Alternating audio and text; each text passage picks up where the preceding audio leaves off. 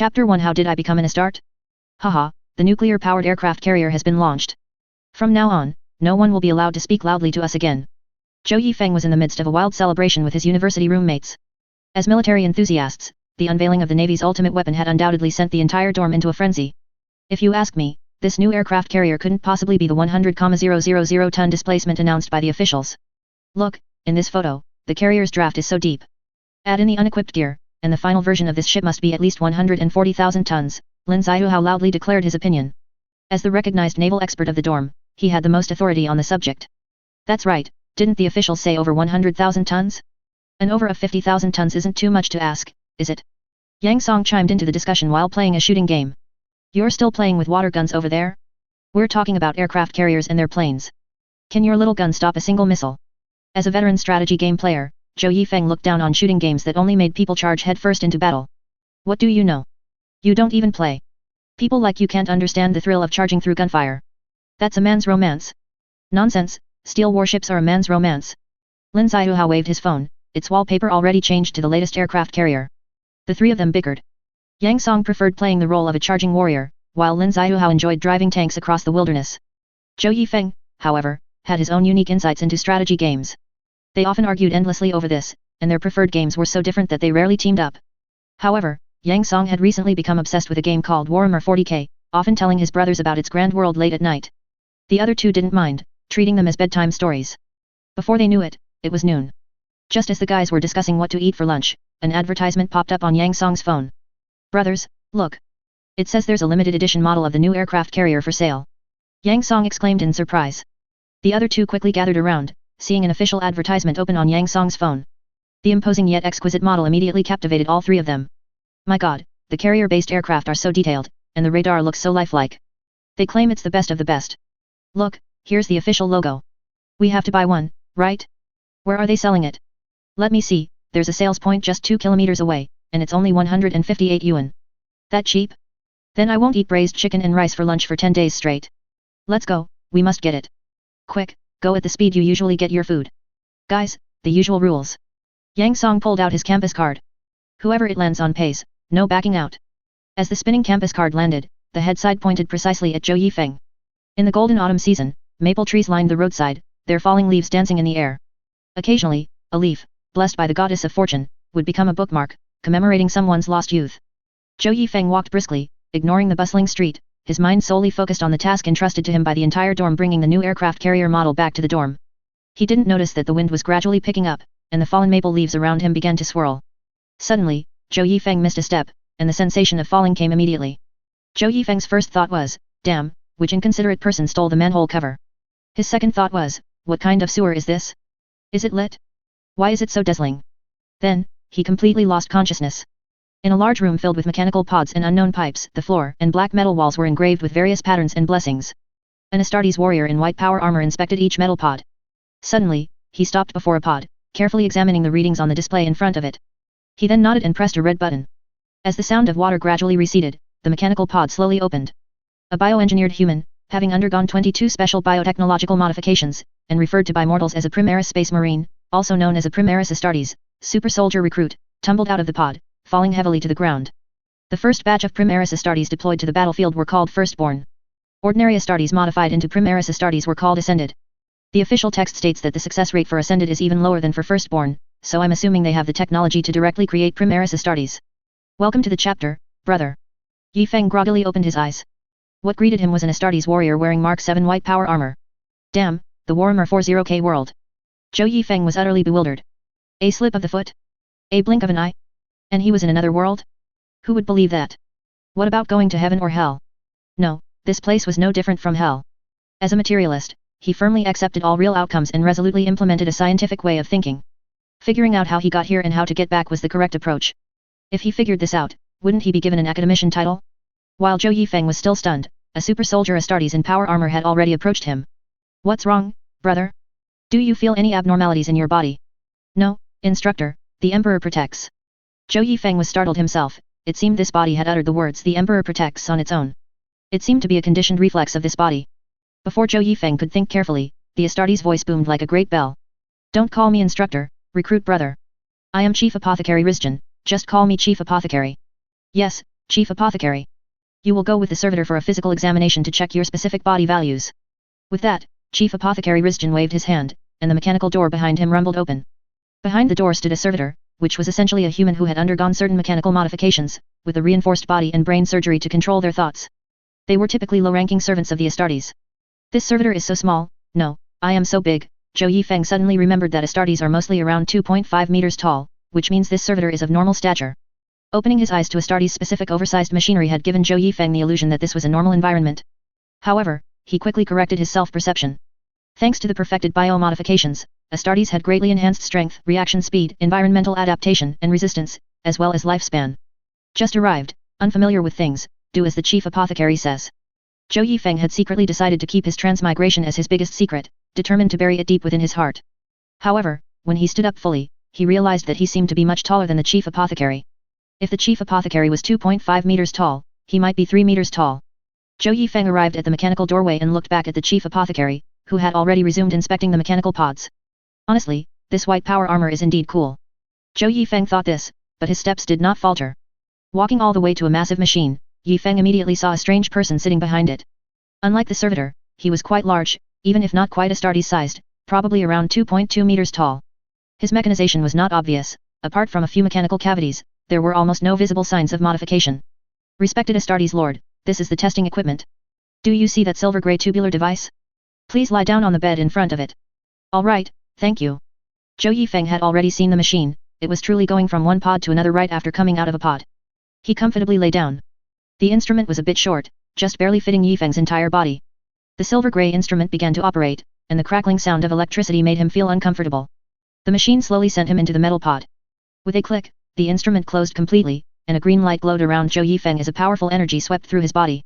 Suddenly, Zhou Yifeng's mind felt as if it had been struck by a heavy hammer. A massive amount of knowledge seemed to emerge from the void, brutally forcing its way into his brain. He seemed to have a long dream, as if he had stood by the river of history for a long time, quietly watching the fish constantly churning in the river. He saw humanity, in its continuous development, discover the warp, a place without time and space. Humans built warships that could navigate the warp, constantly expanding across the stars. Technology rapidly developed, and humanity entered its golden age. He saw artificial intelligence betray humanity, launching the Great Heresy. Humanity barely won the war, but the golden age inevitably declined. He saw the Eldari become the overlords of the galaxy/Milky Way. Their unchecked indulgence in desires after achieving invincibility led to the gestation of the chaos god Slaanesh. This caused a massive storm to rage in the warp. No one knew then that terrifying enemies lurked in the warp. The chaos god Kern, who wielded the authority of courage, slaughter, fire, and glory. The chaos god Xianch, who wielded the authority of wisdom, fate, trickery, and knowledge. The chaos god Nurgle, who wielded the authority of life, decay, plague, and despair. The chaos god Slaanesh, who wielded the authority of corruption, desire, art, and indulgence. And other lesser powers, all vying for strength. Humanity's warp routes and warp communication were severed. Human colonies scattered across the universe fell into technological regression and civil strife. Humanity's golden age, which had not yet recovered its vitality, completely ended. He saw humans discover special individuals who could resonate with the warp and borrow its energy, called psychers. No one knew when they appeared, or if they had already emerged, perhaps called shamans in ancient times? Ancient history had vanished with the dark turmoil. He saw the strongest psyker among humans, the Great Emperor, who in 30K created the powerful bioengineered Thunder Warriors, unified Terra, Earth, and created 20 gene sires for the Astartes and their legions to fight for him. He saw the gene sires scattered across the universe by a warp explosion, and the Emperor, while leading his 20 legions in battle to unify the galaxy/Milky Way, sought out each primarch one by one. The Emperor reached an agreement with the Adeptus Mechanicus, the rulers of the Forge worlds led by Mars. The Adeptus Mechanicus would provide weapons, and the Emperor would not oppose them and would help them collect technological relics from the Golden Age. He saw that the Emperor had already conquered most of the galaxy/Milky Way, but his most trusted gene sire, Horus, betrayed him, joining the four most powerful chaos gods, formed from countless emotional forces in the warp. Their power stemmed from the emotions of all intelligent beings in the galaxy/Milky Way. As long as there was one creature in the galaxy/Milky Way, they would be immortal. They instinctively expanded the types of emotions they controlled, corrupting creatures in the real world to become their messengers. The Emperor fought fiercely with the traitors, killing Horus on his warship, and finally, severely wounded, the Emperor ascended the Golden Throne, becoming a living dead unable to speak or move. He saw Guilliman, Primarch of the 13 Legion, write the Codex Astartes, stipulating that an Adeptus Astartes chapter could only have 1,000 combat personnel to prevent similar large-scale betrayals. Subsequently, Guilliman took charge of imperial affairs, but also suffered severe injuries in battle and entered a stasis field, leaving the Imperium of Man to be managed by mortals. He saw that humans no longer followed the Emperor's truth of believing in science, but instead worshipped the Emperor as a god. The Adeptus Mechanicus, fearing a repeat of history, dared not innovate and instead sought lost technology. The human world stumbled on for another 10,000 years. He saw various enemies of the Imperium of Man, Astartes who betrayed the Imperium and joined chaos, the Eldari, a fleet civilization with super high technology but a sparse population, the Orcs with extremely strong survival, reproduction, and psychic abilities, the Necrons, an ancient civilization that fell into slumber after mechanical ascension, the Tyranids from beyond the galaxy/Milky Way that devoured everything, and the emerging alien race Tau, among others. The entire the galaxy/Milky Way groaned in the flames of war.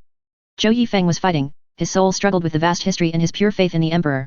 He fought with his mere 20 years of memory against the immense 40,000 year history of 40k. I am a staunch materialist warrior. I don't believe in any supernatural beings. Let all nobles, chaos gods, and Xenos go to hell. Aren't they just enemies? If we can't talk, we fight. If the imperial system can't save humanity, then let communism do it. Protect humanity, protect the people. Astartes were created to protect humanity and will sacrifice themselves to protect humanity. Let the red tide sweep across the galaxy/Milky Way. Zhou Yifeng woke up, slowly emerging from a metal tank, hearing the voices of Chief Apothecary Rizjin and his servitor nearby. Are you sure the equipment isn't faulty? His brain showed such powerful fluctuations, which is clearly abnormal. Did you really inspect the valve chain coils? Chief Apothecary, I am certain I checked them. I checked them after the last recruit completed his examination and confirmed there were no issues. That shouldn't be the case then. All data is normal, but the brain fluctuations are not right. This is definitely not a manifestation of psychic ability. His height is also a bit abnormal, almost catching up to the custodes. The chief apothecary saw Zhou Yifeng emerge and looked at him suspiciously. Recruit, do you feel any discomfort in your body? No, completely normal, chief apothecary. Just a few minutes later, Zhou Yifeng had one more permanent secret. What's this? I just transmigrated, and this world wants to be hospitable? My head almost exploded. Come back in 2 days for another checkup. Now, as your first and last benefit as an Astartes, choose your name. Name. What, do you still remember your original name? Theoretically, Astartes transformation retained previous memories, but for some reason, the improved Primaris Astartes transformation seemed to have lost this feature. No, Chief Apothecary, can I be called Yifeng? Yes, it has a certain ancient terror charm to it. Here is your report, take it, and go. Walk forward along the corridor, and you will meet your recruit company commander. The Chief Apothecary glanced at Zhou Yifeng's retreating back again. This kid is interesting, a suspected librarian candidate? Does he have cultural talent from ancient Terra? No, before his transformation, he was a student from an ordinary school on a colony far from Terra. The Chief Apothecary did not linger here for too long, turning instead to inspect the suspect faulty examination equipment. Zhou Yifeng turned a corner and began to read his examination report. The report was written in High Gothic from Terra, but fortunately, the language system had been subconsciously implanted during the knowledge transfer that had nearly exploded his brain. Primaris Space Marine, Yifeng. Height, 3.01 meters. Weight, 396 kilograms. Gene seed, normal function. Black carapace, implanted. Poison gland, normal. Good heavens, I am a Primaris Space Marine. This is an enhanced version of a Space Marine, with 3 additional surgical modifications compared to a regular warrior, one of which shares some modifications with the gene sires, making him larger, stronger, and more resistant to warp corruption than a regular warrior. A 3-meter physique seems tall even among Primaris Space Marines. Could it be the gene seed of the Salamanders chapter? Judging by the scars on the Chief Apothecary's face, it should be a successor chapter of the White Scars. Zhou Yifeng judged that this was not only the warmer world but also the most perilous era of 42K.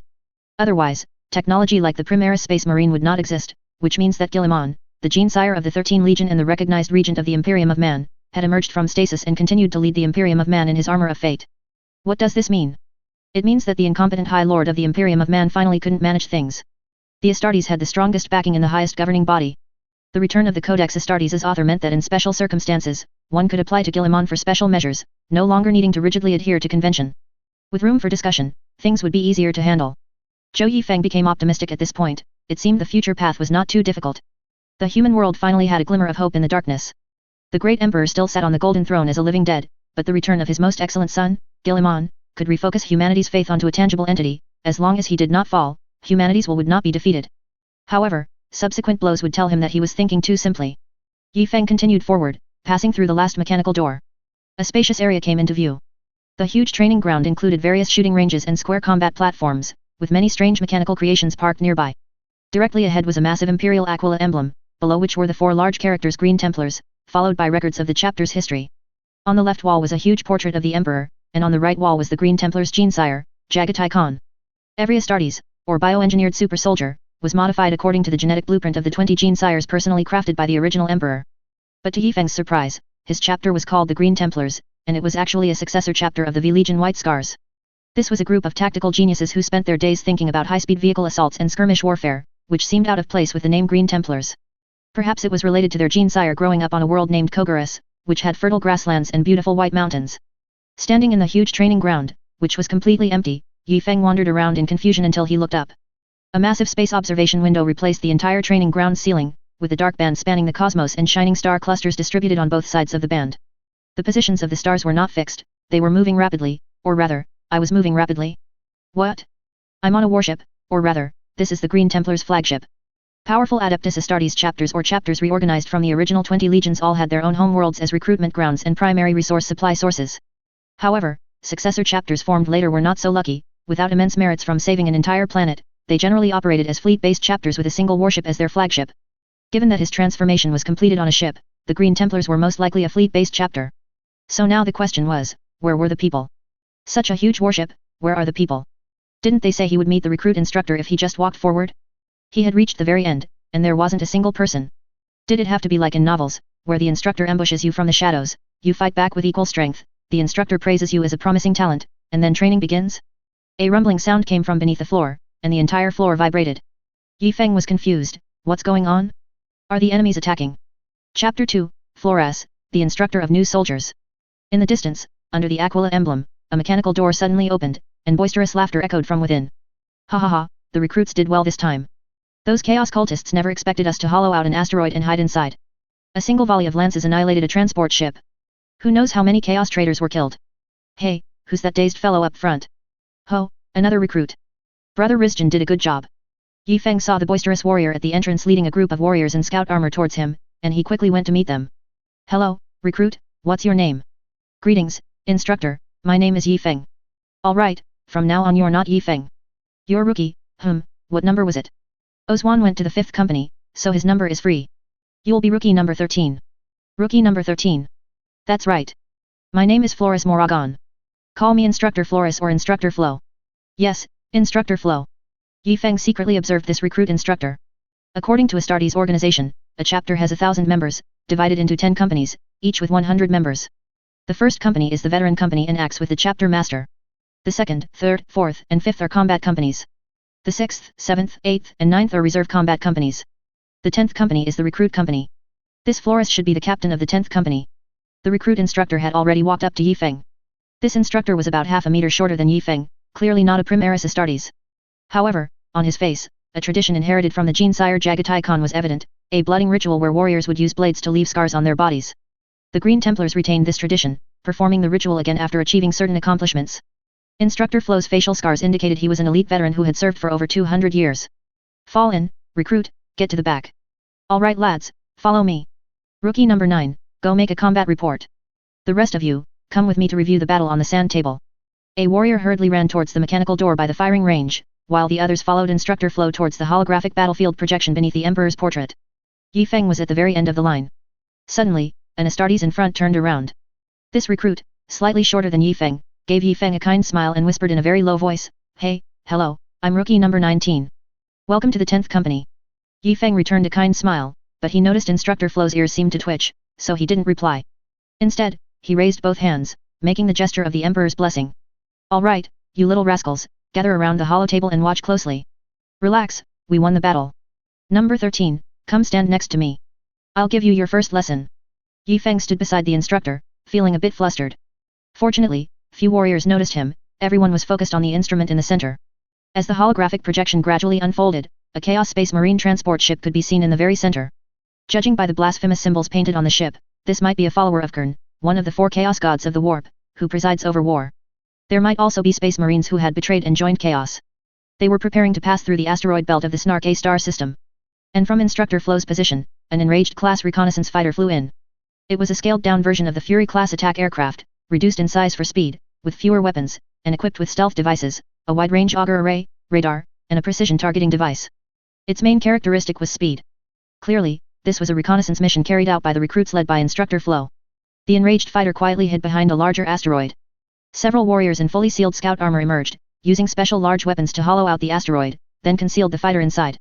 After briefly propelling the asteroid, the fighter shut down most of its instruments, relying solely on inertia to drift towards the enemy transport ship.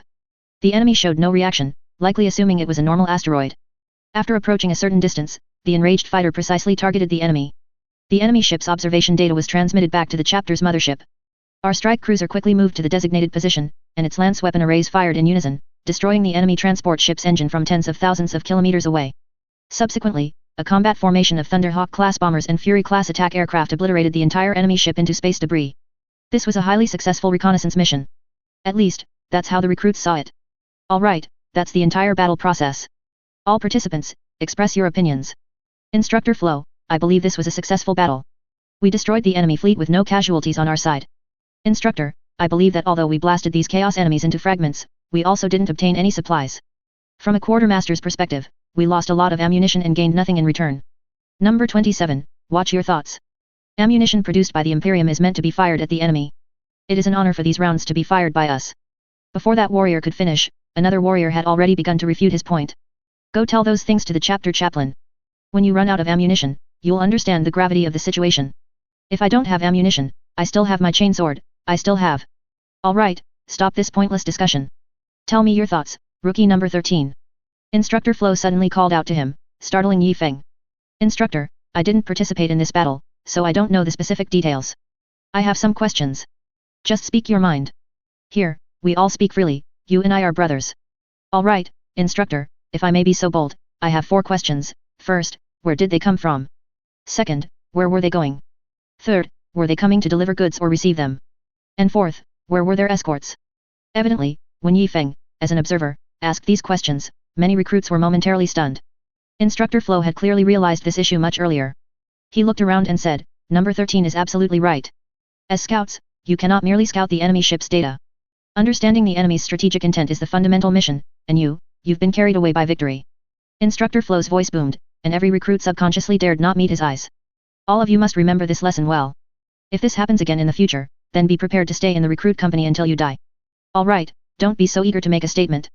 Now, listen to my analysis. Judging from the fragments of the destroyed enemy transport ship, it was an empty vessel, most likely going to transport something. They had no escorts, possibly because they considered the cargo unimportant, or perhaps to reduce the fleet size for covered movement. I lean towards the latter point. Of course, there's a third possibility, they encountered an enemy, and the frigates went to draw the enemy away. But looking at the debris from the exploding enemy ship, it should have been an empty vessel. Empty ships are very fast, and in most cases, they can outrun enemies with speed alone, so that conjecture is unlikely. The enemy's direction of advance was towards the third terrestrial planet within the star system. The entire star system has no life, so they might have built a secret outpost or armory there. I've already contacted the battle brothers of the third company, and I expect results soon. With that, all the recruits looked at the instructor with admiration. Whether during the Astartes selection, or in subsequent modifications in battles, the chapter chaplain had always instilled in the recruits the belief of fighting bravely for the Emperor. This led to their lack of combat experience, causing them to always focus too much on eliminating the immediate enemy in battle, thereby overlooking some important details. Instructor Flo also looked at number 13. Yi Feng, suddenly being watched by so many warriors, felt a sense of unease. He harbored secrets and couldn't attract too much attention. Yi Feng decided to ask something everyone already knew to alleviate the awkwardness. Instructor Flo, may I ask, since there is no life here, what is our purpose in staying? Now it was Instructor Flo's turn to be embarrassed, or rather, so embarrassed that he could have dug out a 3-bedroom, 1 living room apartment with his feet. He couldn't possibly say that the veterans had been cooped up on the ship for too long and wanted to get off and race around, though that was indeed the case. Patrolling the Taiping Star region is our duty.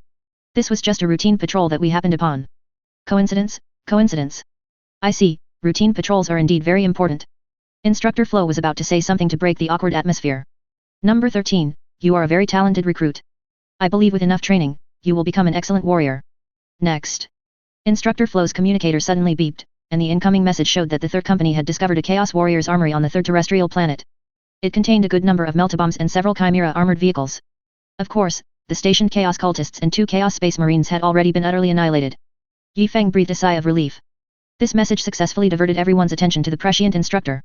At this stage, he still needed to keep a low profile, as he truly had many secrets.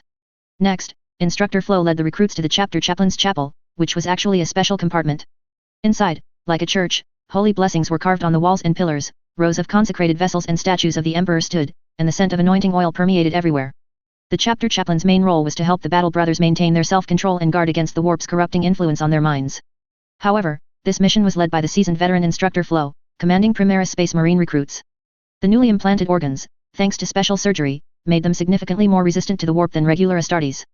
Therefore, the chapter chaplain prioritized purifying the flight crew, placing the recruits in the second tier. The Emperor protects you, Anselus Windcaller. White Scars and their successor chapters customarily refer to chaplains as Windcallers. Considering they would be operating with other chapters, they will be referred to as chaplains from now on. The Emperor watches over you all as well. After the blessing, Instructor Flo led the recruits back to the training ground.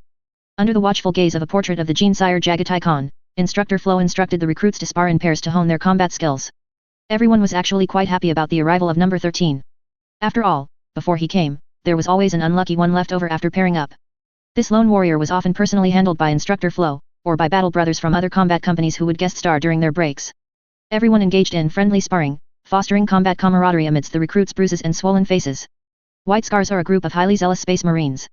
They never refuse a challenge to a duel, and the inherent pride of the Sons of the Steppe means they absolutely will not accept defeat in a one-on-one fight. This training involved bare-knuckle fighting. In the words of Instructor Flo, in battle, guns break, blades snap.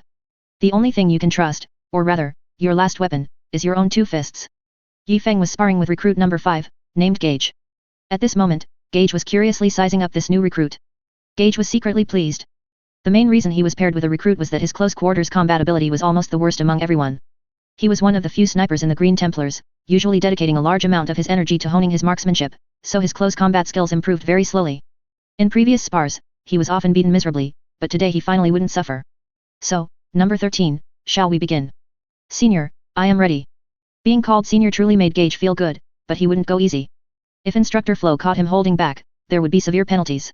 Gage attacked first with a punch, his sandbag-sized fist heading straight for Yi Feng's face. Although both possessed superhuman reaction speed and strength, Yi Feng was still new.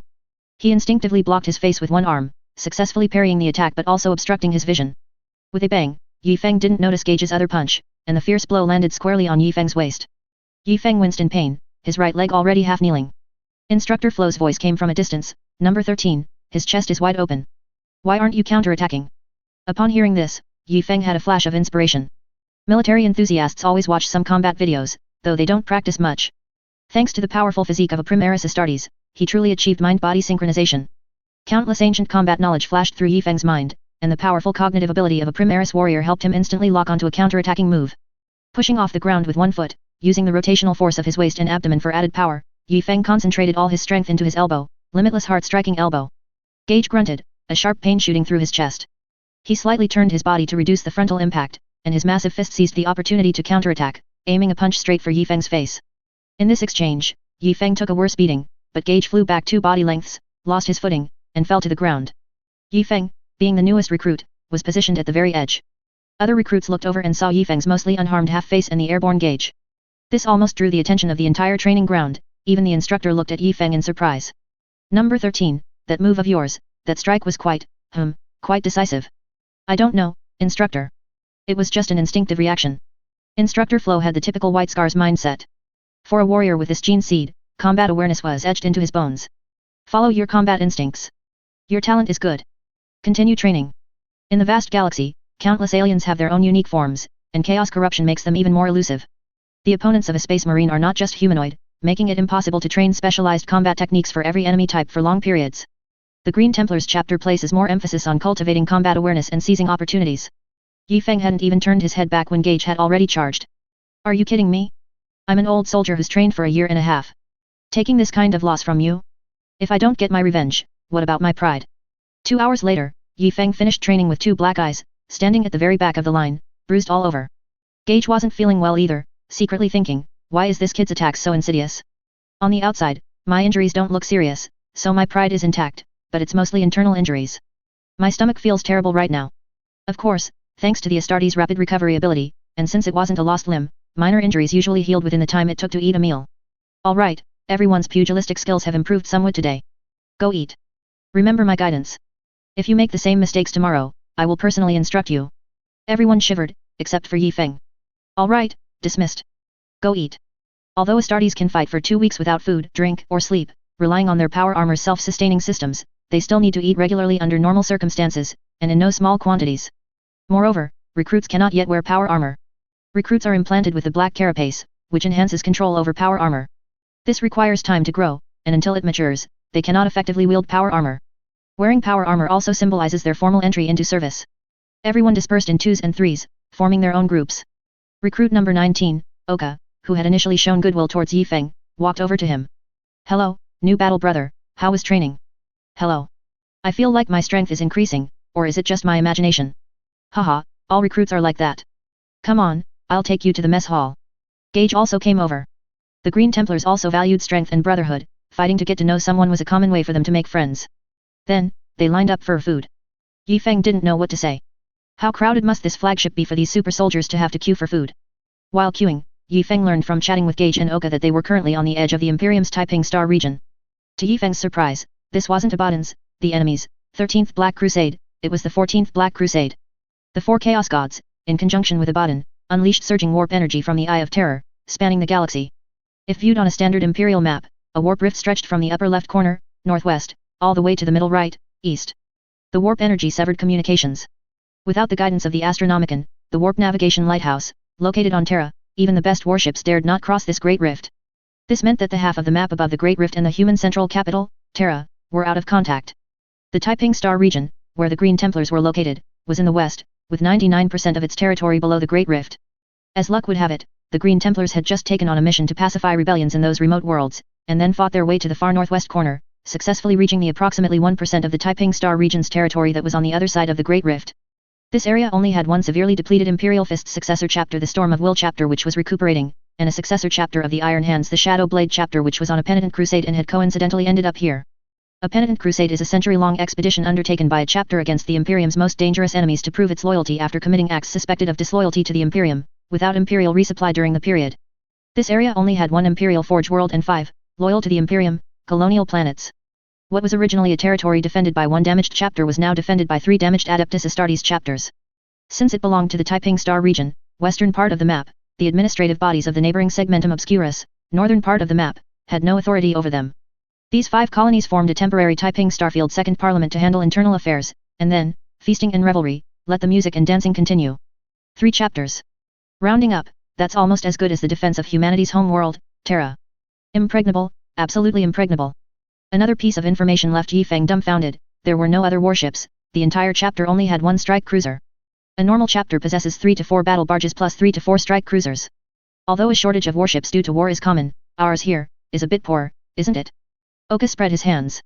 Who can help it when we, the sons of Jagatai Khan, are always fighting in the outermost dark regions of the galaxy? Yi Feng, knowing this information, felt both fear and reassurance. As long as no one noticed this remote little corner, their small fleet would be absolutely safe. But if anyone with ill intent cast an eye here, even 3 shattered chapters would absolutely not be able to stop them. Now, all they could do was pray. Don't see me, don't see me, don't see me. Chapter 3: The happiest race in the galaxy is here. 10 years passed in a flash. In these years, Yi Feng's Green Templars have been fighting guerrilla warfare in the stars, or as they put it, hunting. These recruits, including Yi Feng, primarily performed reconnaissance missions and occasionally pursued fleeing enemies. For the White Scars, the most important thing is racing. From space fighters to land speeders in the atmosphere, and tactical motorcycles on the ground, Green Templars warriors are adept with any fast vehicle. After 10 years of training, Yi Feng has mastered all basic tactics and weapon usage, making him a qualified space marine. As for why it's 10 years, it's because Astartes modification is based on gene seed. One gene seed can transform a mortal into a space marine. The failure rate is quite high, but the gene seed can be recovered even if the modification fails before the final stage. The acquisition of this most important gene seed primarily relies on the first gene seed, located in the space marine's neck, maturing in their 5th year, after which an apothecary can easily remove it through surgery. In the 10th year, the second gene seed matures, but it is located within the space marine's chest cavity, making surgical removal relatively dangerous.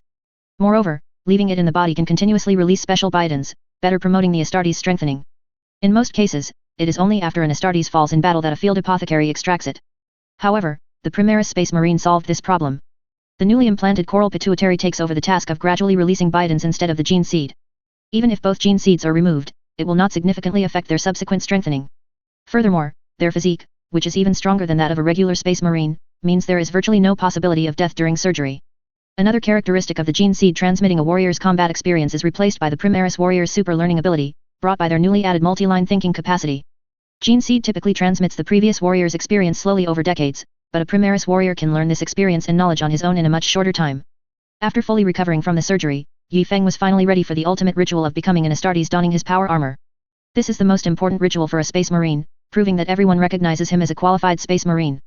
In the words of Instructor Flo, although the chapter master stipulated a minimum 10-year recruit period for every Primaris space marine, he is the first in nearly 100 years to graduate perfectly on his 10th anniversary. The training time for recruits varies for each chapter, but this duration can indicate the intensity of warfare in the chapter's operational area. Chapters in peaceful regions might have recruit training periods of 50 or even 100 years, while chapters in areas of extremely high war intensity have the shortest recruit periods, which is none at all. For example, the Tyranids chapter pulls recruits onto the battlefield halfway through their modification, and those who survive continue their modification. The servitors piously chanted blessings and anointed Yi Feng with blessed oil. With the aid of various machines, the modular Mark X power armor was assembled piece by piece onto Yi Feng's body.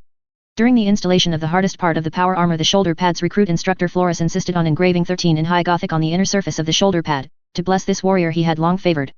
The fully grown black carapace connected to the power armor's servo systems for the first time. With a thought from Yi Feng, the power armor operated smoothly, as if it were a part of his body. Wearing his formidable white power armor, Yi Feng stood at the entrance of the armoring chamber.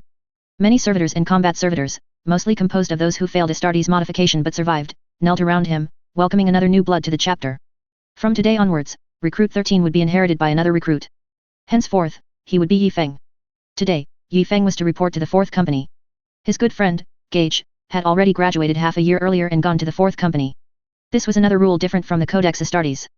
Newly enlisted warriors are usually assigned to reserve combat companies, serving in devastator squads, tasked with destroying enemies with firepower. Only experienced veterans serve in assault squads, using close combat weapons to dance on the knife edge of death. Do the White Scars have such a rule? Not at all. One warrior, one motorcycle, go ahead and race. Yi Feng walked down the corridor. Around him were no longer the boisterous recruits of the past 10 years, but true Astartes warriors from various combat units. A large 4/3 was written on the dormitory door, likely indicating the 4th Company, 3rd Combat Squad. Yi Feng pushed the door open, and the gazes of 7 Astartes immediately focused on him. Note, White Scars and their successor chapters call companies brotherhoods. Here, company is used uniformly. Oh ho ho, old friend, you're here. Come, let me introduce everyone. This is my good brother Yi Feng from the Recruit Company, a skilled driver of a Reaver pattern motorcycle. Hello everyone, I'm Yi Feng. I'm new here, please guide me. Yi Feng looked around. Including himself, there were 8 Astartes. Only he, Gage, and an unknown warrior were Primaris Astartes, the other 5 were regular Astartes. Among them, 3 Astartes were already centenarian veterans. He remembered a short story from his roommate before he transmigrated, which said that Astartes had individual rooms and facilities like their own combat equipment warehouses. Now, well, after all, rumors and reality are different. Come, let me introduce you. This is William, our combat squad leader. He has been fighting for over 190 years, is rich in combat experience, and is steadily approaching the 200-year service milestone. Hello, squad leader. Good. Another new blood has joined our combat squad. Welcome. How about you take this bed? Of course, whatever you arrange. Yi Feng didn't care where he slept. Come, this is Kashevik, the deputy squad leader. Hello, recruit, I hope you live a long time. Hello.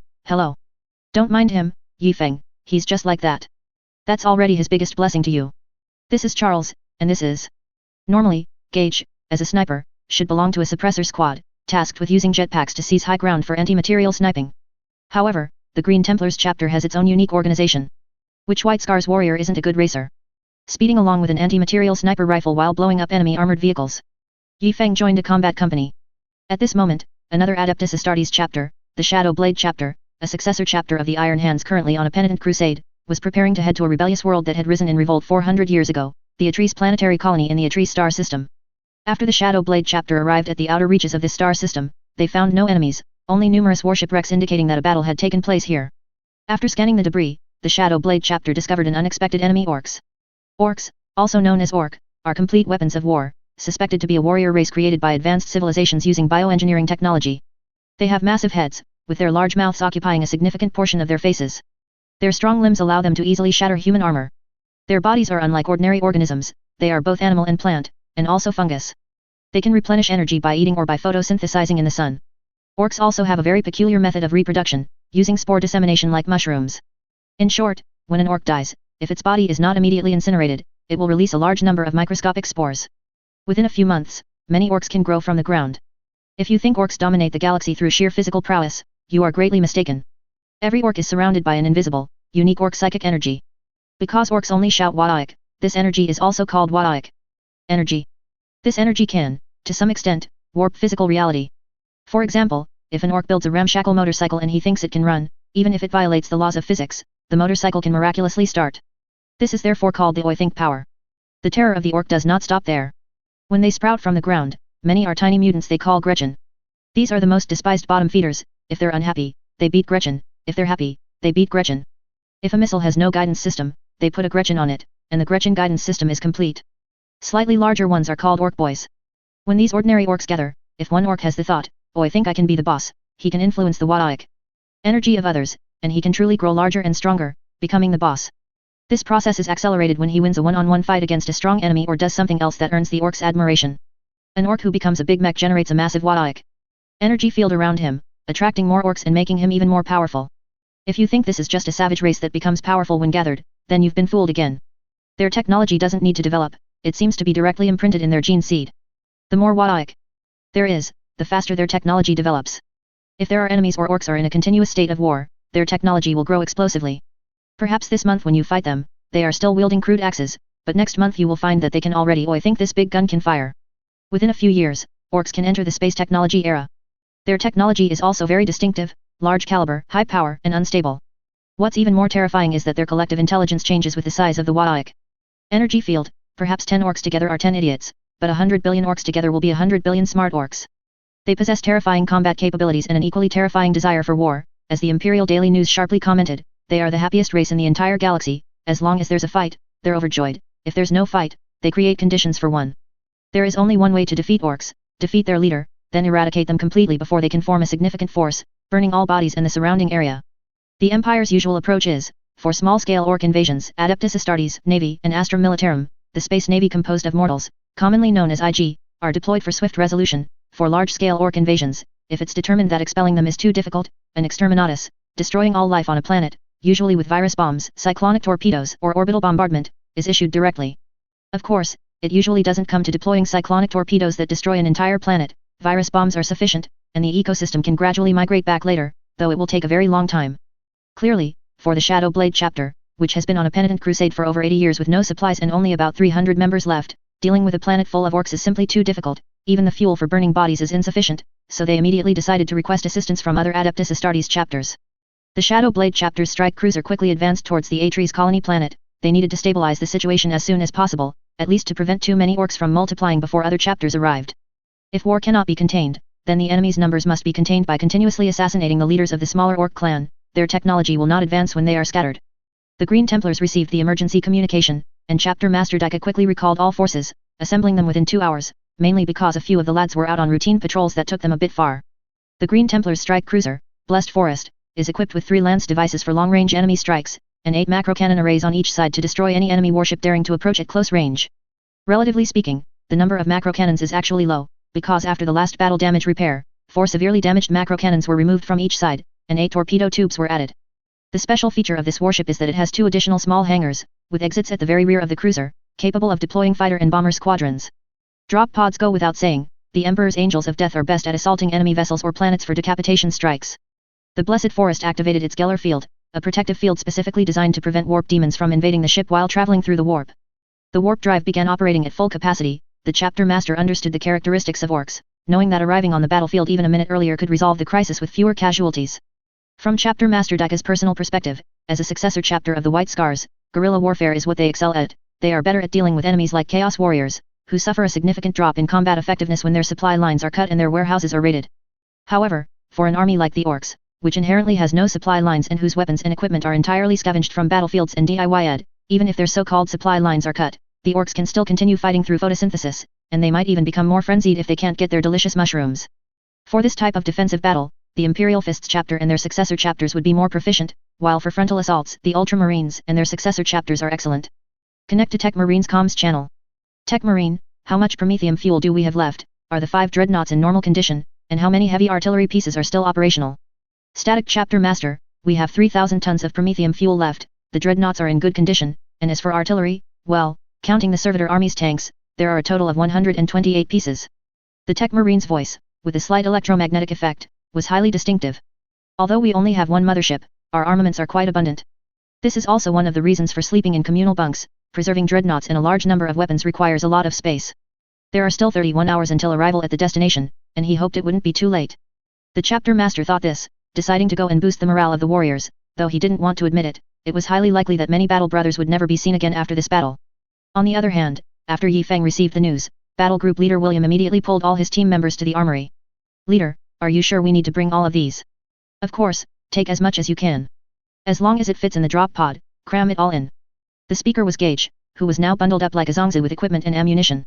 As a sniper, in addition to carrying a high-power custom laser rifle, he also carried a plasma gun and a shoulder-mounted capacitor cannon, with a belt full of melta bombs around his waist, 3 rows of grenades across his chest, a bolter and a tactical dagger hanging from each thigh, and several coils of bolter ammunition wrapped around his calves. As he spoke, this elite Astartes veteran wrapped several more coils of bolter ammunition around Gage's arms. Leader, if these ammunitions detonate prematurely, I'll be blown to smithereens. What's there to be afraid of? With orcs, if a weapon hits you, that's just a fluke. As long as the Shadow Blade chapter holds them off and keeps killing their leaders, their numbers will be too small for them to develop technology capable of piercing your shoulder armor. When the fight starts, just expose your shoulder armor, and blast other weapons at wherever there are many people. Remember, blast the biggest orcs. Aside from the 3 Primaris Space Marine recruits, the other 5 had all fought against orcs, especially Leader William. After more than a dozen battles, big and small, he had one core lesson: when fighting them in a frontal defensive battle, bring plenty of weapons and aim for areas with many orcs and the biggest orcs. Yi Feng was also in a similar predicament. After donning his nuclear-powered backpack, a large promethium fuel tank was added, and a jet nozzle was attached to his left arm. In his right hand was William's custom twin-linked bolter, simply 2 bolters tied together with leather straps. If welding were used, the Tech Marine and those superstitious Adeptus Mechanicus members would likely treat you as a heretic. His chest was covered with bolter bullets, his waist was similarly girded with melta bombs, and his legs were strapped with a chainsword and landmines. Yi Feng didn't say anything. After that soul infusion, he was very clear about the terrifying, endless numbers of orcs. Most Astartes warriors died in melee combat with orcs after running out of ammunition. So, the leader bringing more ammunition was completely understandable, until... Leader, why are you hanging 2 coils of detonators on my helmet? Do you think supplies are that easy to get to us when we're fighting? Orcs, if nothing else, their psychic anti-air weapons are incredibly tricky, making it quite difficult for supply ships to land. I understand that, but why hang detonators on my head? Are you stupid? Tie detonators to anything that can explode, and they can be used as makeshift bombs. If you tie these detonators to bolter bullets, won't they serve perfectly as grenades? Yi Feng was momentarily unsure whether to praise his old leader's extensive experience or his unconventional thinking. Leader William was attaching a grenade rack to his bolter when his ear twitched, and he immediately turned to look at the doorway. What's wrong, leader? Chapter Master. Gage turned around, startled. Your hearing hasn't deteriorated, William. Of course not. No matter how noisy the environment, I will never forget the sound of your Terminator's armor. That sound has pulled me back from the Emperor's side numerous times. Space Marines refer to dying in battle as returning to the throne, meaning returning to the Emperor. Haha, as always, William. You look like you're about to obliterate the Eye of Terror. It's not worth making such a fuss for Chaos Warriors. But if it's orcs, I'm going to have a blast killing them.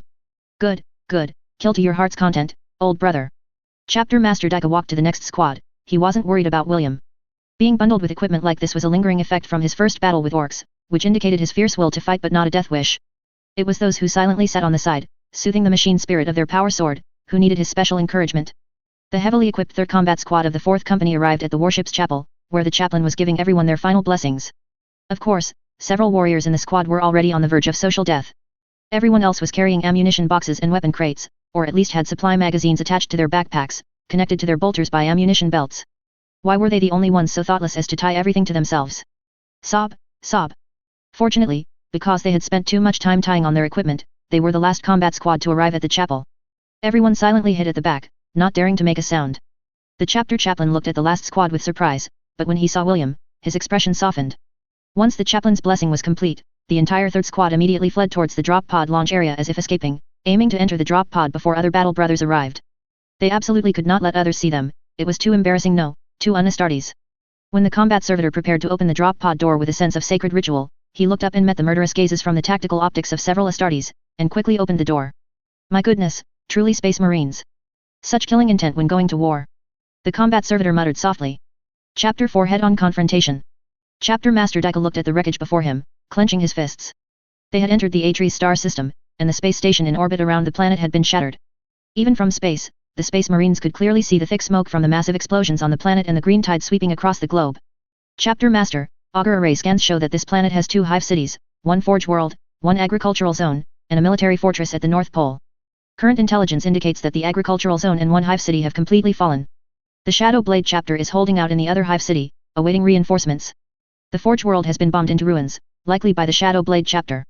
The military base at the North Pole is still holding, with approximately 10 million soldiers and 150 million mortals defending it. The number of survivors in the hive city is unknown. Chapter Master, they said that if we rescue them, they are willing to join the Imperium. Chapter Master Dicus snorted. At this point, even if Chaos Space Marines were to arrive, the mortals would not hesitate to worship the warp if it meant salvation. Chapter Master, the Storm of Will chapter has also responded to the distress call. They will arrive in 9 hours. Understood. Full channel communication. We will assist the survivors in holding their ground. In 9 hours, we will rendezvous with the Storm of Will chapter and launch a full counterattack. Yi Feng was unaware of what was happening, only knowing that the 1st Company veterans and 2nd Company would support the Hive City, while the 3rd, 4th, 5th, and 6th Companies would go to the North Pole military base to assist in defense and await orders for the counterattack. Yi Feng ate the last piece of combat ration from the external tube. Their connection with the warship would be cut off until they reached the ground and re-established a signal system. Squad leader William was still a bit uneasy. He looked at the 10-person drop pod, which now only held 8 people, with the other 2 spots filled with weaponry. Is this enough? It should be enough, right? What if we run out? I need to think of some backup plans. Trieste, the highest-ranking officer at the North Pole military base, had scratched his head until it was shiny bald, frantic with worry. As the war escalated this month, their defenses were stretched thin. A month ago, the Space Fleet reported devastating news: it had been annihilated by an unknown enemy. The final video transmitted showed a massive, black, spherical object crashing into a ship. When everyone prepared for a decisive battle against the enemy, what descended from the sky was not warships or a rain of bombs, but countless meteorites. Upon observing this phenomenon, Hammers, the planet's de facto ruler, breathed a sigh of relief. If it was merely a meteorite shower that destroyed the fleet and attacked the planet, the damaged buildings could be rebuilt quickly. Unfortunately, he rejoiced too soon. The orcs crawled out of the meteorites, or rather, their ultra-simplified landing pods, and charged howling towards the onlookers. The army quickly mobilized. Initially, they swiftly eliminated the orcs from several small meteorites. Although the orcs resisted fiercely, the local soldiers found that the orcs' technology was slightly inferior to theirs, barely having entered the space age. Relying on the overwhelming numbers of the human army in the early stages, soon only 2 large meteorites with closely located crash sites remained to be cleared. These large craters were somewhat peculiar, the mushroom cloud lingering above them refused to dissipate, and inside, dust obscured visibility. However, at first, no one paid much attention. At this point, President Hammers made the biggest mistake of his life. To regain the public support he had lost due to the fleet's destruction and the immense damage caused by the meteorites, he decided to launch a large-scale military operation, aiming to solidify his prestige with a great victory. President Hammers ordered the army to encircle the large meteorite craters, assembling 18 million troops from across the nation, preparing to completely annihilate the enemy. However, during the month of troop mobilization, there was no movement from the large craters. The foolish rulers even declared to the public that the enemy had been thoroughly intimidated and dared not make any further moves. Of course, many wise officers in the army demanded a swift attack or the deployment of probing reconnaissance and units. Without exception, they were rejected by their superiors. After several such rejections, all officers and soldiers became complacent. Wasn't it better to eat, drink, and sleep in the barracks? Anyway, their superiors wouldn't let them fight, so why bother worrying? Thus, after a month of legal procedures, Melty, the son of the Speaker of the Upper House, successfully replaced Commander-in-Chief Trieste to command the 18 million strong army. With a single order, a full-scale general offensive was launched. How do we fight? 18 million people can bury them. There's no specific attack direction, it's a full-scale offensive. The first soldier to reach the large meteorite will be awarded the rank of Major General. Well, a horde of soldiers marched grandly towards the large crater. How to fight? No idea. What position by what time? No idea. So what are we doing? Charging forward. The various corps had no coordination whatsoever. In fact, upon hearing that the first to arrive would be awarded the rank of Major General, they all exerted themselves to march forward, until the fastest motorized light mechanized 18th Regiment saw a large mountain. Regimental Commander, was there a mountain here before? I don't know. The map shows plains here. Could it be the Big Mech, Regimental Commander? A Major General's rank. Use your brain. Does a meteorite look like this? Our enemy hasn't appeared yet. Be careful. Wah-a-a-a-a-a-ic. A deafening war cry echoed across the land, audible even to Commander-in-Chief Melty, who was drinking tea 80 kilometers away. What was that sound, Adjutant? Melty was already in a panic. He had, of course, heard that war cry before, from other meteorite craters. Don't worry, Commander-in-Chief. Nothing can withstand the attack of 18 million troops. No, Melty felt uneasy. Although he had 10 divisions of guards, he needed to recall 5 more divisions to protect him. Adjutant, which 5 divisions are closest to us? Recall them to strengthen security defenses. To some extent, this indeed left a glimmer of hope for the large army. However, the light mechanized 18th Regiment was not so lucky. Regimental Commander, that's not a mountain, that's the enemy. Orcs, piled up like mountains filling the sea, formed a massive peak. Now, they were excitedly charging, thrilled to finally see their prey. What are you staring at? Everyone turn around and run. What nonsense is this? I have 10 million people behind me. If we face the enemy, we face the enemy. 18 million people form such a large encirclement, at most 40,000 are behind me. Fight them? Look ahead, at least 1 million of them. Charge forward? That's suicide. Just as they were frantically rushing back, they realized they seemed to be lost. Why were there orcs everywhere, front, back, left, and right? Open fire, open fire. How did you lead us? Why are there orcs everywhere? Bang. Regimental commander, the path I took, bang. It's correct. This is the way we came, bang. The guard's pistol fired continuously, but the first ones to charge were no longer the scrawny orcs they had fought in the smaller craters before, but big mechs covered in iron plating. Human common bullets clanged off their bodies, and only violent explosions could knock them down.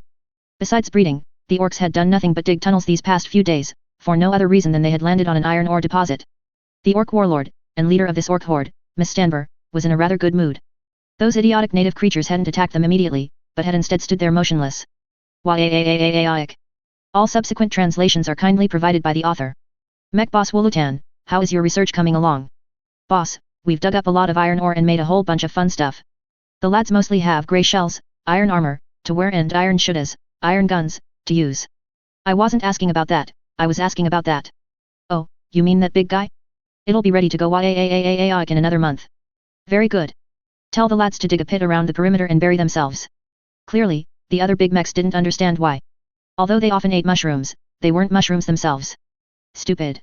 You wait for the food to pass, then you pop out of the ground, and the food can't escape, right? Why. All the orcs let out their happiest war cries for this brilliant idea. The orc warlord returned to his underground dwelling. He needed to think carefully about how to enjoy this delicious human feast. Melty listened to the reports of heavy losses from various legions, completely distraught. 18 million people, and in one encounter, not only did they lose over 7 million, but they were also counter-encircled around the crater. What to do, what to do? Wasn't this the rhythm of pure annihilation? Commander, wake up. We still have the guard division, we still have 15 elite mechanized divisions. But what can a mere 100,000 do? 18 million of us, all. Commander, we were only ambushed, not all wiped out. As long as they can retreat, we can regroup and fight again. We can still win. Melty awoke as if from a dream and immediately ordered the 15 divisions to launch a fierce assault on the weakest point of the orcs' encirclement. The 15 divisions launched a desperate charge against the enemy, finally opening a breach. After 2 days, 12,210,000 of the 18 million troops were dead, 3,670,000 were wounded, and all remaining personnel retreated to the Arctic military base. Of the 15 divisions of heroes who fought desperately to open the breach, only 36 warriors returned. Over the next month, the orcs attacked and captured strongholds, sweeping through like a storm, occupying more than half the planet. The former commander, now Trieste, the general commander of the Arctic military base, spent the last month taking in refugees and building defensive facilities. He knew very well that waiting for those bureaucrats to make a decision would be too late, so he immediately reinforced the military base, collected all available food, cleared the fields, and prepared for a long-term battle. The orcs, likewise, had temporarily stopped attacking them because Trieste had scoured the surrounding area so clean that there was no food. Next, Trieste's life was a constant state of anxiety, with good news and bad news arriving in quick succession. Sir, the front line has been defeated again, we've lost the agricultural food zone. Sir, the garrison in the food zone is retreating towards us with the remaining food. Sir, the Mika Hive city has fallen. Sir, the Imperium Space Marines have responded to our distress call.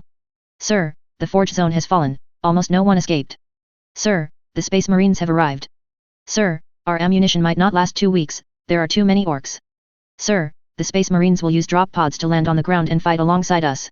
Sir, the Space Marines have gone to Milanko Hive City. The damned Hive City dwellers said they were the rulers, and if they were rescued first, they would dedicate this planet to the Imperium. Sir, another Space Marine chapter, called Green Templars, has also responded to our distress call. Sir, the Forge Zone is being used by the orcs to manufacture weapons, how did their weapons become more advanced? Sir, the Forge Zone has been blown up by the Space Marines.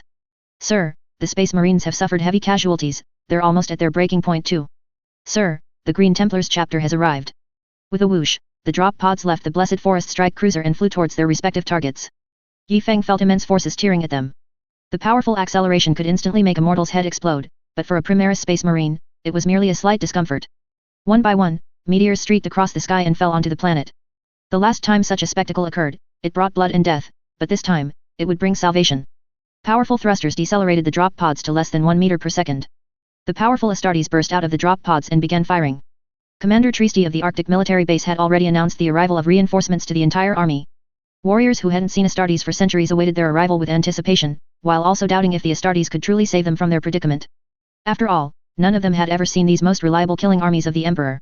The drop pod of the 4th Company, 3rd Combat Squad, crashed onto a snow-white peak, and flying rocks nearly injured the soldiers in the nearby defensive positions. Squad leader William was the first to rush out of the drop pod, followed closely by Yi Feng. Before them was a deafening roar of cheers. Hey? This wasn't what he expected. Shouldn't he have seen a sea of people? No, a green sea of orcs rushing towards them, and then they would start mowing down the orcs with their bolters? Oh my goodness, our saviors are here. Look how mighty they are, like gods descended from heaven. Look, they're covered in weapons from head to toe. They look incredibly capable in battle and are sure to inflict terrible punishment on the orcs. Oh, look at their weapons, their armor. How advanced and sacred they are. They'll surely crush the orcs. After a long period of hopeless and oppressive fighting, all the soldiers spared no praise from their limited vocabulary. Those struggling in the darkness had finally seen a glimmer of hope. The warriors of the third squad were somewhat embarrassed by the praise, especially when they were complimented on their appearance, covered in grenades and bolter ammunition. The squad leader, William, reacted the quickest. Deputy squad leader Kashevik, lead them to establish a defensive position and hold for 9 hours, awaiting the counterattack. The Arctic fortress was not a time-consuming, laborious, and useless fortress built with a single long wall enclosing a city. The Arctic fortress was an integrated military fortress, using the entire Arctic mountain range, connecting various cliffs and precipices with walls, and digging tunnels and firing ports within the mountains. Utilizing the cliffs and precipices shortened the defensive line, and at the same time, it allowed for a void orbital bombardment or other powerful bombardments by retreating into the mountains. The void shield was established in the well-defended core of the fortress, making it very secure. It was a permanent fortress, capable of both defense and prolonged resistance. Theoretically, the third squad's defensive position should have been in the tunnels directly below them, riddled with firing ports. However, squad leader William made an important decision. Set up the position on the mountaintop, Kashevik. What did you say, squad leader? Have you been corrupted?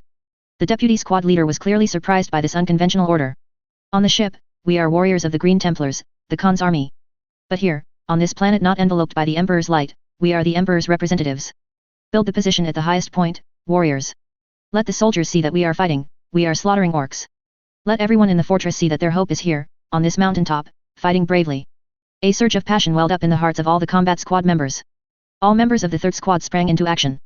Powerful Chinaxes quickly carved out bunkers in the mountainside. The Astartes dismounted their equipment and secured them in suitable positions. The first to begin fighting was the sniper, Gage. He ran directly to the highest peak and then used his special sniper rifle to begin targeting the big mechs among the orcs. Among the White Scars warriors, not many could resist running around once battle began. The orc's only weakness is that when a big mech is killed, the ordinary orcs gathered around him, due to the big mech's powerful Wa'ak energy, rapidly lose their will to fight and scatter until they find a new boss or become a boss themselves. This behavior is commonly known as boss is dead, run. So when Gage effectively sniped the orcs' big mechs, the orcs in the surrounding area quickly began to scatter. When the warriors who had fought for a long time and the civilians who had been praying on their knees for days saw the arrival of the Astartes and their swift defeat of the enemy, a thunderous cheer once again erupted from the rear, constantly interspersed with cries of "Gods have come to save us. Thank the heavens for their mercy. Long live the gods. We saved them, and they're thanking their gods." Gage was already getting angry. If they're so grateful to their gods, then let's withdraw and let their gods handle it. The squad leader quickly stopped Gage's inappropriate thoughts. They are just pitiful creatures without faith. Why can't the gods they speak of be the emperor? They just need guidance. After the war, the ecclesiarchy, the religion that worships the emperor as a god, will guide them. Yi Feng remained silent beside them. Should one truly pray to the emperor and wait for him to save humanity? Why couldn't humanity pick up weapons and fight for themselves? If the emperor protected, what was the meaning of the Astra Militarum, IG, and Planetary Defense Force, PDF? Yi Feng wouldn't voice these thoughts. At such a critical juncture, he could easily be labeled a corrupted heretic. But a seed had been planted, a seed of humanity controlling its own destiny, a seed of a classless society for all. Chapter 5, The Great Warlord. The Astartes bolters were firing continuously, and despite the long distance, the Space Marines, skilled in marksmanship, could still accurately kill the charging orcs from the cliff. It seemed the orcs realized their current enemies were different from before, and they gradually retreated. After dozens of days, the Arctic military base finally welcomed peace. Squad leader William's face beneath his power armor helmet was terrifyingly grim. The orderly advance and retreat in battle was highly unusual for orcs, suggesting a cunning orc war boss level big mech was commanding them from behind. William quickly reported his findings to the chapter master. Currently, only by dealing with this orc war boss could this war be resolved. Squad leader, Tristi, the overall commander of this military fortress, wishes to hold a military meeting with the leaders of each squad to discuss the next strategic plan. Where is Deputy Squad Leader Kashevik? You go. All right, Squad Leader, I hope you're all still alive when I return. Yi Feng was truly unaccustomed to the Deputy Squad Leader's way of blessing, which sounded more like mourning the dead. The squad leader gathered all the squad members for the first lesson Yi Feng learned in recruit training, timely post-battle summaries and debriefings. Sometimes, one couldn't help but lament the impermanence of life. If the Storm of Will chapter had arrived first, holding a fortress would be routine for them. The Green Templars, arriving later, could have freely sped through orc-occupied territory. No, not sped, but raided. With the two chapters attacking from front and back, plus the Shadow Blade chapter, skilled in mechanized warfare, the orc horde would not have been a difficult opponent.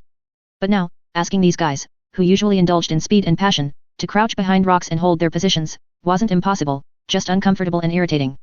Alright, everyone speak up. Gage, you've been at the highest point and seen things most clearly. You go first. Squad leader, I believe that while sniping the big mech can effectively repel the orcs, it's only a temporary solution. A new boss will quickly emerge from the scattered orcs, grow into a big mech, and launch new attacks against us. Charles, what do you think? I think our firepower configuration needs to be changed. Although with our current rate of material consumption, we can easily last 9 hours, we still need to launch a strategic counterattack later. Our goal is to completely annihilate the orcs. If we consider our supply issues, then we should still conserve ammunition. Speaking of this, Squad Leader William wished he could steal the fortress's armory right now. As a staunch supporter of firepower supremacy, seeing most of the fortress's artillery silenced filled William with deep concern. To this end, he even came up with a backup plan, burying the remaining shells in the fortress on the battlefield, and when the orcs attacked next, Gage's sniper rifle would detonate them. I think we can prioritize the use of cumbersome weapons, such as grenades and landmines, and reserve some melta bombs for our counterattack to destroy enemy fortifications. Other weapons that hinder our rapid movement can be used up as quickly as possible during this phase. Indeed, as Astartes skilled in lightning warfare and decapitation strikes, they knew the weapons required for their most effective tactics.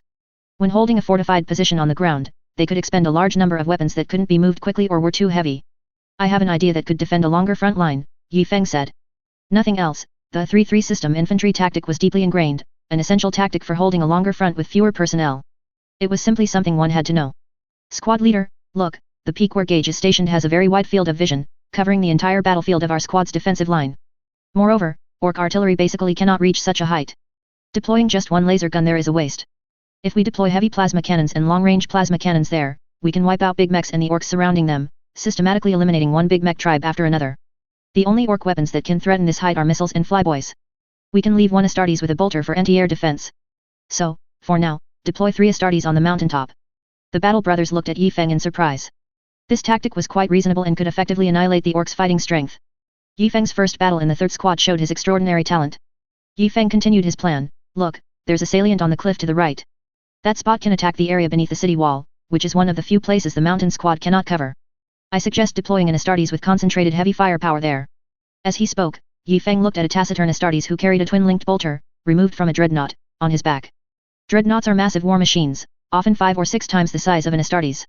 The pilots of dreadnoughts are powerful Astartes who have suffered irreparable physical damage. They permanently enter and merge with the dreadnought until they die in battle. Due to physical damage and the connection with the dreadnought, they experience extreme pain, and only by slaying enemies can their suffering be alleviated. Dreadnoughts are true killing machines, equipped with a wide variety of weaponry, long-range twin-linked bolters, heavy flamers, plasma guns, gravity weapons, and melee weapons such as dreadnought power scythes, siege claws, siege drills, and various chain weapons can all be equipped. The equipment removed from a dreadnought is extremely large, even during airdrops, the warrior didn't carry it but placed it in 2 empty slots. However, it was clear that this kind of fixed-position weapon, which couldn't be carried during a charge, was more suitable for that firing point.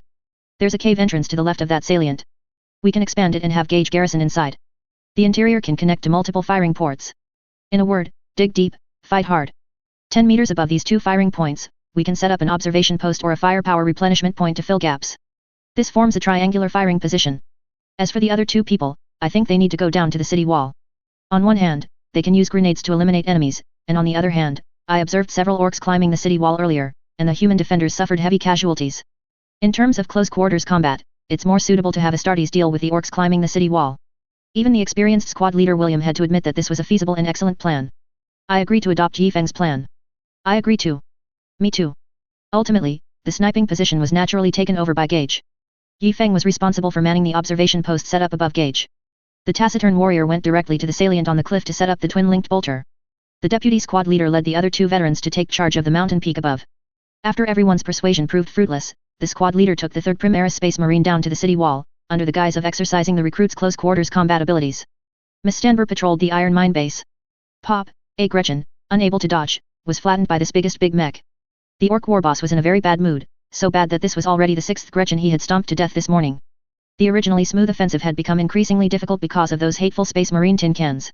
Initially, Miss Stanber used the iron mine's resources to build primitive weapons and armor, led a large army to slaughter many human troops, and then quickly occupied the agricultural zone. Of course, it was mainly because maintaining tactical smoke around the great meteorite crater for a month would cause the orcs to have neither food nor photosynthesis to replenish energy, and everyone was so hungry that they had gnawed all the turf clean. After occupying the agricultural zone, the orcs received food replenishment, and then the armies were full of fighting spirit, ready to attack the Hive City world. The orc war boss Mistandber understood, through only 2 contact engagements, that this Hive City would not be so easy to conquer. If another Hive City sent reinforcements, his army would fall into an extremely difficult situation. So, he went to worship his gods, Gork and Mork. That's right, orcs also have their own gods, one is Gork, and the other is Mork. Mork is cunning and brutal, while Gork is brutal and cunning. For example, Mork would secretly club you, then beat you up, while Gork would beat you up, and when you got up from the ground, he'd club you. The powerful Wadaik. Psychic energy shot into the sky. The orc war boss Mistandber announced the next morning that he had received revelations from Gork and Mork. He simultaneously commanded his vast army to attack the Hive City's defensive positions from the east, while also sending small orcs to raid through the sewage pipes. The intricate network of pipes and various interception devices became meaningless under the sheer numbers of the small orcs. Of course, if no accidents occurred, when the small orc boys emerged from the sewage pipes, they would be met with fierce artillery fire from the garrison stationed above the sewage treatment plant. The frightened Hive City Senate had issued orders to defend all passages to the outside world at all costs. Unfortunately, an accident did occur. When a group of small orc boys encountered a blocking net and couldn't advance, they were trapped there for a long time at least. It felt like a long time to the orcs, who constantly wanted to fight. Then, a short meat boy arrived at the net with a homemade Wadaik bomb. Amidst the orcs' excited cheers, he instantly blew the blocking net to smithereens. The massive explosion not only sent several unsteady orcs flying but also cracked the pipe wall above. This meat boy instantly gained the worship of many orcs, and the Wadaik energy field around him instantly became immense. Meat boy evolution Big Mech. The now massive orc successfully pushed open the cracked steel plate above, and his Wadaik battle cry shook the heavens. Can you imagine a war raging outside, with shells and grenades flying everywhere, while the lowest-ranking lower hive workers in a hive city are working 17-hour days, constantly overtime, to produce weapons? Can you imagine a few exhausted workers, squatting in a corner eating instant lunch, when suddenly the ground shakes violently and the floor cracks open? Can you imagine the terror of a few guys, just about to blow up a boiler, when an orc head suddenly pops up from beneath them? The Big Mech immediately led the orc boys out of the hole, swiftly clearing out the surrounding enemies. Under the worship of countless orcs, the Big Mech even earned his own name Poja. Although not particularly pleasant sounding, it perfectly suited his temperament. To have a name, for an orc, was a 1 in a million achievement. From then on, he was practically royalty. When the human army arrived, the entire factory was a bloody mess. Soldiers armed with laser rifles cautiously searched the surroundings. The orcs, however, had no such patience. They pulled out their big guns and began bombarding the human forces with an endless array of bizarre, ramshackle weapons. What? Where did the weapons come from? Where is this place? A weapons factory. Who is the leading orc? The Big Mech. Is he still a slow-to-build meat boy? No. After evolving into a Big Mech, he builds guns incredibly fast. At this moment, Poja was humming a tune while assembling missiles. Orcs were pouring out of the hole with shouts of Wadaik and Oi! Oi! Orc warlord Mistandber, who was holding the southern front, saw the chaos in the Hive City. Although the eastern army hadn't moved, parts of the defensive forces from the south, north, and west were all redeploying towards this western lower hive of the Hive City. What was there to wait for? Southern assault team, bring out the big guns. The cannons and armored vehicles, built from iron ore over many days, and the crude scrap planes, all made their appearance, quickly shattering the defensive positions there. Although the Hive City was protected by a void shield, which could divert attacks into the warp, it was prone to overloading and shutting down under heavy bombardment. It also couldn't stop slow-moving weapon attacks, such as orc scrap planes. The orc scrap planes passed through the void shield and swiftly dropped a large number of powerful, unstable, hand-assembled bombs and many Gretchen onto the city walls. Yes, Gretchen. By causing chaos on the city walls, the Big Mech could then seize the opportunity to storm them. The Hive world Mekir was invaded. The battles over the next few days saw the human army retreat to higher ground, while the orcs occupied the factories and began to build things with the factory's resources, then continued to fight, and continued to build. The Big Mech Poja was having a blast building things. He had already made 7 or 8 kilogons. These armors, comparable to space marine power armor, looked like large iron cans with several mechanical arms. They only needed a few Gretchen to pilot these think it works for me contraptions, unleashing rockets and wielding terrifying big chain swords on the battlefield. However, under the continuous protests of the regular orc boys, Poja had already begun to construct even more fearsome dreadnoughts, which were piloted by real orcs, not Gretchen. But this required the help of pain boys, orc doctors, whose typical treatment involves cutting off injured parts and replacing them with machinery, to stuff the orcs into the dreadnoughts. Poja's biggest dream was to build a Gorkanaut or a Mao Zhi King Kong, which are idol mechs built by orcs in the image of their worshipped gods. As soon as one appears on the battlefield, all orcs will flock around it. And it will, as always, seek out the biggest, strongest, and flashiest enemy for a one-on-one fight. Days later, Hive City Mekir fell. Blood drenched the entire Hive City, and all 5 billion inhabitants perished, becoming food for the orcs. Warlord Mistandber immediately led the orc army to the Forge World. There, he would acquire the best war supplies for the proud weapon he had been planning all along. The defensive firepower of the Forge World was quite fierce, as factories were right behind it, allowing for immediate deployment of newly manufactured weapons. However, there were insufficient defenders. The cowardly Hive City nobles, through all channels they could influence, had gathered all the world's military forces within the Hive City itself, leaving few troops to guard the Forge world. The foolish rulers stubbornly believed their enemies, the orcs, were merely man-eating monsters, failing to realize that orc technology had quietly approached, and in some areas, even surpassed their own. After a terrifying battle, the Forge world was successfully captured by the orcs. The jubilant orcs shouted Waik everywhere, and the big mech Po Jia also completed his promotion, becoming a mech boss. He now had his own leadership team, many meek boys. He began to fulfill his dream, he would build a Mao Zhi King Kong. Later, the Shadow Blade chapter captured the Forge world. Following the principle of moving what could be moved and demolishing what could not, the entire Forge world was reduced to ruins. The battle thus far marked Warlord Mistanber's first setback. However, he was personally quite happy. Recently, one of his mech bosses had very happily and voluntarily given him a Mao Zhi King Kong mech. But he knew it wasn't yet time for this killing machine to appear. Although the Space Marine dreadnoughts of the Shadow Blade and Green Templars were struggling, the leaders of these two chapters, those two teams of powerful Astartes, had not yet made their move. He had to intensify the attack rhythm, force the enemy to act, and then use the Mao Zhi King Kong to decide the battle. Yi Feng's current feeling could be summed up in 2 words, bored. 3 words, very bored. He would check if there were any incoming missiles in the sky, and if so, he'd use his bolter to detonate them. Occasionally, he'd pick off a few stragglers trying to climb the city walls. The entire Arctic fortress had its own ice layer water storage and absolutely no connection to the outside world. It would take at least 2 or 3 years for the orcs to dig through the millennia-old permafrost beneath them, and they only needed to hold out for 9 hours, or rather, 3 hours from now. This wasn't what was promised. Weren't they supposed to charge into enemy bases, spray bullets everywhere, and blow up the enemy's command center? Now, he was just mechanically shooting, aiming, and his fingers were really sore. However, the morale of the regular troops on the positions below was very high. Ever since the Green Templars arrived on the battlefield, their casualty rate had dropped by over 90%. Of course, the main reason was that the orcs couldn't get onto the city walls, and if they did, the Astartes would handle them. Everyone finally had enough personnel to rotate, and some soldiers, high on adrenaline, even stood directly on the city walls, firing down. Of course, the still unfallen Milenko Hive City was not so lucky. The Shadow Blade chapter stationed there was already sparsely populated, and they didn't have such sturdy city walls to defend. Even with the ruins filled with booby traps and heavy weaponry set up, they would quickly be overwhelmed by the orcs' numerical superiority. They could only constantly demolish buildings, collapse tunnels, and block pipes to slow the orcs' advance. When they had a moment, they would pray that the city's void shield would hold out a little longer. Why isn't the Storm of Will here yet? Chapter 6, Fierce Offensive. Yi Feng changed positions, moving to the city wall. It wasn't that the Astartes on the wall couldn't hold out, an old veteran and a Primaris Astartes were more than enough to deal with the current technological level of orcs. The main reason was that too many orc bodies had accumulated below the city wall, greatly reducing the difficulty for the orcs to assault the wall. They just needed to step on the corpses of other orcs to rush up the wall. For some unknown reason, the people of the star system didn't have promethium fuel, possibly due to insufficient supplies after breaking away from the Imperium. Traditional liquid chemical propellants were too slow to deal with orc corpses. The base of the city wall was a blind spot for the city's artillery, and it was impossible to bomb the wall using lightning strike fighters and Thunderhawk gunships. Therefore, Yi Feng came down with a promethium flamethrower. The flamethrower erupted with fierce flames. If anyone from the Adeptus Mechanicus saw it, they would surely exclaim, "The machine spirit is pleased, praise the Omnissiah." The earthly representation of the machine god, many in the Adeptus Mechanicus believe the Emperor is the Omnissiah. Orc bullets clanged off Yi Feng's shoulder plate, and Yi Feng's bolter in his other hand returned fire.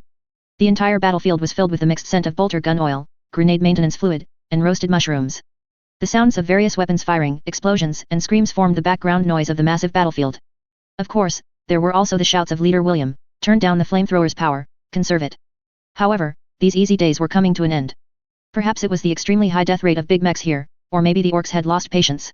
Armored vehicles cobbled together by meat boys roared into view, followed by their heavy missile launchers, if those things, guided by Gretchen and with an unpredictable detonation time, could even be called missiles. Because these missiles flew too slowly, void shields couldn't transfer them to the warp. These missiles were truly weapons that could threaten everyone on the city wall. Fortunately, the orcs on this star system hadn't focused their main efforts on aircraft, so their aerial cover was still crude. Among the orcs, there is a special group that yearns to fly and conquer the skies, considering it a particularly YAAAAIC thing to do. Most of them are meat boys who spend all their energy building aircraft. As long as it can fly, even if there are no landing measures, they will personally test it without hesitation. When orcs develop to later stages, these enemies will become terrifying killers, even the Imperium's common atmospheric aircraft types are no match for them. The Astartes have always maintained the fine tradition of friends from afar, exterminate them all. Facing the thick-skinned, heavily filled gifts sent by the orcs, they immediately called for air support. Lightning strike fighters and Thunderhawk gunships quickly broke through the aerial blockade of flying orc boys and simple tin can planes, commencing attacks on the orc ground armored forces. However, after a round of intensive bombing, psyker shields lit up on 4 armored vehicles. These shields, condensed with a large amount of YAAIC energy, could defend against any type of attack, though they also had their own weakness: instability. One of the armored vehicles suddenly spontaneously combusted. The armored vehicle rapidly disintegrated, scattering into a pile of scrap metal, steel rods, and tin cans, with the orcs inside fleeing in all directions. At this moment, the experienced William had already noticed something was wrong. Yi Feng, put down the Prometheum flamethrower immediately and take out your chainsword. The enemy is coming up. The remaining 3 armored vehicles accelerated at full speed and crashed directly into the city wall. With a huge explosion, many armored vehicle wrecks were blown into the sky, including the dreadnought mechs that had been hidden inside the vehicles. The dreadnought, smeared with orc blood and protected by an invincible shield, slammed heavily onto the city wall, its flying debris injuring several Imperial auxiliary soldiers. Before the debris even landed, the dreadnought began its slaughter. Several mechanical arms equipped with chain axes and cutting blades swung around, instantly killing all nearby Imperial auxiliary soldiers. The rocket launchers on its back rumbled, firing rockets in all directions. Aiming? Unnecessary. Orc made, psychic guided. They wouldn't hit even if aimed, so direct saturation fire was better. Alien, prepare to die. The leader was the first to charge forward. There were exactly 3 Astartes on the city wall, so there was no need to divide, each simply found a target. Yi Feng unceremoniously gave the closest dreadnought a full magazine of bolter rounds, making its YAAIC field unstable. YAAIC. Even though the orc was enclosed within the dreadnought, those nearby could easily hear its war cry. Vile beast, prepare to die. It's not just about who can shout the loudest, the Astartes have vox amplifiers.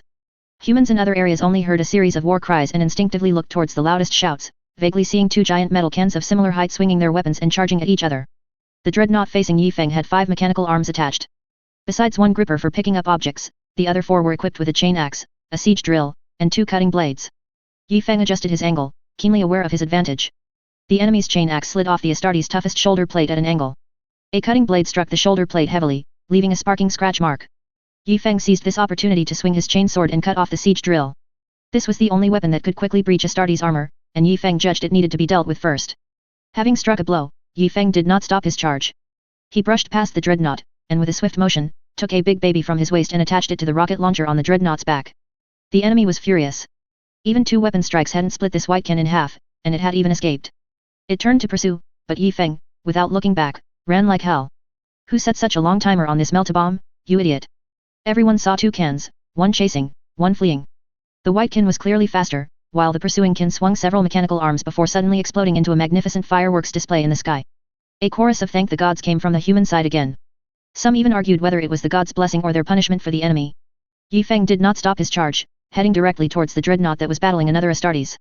Evidently, this dreadnought suffered from insufficient firepower phobia. It only had 3 mechanical arms, but besides one grasping claw, the other 2 were both equipped with twin-linked heavy machine guns. The rat-a-tat-tat of the machine guns seemed endless. Even soldiers in nearby positions were hit by stray bullets, resulting in significant casualties. The Primaris Space Marine fighting it was circling the dreadnought to evade its heavy firepower, continuously firing his bolter to find a weakness. Yi Feng's left shoulder plate had sustained some damage earlier.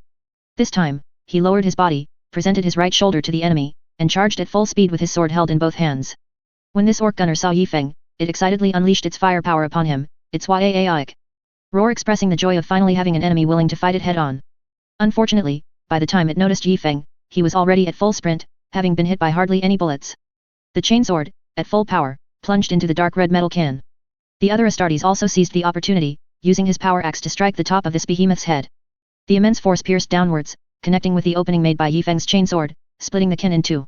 Against close combat specialists, one must skillfully use weapons. Against ranged firepower, one must try to get in close.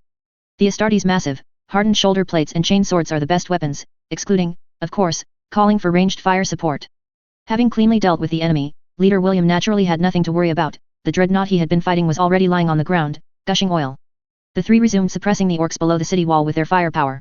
Due to the recent lack of firepower, although the big mechs were eliminated by the fire team on the mountain, many ordinary orc boys had already rushed to the base of the city wall. The 2 Primaris Space Marines grabbed several crates of grenades that had just been brought up by the Imperial Auxiliary, and, firing with both hands, hurled them down as if they were free, which they technically were, much to William's delight. As for William, he was happily squatting in front of the orc kin that the 2 had just split open, pulling out a large quantity of bullets from its destroyed twin-linked heavy machine guns. As he always said, unstable orc big bullets, when strapped with detonators, could be used as grenades. Why risk close combat to save money when you can just use overwhelming firepower? William's consistent belief, bring more firepower, bomb more. Of course, Yi Feng hadn't forgotten the main task. Charles, shorten the detonation time of the melta-bombs. Just as the grenades were almost depleted, lightning strike fighters roared in. This time, it wasn't for air support, but to cover the arrival of transport aircraft. Fighter jets fired fiercely at the orcs, and behind them, 5 chubby transport planes arrived at the military fortress, quickly beginning to unload. Imperial auxiliaries, heavy artillery chimera armored vehicles, and lemon rust tanks were delivered to the military fortress, and of course, the Green Templars' favorite motorcycles. Although the Codex Astartes separated the mortal and Astartes military forces, preventing Astartes from having mortal armies and countless warships, a strike cruiser couldn't just have Astartes, could it? There must be mortal anti-boarding troops, right? This number, it's manageable. Their temporary conscription into the ground war is quite reasonable, isn't it? Who still follows the Codex Astartes these days? The full counterattack began. A Nova-class frigate first appeared on the outskirts of the Atres star system. This frigate was equipped with lances and 2 weapon arrays, but it lacked the capability to deploy an Adeptus Astartes chapter, leading to persistent questioning within the Imperium about whether this violated the Codex Astartes. However, under the strong stance of several original chapters, the initial 20 legions, the matter was dropped. These frigates typically served as reconnaissance ships during space combat or as transport frigates. Without much delay, the Nova-class frigate rapidly advanced towards the target planet. The surrounding wreckage was not worth its time to deal with. Soon, 3 battle barges and a strike cruiser also transitioned out of the warp from the Mandeville point and entered the star system. If the other 2 chapters saw this fleet size, they would likely be so envious that they might even try to seize their fleet. We have 1 strike cruiser that serves as both a carrier and an assault ship, and you actually have 5 warships? Inhumanly rich, inhumanly rich. Green Templars chapter, Shadow Blade chapter, respond if you hear me, respond if you hear me. Green Templars received, Shadow Venom Blade is right beside me. Storm of Will chapter has arrived in orbit of Atres, drop pods are ready. Proceed with the original strategy. Received, drop pod guidance points are in position. Proceed with the original strategy. Cargus Bell of the Storm of Will chapter wore a dirt yellow tactical dreadnought, also known as a Terminators, a size smaller than a dreadnought, worn by regular Astartes veterans. His gauntlets and greaves were painted dark green.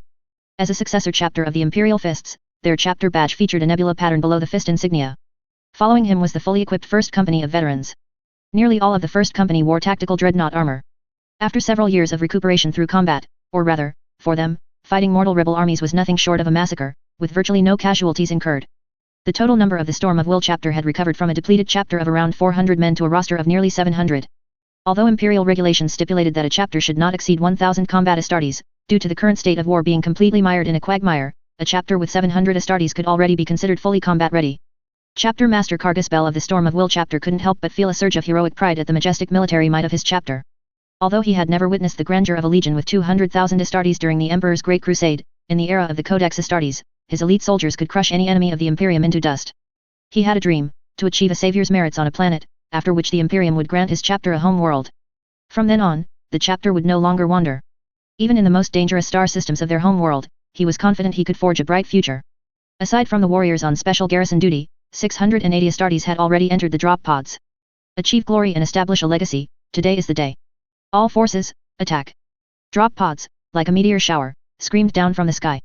All 680 Astartes of the Storm of Will chapter who had come on this mission parachuted into the upper levels of the Hive City, successfully linking up with the surviving elite forces of the Shadow Venom Blade and Green Templars.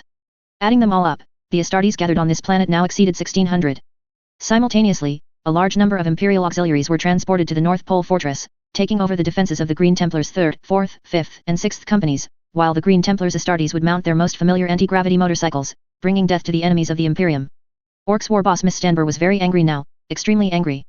He found that the Space Marines' combat power far exceeded his expectations, and many of the tall Space Marine were very powerful in combat. And judging by the meteor shower just now, these Space Marine were getting more and more numerous. These interfering shrimps were greatly hindering his across the galaxy, so he decided to teach these ignorant Astartes a profound lesson. Wolutan, how much longer until that big guy is ready? 3 days, 3 days at most. Boys, unleash all the kill cans. Let those stinking shrimps have a taste. Mistandber's roar echoed throughout the iron mine. Large numbers of kill cans, riding in their ramshackle armored vehicles, roared off into the distance. The prelude to the apocalypse had begun. Where's Poja? Wasn't he recently whining about building his Gorkanaut idol mech? Is it finished? If it is, let him take it out and have a good with it. Ever since the Mao Zhi King Kong was snatched by the Great War Boss, Poja, filled with grief and indignation, had thrown himself into researching the construction of the Gorkanaut. Fortunately, the Great War Boss had recognized Poja's abilities and given him many teeth. Orcs' currency is their teeth, enough for him to exchange for sufficiently excellent materials from the Gretchen. Wolutan, keep a close eye on the meek boys. Pass on my order, all dreadnoughts are forbidden from going into battle. Make them sleep, sleep for 3 days. Lord, this is. Go out now and get bombed by the enemy warships? Orbital cannons are not to be trifled with.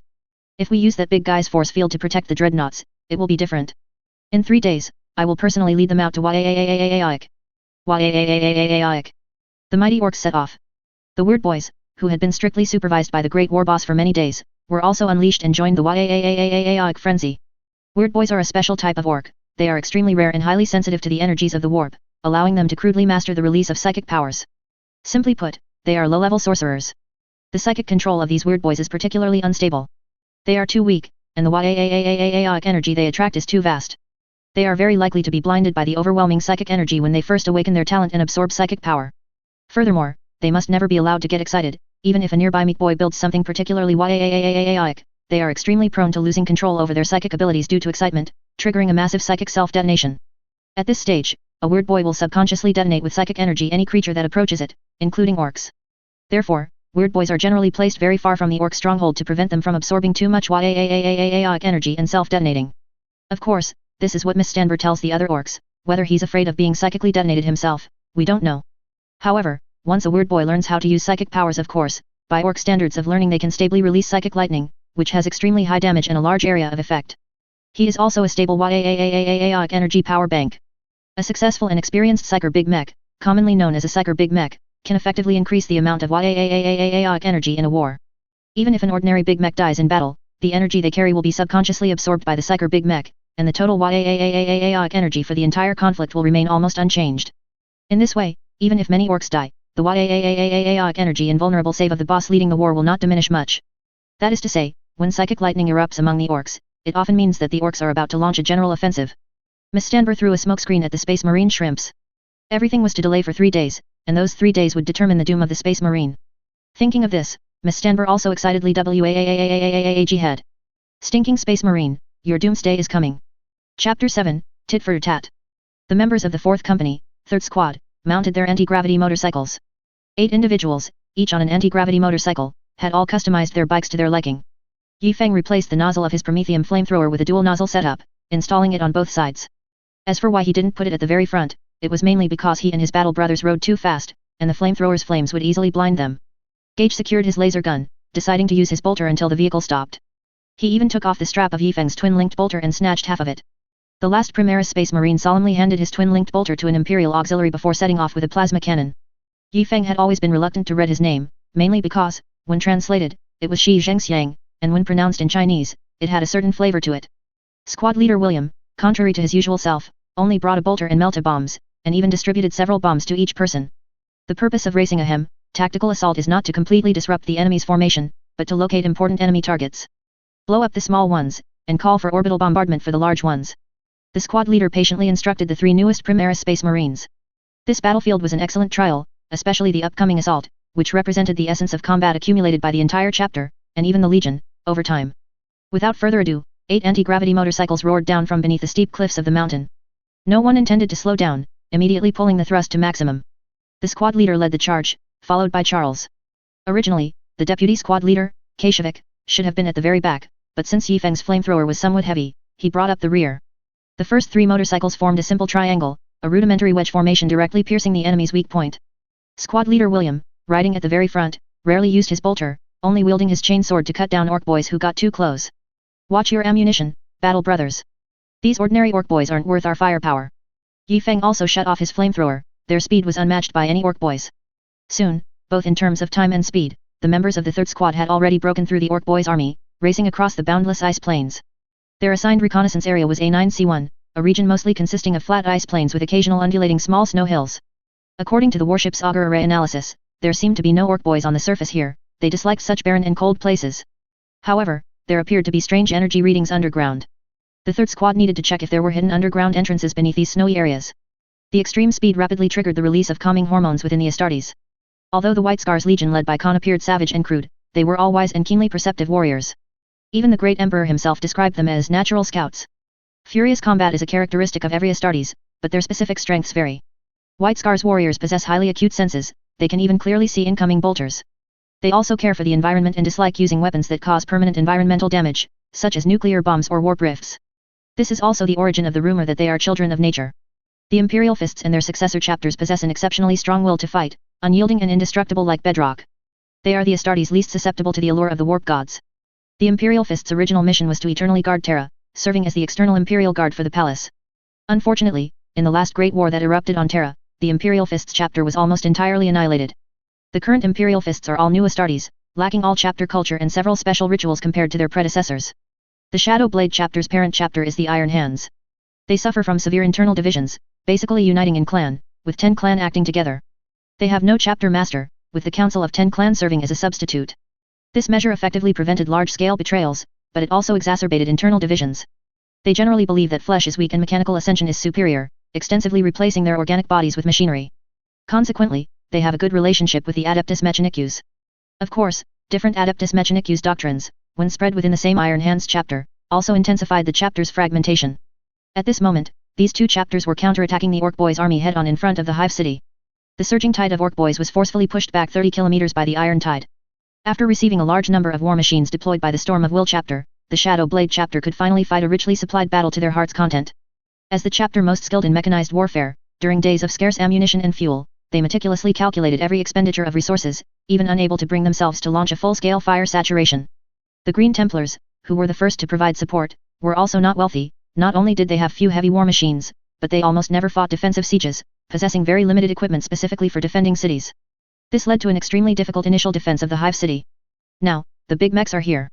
The Storm of Will chapter has arrived with dozens of Baneblade tanks and Lemon Rust tanks. All sorts of machinery to play with, all kinds of ammunition to fire. 87 years, a richly supplied battle not fought in a full 87 years. The son of Ferrus Manus, the gene-sire of the 10th Legion, the Iron Hands, is named Ferrus Manus, happily commanded his Imperial Auxiliary.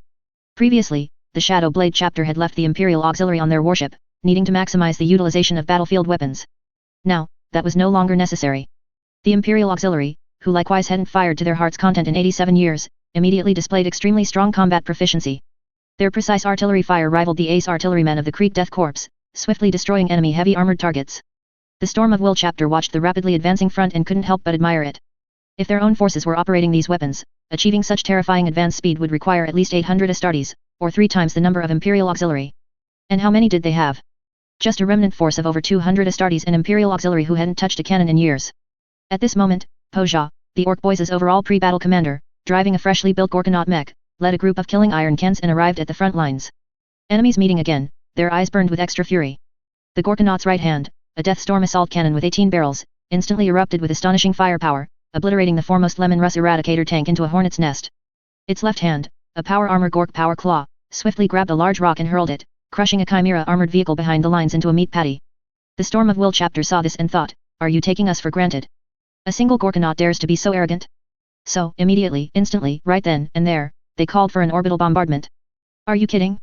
This thing is used to hunt Titan-class war machines, equipped with a large invulnerable field whose coverage is so vast it can even encompass all the surrounding killing Iron Cans. Ordinary artillery fire can't even overload its field. The Iron Tide quickly concentrated its firepower, continuously bombarding the open ground in front of the Gorkanaut, blasting a huge and extremely deep trench, then releasing smoke grenades and retreating in an orderly fashion. All Astartes and infantry units withdrew behind the tanks, and all tanks also engaged their reinforced anchors. These anchoring devices, typically used for more precise targeting during stationary bombardment, were now employed to withstand the shockwave from the massive explosion that would soon follow. The Orc Boys didn't care about the enemy's actions, they only wanted to charge forward for a full-blown Waik. Since the drivers inside the killing Iron Cans were cowardly Gretchen, although they had entered the killing Iron Can, their habits hadn't changed. Providing fire support from a distance was their favorite thing to do. They didn't rush forward recklessly but followed the Gorkanaut, as they were accustomed to following the Waik. Field of the Big Mech. The ordinary Orc Boys, however, had no qualms, charging into the deep pit and beginning to climb over. Smoke grenades? No matter, just charge. The Orc Boys are the most joyful race in the galaxy/Milky Way. For them, fighting is the greatest pleasure. A colossal lance, like the Emperor's Sword of Retribution, descended, its light darkening the sky, followed by macro-cannon bombardments and strategic-level bombings. The enormous shells blasted the surrounding Earth thousands of meters into the sky. The final cleanup was another lance attack. Are you kidding? I have 3 battle barges and 3 strike cruisers up there, am I going to fight you with bayonets? The good news is that the charging Orc Boys, along with the Orc Boys and Gretchen following them, were all turned into fertilizer. The bad news is that the Gorkanaut was still alive, although it had been smashed into the ground. The good news is that the Gretchen and the killing Iron Cans were scared witless and scattered in all directions. The bad news is that the fleet's orbital strike needed to recharge and could not launch an attack for a short time. The good news is that the Gorkanaut's force field has been burned out and is emitting thick black smoke. The bad news is that the orbital strike was too powerful, causing a lot of friendly casualties. With half good and half bad, it means a 50% chance of victory. Rounding up, the enemy dies, we live, this battle is sure to be won. Exterminate the Xenos, long live the Emperor. Chapter Master Kargas Bell of the Storm of Will chapter issued the charge command. The Astartes warriors, filled with righteous fury, charged at the enemy, vowing to deliver the Emperor's retribution. The Shadow Venom Blade swiftly commanded the Lemon Rust tank and Venom Blade tanks to join the battle. Rapid fire, triple shot, fire. A sky full of artillery fire rained down like a meteor shower, buying time for the Astartes to advance. Although the Gorkanaut was tough, the powerful kinetic energy of the shell still knocked it off balance, making it unable to aim. Its 18-linked Deathstorm assault cannon sprayed wildly as the mech's body swayed. Leading the charge were the Storm of Will chapter's iron-clad Terminator armors. As the most defensively oriented chapter, equipped with the most heavily armored Terminator armor model, these meatiest Terminators, worn by the 1st Company veterans, could withstand several consecutive shots from the Deathstorm assault cannon, especially now that it couldn't even aim. 100 meters, 75 meters, 50 meters, 25 meters. At this point, the artillery fire had stopped, and both sides prepared for close combat. The Gorkanaut raised its Gork Power Claw, and the Astartes warriors leading the charge switched from iron-clad Terminators to Ranger Terminators. The Ranger model was originally a Mark 8 power armor, one of the few standard power armors that could carry shield modules in the towering shoulder guard area, but it was later abandoned due to its high cost and the invention of the superior Mark 10 power armor. However, some Adeptus Mechanicus believed it could be modified by adding front armor to be used as a low-cost Terminators. At this moment, the Astartes in the second line of the battle had secretly placed their hands on the melta bombs at their waists. Everyone tacitly avoided any unnecessary suppressive fire. The Gork Power Claw slammed down, smashing a Terminator's warrior into an unknown state of life or death, then with a casual swing, it sent another Ranger Terminators flying. The Astartes swiftly retaliated, melta cutters quickly opened a breach in the armor, and 2 melta bombs were thrown directly into the opening. Chapter Master Kargas Bell casually cut down a few Gretchen that scurried out of the breach. With the explosion of the melta bombs, the opening was large enough for the Terminator's warriors to enter. The Chapter Master led the charge, his chainsword whistling, dancing left and right like a dragon emerging from water, swiftly clearing a path for the warriors behind him. 9 Terminators veterans stormed into the colossal 16-meter-tall idol mech, while the other warriors quickly concentrated fire to disable the Hellstorm assault cannon. They were going to decapitate the biggest orc boss and end this war. Even as the Astartes stormed inside the mech, the Gork Power Claw did not stop working. The Power Claw, known for its monstrous strength, crushed an Astartes and swept away several others attempting to enter the breach. Inside the mech, the Astartes faced orc boys, meat boys, and Gretchen emerging from all sides of the mech. Most of the enemies were unarmed, with only wrenches and hammers, making them mere lambs to the slaughter. A few meat boys carried homemade pistols, but these couldn't even leave a mark on Terminator armor. Cowardly skulker, come out and fight me. No orc warlord would refuse a duel with the strongest opponent. Chapter Master Kargas Bell thought this and provoked him accordingly. But it was Po Jia sitting inside the mech. Po Jia indicated that he wasn't the boss, he was just a meat boy who assembled the mech with a small hammer. As the orc profession most focused on self-preservation, the mech boss's equipment might not be the most powerful, but it was definitely the most stable and safest. Po Jia pressed a yellow button heavily, and the entire mech emitted a series of beeps. Of course, for the Astartes currently entangled with crackling cables and wires inside the mech, this did not alert them. The Astartes made a common error in judgment. Among orcs of this technological level, they subconsciously assumed that the largest, strongest, and most yaaic idol mech they had encountered so far was piloted by the leader of this orc invasion, the culprit orc warlord. Po Jia opened the cover next to the dashboard and then pressed the biggest, reddest button. With a bang, the Gorkanaut's massive head was instantly blown off. The Astartes, who were in the process of demolishing the Power Claw, watched in astonishment as the head flew away. The Grand Librarian isn't here, when did the Chapter Master get so fierce? Only the Tech Marine sensed something was wrong. Run! There was no time to react. The Tech Marine, clad in iron-clad Terminator armor, pulled the Chief Apothecary of the Storm of Will chapter behind him. Boom! A world-shattering explosion created a massive mushroom cloud, clearly visible even to the warships in space.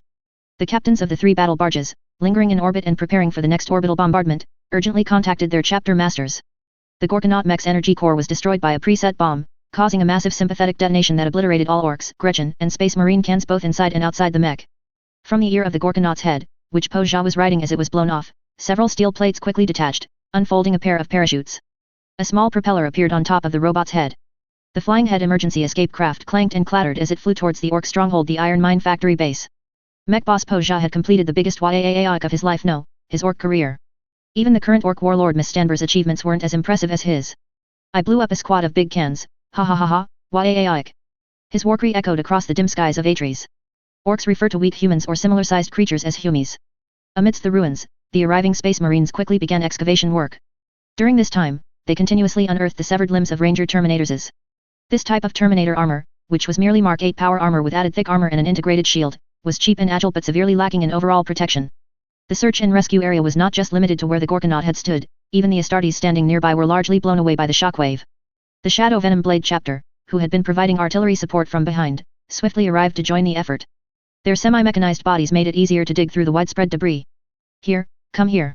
A storm of will warriors shouted to the arriving battle brothers. The communication channel in his combat helmet was filled with a buzzing sound, so he had to take off his helmet and shout loudly. An Astartes wearing iron-clad Terminator armor was dug out, severely wounded and unconscious. He was the last Terminator's warrior to enter, and even a powerful First Company veteran like him had lost consciousness. The chief apothecary and several apothecary interns swiftly began treatment. Excavation work proceeded rapidly, and the Astartes who had been blown away also returned to their ranks. Thanks to the rapid recovery abilities granted by their modifications, all minor injuries could be quickly self-treated. After a short rest, they also joined the search and rescue efforts, as their chapter master had not yet been found. Finally, Chapter Master Kargus Bell was dug out. The front of his iron-clad Terminator armor had been shattered, and the inner armor, inscribed with blessings, and the front armor, carved with an exquisite Aquila emblem, had failed to protect its owner.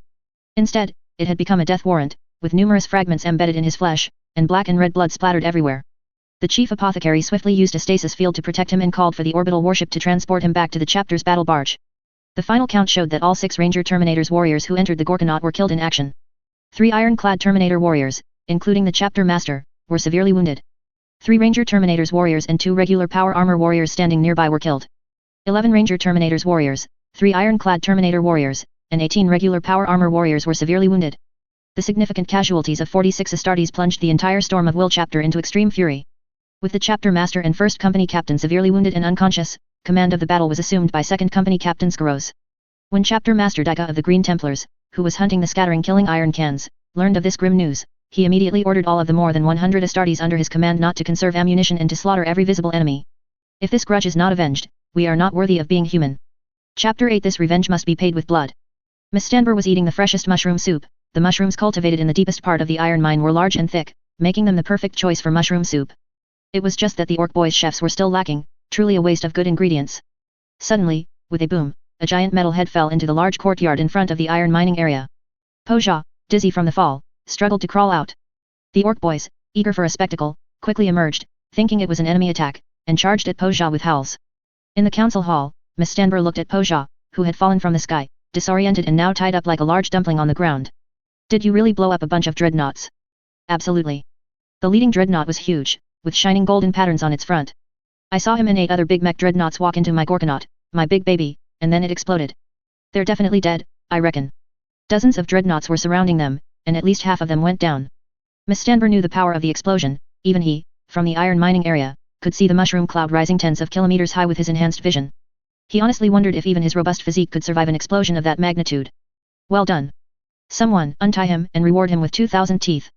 Miss Stanber's voice echoed throughout the iron mining base.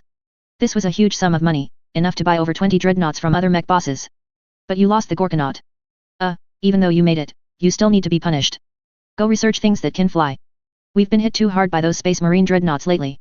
There's no reason for us to be pushed around by the shrimps. Clear rewards and punishments are fundamental for a leader, and of course, this news made him very happy. An idle mech for a chapter master? That's a huge profit. Oh, right, put one of these flying heads on my Mao Zhi King Kong too. Miss Stanber calculated the remaining time. The Orc Boys' army had already been delayed for a day. This heavy blow to their command post would likely delay them for another day. The dawdling Weird Boys hadn't engaged the enemy yet, he'd have them act later. With Wolutan's side speeding up, 3 days would pass. This, by approximation, meant victory was within his grasp. Poja left the Warlord's Council Hall and returned to his dwelling. By now, his meek boys and mech bosses had mostly gone with the Gorkanaut, leaving him alone again. But he was completely different now. Miss Stanber's words had enlightened him. Just a flying big head wasn't enough, he needed to build more Waik. Inducing flying machines. No choice, he'd just received 2,000 teeth, no more pretending, he was laying his cards on the table, he was a big shot. The 4th Company's 3rd Squad was about to reach its designated position. The small auger array mounted on the motorcycle showed a strange energy signature at the extreme underground scanning range. Vice Squad leader Kashevik directly used the specialized sonar on his motorcycle. The vast sea of snow seemed endless. The Astartes hovered above the source of this strange energy, yet they couldn't find an entrance. Is there a possibility that this is an ancient ruin buried underground? Are you saying there's no way down? What then, blow a hole? You wasteful fool, is that how you use melta bombs? Call the Imperial Auxiliary to dig. William was the first to reject this suggestion. I think we could call the fleet for an orbital bombardment. Gage, are you out of your mind? You want to bomb it without knowing what's down there? What if it's a large reactor or a bomb? You might blow up this entire area. Exactly. Who did you learn that bad habit of wanting to blow up everything from? As Yi Feng finished speaking, Gage stared at him intently. Did he learn it from me? I don't want to blow up things that much, do I? Do you think it could be an ancient STC template? Impossible, absolutely impossible. STC templates were mechanical creations left over from the Golden Age, virtually the total repository of all ancient human technology, commonly known as standard template constructs. They could combine different technologies according to your requirements and were the last guarantee for former human colonies to maintain their technological level. Almost every colony would need the help of STC templates for designing colonial buildings, constructing shelters, and essential technological creations like power stations. As time passed, most of them were damaged, no longer reliable, or became incomprehensible due to errors. Every STC template, even a damaged one or a fragment, was a treasure coveted by the Adeptus Mechanicus. The Adeptus Mechanicus would spare no effort to extract useful ancient technology from them, even if incomplete. A working, normal, and complete STC template was considered a perfect creation that only existed in history. If found, it could restore the Imperium of man's peak technology, allowing humanity to reclaim its throne in the galaxy/Milky Way. Do you think the people on this planet are fools? Didn't they scan their own planet? STC templates emit very stable signals. From the current situation, this signal is likely to have started emitting recently. Do you think it could be a Necron's tomb pyramid awakened by stimulation? Just as everyone was in a heated discussion, an abrupt voice appeared. Crackle crackle, can you hear me? Third Squad, can you hear me? An unstable call came through the Astartes communication channel. Third Squad received, repeat, Third Squad received, please speak. Third Crackle Squad, assemble at Area A5C8 immediately, proceed Crackle quickly to the Crackle pit at B2C1, the enemy has gravely wounded Crackle the Chapter Master Crackle, full attack.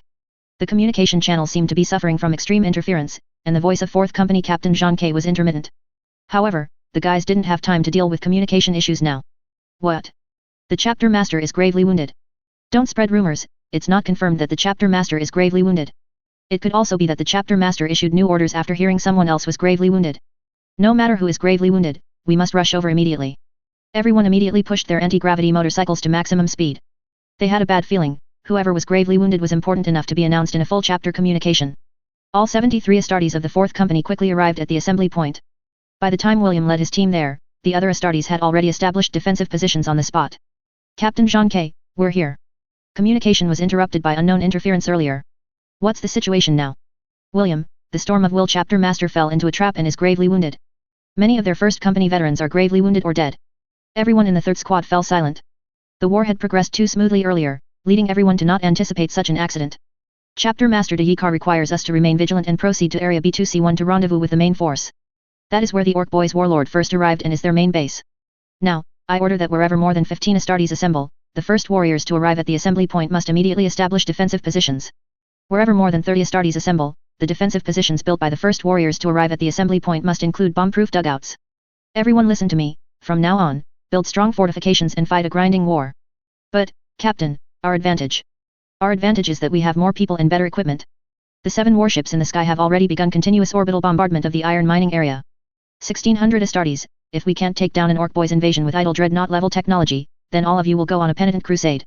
73 motorcycles set off in a mighty procession, heading straight for Area B2C1. Along the way, they raided multiple Orc Boys foundries and mushroom farms, embodying swiftness like the wind and aggression like fire to the fullest. Yi Feng learned solid practical combat skills. On the other side, the Storm of Will chapter and the Shadow Blade chapter were rapidly advancing. Any Orc Boys army, whether it was killing dreadnoughts, weird boys, or other strange armored constructs, would be torn to shreds by the furious Astartes. The big rats hiding in the iron mining area, the Emperor's retribution has come. The veteran troops led by Green Templars Chapter Master Dika swiftly raided many important Orc Boys supply points, including the Weird Boys' dwellings, the Meat Boys' workshops, and their makeshift airfields. Following them were large numbers of mortals carrying Prometheum flamethrowers and mobilized troops from the Arctic fortress, who would avenge their fallen comrades. All Astartes are approaching the iron ore base, encircling it from 3 sides, vowing to utterly annihilate the enemy. Lord Mistanber, the big Shuda is ready. Good, Wolutan, you've done very well. The Orc warlord Mistanber was also in a desperate situation. Continuous orbital bombardments had left the entire base teetering on the brink of collapse. 3 of the base's invulnerable fields had already burned out. If Poja hadn't created 5 spares, they would have been blasted into dust by now. His Orc Boys subordinates had long been itching for a fight. For them, artillery fire was the best music in the world. However, apart from the spherical space enveloped by the force field, all matter around them had been reduced to dust. If there were no smoke, from a distance the entire base would look like a watermelon skewered on a chopstick. The pathetic bit of rock below supported the huge spherical base, and that chopstick would soon be blown off by the artillery fire, causing the base to fall to a lower level, and then another chopstick would be blasted out. Even if the Orc Boys were braver, they wouldn't dare to go out under such heavy fire. Stanber walked to the lower level of the base, with Wolutan accompanying him. The super-large killing weapon, which Wolutan had begun constructing under the Great Warlord's orders the moment he arrived at the iron mine, the culmination of his life's work, was finally ready for inspection. On the other side, Po Jia was receiving the adoration of a large group of meat boys. Surging Wadaik. Energy poured in, and the various growth hormones in Po Jia's body rapidly spiked. By the time he finished recounting his heroic deeds, his size had noticeably increased by a full circle. After installing his backup flight device on the Zhi Qing, he needed more hands to complete his other grand vision. Before he arrived on this planet, Po Jia was still a meat boy, spending his days in his small den helping ordinary orc boys repair their weapons. He was born on an orc spaceship, a hollowed-out asteroid. They also stored many meteorites, hollowing out their interiors to use as landing pods. People would often come to recruit meat boys to the front of the asteroid to build landing pods. Because this job paid a lot of teeth, everyone scrambled to go. Po Jia rarely had the chance to earn this big money. At that time, he thought, how Wadaik it would be if he could build his own meteorite drop pod. Later, Po Jia and several of his poor friends boarded a drop pod under the command of mech boss Wolutan, descending to the ground with the main force. Watching several orc boys sitting on the outer edge get smashed into meat pies, he thought, it would be great if there was a deceleration system. Later, he particularly loved bombs, or rather, all orc boys loved Wadaik contraptions that could blow up a large area, but he especially enjoyed making them. Every time he created a big boom contraption, he felt a great sense of accomplishment. Until that time he blew up the sewer grate, his orc career underwent a radical transformation. Then he saw the Imperium's Lightning Strike Fighter and Thunderhawk gunship. These beautiful fighters carved smooth arcs in the sky, yet their firepower was incredibly fierce. Po Jia wanted to build one himself. Now, he had experience building flying heads. He would integrate all the technology he had mastered to create the most Wadaik flying machine. He now had the authorization of the Great Warlord Stanber, allowing him to openly gather personnel and build his conception, but whether Stanber would ultimately use it was his choice. Unbeknownst to him, the Wadaik energy surrounding Po Jia had already grown immensely, so vast that he himself could trigger a large-scale orc Wadaik. He hadn't even realized that he no longer considered the Great Warlord's words as absolute commands. War is cruel. A greenskin extermination battle, which gathered 1,600 Astartes, has already resulted in the loss of nearly 100 Astartes. This is a very painful loss. Every angel of death of the Emperor represents the accumulation of immense resources of the Imperium of Man. No one wants to further increase this loss. All Astartes have surrounded the iron ore base. The auger array on the warship has scanned this planet 3 times at all costs, confirming that the largest Wadaik force field is here, or rather, the Orc Warlord is here. One decisive blow, to slay the Xenos, blood for blood. On this desolate battlefield, the spherical base in the center of the deep crater was so conspicuous. The sons of the Imperial Fist's Gene Father, renowned for their defense, would reinterpret the meaning of their legion's name with their own hands. They are the strongest fist of the Imperium, and now they would strike at the Imperium's most hated enemy. Chapter Master Zhi Qing of the Green Templars chapter stood on a large rock, his breath deep, and roared at the enemy in front, worthless orc boys, cowards who only cower in your homes. Your ancestors were slaughtered by our Gene Father on Ulaner. The head of that worthless orc warlord, Erlik Urg, still hangs in our history museum. I used to hunt you down to the ends of the earth, and now I can still kill you all, leaving no trace. Come out, cowards, and receive the Emperor's retribution.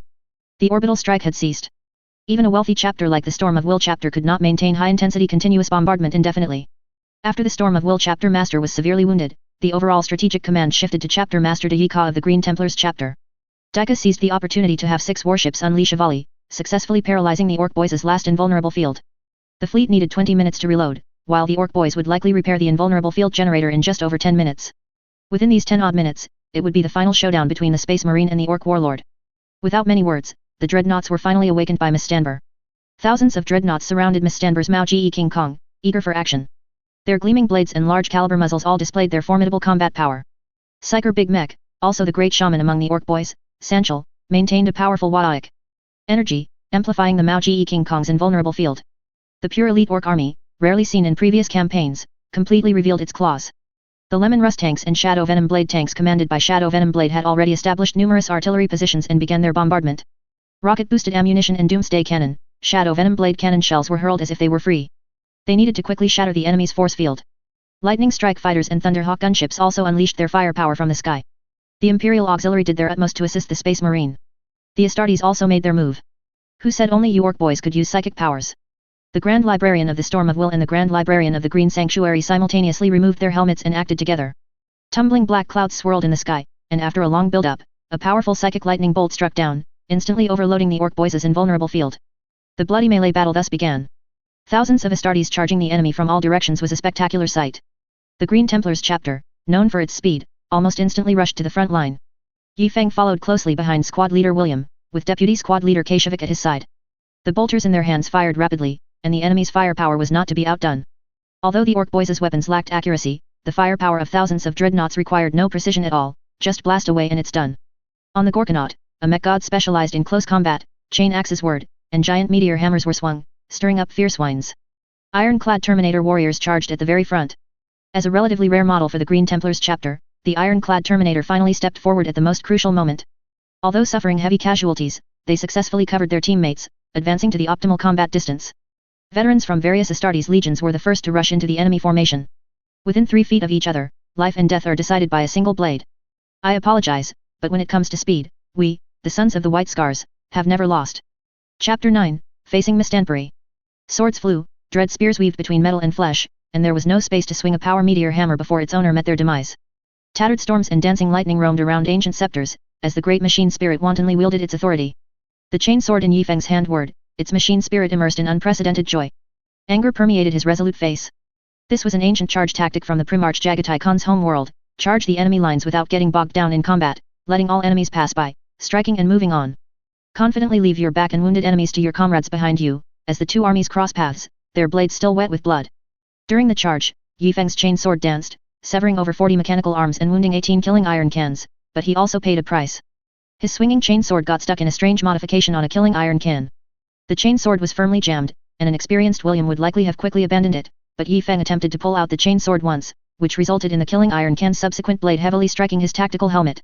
The powerful and sharp blade nearly cleaved his head in two. Fortunately, the helmet was of good quality, and in a sense, his skull was hard enough that the blade became stuck in the flesh of his scalp. In an instant, another assault drill came from the left, thanks to Charles behind him, who brought down the enemy's blade arm with a leaping chain axe strike. Yifeng was able to quickly dodge the enemy's attack, retrieve his bolter, and continue running and shooting. Now, Shi Zhengxiang was helping Yifeng remove the blade stuck in his head. A blade that had sliced open his helmet was firmly lodged in his head. After removing the blade, the helmet's crack widened further, extending to his eyebrows. One tactical optical sensor remained black, while the other was blood-stained and glowed red.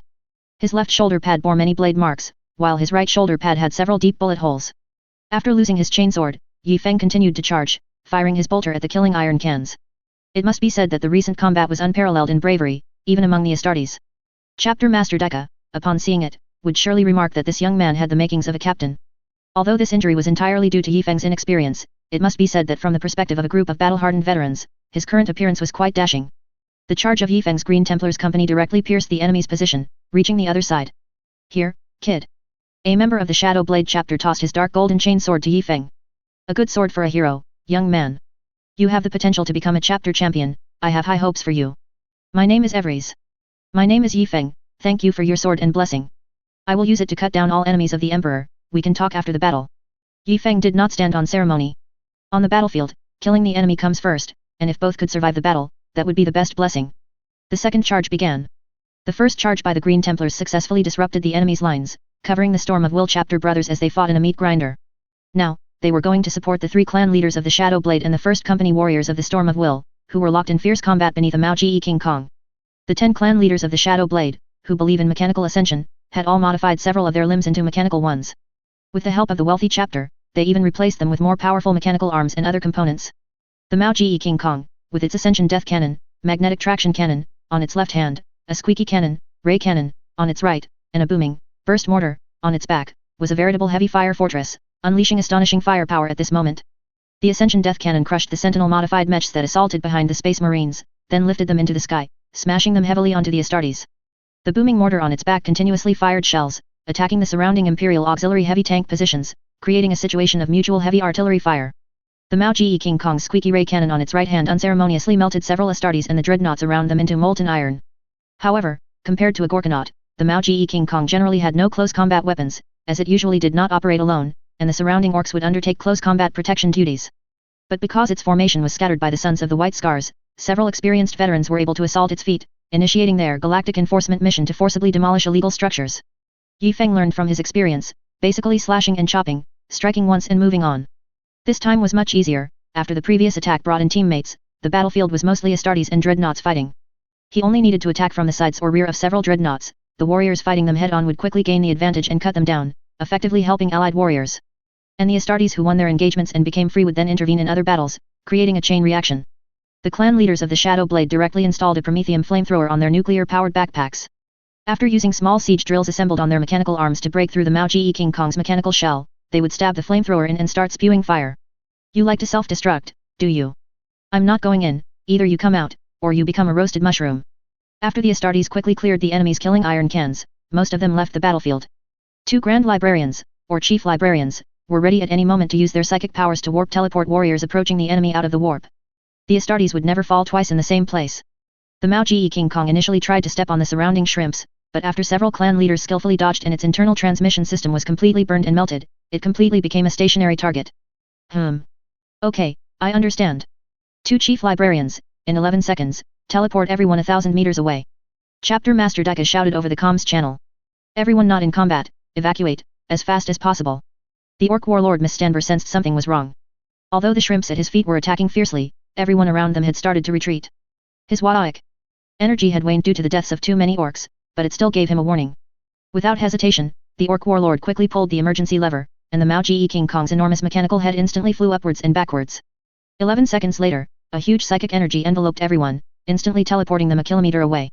12 seconds later, 4 heavy anti-ship torpedoes struck the Zhi Qing Kong, reducing it to a puddle of molten iron.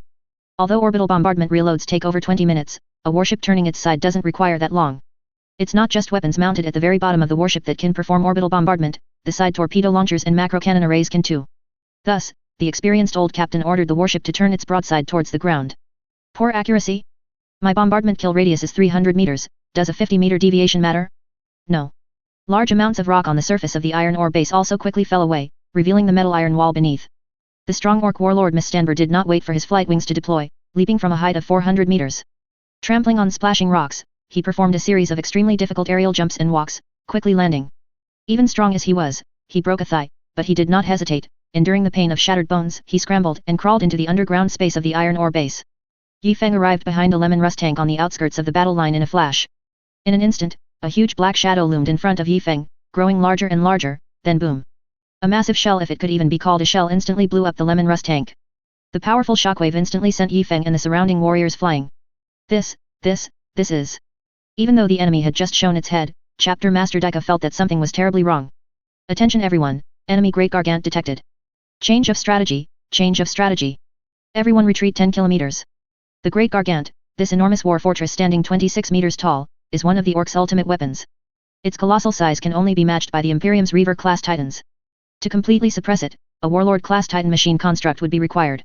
The weapons and ammunition equipped within it are inexhaustible, and its super-large Orc version Void Shield is almost unbreakable with sufficient Wadaic energy.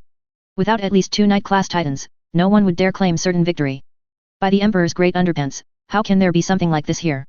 The Imperial auxiliary soldiers were stunned. What in the world was this? This battle was getting more and more ridiculous. Chapter Master Dika did not need to think much, he immediately called the 2 chief librarians. Can you perform one more psychic teleportation? How many people can you transport? With that scale just now, we can do it one more time, but we need 10 minutes of rest. We won't be able to use psychic powers during that time. You two, you understand what I mean, right? Of course, isn't this what we do best? Chapter Master Dika immediately issued a full retreat order for the entire army. There was no rallying point, just run for your lives. Brothers who just teleport, let's do what we do best. Come on, boarding action. The psychic powers of the 2 chief librarians shone once more.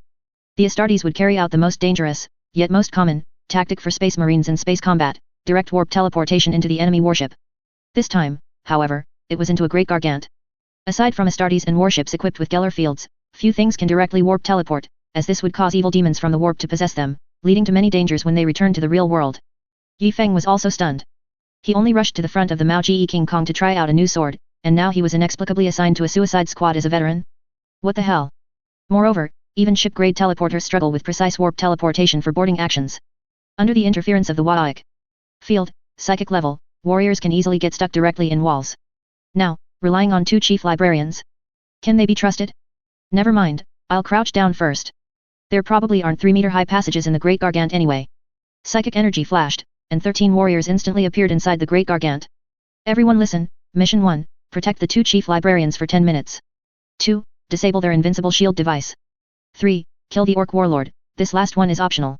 A total of 11 Astartes responded to the mission, one had probably already perished. The sturdiness of Orc-made machinery depends on the amount of Wadaic energy, so killing Orcs first to reduce Wadaic energy is a good option. Yi Feng teleport to the second level of the Great Gargant. The entire Great Gargant had 6 levels. Aside from the 5th and 4th levels, where the Orc Warlord and Power Core were located, which were 4 meters high, all other levels were only about 2.7 meters high. This meant that if Yifeng hadn't crouched down just now, he would have already returned to the Emperor's throne. Well, don't just stand there. The surrounding meat boys and Gretchen are staring at him in confusion. Time to get to work. Although crouching, it didn't affect Yifeng's bolter fire.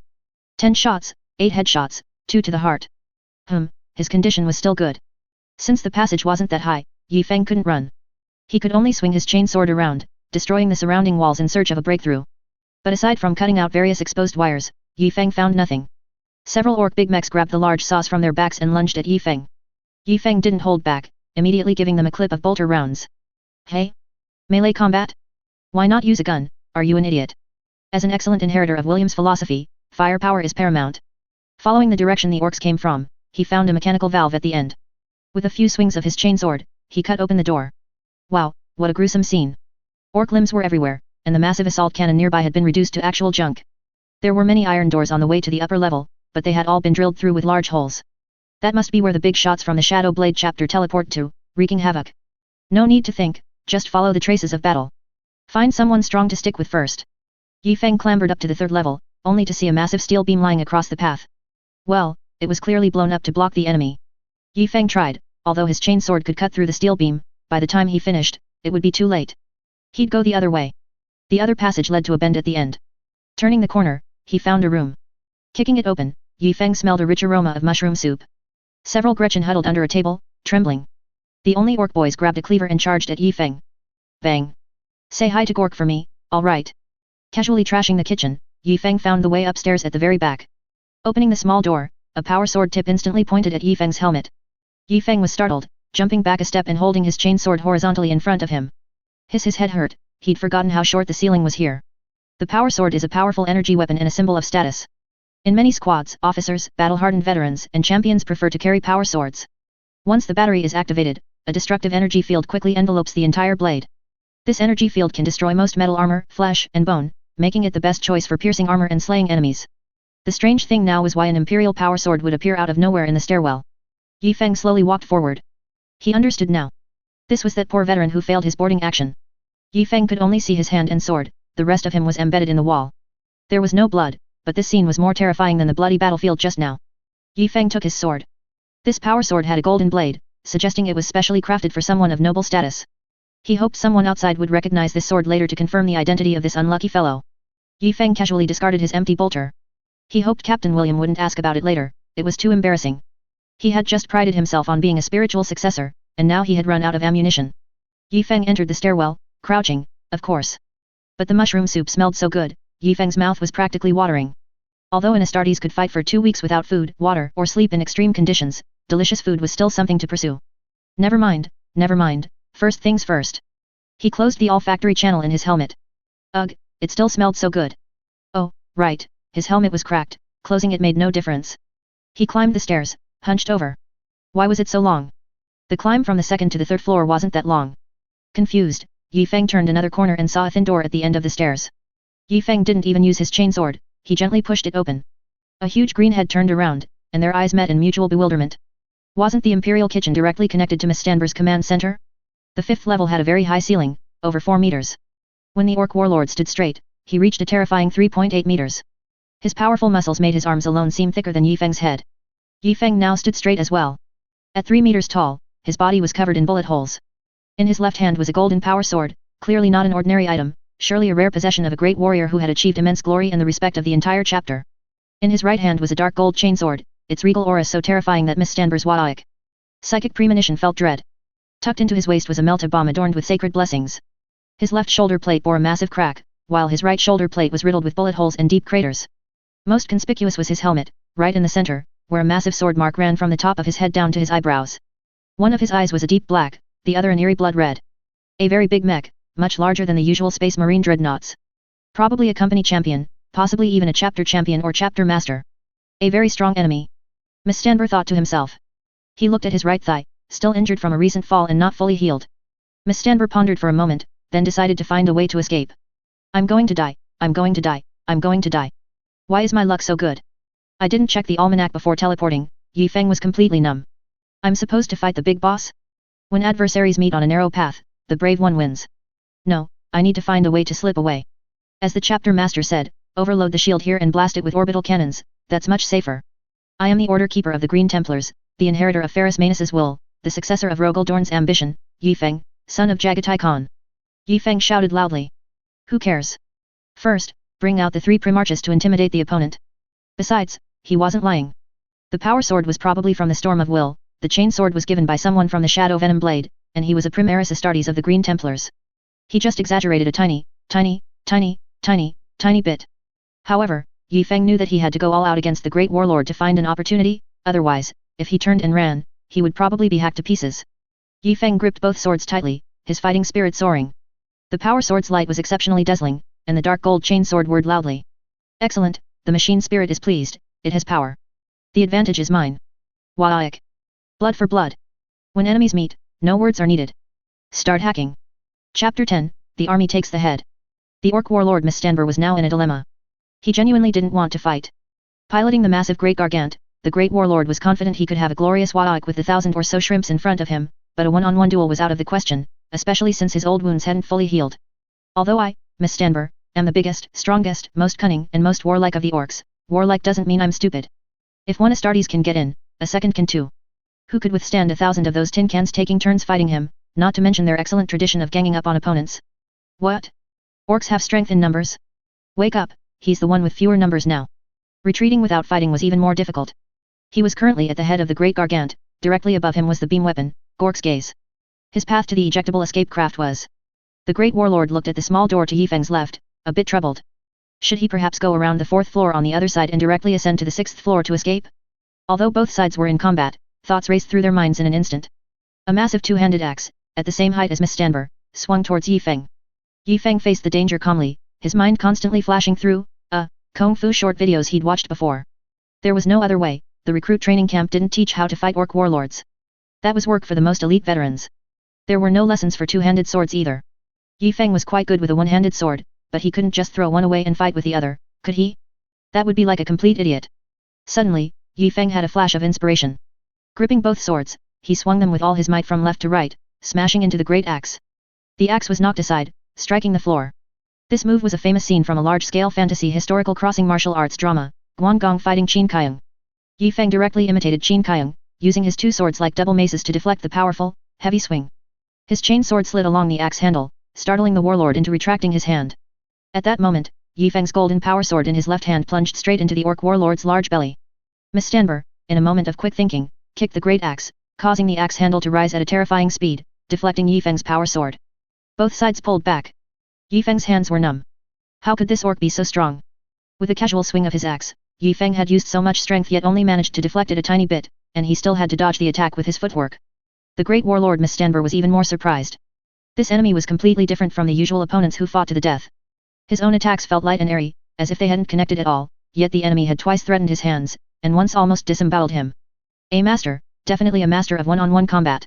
Yifeng tried to analyze the current situation using his limited combat experience and the theoretical short video tutorials. The opponent's strength was immense, and his speed was also fast.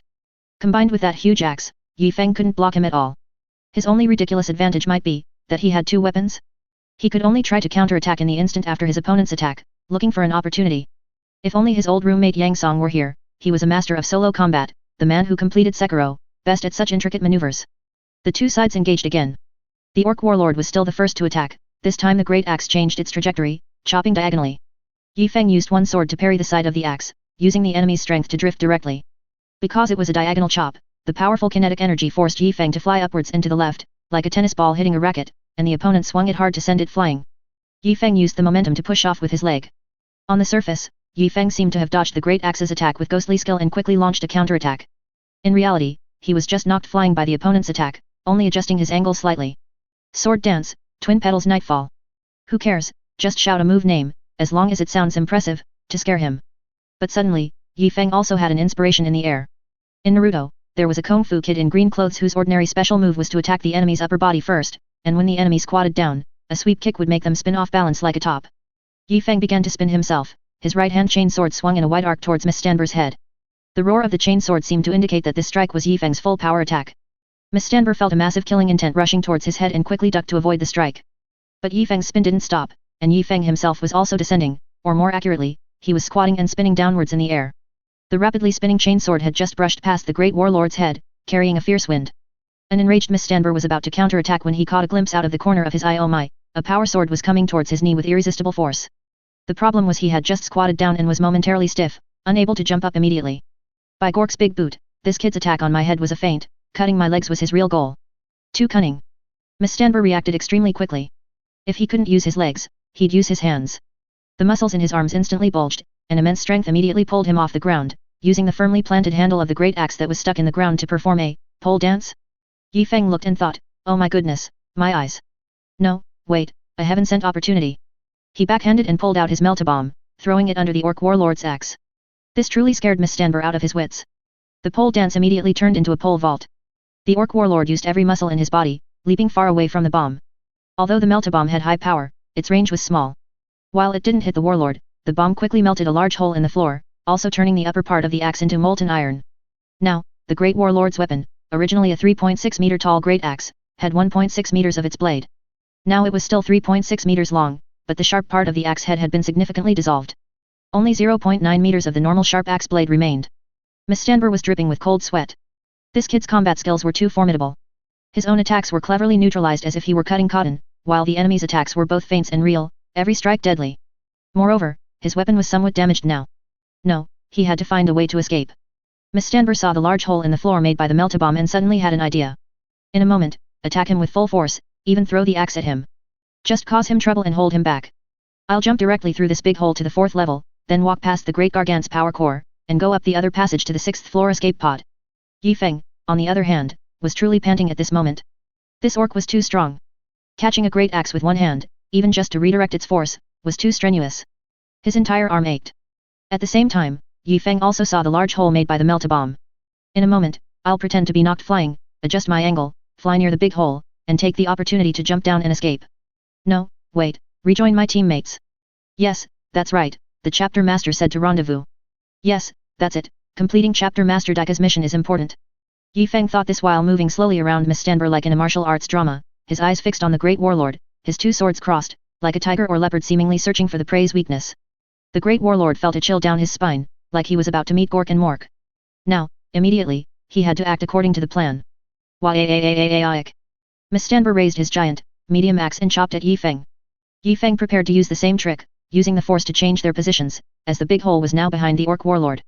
But, just as the enemy's attack came, the axe didn't chop down as expected. Instead, Mistandber launched a flying kick. Oh my, a sneak attack.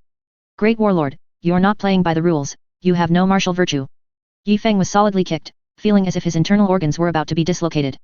Cracks, cracks, appeared on his chest plate. Before Yi Feng could catch his breath, the axe chopped straight down. This time, it was Yi Feng's turn to be scared out of his wits, fearing his soul would return to the emperor's throne. There was no other way, he had to endure it. Yi Feng held both swords, crossing them to block the great axe, but the axe still cut through, slicing through his right shoulder plate, directly cutting through flesh until it hit his thick bone before stopping. If this axe hadn't been partially dissolved by the melt-a-bomb, Yi Feng's entire shoulder would have been chopped off. Yi Feng was completely pinned down by the axe, both of his swords trapped underneath it. If the orc warlord continued his assault, pulling out another weapon, the consequences would be dire. Wait, where was the warlord? Yi Feng saw that the orc warlord didn't press his advantage. He limped towards the large hole, then jumped down. Hey? Yi Feng was now full of questions. What was going on? This wasn't Mistandber's fault, he hadn't even looked at Yi Feng. After swinging his axe with all his might, he had already turned and fled before the axe even made contact with Yi Feng. Look back? Are you kidding? Fighting a master like that, not a second could be wasted. He had tried several rounds already and was almost stabbed to death by a power sword. Could one more axe swing really cleave the opponent in half? So, Mistandber, with a clear objective, didn't even look back, jumping down to escape. Yi Feng quickly reacted. Limping?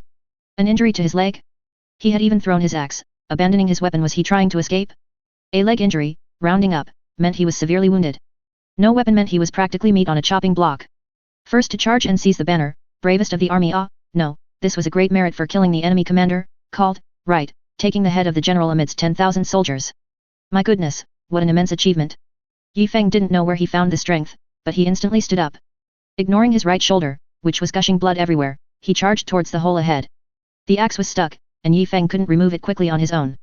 The enemy was about to get away.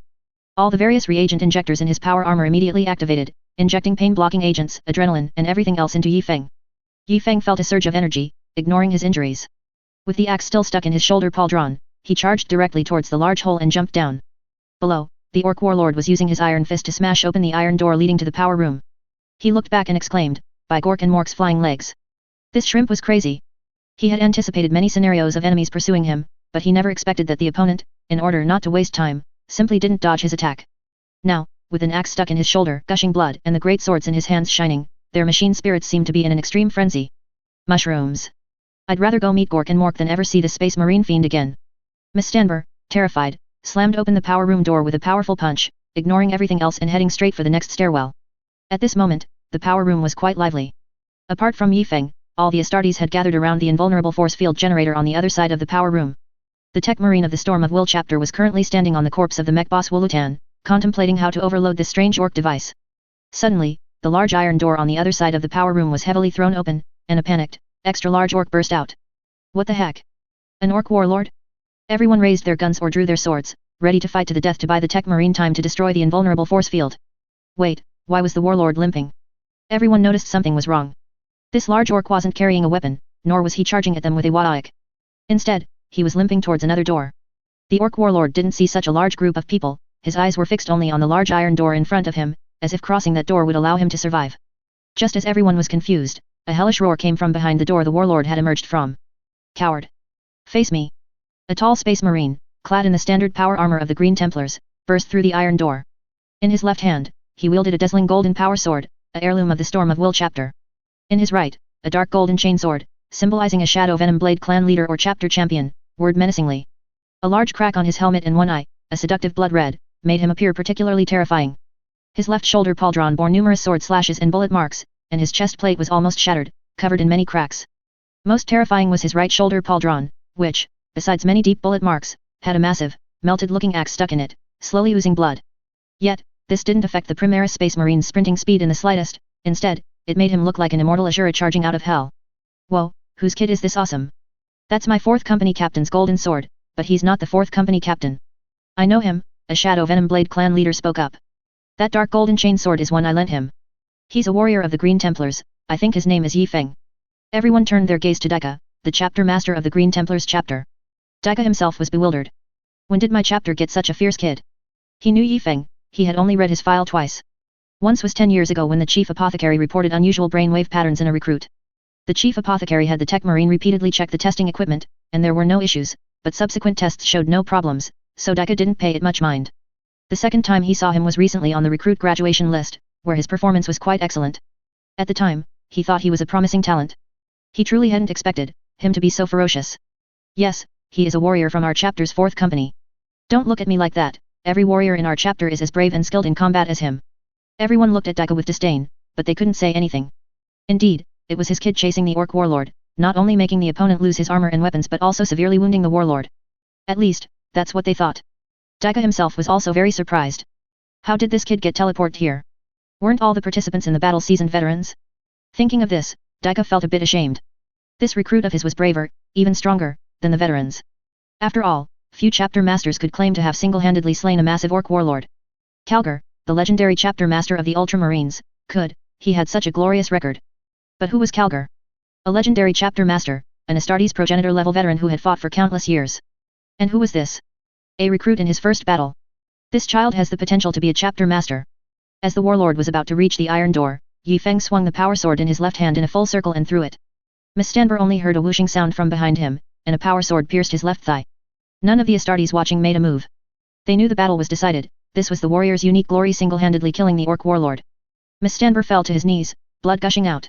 He didn't have time to turn his head all the way around, as he turned to his left, he saw a bloodthirsty chainsword slice through his body. After throwing the power sword, Yi Feng quickly switched the chainsword to his uninjured left hand and, without a word, slashed it across. A large head flew up, hit the great iron door the hope of life in front, and then rolled back. Yi Feng picked up the head, and their eyes met. The orc's powerful vitality hadn't completely killed Miss Stanber yet, but he was at his last breath. A narrow-minded fool, seeing the sky from the bottom of a well, daring to underestimate the heroes of the world from a small corner? You don't know that I can take the head of a general from amidst 10,000 soldiers as easily as picking something from my pocket. Secure the victory first, then talk trash. Yi Feng didn't have the bad habits of villains in TV dramas, saying a lot of words only to be dramatically turned around. But showing off like this, it felt so good. Go back and tell your Gork and Mork, the sea is boundless, the sky its shore, at the mountain's peak, I stand alone. All of you, rein it in, or else, humph, don't say I didn't warn you. Daika, watching from the side, liked what he saw more and more. Who were the people watching around them? The leaders of 3 chapters. Look at what this kid said, how domineering, yet how elegant. In the future, if anyone dares to say that we, the sons of the grasslands from the White Scars, are barbarians like those madmen from the World Eaters, I'll have Yi Feng come out and verbally destroy them.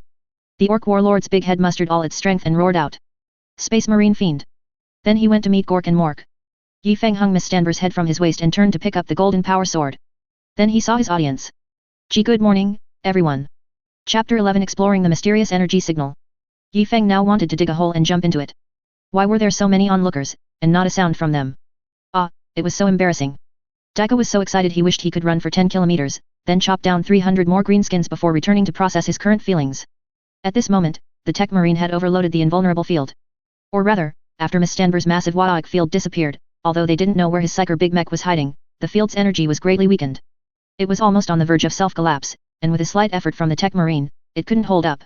Chapter Master Daika, something strange has flown out of the battlefield and is heading straight for space.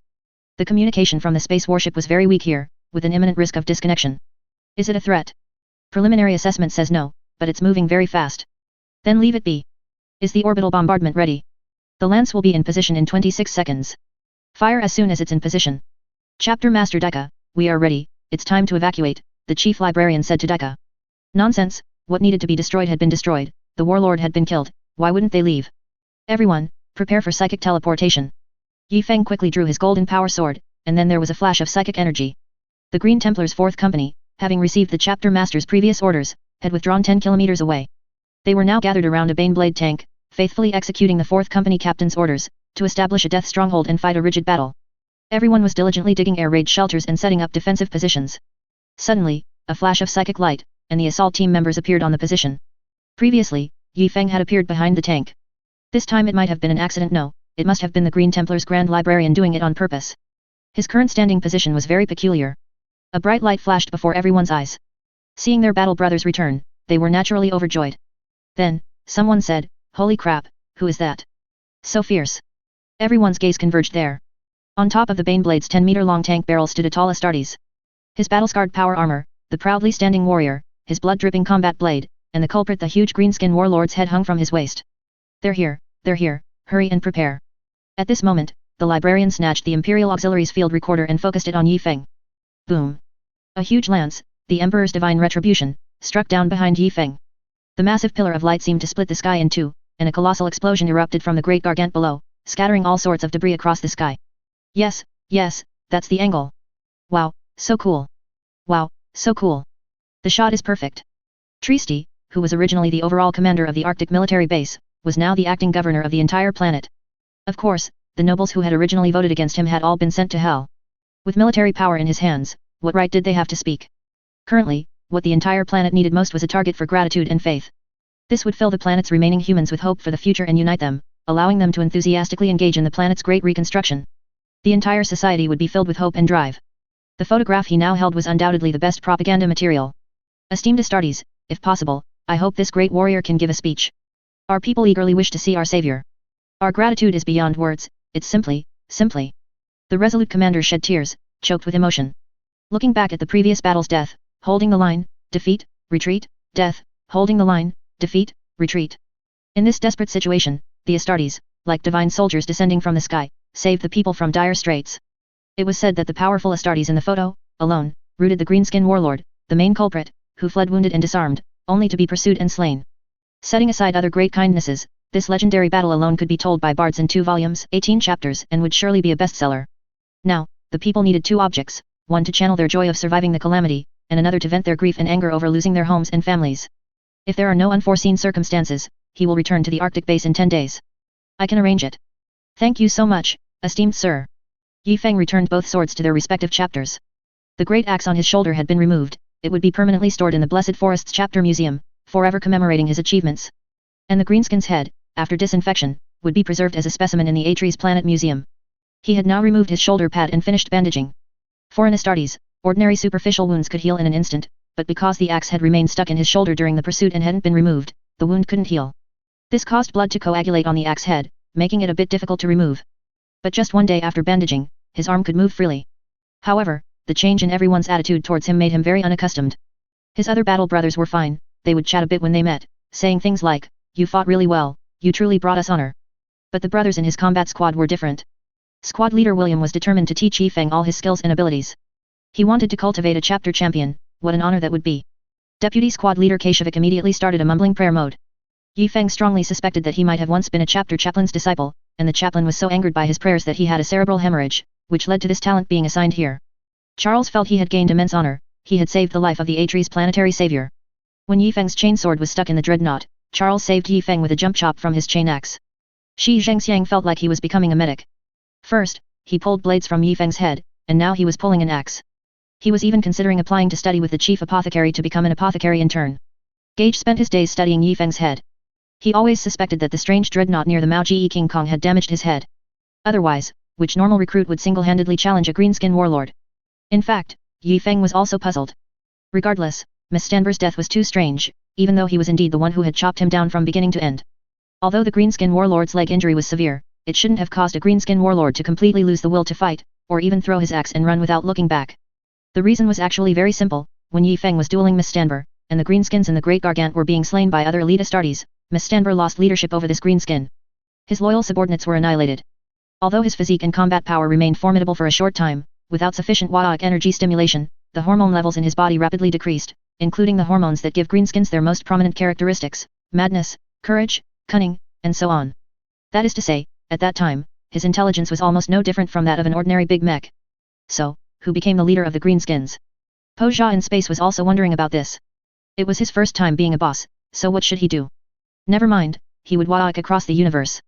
Po Jia's super high-speed spacecraft flew out of this star system, heading deeper into the universe. The Astartes of the Green Templars' 4th Company, 3rd Squad, were speeding across the White Wilderness.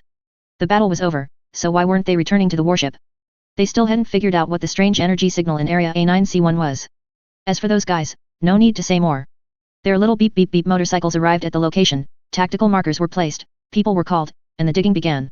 The Imperial Auxiliary stationed at the surrounding Arctic military fortress arrived at the location with huge excavation machinery, as well as demolition equipment, detection equipment, and a set of power armor. In the sky, the Green Templars' transport ships also carried several precious large machines produced by the Mars Forge. These ancient machines, blessed and inscribed over thousands of years, seemed to grow even more powerful. An Imperial Auxiliary officer, leading a squad of soldiers, escorted a giant metal box directly towards Yi Feng. Esteemed Astartes Lord, we are here by order of Chapter Master Dika to deliver the power armor replacement equipment. If it is convenient for you, the ritual for replacing damaged parts can begin now. Normally, power armor is equipped in a dedicated arming chamber on a warship, but if only a few parts need replacing, it's not so troublesome. The Mark the 10th power armor uses a modular design, truly allowing for replace what you want. Yi Feng followed them into the black metal box, which contained a simple arming chamber, with 4 boxes of spare parts arranged alongside it. After replacing the left and right shoulder pads and helmet, the shattered chest plate in front was not replaced. Instead, a component was added, a front chest component from an iron-clad Terminator armor, completely covering the front chest plate to form a second layer of reinforced armor. While Yi Feng was changing his armor, a large pit had already been dug in front. What a 10,000-year-old permafrost, it's perfect for cooling down our large machinery. With everyone's diligent digging, progress was fast, but a drip, drip, drip sound came from the bottom of the pit. Everyone scattered as far as they could. Yi Feng looked at the alarming detector. Good heavens, the radiation isn't small. What to do next? Mortals couldn't handle it for a while.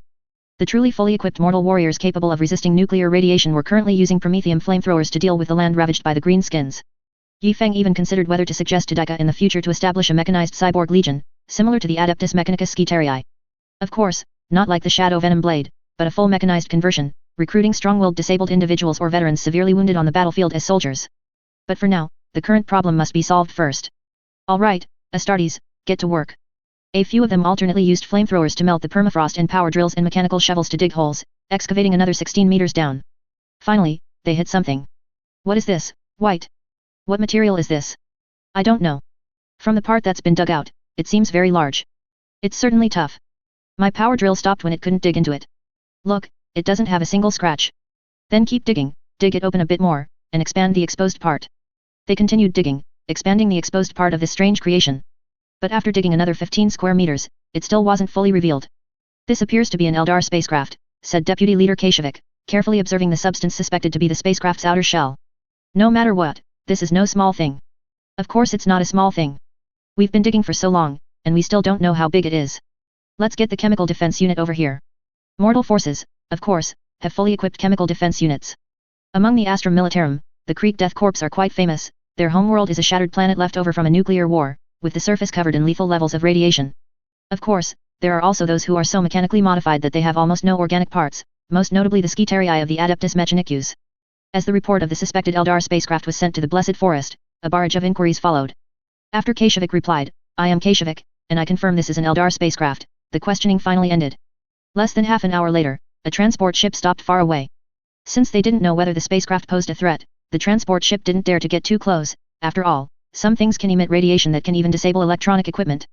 Laboring the people are happy, I labor, I am proud. Laboring the people are strong-willed, I strive, I am happy. These soldiers, shouting slogans the Astartes had never heard, toiled in the sweat of their brows. They first dug a hole 15 meters in diameter, but finding it wasn't big enough, they expanded it to 25 meters, then 35 meters, and finally stopped when it reached 150 meters in diameter. It's definitely an Eldar spacecraft, Deputy Leader Kashevik suddenly said. Kashevik seemed like a changed man, exuding an aura of focused solemnity. Kashevik is our team's Eldar expert, William said. Trust his judgment, Kashevik. In your opinion, can our meltabombs breach this spacecraft? It's difficult. With our current weapon standards, either it won't be harmed at all, or we'd need to summon orbital bombardment from 6 warships, which would most likely blast it into oblivion. Then how do we enter this vessel? No need to enter. Below, its fuel must have leaked, which is why there's a strange energy reaction.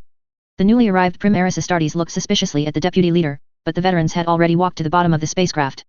Indeed, at the very bottom, the white outer shell had been damaged by something unknown, revealing a black inner tube. A strange red substance was flowing out of the tube, seemingly corroding both the spacecraft and the surrounding soil. The Astartes began moving around, recording geological information and collecting samples from the area. They didn't know why this Eldar spacecraft had suddenly leaked, but collecting data to send to the experts was always the right thing to do. So, how do we handle this now? What do you mean, how do we handle it? Pack it all up and take it away. Once it was reported as an Eldar spacecraft, the entire process of calling for reinforcements became much faster. There were people when needed, and machinery when needed. Large transport ships directly brought multiple large metal boxes to pack up the entire spacecraft, which was over 140 meters long. Like a set of nesting dolls, one box enclosed another, until it reached a diameter of 230 meters. Even the surrounding soil wasn't spared. Wasn't the radiation strong? Take it all away. Originally, it was a task for a single squad from the 3rd team, but now a huge crowd of people arrived, bustling with activity, yet their smiles were brighter than if they were at a party. Chapter Master Dika's foresight was far greater than they imagined. According to their reports, it was highly probable that this spacecraft had only recently begun leaking fuel. So what exactly corroded the Eldar warship's outer hull? Could it be found and used for their own purposes? Could it be made into a weapon to fight the Eldar? When did this spacecraft arrive here? Geological surveys of the area must also be conducted simultaneously. The overall performance of Eldar spacecraft surpasses human warships. What technology is employed? Can the Archmagos analyze it? This was not some shattered debris, this was a nearly intact Eldar spacecraft. It is known that due to the great extinction caused by the birth of Slaanesh, almost all existing Eldar are part of a ship-based civilization on large spacecraft worlds. Their extremely small population makes it almost impossible for them to develop technology, and many technological branches have even died out due to too few people. The entire Eldar race, like humanity in the Dark Age, is experiencing technological regression. So, would the technology of this particular Eldar spacecraft be even stronger than current Eldar technology? The minds of the Green Templars were filled with countless thoughts. The Astartes of the 3rd team were, of course, happy to be idle. They didn't have to work, just listen to the mortals' reports and patrol around. Only Deputy Leader Kashevik showed intense interest. In the past few days, the squad members had watched him circle the spacecraft hundreds of times. Hey, Gage, do you think we should call the chapter chaplain over? I feel like Kashevik has gone mad. Indeed. Has he fallen under an Eldar illusion?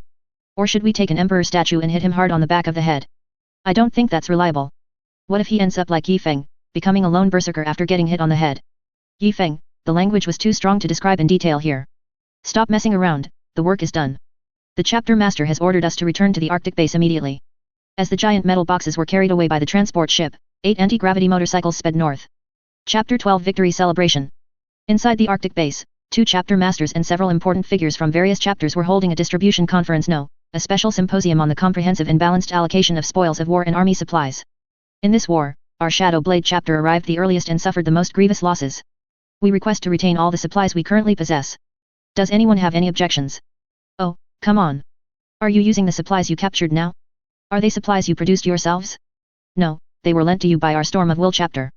As a legion on a penitent crusade, you cannot receive any friendly supplies. That's the rule. The Shadow Blade's clan elders were speechless. By the rules, they indeed couldn't receive any supplies, and the broken scrap metal from the greenskins captured in this war was completely unusable. He couldn't gain any benefits but had sacrificed the lives of 69 battle brothers for nothing. The Storm of Will chapter also suffered considerable sacrifices in this war, and I provided most of the ammunition consumed. I should take the primary credit. Who has an objection? Who has an objection? Did you kill the greenskin warlord? Wasn't it handled by the Green Templars battle brothers? Yi Feng's military achievements were Daiga's greatest confidence. He didn't care who contributed the most. After all of the people of Atres believed that Yi Feng had saved them. Although everyone hadn't yet rebuilt their homes, the printing presses and sculpture factories were doing incredibly well. Giant Yi Feng's divine punishment, the Green Templars Grand Librarian stated that this was merely an accidental recording by an Imperial Auxiliary Battlefield Recorder, absolutely not a deliberate pose, were hung everywhere. Every household, if they had money, bought a statue, if they didn't, they bought a painting, burning incense and worshipping Yi Feng as a true god. If Yi Feng were to go to the warp and return, he could even boast of being a great god of the warp. Even sales of lightsaber toys and mecha cosplay skyrocketed. Helmet sellers now had no business unless they carved a crack extending to the brow, or at least drew a line with black dye. Although you severed the greenskin warlord's head, we contributed significantly to the Gorkanaut and Mao Ji King Kong before that. A large portion of the orbital bombardment was ours, you know.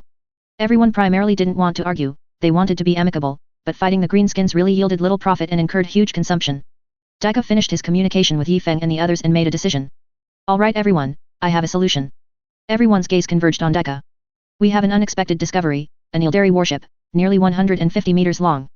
Everyone's killing intent seemed to be released at once, and the atmosphere in the entire meeting room became extremely oppressive. Everyone understands the value of a 150-meter Eldari warship, right? Although damaged, it's an almost complete warship.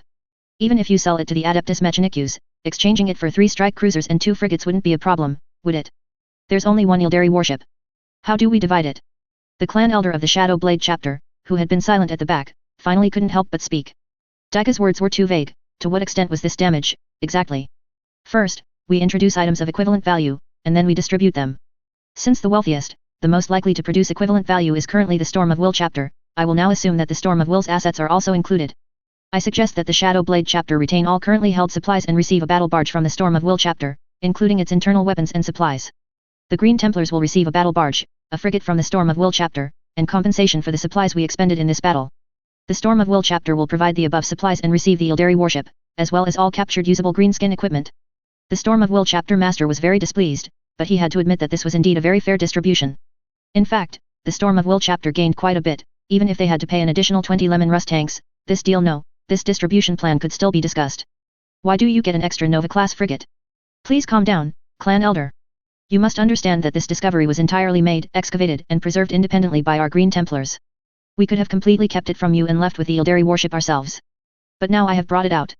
To maintain the friendship between our 3 chapters, I hope this cooperative battle serves as a bridge to solidify our friendship, rather than letting the distribution of spoils make this the beginning of our distrust. We agree. The big shots of the Shadow Blade chapter, after some whispered communication, quickly reached a consensus. We also agree. The Storm of Will chapter had no objection, though they had to consider which battle barge to leave behind, as the 3 had slightly different performances. Then, a pleasant cooperation. The big shots of each chapter bumped fists. One more thing, that Eldari warship was also found by that kid Yi Feng. Oh, Chapter Master Daiga has another fierce general. Who would have thought this Yi Feng is also a versatile talent? With the division of interests complete, everyone wouldn't begrudge their goodwill, especially towards someone they also favored. Oh, Yi Feng and his battle brothers are almost here. Let's go see the excitement. Yi Feng and his battle brothers returned to the Arctic military stronghold, or was this a metropolis?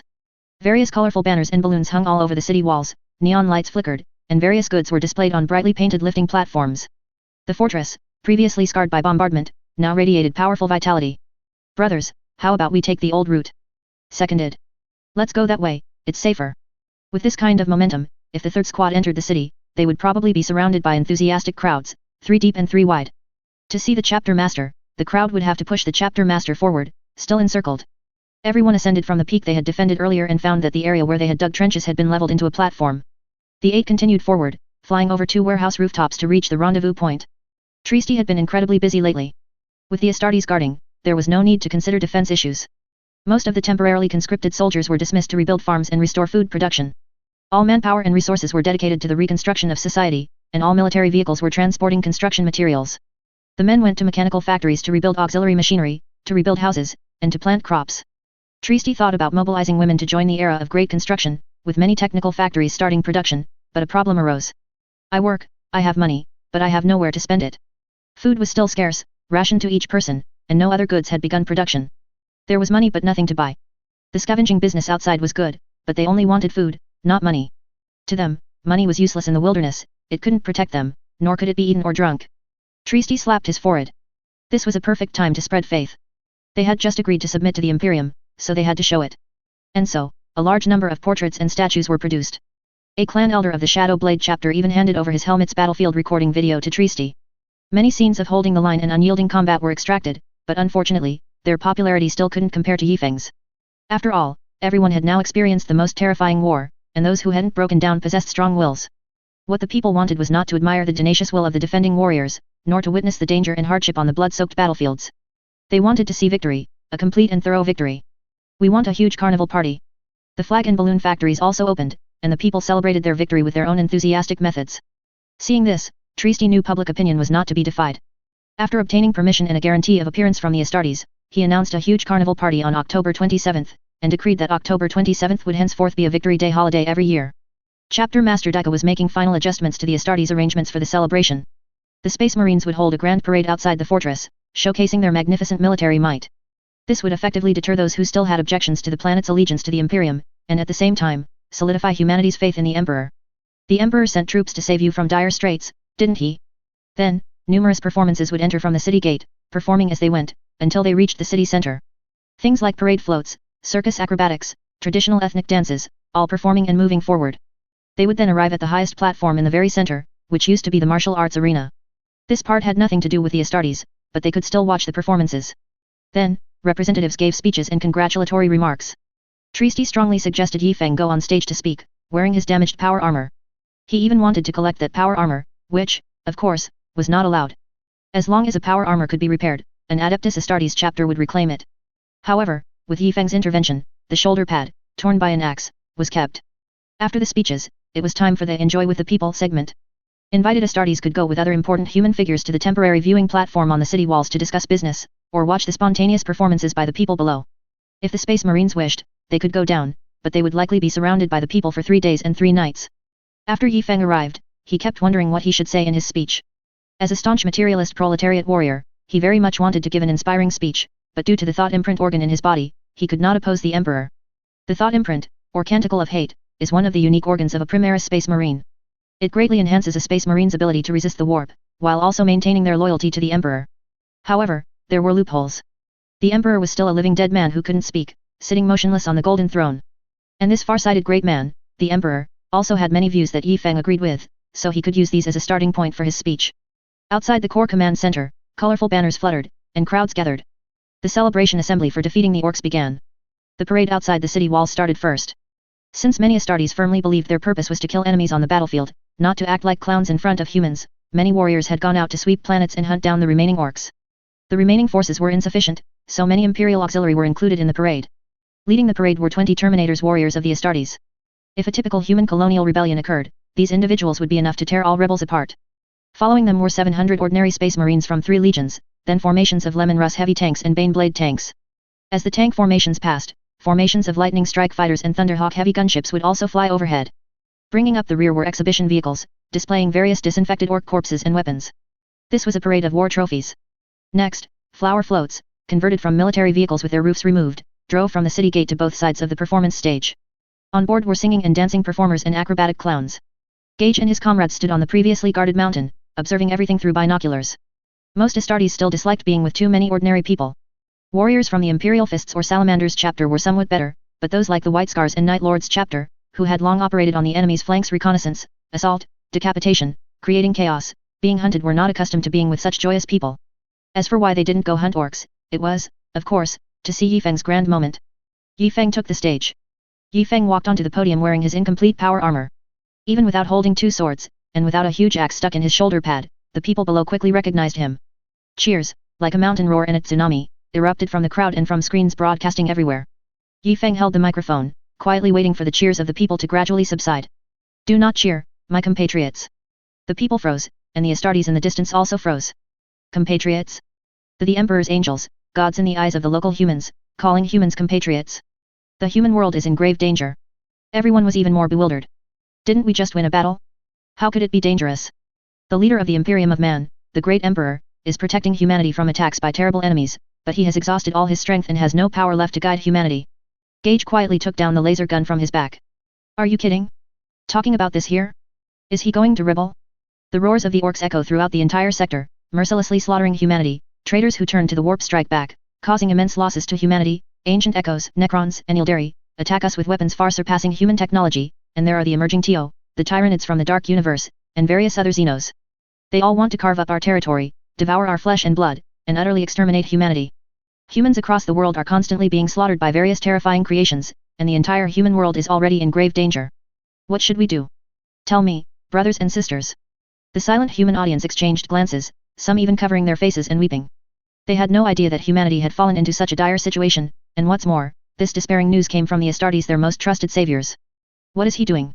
The chapter masters in the rear command post were completely confused. Has he been influenced by Zhiqing? Don't panic, just listen, Dika said. Although he didn't know what Yifeng was up to, he trusted his own child greatly. He could educate him vigorously at home, but outside, he had to give him full trust. A senior family member, after all, is there to be a pillar of support for his child. Among the crowd, a 13-year-old boy suddenly shouted with all his might, but don't we still have you? Do you expect me to descend from the sky every time, kill all the enemies, and protect you? Yifeng snatched off his helmet and slammed it to the ground. Look closely, I am also a human, merely an enhanced human. The Astartes had already moved, surrounding the area. It looked like Xianqi's manipulation. I ask you, why are you still standing here? Why are you still alive and kicking, holding a celebration? Why haven't you become fodder for those abominable orcs? Is it because of our Astartes struggle? Of course it is, but can we alone protect so many people? What about the blood and tears of the Imperial Auxiliary? What about the ordinary laborers who provided us with supplies, saving food from their own mouths? Have you forgotten the warriors who sacrificed themselves on the battlefield? Damn cowards! A great commotion arose from the crowd. We never forgot. We are not cowards. The aggrieved audience below shouted in protest. Yifeng continued, not cowards? Then I ask you, when I asked you what we should do, why did not a single person answer me, kill them all? The Astartes stopped their movements. Phew, a false alarm, that was really scary. I ask you, how did we win this war? We are space marines from other planets. The powerful machines we use come from Mars, from Lucius, from Griffon 4, from thousands upon thousands of forge worlds across the entire universe. Our Imperial Auxiliary come from the Segmentum Obscurus, from the Storm Sector, from the Ultima Segmentum, from human worlds across the entire universe. The combined strength of humanity from across the entire universe formed a torrent, utterly annihilating the invading orcs with overwhelming force. We are not fighting alone, millions upon millions of humans are behind us. Our strength converges, and we are invincible. If the orcs want to slaughter us, and Chaos and the Necrons also want to join the fun, then we fight. The crowd below was agitated, their tear-wiping hands now fists waving in the air. Yifeng saw that the people's fighting spirit had been ignited, but they still needed confidence. Our ancestors once destroyed huge orc empires, driving them to the most barren places in space with their worship. Our ancestors once defeated the Chaos Legions, driving them to hide in the Eye of Terror, afraid to come out. We once obliterated the Necrons' pyramids, making them sleep forever in their own tombs. We once shattered Eldari spacecraft, destroyed vast Tyranid fleets, and killed all Xenos who dared to appear, leaving them no way to ascend to heaven or descend to earth. Now, they dare to make a comeback. We will tell them with our fists and artillery that if we can defeat you once, we can defeat you 1,000 times over. A thunderous battle cry erupted from the crowd below. Yifeng felt the time was ripe. If one person can't win, then what about 10 people? If that's still not enough, what about 100 people? Behind us are billions upon billions of human compatriots. All of us, united. We will fight on the seas. We will fight on the land. We will fight in the underground pipes. We are in space, on warship, in space stations. We will fight ceaselessly until our enemies are utterly destroyed. People of the entire world, unite and liberate the entire galaxy. Chapter 13, Patchwork Robe. On October 27, 42K, year 501 of humanity, Atres officially established the Astra Militarum, designated as the Atres First Army, also known as the United Human First Army. Given that the Ministry of Internal Affairs could not respond at the moment, this designation was issued by the temporary Taiping Starfield Second Parliament, and Trieste was appointed as the Second Army Commander. Hey? You ask who the First Army Commander is? Yifeng's statue is enshrined there. At the same time, the Atres Planetary Defense Forces were established. Yifeng was invited to the city wall, which was currently serving as a VIP viewing platform. In Trieste's vision, this was akin to a high-level celebrity meet and greet, with key leaders from various sectors conversing with several Astartes. For instance, on the adjacent city wall, the 5th Company Captain of the Storm of Will chapter was discussing with a leader responsible for ammunition production about providing supplies to the Astartes in exchange for imperial tax privileges. When everyone got excited, some offered local specialties, and others enjoyed delicious food. Although many factories were not yet operational, the treasures accumulated previously were still considerable. After all, these things were discarded when escaping as they were useless, and orcs didn't want them either. Now, scavengers in the wilderness were bringing them back in waves. There were still good things, after all. Below the city wall, everyone was celebrating, singing, and dancing. But now, Trieste rubbed his temples. Yifeng's speech and Trieste's early promotion had been too effective. Below the city wall, an endless crowd had gathered, spontaneously expressing humanity's most primal form of affection. I give you my most precious possession. Under normal circumstances, this wouldn't be an issue, but now, everyone had brought little when fleeing, with upper and lower hive people alike, leading to all sorts of absurd gifts appearing. The guard had already gone down to manage order, clearing an area to prevent people from getting too close, but the enthusiastic the people's riot could not be contained. They agreed to let representatives of the people come forward to organize, piling the gifts below the city wall. I am truly sorry, esteemed Lord Yifeng, the people's love for you is incredibly profound, which often leads them to do some outrageous things, as they are merely mortals, far from as powerful and rational as you. Please do not blame them. Trieste could only communicate with Yifeng using his rich experience in dealing with nobles, otherwise, an Astartes getting angry would be a terrifying thing. A soldier should be loved by the people. An army not loved by its own the people cannot win battles. Trieste's adjutant hastily took out a small notebook to record. Yifeng's quotations was already being compiled, with Yifeng's recent speech as the main text and other quotes as supplementary. Needless to say, it would surely be among the required reading for primary and secondary schools in the next century. Yifeng directly jumped down from the city wall into the cleared area. The guard was instantly on the verge of losing control of the people.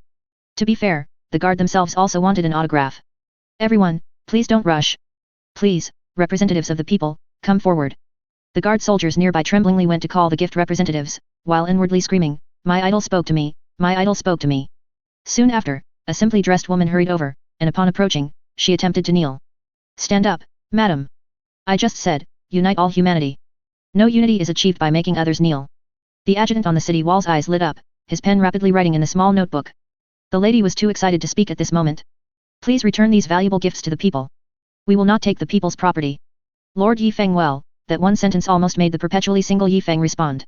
These gifts are everyone's heartfelt gesture. Yifeng also understood this matter, not taking anything at all would likely cause problems.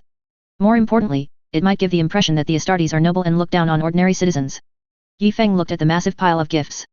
Gold watches and silver jewelry were normal, but that white shirt was probably the most decent thing some mid-hive worker owned, and the floral handkerchief, it was quite pretty, probably from some upper hive noblewoman. Wait, why were there shoelaces? The poor lower hive folk must have given the only presentable thing they had.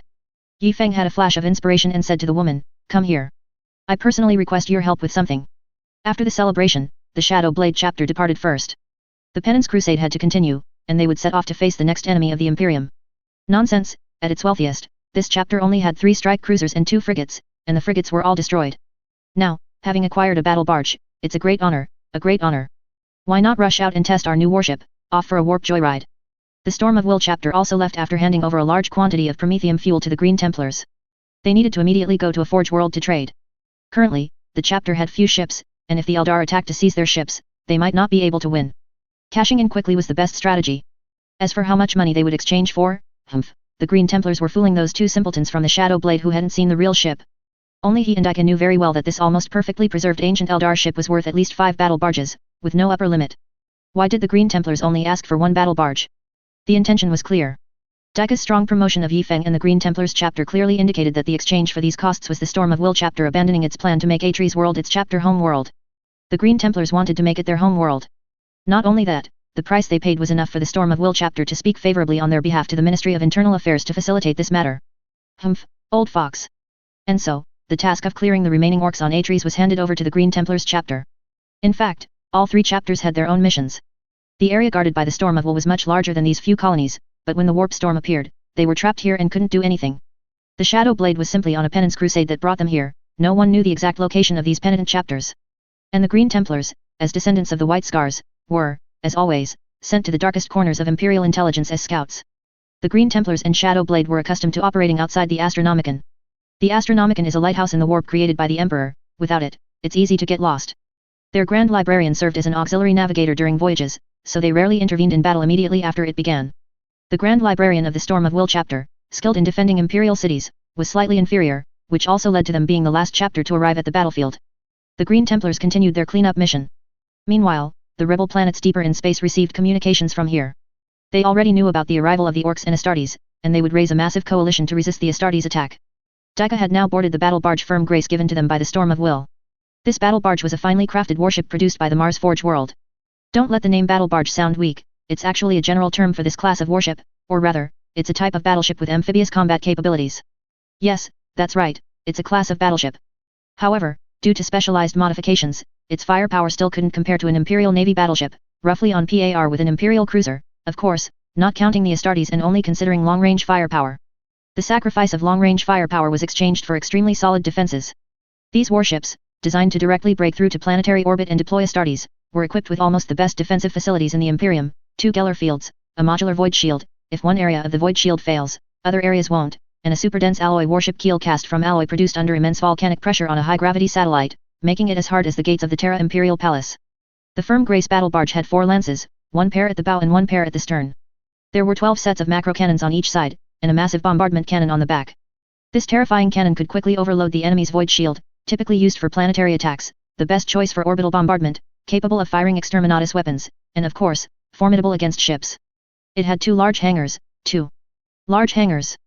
But most terrifying of all, a battle barge could simultaneously deploy 3 companies of space marines to board an enemy warship within minutes.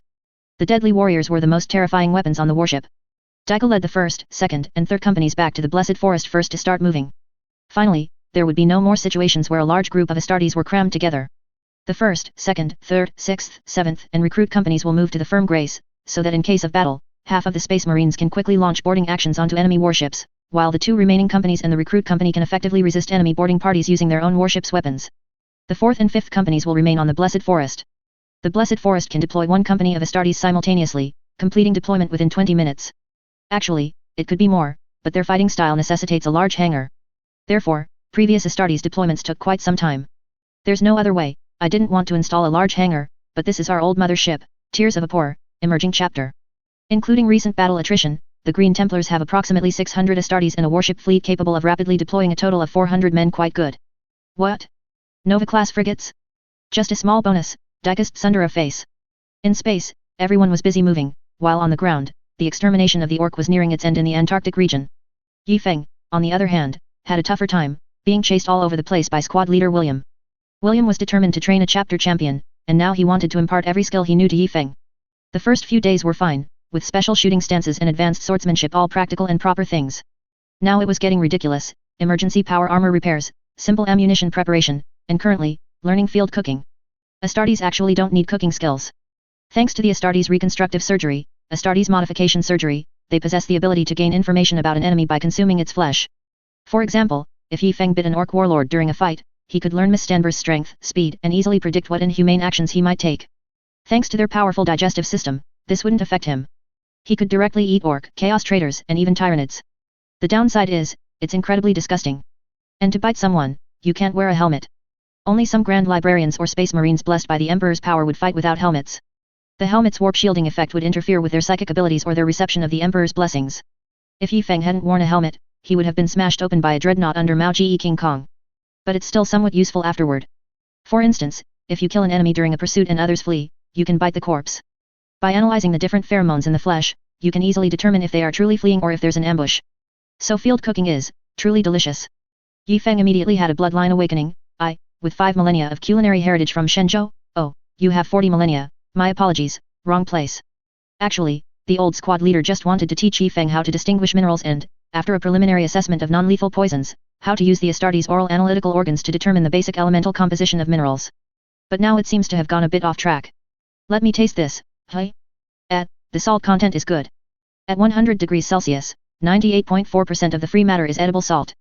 Other substances are judged to be non-toxic and will not affect the food's flavor. Then Yi Feng added the stone to the orc meat stew he was making, which could be considered hungry for barbarian flesh, laughing at drinking Xiangnua blood. This organism is identified as a plant-like body, usable, no conflicting substances found, can be added. Yi Feng then threw a strange herbaceous plant, pulled from who knows where, into the pot. Oh no, this kid's gone crazy. Yi Feng, isn't this? Oh, squad leader, I'm sorry, I was wrong. I should have cut it into small pieces before putting it in. Forget it, he's beyond help. A month and a half passed in a flash. After the Green Templars finished clearing out the orc, it was time to move on. Chapter Master Daika had been wandering around these past few days, picking out any young man he fancied and taking him back to be converted into a recruit. Chief Apothecary's dreadnought had barely moved to the Firm Grace when another dozen recruit conversion plans were added. Today, at the Arctic military base, the Green Templars will officially hold their departure ceremony. Normally, these would take place at a space station, but that's not possible now, as the space station was destroyed. Chapter Master Dika, Tristi, on behalf of all humanity on Atres world, once again thank your chapter for your support. Atres will never forget your kindness. You're welcome, Mr. Tristi. Punishing the Emperor's enemies is the meaning of our existence. Now, I sincerely welcome the Atres star system into the Imperium.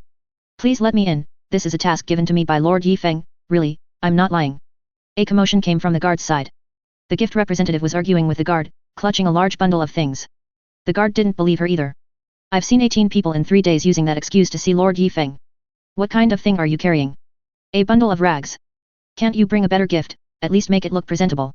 The gift representative was almost in tears. Lord Yifeng's request was precisely this. Let her through, Chapter Master Dika said. Tristi waved his hand, and the guard pouted, letting her pass, muttering, You're lucky, there are important people here today. Dika looked at the things in the woman's hands, not knowing whether to laugh or cry. What was this large pile of patched up rags? You. Lord, this really is what Lord Yifeng requested. Oh, you're here, hey. Yifeng strolled down from the adjacent city wall, having just been chatting with Battle K, the captain of the 4th company. Lord, these are the things you asked for.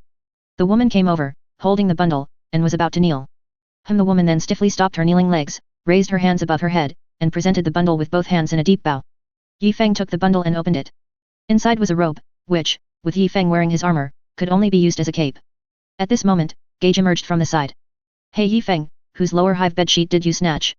The woman remained in a deep bow, her expression unseen by anyone. Tristi's adjutant had already pulled out his small notebook. He had discovered a pattern. No matter how outlandish Yifeng's conversations with the Astartes were, when humans were present or involved, his words were always suitable for a textbook. What do you mean ragged bedsheet? 2 months ago, the valiant Atres people wore these tattered clothes and fought to the death against the orc. Now, they generously present their last shred of dignity as a gift to me. What does this symbolize? It symbolizes that we are an army supported by the people, it symbolizes the people's love and trust for us. Yifeng unfolded the robe/cape and draped it over himself.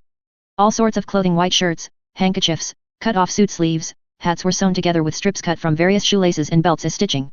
Clad in the 100-cloth robe of the people's wool, we shall fight for the people, fight for all humanity, fight for the liberation of the entire galaxy. The people's will is our direction forward. If one day I perish, please wrap my body in this 100-cloth robe. Long live the people. On December 14th, 42K502, Human Era, the Green Templars chapter departed from Atres world. On December 26th, Yifeng's quotations was published and quickly became a global sensation. In the turbulent warp, a powerful red energy coalesced into the shape of a 100-cloth robe. On July 9th, 42K503, Human Era, a colossal statue of Yifeng's divine descent was erected on the mountain peak of the Arctic fortress where he had once fought. On December 10th, in the great crater of the final war, a spiral-shaped museum was completed. A spiral staircase led directly to the bottom, surrounded by orc relics, remains, and visual records of the heroic battles of space marines and mortals.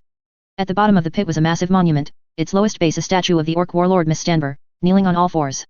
On either side of the monument were the names of the Astartes who sacrificed themselves in the war and the designations of the mortal forces annihilated in the war. The back of the monument bore the names of all surviving Astartes who participated in the war and the designations of the mortal forces. The main text on the front of the monument. Eternal glory to the Atres warriors who sacrificed themselves in the war against the orc in Atres. Eternal glory to the Astartes and Imperial Auxiliary who supported Atres and sacrificed themselves in the war. Eternal glory to all the people who contributed their blood and sweat for Atres in the war. Chapter 14, Taste Meat Grinder. Dika was actively training with his space marines to quickly familiarize everyone with the firm Grace's combat methods. At the same time, he also needed to build good relationships with the mortals on the warship. These mortal crew members, who had just been abducted from the Storm of Will chapter, were like children abandoned by their mothers, in extremely low spirits. Therefore, tactical training, speeches, and reorganizations were all conducted twice. A few veterans responsible for managing these mortals were on the verge of a nervous breakdown. Dika himself gave 3 major speeches. To stabilize morale and pledge that they would never be treated as cannon fodder and casually abandoned, Dika even stationed 10 Astartes on the frigates. After some time, Dika felt it was enough. Let's go, we'll practice on a rebellious star system. Dika opened the large map provided by the Empire before the warp storm appeared. There were approximately 7 rebellious colonial planets and 2 rebellious forge planets here. After much deliberation, he decided on the closest option, the Tastes system. The Tastes system, a star system with 6 planets, included Tastet 3, an environment with harsh conditions. Tastet 3 had a permanent population of only 800 million. Due to its proximity to its star, it experienced constant temperatures of 40 degrees Celsius, and the entire planet had a tropical rainforest climate, concealing terrifying creatures. If the Catachan Astra Militarum came, they would surely consider this their second home. Because of the harsh climate and its distance from the Imperial core, they rebelled 2,000 years ago, and the Empire had no interest in managing them. What taxes could they collect? The few people there wouldn't even cover the fuel cost for a tax collection warship. There were minerals, but the mining difficulty was too high, making it unprofitable. When Taistet III was still loyal to the Empire, their tithes consisted only of strange beast bones and furs. The tithe was the tax for ordinary imperial colonies, requiring a tenth of their assets, whether minerals, food, or even new planetary defense forces recruits. As long as the planetary governor paid the tithe, he could manage the planet in any way he deemed appropriate. Originally, there was also the Taistet III colony, but for unknown reasons, an exterminatus was issued. Since then, the Empire never returned to this unprofitable star system to collect taxes. At this time, outside Taistet System Planet 5, 7 heavy cruisers and over 100 frigates had gathered. These warships were mainly built by the 2 rebellious Forge planets. It wasn't that they were incapable of building battleships or more warships, it was primarily because none of these colonial planets could find enough materials. And whenever one colony wanted to build a second cruiser, the other planets would intervene to maintain the balance of military power in the vicinity. Will they really come here? This place is too poor. I think the chances of them raiding our home are higher. You truly don't understand the Empire. Their Departamento Munitorum doesn't care if a place is poor or rich. As long as they see territory that isn't theirs, they will send troops to conquer it. And it's based on the principle of proximity, pushing straight through, so this is most likely the first stop. But this place used to be too poor. Once it's conquered, doesn't it fall under the jurisdiction of the Departamento Munitorum?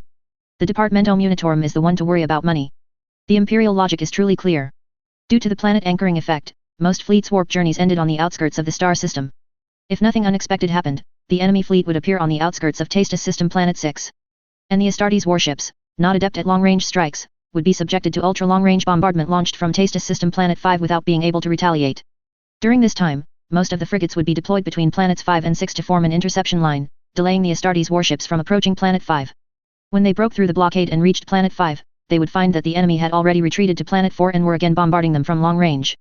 This is commonly known as the kiting tactic. At the same time, these rebellious forces also prepared a grand gift for the incoming enemy. Although they didn't have battleships, everyone had their own little schemes. Brothers, look, I only have 1 cruiser and a few frigates.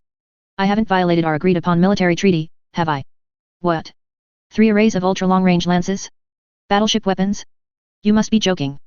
This is a cruiser, it just has slightly increased lance range and power, right?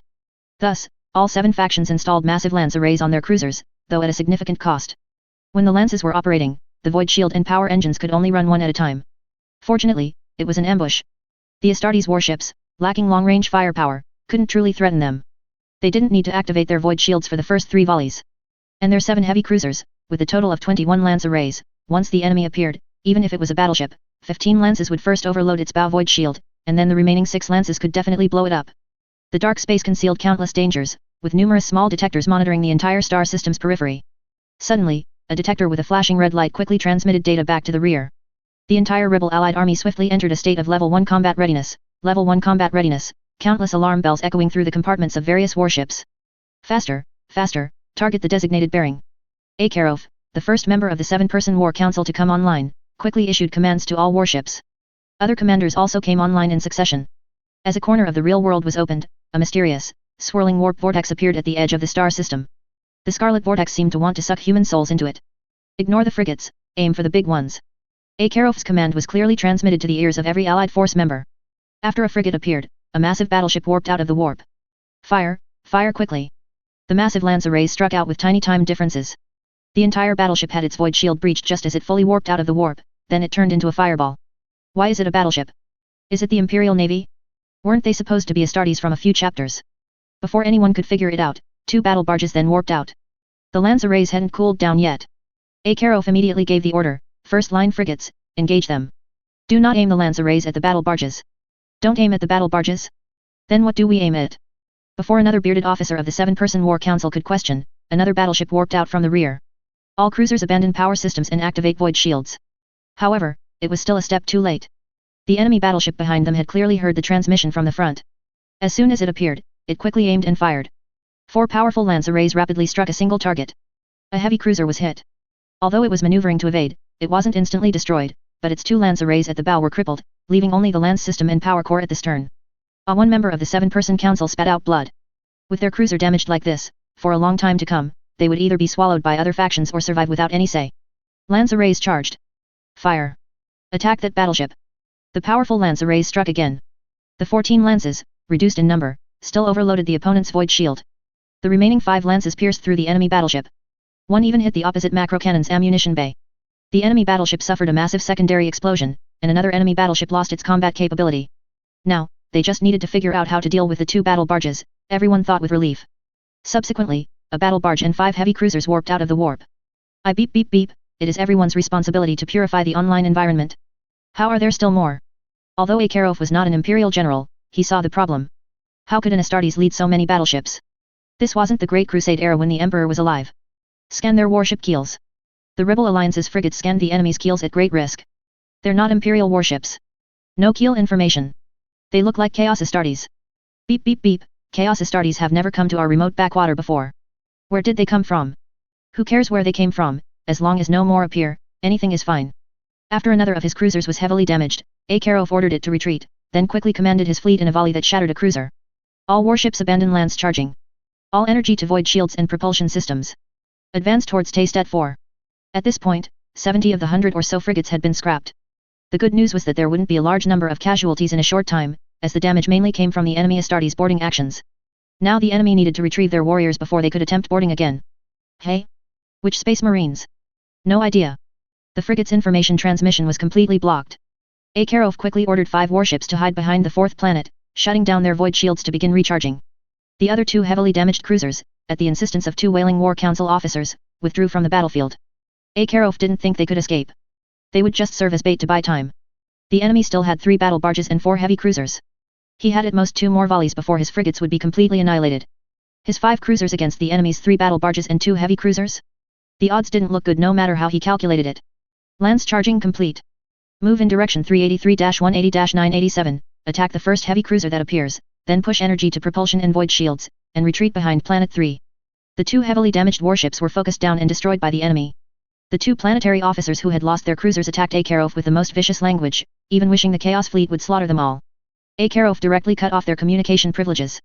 The strategy proceeded according to Akarov's plan. 1 enemy cruiser was blown up, but during their retreat, 1 of their own cruisers was hit, its void shield disabled. Fortunately, several frigates took the hits, otherwise they wouldn't have made it back to Planet 3. The last 30 frigates were retreating in their direction. They had been terrified into submission, the report called it a retreat, but it was actually a rout. The lances of the 5 heavy cruisers were ready, and deep worry was etched on everyone's faces. The Imperium might accept surrender, but Chaos never would. They could only hope that the great commander Akarov could perform a miracle. The fleet will slowly move towards the Planet 3 wasteland. Same old rule, focus fire on the first heavy cruiser we see. The 3 battle barges were already very close to them. They had broken through the ancient Tays 3 Guardian array deployed on the 4th planet, so the first enemy vessel the rebel company saw was a battle barge. Steady, don't panic. An enemy heavy cruiser appeared, chasing 1 of their frigates. Fire. The enemy still had 3 battle barges and 2 heavy cruisers remaining. They had annihilated 3 heavy cruisers and 2 battleships, while suffering the loss of 2 heavy cruisers and 89 frigates. This was already an excellent record, but there was nothing they could do, the enemy had too many warships. Just as the fleet instinctively prepared to retreat to Planet 2, Akarov called a halt. All combat units land on the Planet 3 wasteland. After the warships fire their lances, activate void shields and propulsion systems. Land? Everyone looked at Akarov. We would rather let Planet III's wasteland be plowed over again than let the flames of war reach Planet 2. But, our fleet. 2 fleets target 1 battle barge. After firing lances, activate void shields and propulsion systems, engage the battle barge in a close quarters brawl, then ram it. Everyone expressed their opposition. Wasn't this suicide? We can no longer win this war, but we still have a chance to destroy the enemy. By what? All of our 7 families' warships are here. Do you expect our planet's anti-air system to blow up a battle barge? I object, I strongly object. We certainly can't, but the Imperium can. Everyone was stunned. Indeed, according to intelligence, the Imperial Navy should be very close to them now. But even if they helped them, and the Imperium won, wouldn't they still be executed as rebels? Are you stupid? Just say that the many Chaos warships we destroyed are a pledge of allegiance. Go back and execute the families of the rebellion's masterminds from back then, and we might even get to be Imperial Navy generals. Among the 7-member War Council, there were also those who supported Akarov's plan. Gentlemen, we are certain to die if we stay in space. Now, entering Planet 3 is our only way to survive. Let's go. Landing craft and supplies continuously descended onto Planet 3. All fleet personnel and anti-boarding units dismantled all removable internal defense weapons from the ships and took them away. Commander Akarov, aren't you leaving? I will remain on the warship and send information to the Imperial Navy based on the final battle situation. The more detailed my battle report, the higher the Imperial Navy's chances of victory. General Akarov, the communications officer can do this. You don't have to. My mind is made up, you. The adjutant directly knocked Akarov unconscious with a rifle butt. Take the chief commander to Planet 3. He still needs to command the ground defenses. The adjutant knew exactly what Akarov intended. Such stubborn, old-school military men always wanted to sink with their warships, believing it to be the greatest honor. This bad habit from ancient Terra, he wondered why it could persist in the star system for 10,000 years. He also didn't consider how long those few drunkards could hold out on the ground without him. The enemy's battle barges appeared. The Rebel Alliance's last 4 heavy cruisers went to meet them. One of the enemy battle barges seemed to have reservations and did not advance, cruising under the protection of 2 heavy Chaos cruisers. The void shields of 2 battle barges were shattered, but they finally displayed their formidable close-quarters combat capabilities. A single shot from a massive bombardment cannon overloaded the rebel cruiser's void shield, and a 12 macro cannon array could render a heavy cruiser combat ineffective with a single volley. But when the boarding Chaos Space Marines entered the cruiser, they were puzzled to find no enemies, no resistance, no weapons, not even lights. The chainswords, hissing under the blessings of the Chaos Gods, had no idea where to strike. All energy directly overloaded the void shields. The power core, blocked by excess energy that couldn't be output, caused its temperature to rise rapidly. The 2 uncrippled heavy cruisers directly rammed the battle barges, then detonated in an earth-shattering cataclysm.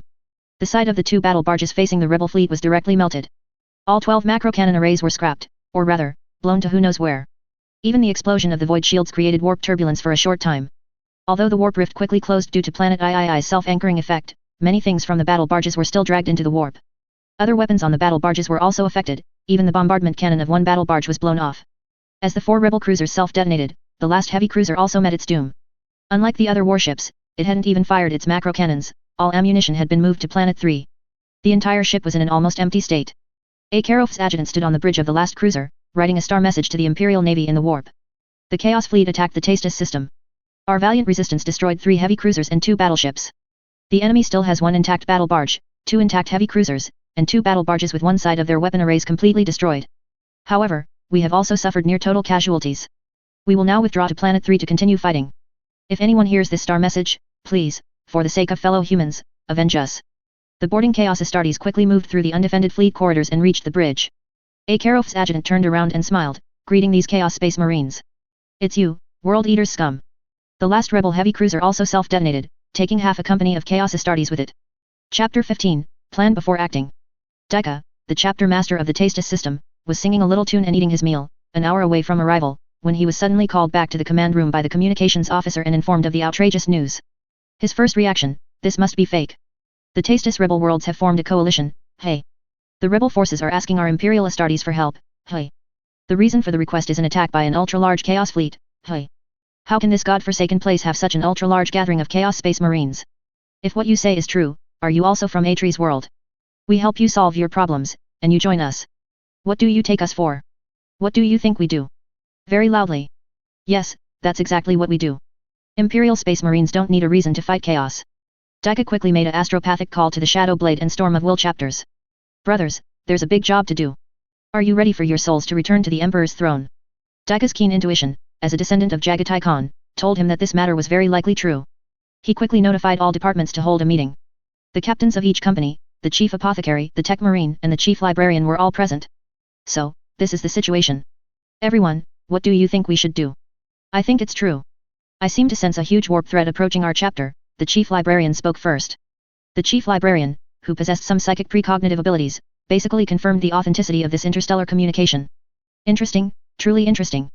The more I hear, the more outrageous it seems, and the more I feel it's true.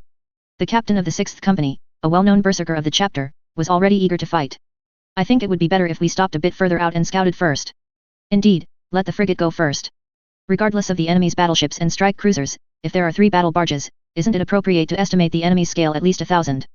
Astartes would not count mortals among their enemies, the enemies they referred to were the abominable traitors to the Emperor, the foul Chaos Astartes. But the communication said that 2 battle barges were basically half destroyed. Can't you estimate that their casualties are significant? I suggest calculating half the crew for 1 damaged battle barge, so about 600 would be more appropriate. That's not safe enough. I still support a simulated enemy force of 1,000. When will the Shadow Blade chapter arrive? We need support. They said they would arrive in 2 hours. The Shadow Venom Blade chapter has recently made a fortune. First, they successfully detained the supplies of the Storm of Will chapter, then received a battle barge for free. They went out for a joyride, fought some Xenos, and encountered a high-gravity planet where the Xenos looked like a series of animated boulders, extremely hard, and skilled at burrowing. The Shadow Venom Blade chapter captured one and discovered that all materials on this Xeno's body were extremely hard, making them excellent for weapons. They immediately contacted the Adeptus Mechanicus, who sailed over for 10 days. Upon seeing it, the Adeptus Mechanicus was overjoyed. Wouldn't such a good place be perfect for building a high-gravity forge world? One where you could just pick up materials when you go out. They no longer cared about whether the penitent crusade could provide supplies. They signed a contract on the spot. After your crusade, send people to be my bodyguards and catch these long chain stones here, and I will give you supplies, right now. As a result, with another large supply of ammunition, the Shadow Venom Blade chapter's confidence soared. Although the entire chapter only had about 200 Astartes left, they were the successor chapter of the Iron Hands. With enough ammunition, they could even obliterate the Eye of Terror. The Nouveau Riche were indeed arrogant. Upon hearing that the Green Templars were calling for reinforcements, they went without a second thought. Green Templars, my brothers, are so generous. Wait for us, we'll be there in 3 hours. Upon hearing this news, the Storm of Will felt it was precarious. This didn't sound like an easy battle, the opponent would definitely not be easy to deal with. The Green Templars and Shadow Venom Blade probably couldn't hold out. They had to help, they still owed the Green Templars a favor. The Green Templars were probably too optimistic. Scaros, the current chapter master of the Storm of Will and former captain of the Second Company, felt the estimation was incorrect. Putting himself in their shoes, his own 3 chapters also had 3 battle barges plus several strike cruisers. How many people did they have? Before fighting the orcs, they had 1600 men. No, this isn't stable. Call for more people. If there's no one left in the Taiping Star region, call the closest one in the neighboring Segmentum Obscurus, which seems to be the Angels of Dawn chapter, a successor chapter of the Blood Angels. The Angels of Dawn responded to the request for support, but due to the long distance, they would need almost a week and a half to arrive. Scaros calculated his forces, 1 battle barge newly acquired from a forge world, plus his own strike cruiser and battle barge. The support forces were quite good. The Storm of Will chapter had just signed a contract at the Adeptus Mechanicus Forge World Stolof. They would get 1 battle barge immediately as a spot delivery, and then 2 more battle barges, 8 strike cruisers, and all regular supplies including ammunition, promethium fuel and other consumables, within 100 years. They signed the most common multi-person contract because no one knew if their chapter would still exist in 100 years. Therefore, anyone who signed the contract on the spot, including the Grand Librarian, the chapter master, the recruit drill master, the tech marine, all company captains, and the chief apothecary, etc., could come and claim it, including other personnel subsequently personally appointed by the aforementioned individuals. You haven't seen the fanaticism of the Adeptus Mechanicus. The news of a nearly complete 150-meter ancient Eldar vessel instantly went viral on Forge World Stolof. A large number of top Mechanicus sages, priests, clerics, and priests from various industries quickly arrived in the area, almost bringing the entire Candela planet to a standstill. The Mechanicus High Lord had no choice but to designate this area as a restricted zone, stipulating that each area could only send 5% of its senior leadership during certain time slots. As a result, all conflicts shifted to internal conflicts within each area, with groups of people arguing fiercely over who would get to be in the first batch to visit. Originally, the Storm of Will had made an impudent demand for 5 battle barges and 3 strike cruisers. However, because this forge world simply could not produce enough materials to build so many battle barges, they had to relax their demands, asking for only 3 battle barges and more strike cruisers instead. The Grand Librarian of the Storm of Will directly used his psychic abilities to establish contact with the Grand Librarian of the Green Templars, which would greatly speed up the rendezvous time between the Storm of Will and the Green Templars, requiring only 5 hours. On the other hand, because the Grand Librarian of the Green Templars had to use his psychic abilities to contact the Storm of Will, their arrival time changed from 1 hour to 2 hours. As for the rebel coalition on Planet 3, may you fend for yourselves. After all, you are not part of our Imperium. The Green Templars had now entered a full chapter mobilization order, with all Astartes and Imperial auxiliary moving into action. In the armory, the members of the 4th Company's 3rd Squad were quite dejected.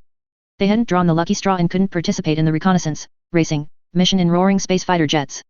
The good news was that squad leader William wasn't doing his usual death embrace of armaments this time. Facing Chaos Warriors, everyone must remember that they are super soldiers just like us.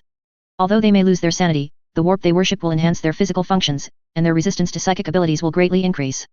Everyone, be careful of enemy librarians during combat, their psychic attacks are more powerful than those of our typical librarians. Everyone, choose your weapons freely. Note that the enemies are Chaos Astartes. Yi Feng chose a modified bolter. This bolter used a drum magazine instead of a clip, which significantly increased sustained fire. Previously, this design was rarely chosen because it was too heavy even for an Astartes, leading to a decrease in shooting accuracy. Now, with the Primaris Astartes' greatly enhanced physical capabilities, Yi Feng could use this weapon quite well. The bolter rounds loaded into it had also been adjusted by Yi Feng. They were Vengeance bolter rounds for fighting Chaos Space Marines. These bolter rounds had some flux melting properties, allowing them to penetrate enemy power armor with better penetration depth than Kraken armor-piercing rounds. However, due to some technical flaws, this ammunition was very prone to causing the bolter to overheat after continuous firing. Yi Feng loaded Avenger bolter rounds and Kraken armor-piercing rounds in a mix, which could greatly reduce the side effect of overheating. Then, Yi Feng successfully inherited William's bad habit and started to DIY firearms. This time, he set his sights on the plasma pistol. Under normal firing conditions, this thing could only effectively damage power armor, but if it was overcharged for a single shot, whether it could kill an Astartes depended on how tough the opponent was. Even when facing Terminator armor, one overcharged shot combined with Avenger bolter rounds could inflict effective damage, provided it was a headshot. However, after the plasma pistol was overcharged, it required a long recovery time, and forced use would cause it to explode. Our loyal little scrounger tied the two guns together. The plasma pistol didn't have a magazine, it relied on a plasma storage cell above the gun, so it could be suitably mounted on the drum magazine. Thus, a special armor-piercing gun designed to kill Chaos Space Marines was completed. He also set the plasma pistol to only fire in overcharged mode, to avoid merely scratching the enemy. Due to equipping such a heavy firearm, the other melee weapon chosen was the relatively lighter power sword. Unlike Zhi Qing, who now had a pistol tucked into his waist and was polishing a power axe. The 4th Company's situation was not safe. They were on the ancient strike cruiser Blessed Forest, and their primary targets were the 2 heavy cruisers. However, those 2 cruisers would most likely guard their damaged battle barge, so when Yi Feng and his team approached, they would not only be struck by the heavy cruisers but also potentially receive covering fire from the battle barge. To prevent any accidents, Yi Feng initiated the excellent tradition of our great nation eating to the death, rather be a well-fed ghost than a starving one. The Green Templars emerged from the dark space far from the Tastes system, using sublight engines to skip stones along the lightspeed line, rapidly approaching Star System 6. Various reconnaissance aircraft had already spread out to scout the star system. It must be said, when it came to such things, they were professionals. The Green Templars' battle barge and strike cruiser stealthily hid behind the wrecks of 2 battleships. The brutal battle situation before them surprised even them. From here all the way to Star System 3, it was densely covered with the corpses of battleships, cruisers, and frigates, with all kinds of debris floating everywhere in space. Daika's face was filled with a cold sneer. Humph, these arrangements are for me, aren't they? Nonsense, who would set up such a large ambush here for no reason? Whether the Chaos Fleet would come or not was unknown, but the Atres World's gratitude communication was broadcast on all frequencies, so these rebellious planets probably heard it and got scared. Forward reconnaissance aircraft reported that the Chaos Fleet had indeed suffered heavy damage, and all previous astropathic messages were true. The enemy might be Kern's followers, and everyone was approaching to reconnoiter. The reconnaissance aircraft weaved among the wrecks of various frigates. Most of these frigates had their power reactors blown up, and a small number had their command compartments completely destroyed, typical Astartes boarding tactics. The reconnaissance aircraft stealthily hid on the dark side of Planet 4 for close-range reconnaissance. They discovered that one of the enemy's heavy cruisers was bombarding Planet 3, while the other 3 battle barges seemed to have raided Tastes Planet 2. One heavy cruiser was guarding the battle barges. It seemed that their fury demanded a massive slaughter to vent their anger. This is an exceptionally good opportunity. The lone heavy cruiser on Planet 3 can be ambushed and prioritized for destruction. Daika was holding a combat meeting, looking at the video transmitted back by the reconnaissance aircraft. To be fair, this batch of recruits led by Flores was really good, the reconnaissance mission was proceeding very smoothly. These recruits were taking Yi Feng as their role model, vowing to surpass Yi Feng's records during his recruit period. Every day they would chatter about having surpassed this item or being just a little short on that item, needing to work harder. Daika couldn't help but sigh that Yi Feng not only had the potential of a champion but also the potential to be a chapter master. Due to different routes, the Shadow Venom Blade might appear in the space without wreck cover when they arrive, which will make it very difficult to hide their tracks. Therefore, it is recommended that the moment they appear, we immediately launch an assault. Normally, the Sons of the White Scars were best at rapid assaults to decapitate their leaders, but against Chaos Space Marines, except for those like Abaddon who brought various legions together, enemies of the same faction would not immediately collapse even if their leader was decapitated. Just like when the Storm of Will chapter master was severely wounded by a Gorkanaut, the second company captain quickly assumed acting chapter master and continued to fight. We will first assault the heavy cruiser on Planet 3, then tie down their battle barges. When the Storm of Will arrives, we will not only defeat them, but we will annihilate them completely. The Green Templar's strike cruiser would advance behind the battle barge to the side of the heavy cruiser. The battle barge would first open fire to destroy their defensive turrets, and then the strike cruiser would conduct boarding operations. The battle barge would not board but would directly rush towards the enemies on Planet 2. Simultaneously, the Shadow Venom Blade's battle barge and strike cruiser would assault the enemy from another direction. Both sides only needed to pin down the enemy, waiting for the Storm of Will to arrive in 2 hours, after which everyone could quickly encircle and annihilate them. The Green Templar's battle barge and strike cruiser, shielded by the wrecks of 2 battleships, stealthily approached the far side of Planet 5, and then, after switching to the wrecks of 2 heavy cruisers, slowly advanced towards Planet 4. Various reconnaissance aircraft roamed in space. The enemy's vigilance seemed insufficient, or they simply didn't take it seriously. That was also normal. When you arrive in a desolate star system and are suddenly attacked by immense power, after you annihilate them, would you think that new enemies would appear in such a barren place? As for that astropathic message, humph, it's like praying to the false emperor before death. Is it useful? No, it's not. Suddenly, powerful warp fluctuations appeared in the empty universe, and the Shadow Blade chapter's battle barge was the first to rush out of the warp portal. The Chaos Space Marines quickly discovered them. The Chaos Space Marines on Planet 2 rapidly assembled and transported back to their battle barges, and the 2 heavy cruisers immediately turned their course and charged towards the Shadow Venom Blade's warships. The Green Templar's fleet, as the enemy's heavy cruiser on Planet 3 turned its course, swiftly charged out and began bombardment. Although their long-range firepower was not as strong as conventional cruisers and battleships, it was enough to delay the enemy's actions. The enemy fleet seemed momentarily stunned, as if they didn't understand how two warships could suddenly appear here. The enemy commander reacted quickly, and all fleets on Planet 2 charged directly at the Shadow Blade chapter. So, you like to swap bases, do you? I'll first kill your strike cruiser and battle barge outside, and let the heavy cruiser on Planet 3 pin down your fleet over there. Then your losses will definitely be greater. However, after the Green Templar's battle barge's bombardment cannon overcharged the enemy's void shield with one shot and engaged in a round of macro cannon fire with the opponent, it directly passed by the enemy ship and charged towards Planet 2.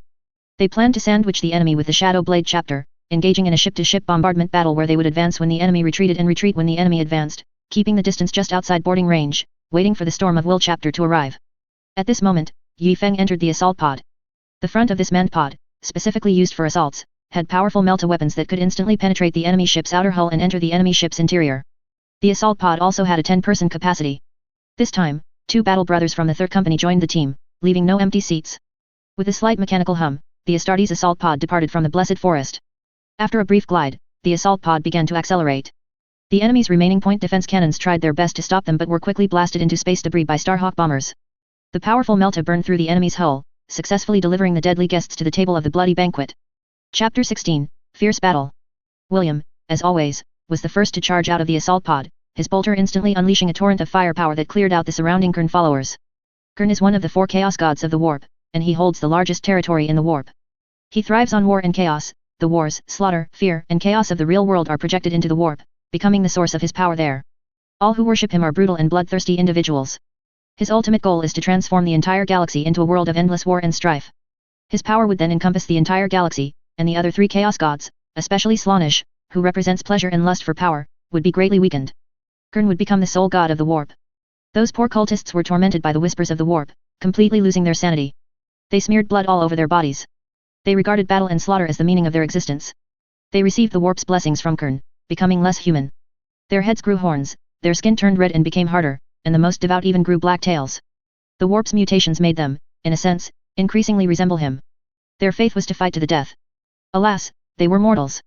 The Space Marines of the 3rd Squad quickly slaughtered the surrounding Kern followers. To an Astartes, these individuals were merely slightly larger ants. Advance, Zirlo, guide us. The 5th Company warrior who joined the 3rd Squad carried a portable auger array. Even machinery on a ship corrupted by the warp could not be trusted. The warp could make machines grow flesh and hide demons in food. Space Marines must always remain vigilant, no matter what. Go straight to the end, open the door, and there will be stairs. Charge up them. Kern followers, appearing from who knew where, could not stop the Astartes' advance. Although they wielded various weapons, some even plasma cannons and meltaguns that could threaten an Astartes, their movements were too slow in the eyes of the Astartes, especially for the son of Jagatai Khan, renowned for his agile senses. These blood-smeared cultists went to meet their master amidst blood and fire. The 10-man squad quickly shattered the guards in front of the stairs and kicked open the stairwell door. In an instant, fierce firepower engulfed William, who was at the very front. Sub-squad leader Kashevik pulled William back with a single grab. At this moment, William's power armor was riddled with dense bullet holes. If he had stayed for another second, he might have had his power armor shattered and been completely riddled with holes. A simplified version of the Vulcan quad autocannon. Smoke grenades. Smoke quickly billowed in the stairwell. Yi Feng quickly switched his tactical optics to X-ray mode. The gunfire in the stairwell ceased. Yi Feng seized the opportunity, sidestepped in, and with an overcharged plasma pistol attack, instantly annihilated the autocannon. He led the charge, followed by Kashevik and Shi Zhengxiang. Charging out of the stairwell, they found a large hall, now set up with various defensive installations.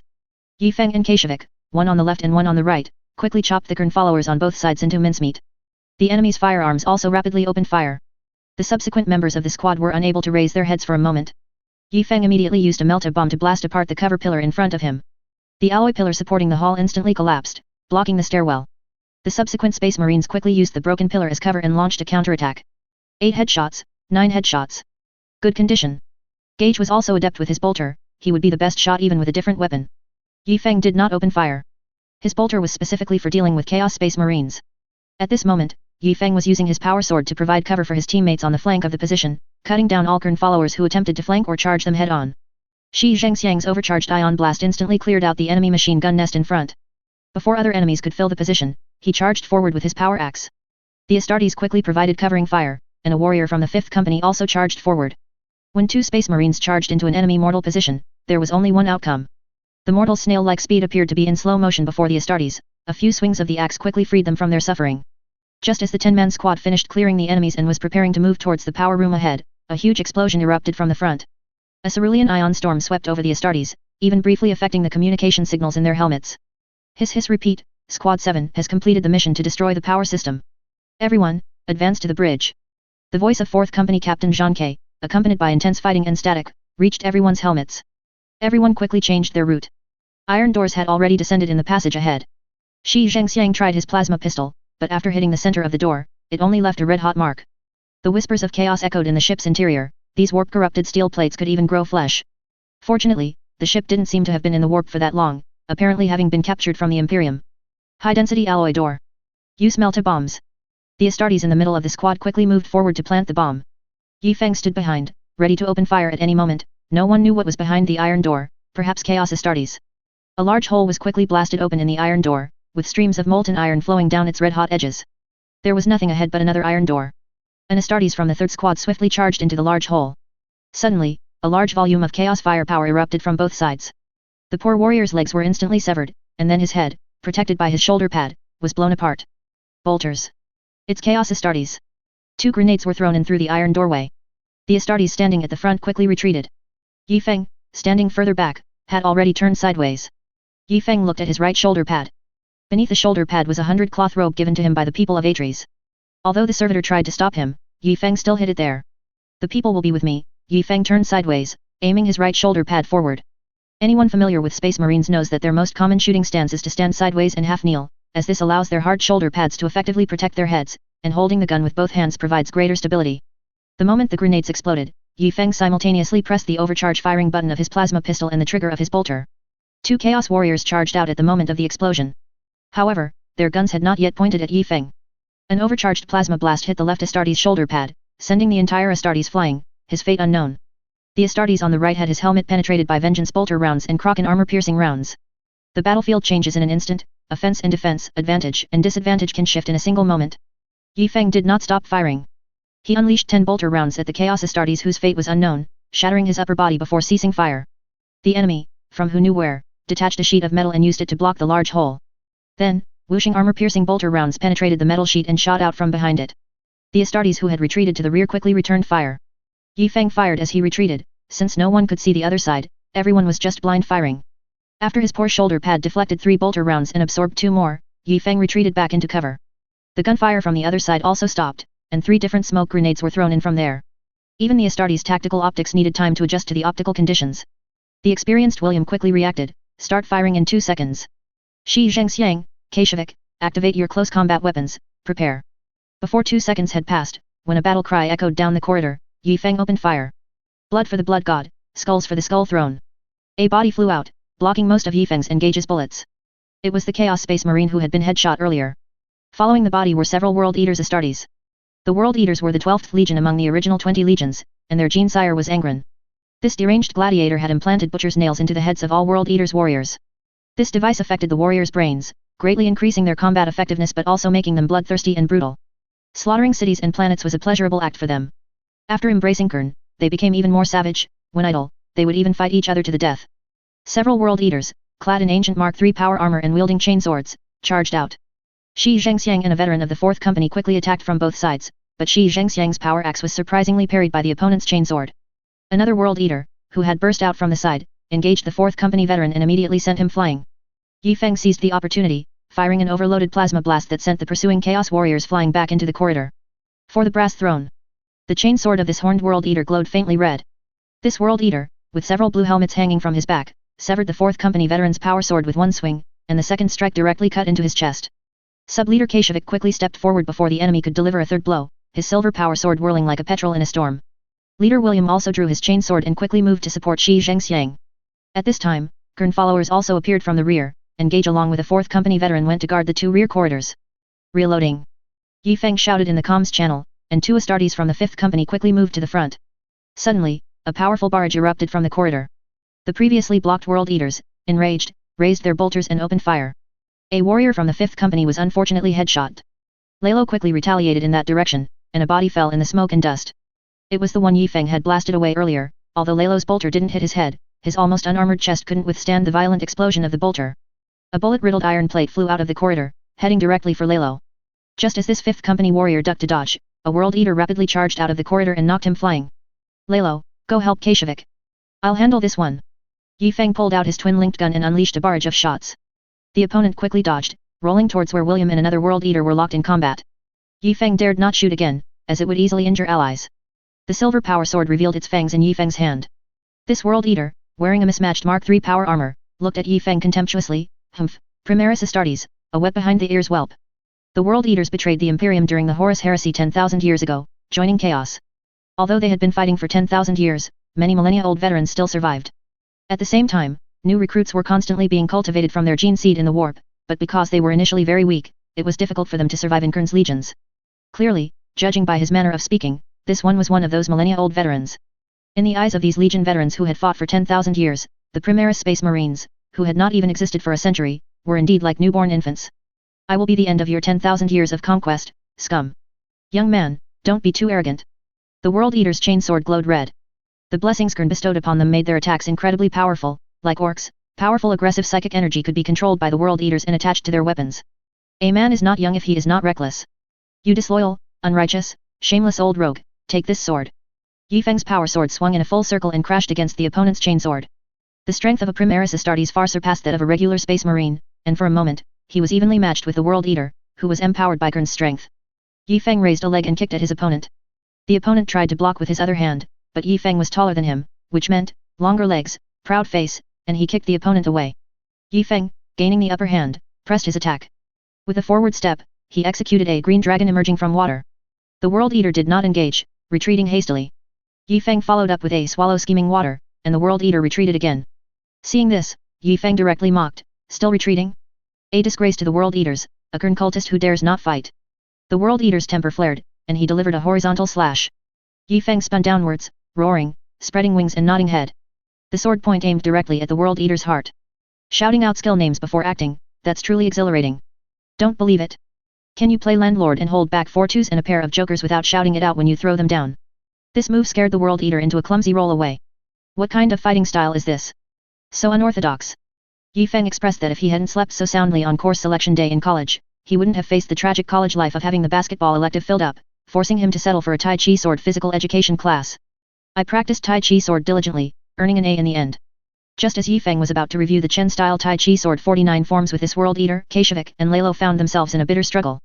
Although Keishevik's swordsmanship was exquisite and Lalo was a battle-hardened veteran, the opponent's attacks were so powerful and heavy that they couldn't get close.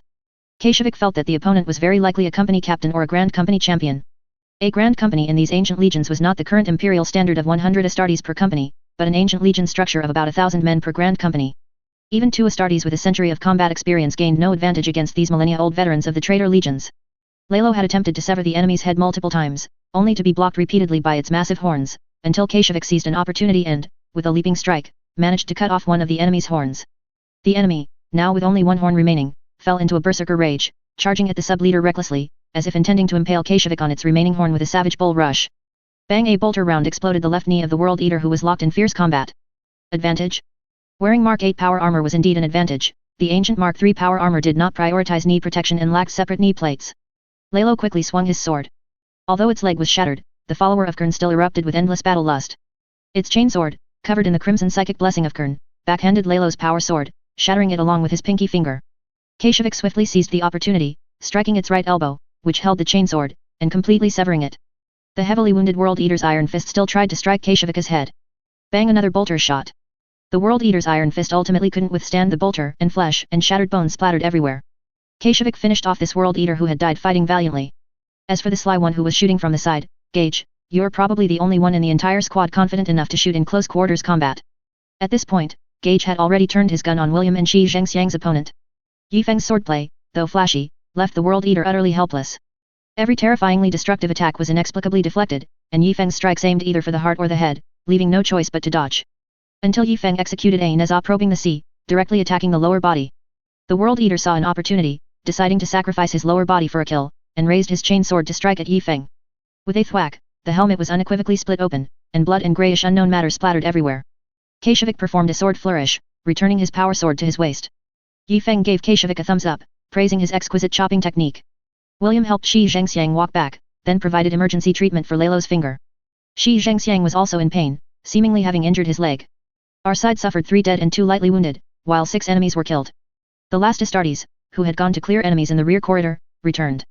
Shi Zhengxiang, Lalo, Charles, the three of you stay here and hold off the incoming Kern followers. Lalo handed his portable auger array to Kashevik.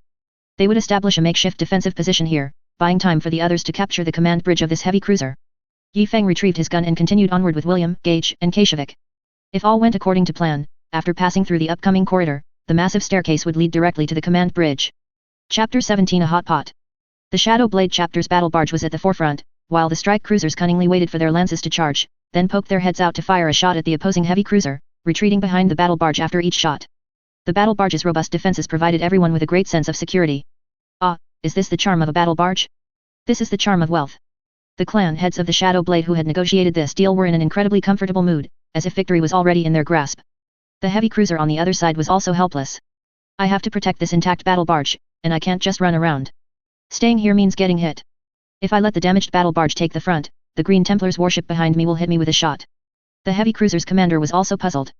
They're transporting such important cargo, and they've received supplies from Taste Systems Planet 2, so why aren't they retreating? With the enemy's current stance, if you push to the outer reaches of the star system, they'll just fall back further into the star system. Then you could just slip into the warp and be done with it, right? Once in the warp, do you Imperial warships still think you can compare to my Chaos Fleet? I have the help of the evil god. Do they really intend to just stay here and take a beating? After an hour of bombardment, the heavy cruiser was no longer able to sustain the fight. Several macro cannon arrays and lances were damaged, and the void shield had undergone emergency repairs 4 times, each overload causing an ion storm that killed a large number of crew members. What is the meaning of us taking this beating? The warp fluctuations coming from the boundless void behind the Shadow Blade chapter gave them the answer. Dika, they have reinforcements. What do we do? At this moment, a battle barge and 2 strike cruisers jumped out of the void, aiming at the Shadow Blade's warships. Dika had not anticipated such reinforcements. In this desolate place, the presence of chaos forces of this scale was already suspicious, but now there were reinforcements. What exactly here was worth such an elaborate effort on their part? The battlefield situation rapidly deteriorated. The Shadow Blade chapter's fleet was caught in a pincer movement by the enemy. Now it was their turn to be harried. Dika, how much longer until the Storm of Will chapter arrives? 47 minutes. They'll be here soon. Hold on, battle brother. These slowpokes are always half a beat behind everyone else. Well, brothers, we'll go and see what these guys are up to. Shadow Venom Blade, don't be impulsive. Come to me. What are you trying to do? Stop quickly. The Shadow Blade chapter's battle barge and strike cruisers ignored the incoming fire and charged directly towards the enemy's 3 barges.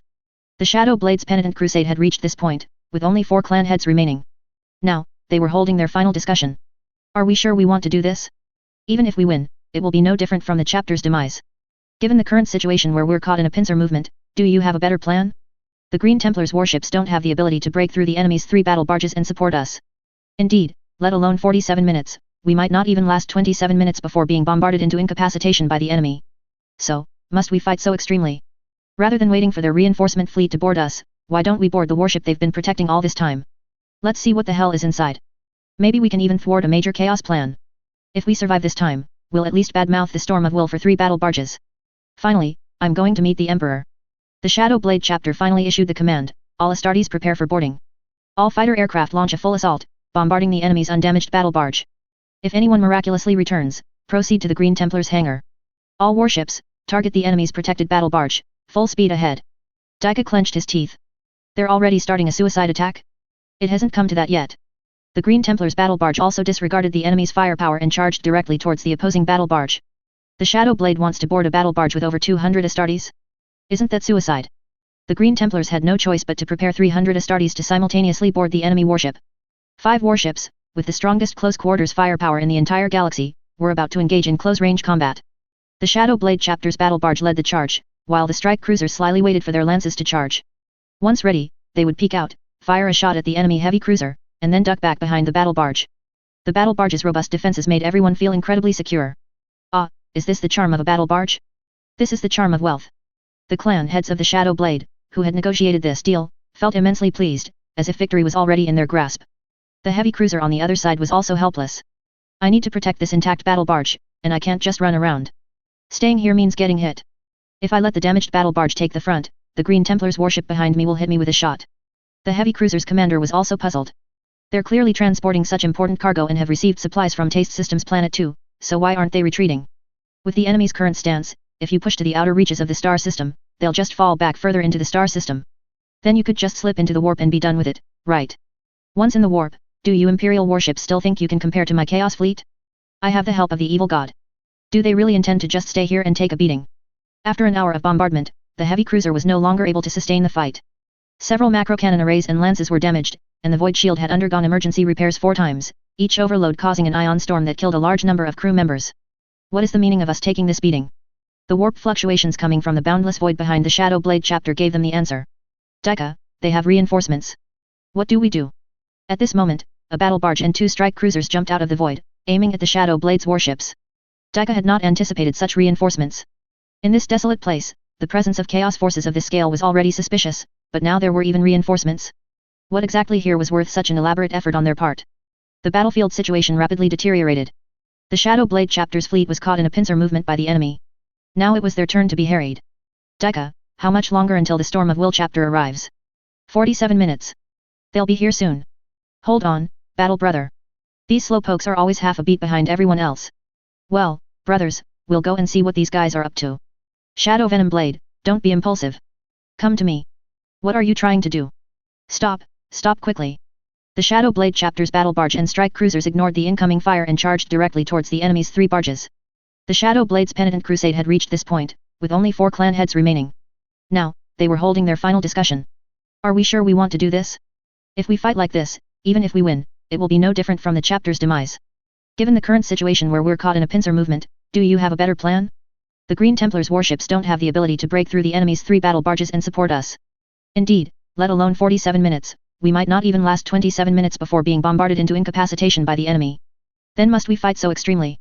Rather than waiting for their reinforcement fleet to board us, we should board the warship they've been protecting all this time. Let's see what the hell is inside. Maybe we can even thwart a major chaos plan. If we survive this time, we'll at least badmouth the Storm of Will for 3 battle barges. Finally, I'm going to meet the Emperor. The Shadow Blade chapter finally issued the command, all Astartes prepare for boarding. All fighter aircraft launch a full assault, bombarding the enemy's undamaged battle barge. If anyone miraculously returns, proceed to the Green Templars hangar. All warships, target the enemy's protected battle barge, full speed ahead. Dika was grinding his teeth. They're already starting a suicide attack? It hasn't come to that yet. The Green Templars battle barge also disregarded the enemy's firepower and charged directly towards the opposing battle barge. The Shadow Blade wants to board a battle barge with over 200 Astartes? Isn't that suicide? The Green Templars had no choice but to prepare 300 Astartes to simultaneously board the enemy warship. 5 warships, with the strongest close-quarters firepower in the entire galaxy, were about to engage in close-range combat. Yi Feng and his 3 teammates used melta bombs to destroy 3 large iron doors, then burst into a long corridor. All around were destroyed machinery, severed limbs, and gore.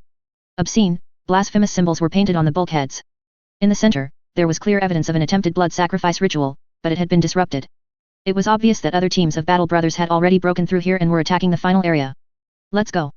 The sounds of clashing weapons and bolter explosions came from ahead. The 4 quickly passed through the door, and the scene before them was incredibly gruesome. At least 30 Chaos Astartes and over 20 Green Templars Primaris warriors lay dead on the ground. The last 5 Chaos Astartes had run out of ammunition. They raised their crimson chain swords and charged towards the son of Jagatai Khan. The Green Templars warriors did not engage directly, but under the command of Captain Zank, they used their bolters to maneuver and seek opportunities to strike. Few Green Templars warriors were killed by bolters. These exceptionally gifted warriors could almost see the bolters fired from a bolter. Unless it was an ambush or an unavoidable barrage, few warriors were killed by headshots. Most of the dozen warriors lying on the ground had been cut down by chainswords. Yi Feng and his team quickly joined the battle. Gage and Yi Feng were the first to open fire. A powerful plasma pistol shot struck a World Eater's thigh, causing him to lose balance. Half a second later, he was engulfed by bolters coming from all directions from the Green Templars. At this moment, a World Eater successfully closed in on a veteran of the 4th Company. His powerful chainsword cut through the veteran's shoulder armor, but it also got stuck there, making it impossible to pull out for a moment. William and Kashevik quickly moved forward, each severing one of the World Eater's arms with his sword. The World Eater still didn't give up, raising his mutated large foot, or rather, a dragon's claw with sharp talons, due to warp corruption. The 4th Company warrior, with the chainsword stuck in him, tried to block the claw with his arm, but his entire arm was torn off. Kashevika's elegant strike decapitated the World Eater, sending his head flying high. However, it could not save the fate of the disarmed 4th Company veteran. The apothecary in turn stationed with the 4th Company quickly came over to provide treatment. Every Astartes power armor contained emergency medication for wound treatment, but this injury was considered quite severe even for an Astartes. The power armor was unable to heal its owner. The apothecary in turn quickly took out a white ointment from the armored box behind him and applied it to the wound. Hey, battle brother, don't be sad. The Shadow Blade chapter is right next to us. You rest for a bit. Once the battle is over, we'll have them install a bionic limb for you. What kind do you want? How about a quad bolter, or maybe a superpower claw? Hehe, then you guys better hurry up and finish the fight. I can't wait to get some big weapons installed. The warrior let out a laugh that sounded worse than death. Don't talk, conserve energy, said the apothecary in turn. Are you guys idle? Captain Zank has already led his men in, aren't you going to follow? The four quickly pushed forward. The mortals in the command center still tried to organize resistance, but they were quickly killed by the Astartes. Several mortals who tried to self-destruct couldn't even get close to the Astartes. Tech Marine, come quickly, extract the warship's records. The apothecary in turn quickly stepped forward. It was clear from the numerous sword marks on his left and right shoulder pads that he had engaged in fierce close-quarters combat. A mechanical arm quickly connected to the warship's internal network. The enemy seems to be protecting and transporting something important. The data here has been destroyed, but it's certain that the item is inside their intact battle barge. They did arrive in this star system by accident, preparing to resupply some offerings for the blood god. Zank quickly led his men to collect useful items from the surroundings. This warship has been cleared. Everyone quickly proceed to the designated evacuation point. The apothecary and tech marine are to recover equipment and gene seed. Yi Feng and his four comrades, having just arrived, turned back. The warrior who had lost both arms had stopped bleeding and was heading to the hangar for evacuation with the apothecary in turn. After everyone rendezvoused, they all rushed to the hangar. The hangar had a large breach torn in it.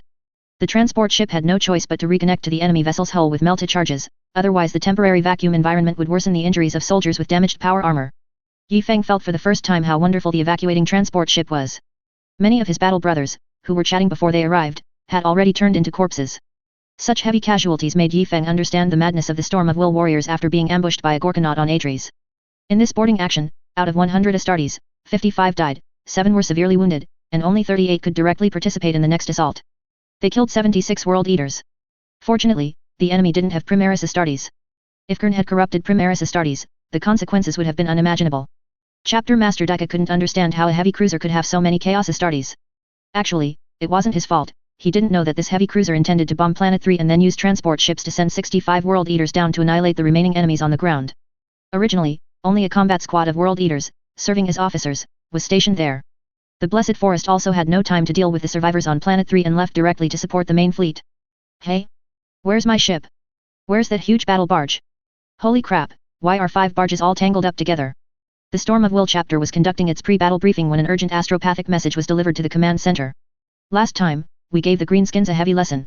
Now, our eternal enemies, the vile traitors, the scum who succumbed to chaos, those Chaos Astartes, have appeared. What should we do? Kill them all. The Green Templars and Shadow Blade chapter are once again ahead of us. We cannot let them lead the charge every time. As fellow warriors of the Emperor, we... Chapter Master, Emergency Communication. It was a personal communication channel from Skaros. Everyone, make final battle preparations, dismissed. Chapter Master Skaros, upon learning of the dire battle situation, immediately contacted the tech marine stationed in the power core. Is there any way we can accelerate our travel speed? At any cost? Yes, there is. Overloading the engines could shorten the time to 21 minutes, but if we do that, we won't be able to conduct warp travel for 5 days after arrival. Then do it. The battle situation has changed. Time is life. Full speed ahead. This time, the opponents were also Astartes. Both sides had 4 battle barges and 3 cruisers. It would come down to who could last until the end. The Storm of Will's warship entered acceleration mode. This method, exceeding standard cruising speed, even made the Geller field unstable. Occasionally, strange warp creatures would appear on the deck, only to vanish with strange laughter. For example, right now, a strange, cloak-like entity, seemingly stitched together from a pile of rags, was whoosh whoosh whoosh slapping those weird warp imps. Ah, the absurd warp. Skaros declared that not being able to conduct warp travel for 5 days was not an issue at all. Even if they could never travel again, the Angels of Dawn chapter, arriving as reinforcements, could take them away. As long as they achieved victory, victory. If the Storm of Will chapter previously resembled a submarine silently navigating the deep sea, stealthily correcting its course according to a map, now they were like a speedboat accelerating and gradually surfacing, then racing across the ocean.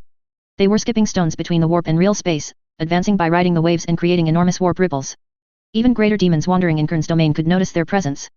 Just as the insane sons of the Imperial Fists leaped out of the warp, they were met with continuous artillery fire and lance bombardments. 1 battle barge and a strike cruiser? Are they looking down on us? All fleets charge, annihilate them.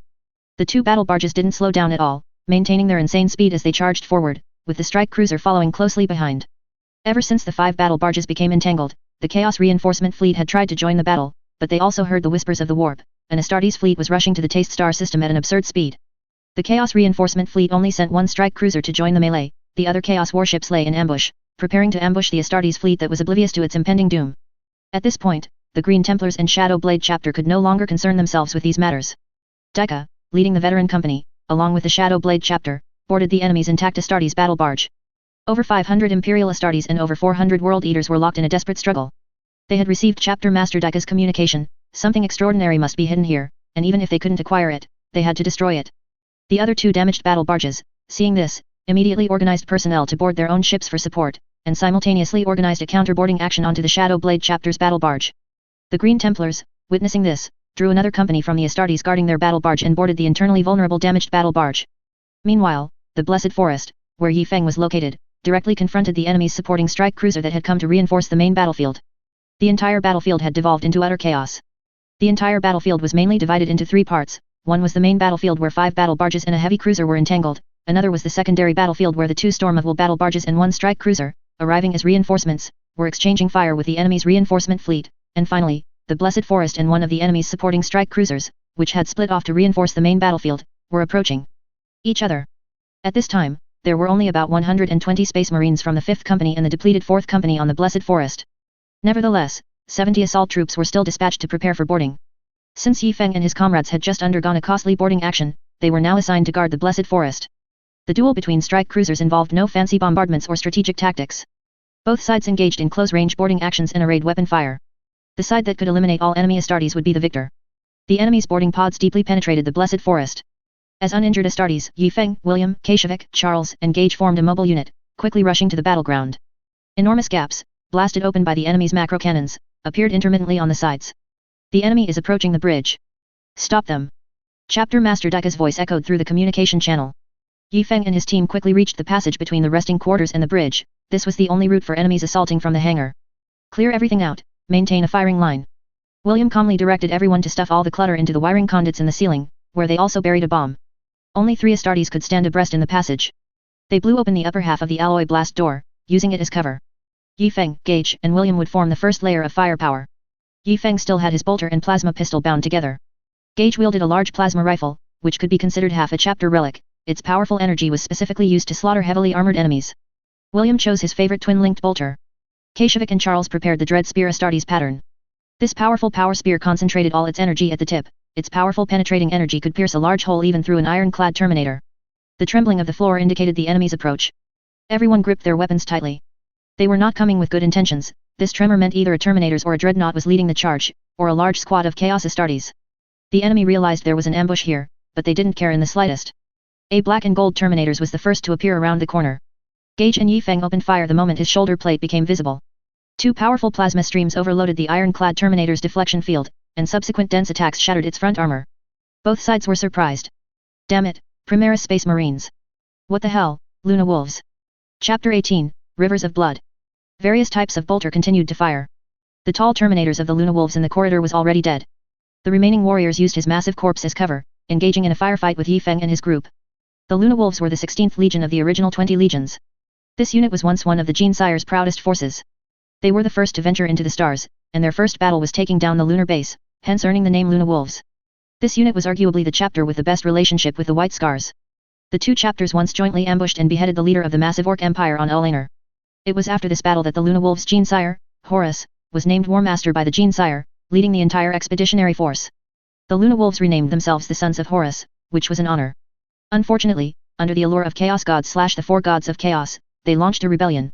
Horus led half of the Astartes in a rebellion, fighting all the way to Terra. The Genesire finally dueled Horus, who was empowered by the 4 Chaos Gods of the Warp, and won the duel. However, he was also too severely wounded and, at the last moment before his death, ascended to the special stasis field of the Golden Throne. From then on, he became a living dead man, unable to speak or move. After Horus was utterly destroyed by the Genesire, the Sons of Horus retreated into the Warp. Most of them are now part of the Black Legion led by Abaddon. The name Luna Wolves has disappeared from the Warhammer world for 10,000 years. Yi Feng didn't have such scruples. Luna Wolves just rolled off his tongue. Aren't the Luna Wolves a chaos force without fixed beliefs? Shouldn't they be fighting the Imperium openly under Abaddon now? What madness is this, coming to support Kern? Did Kern lose his pants to them? Who knows? Be careful. These Sons of Horus still have a Terminator armor. He just showed his right arm. Despite the exchange of fire, the Green Templars gained an advantage from their pre-established position, especially Gage's plasma rifle, which could inflict effective damage on Terminators. After the already dead iron-clad Terminator was blasted to smithereens by Gage's plasma rifle, the Luna Wolves retreated, leaving behind the life of one ordinary warrior. William, can you hear me? This is Lalo. We are under attack by a large number of enemies in the chapel. We need support. William looked at the surrounding Astartes. Yi Feng was the first to accept the order. I'll go provide support. I am a Primaris Astartes.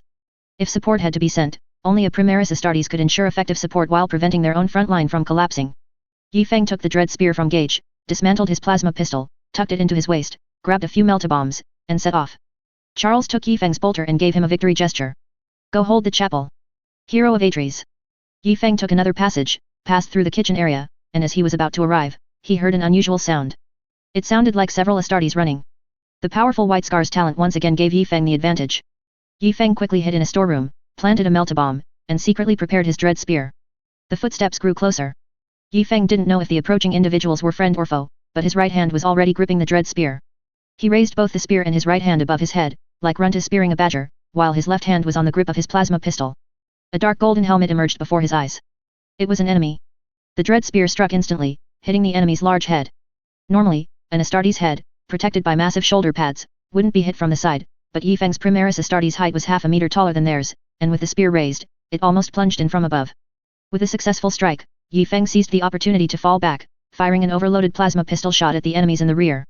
A violent explosion occurred behind them, seemingly hitting an enemy's ammunition clip and causing a chain reaction. Yi Feng dared not peek out to observe. He pulled back his dread spear and retreated into the room. The reacting Luna Wolves immediately threw several grenades and bombs.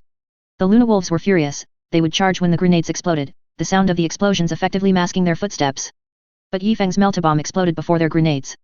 A meltabomb explosion suddenly occurred at the rear of the Chaos Astartes formation, blasting the last Luna Wolf away. Yi Feng, who suddenly appeared from behind, plunged a dread spear into the first enemy he saw. The Primaris Astartes' immense strength shattered the enemy's attempted parry with his chain sword and the power armor on his chest. The remaining two Astartes were stunned. In front were their own grenades, and behind them, emerging with the meltabomb explosion, was a very large Astartes who had just speared their brother to death. What could they do? They turned and opened fire. Bolters fired continuously. Yi Feng used his spear to lift the impaled corpse and held it in front of him, charging forward. At this moment, the grenades also exploded, and a considerable shockwave came from behind the two Astartes. While normally not an issue, this shockwave pushed the two Chaos Warriors forward slightly, further reducing the distance between them. Before their power swords could be drawn, the bullet-riddled corpse was already thrust into their faces. Yi Feng pressed on, continuing to push, and in one swift motion, shoved the two enemies into the hole created by their own grenades. All right, retrieve the spear, and run quickly. Before leaving, he also gave another thrust of his spear to the enemy knocked down by the meltabomb. 5 against 1, killed 3, chased away 2. Roughly speaking, I'm the company champion. In fact, once a Primaris Space Marine gains enough combat experience, he is capable of becoming a company commander in an original Space Marine company. All they lack is time and experience. The Genesire's little custodes, with his big shorts, wasn't just boasting about the Primaris Space Marine, they truly have a part of a Primarch within them, and their combat power is truly fierce. By the time the two unfortunate Luna Wolves climbed out of the seafood storage room below, Yi Feng was long gone. Yi Feng felt terrible now. He was running wildly through the corridor, surrounded by severed limbs and body parts, including many enemy weapons, some still attached to severed hands. He couldn't pick up enemy weapons. These weapons, under the influence of the warp, could very likely inflict unknown effects on him. They usually required many blessings from the Adeptus Mechanicus before they could be reused. Yi Feng kept running, feeling as if large gold bars occasionally appeared on the ground, and he couldn't pick up any of them. When he arrived at the chapel, the battle here was extremely fierce. All the Genesire's portraits and statues had been destroyed. The blessed bulkheads, covered in paintings, had large holes blown into them by various bombs. The chapter chaplain had already gone with Dika to the firm grace. At this time, an apothecary intern was holding the chapel, but his legs had been blown off. He sat beneath a damaged statue of the Genesire, his bolter still firing, but he could no longer guarantee accuracy. Yi Feng quickly joined the fight, and a direct overloaded plasma shot sent the opposing Terminators flying.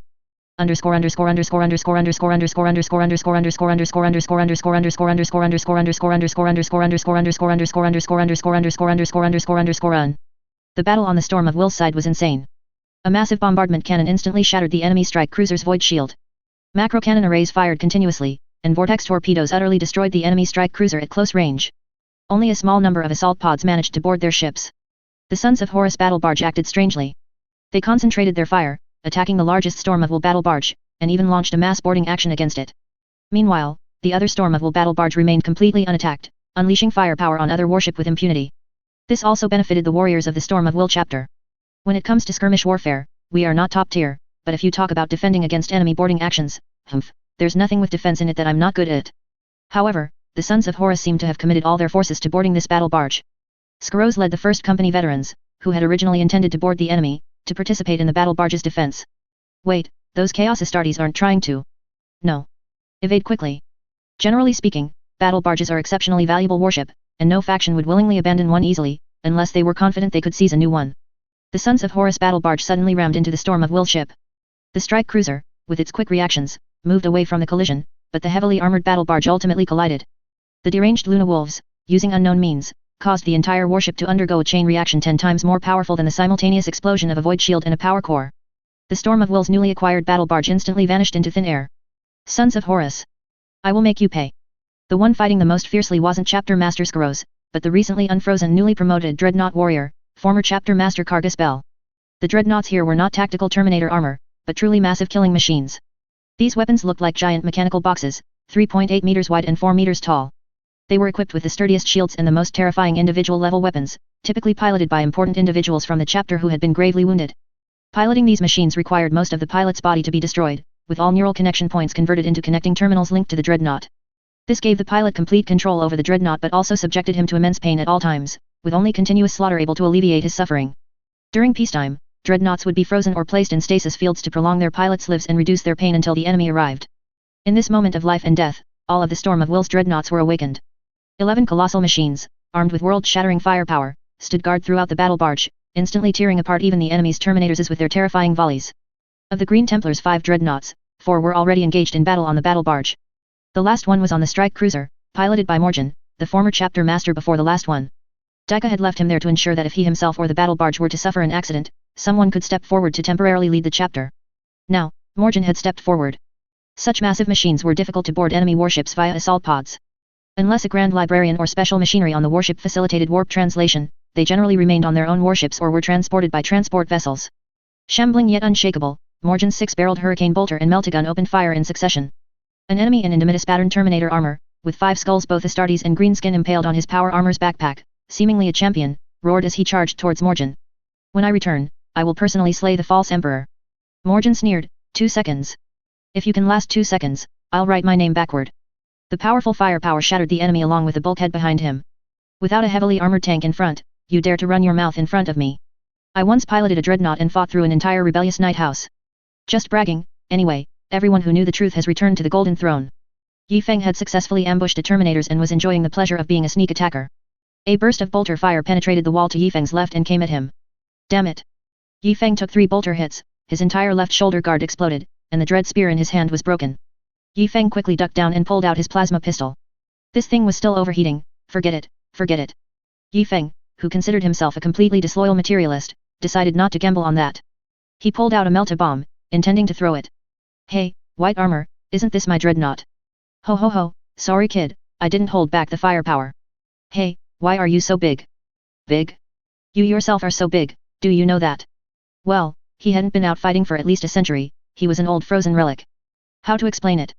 I can't start from when I had the Primarch's parts implanted, can I? That would take 9 chapters and 18 turns. Custodes experimental subject.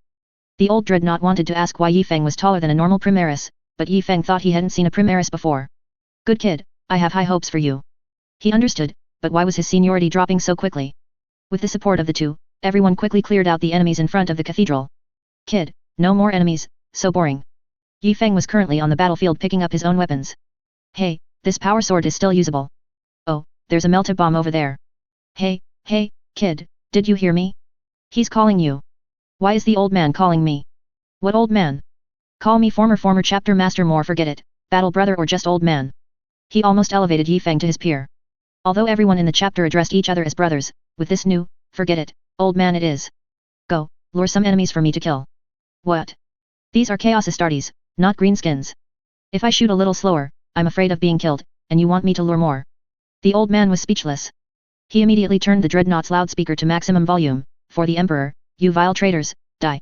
The sound was deafening, making the chaplain, who was bandaging his legs, jump. The sound of clank footsteps came from all directions. Several Terminators of the Luna Wolves were the first to charge out. Slay the false Emperor, holy crap. The powerful firepower tore apart all enemies who dared to show their faces. Yi Feng was speechless, the old monster was quite skilled at luring enemies. As he spoke, he continuously threw melta bombs.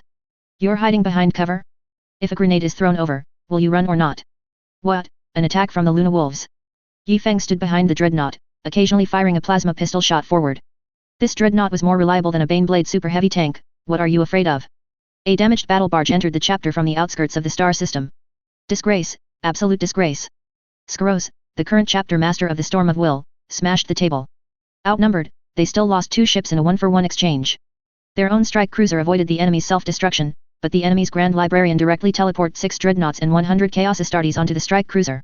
Skaros immediately ordered all Astartes on the cruiser to launch their attack craft and drop pods, and the warship to self-destruct. In the powerful explosion, some of the warriors in the drop pods were also reduced to dust, and ultimately only 77 Astartes were recovered. This was the most decisive and costly decision in the history of the Storm of Will. Mainly, the Luna Wolves had made the first move, and Skaros was enraged. It was just a matter of who was more ruthless, right? Bring it on. The young man was full of vigor.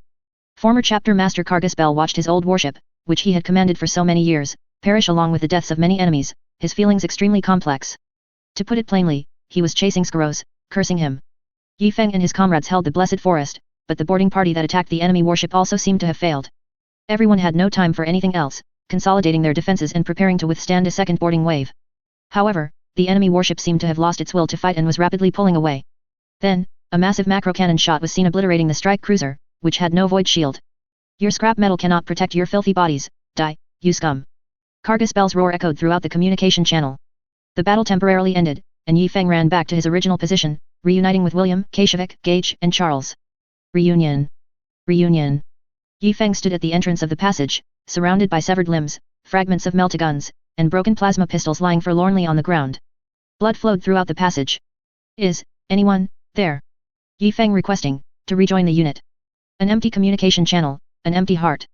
The enemies were dealt with, and the Space Marines of the Green Templars, leaning on each other, returned to the bridge. 9. Only 9 Astartes remained alive. The captain of the 4th Company, Jean K, was killed somewhere unknown, and the captain of the 5th Company, who had boarded the enemy's strike cruiser, had already returned to the Emperor's Golden Throne. Morgan, inside his dreadnought, was the first to break the silence. Is the Tech Marine still alive? I am an apothecary in turn, said a warrior who had lost a leg. Morgan casually pointed to a warrior who appeared unharmed. Go, carry it, go check the power core and the void shield, see if the ship can still be started. On the massive bridge, everyone watched as the Storm of Will chapter's battle barge passed overhead and then plunged into the main battlefield. Report, it's still usable.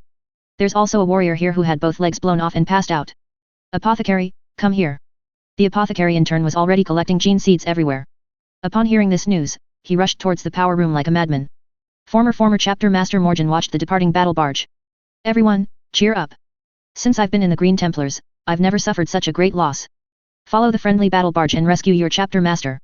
I'm not dead yet, that kid Dika can't die before me. The Blessed Forest set course for the main battlefield. All the Astartes on the Blessed Forest voted unanimously, and this strike cruiser was renamed the Firm Grace. The machine spirit rejoiced. Chapter 19 Sword pointing to the core. The tactic of assaulting the core is a talent ingrained in the White Scar's genes. Where is the core? Wherever there are many defenders, that is the core. Chapter Master De Yika, with his 1st Company veterans, used his seasoned experience and keen battlefield senses to quickly cut his way to the center of the warship, followed by 2 dreadnoughts. The other 2 dreadnoughts led a company of soldiers to search for the Shadow Blade chapter. The World Eaters in the very center, unusually, did not charge out with a roar, instead, they held their ground. When the Shadow Venom Blade boarded, the Chaos Space Marines from other battle barges also boarded to provide support, trapping these unfortunate sons of Ferrus Manus in the middle. The Green Templars boarded, followed by other enemy defenders, creating a multi-layered sandwich structure. Over 1,300 Astartes gathered on one battle barge, battle and corpses were everywhere. The number of Astartes would continue to increase, as Skaros was leading 300 Storm of Will warriors, fueled by rage, to kill their way in. Dika easily shattered the enemy's first few lines of defense. These Chaos World Eaters, who had boarded from subsequent battle barges to provide support, clearly lacked Hellbrutes, dreadnoughts, and their hastily constructed defenses crumbled under the assault of 2 dreadnought mechs. Passing through the shattered dormitory area, Dika successfully rendezvoused with the remaining warriors of the Shadow Blade chapter. Another Green Templars unit, having infiltrated through the rest area, also successfully linked up. At this point, the Shadow Venom Blade's numbers were less than 80. Their most favored frontal assault tactic had suffered heavy casualties under the crossfire of several enemy dreadnoughts, and because they had expended too many dreadnought mechs in a major war 40 years ago and had not replenished them, they now only had 2 dreadnoughts. Their firepower was completely inferior to that of the defending forces. Fortunately, these World Eaters were extremely warlike. The Shadow Venom Blade quickly established a defensive line, taunted the enemy a few times, and the World Eaters immediately switched from defense to offense. Skulls for the Skull Throne. Blood for the Blood God. If it were the sons of Horus, who were adept at planning, on the other side, they would likely be executing various flanking maneuvers and encirclements, or even directing the bombardment of this location by the macro cannons of another battle barge.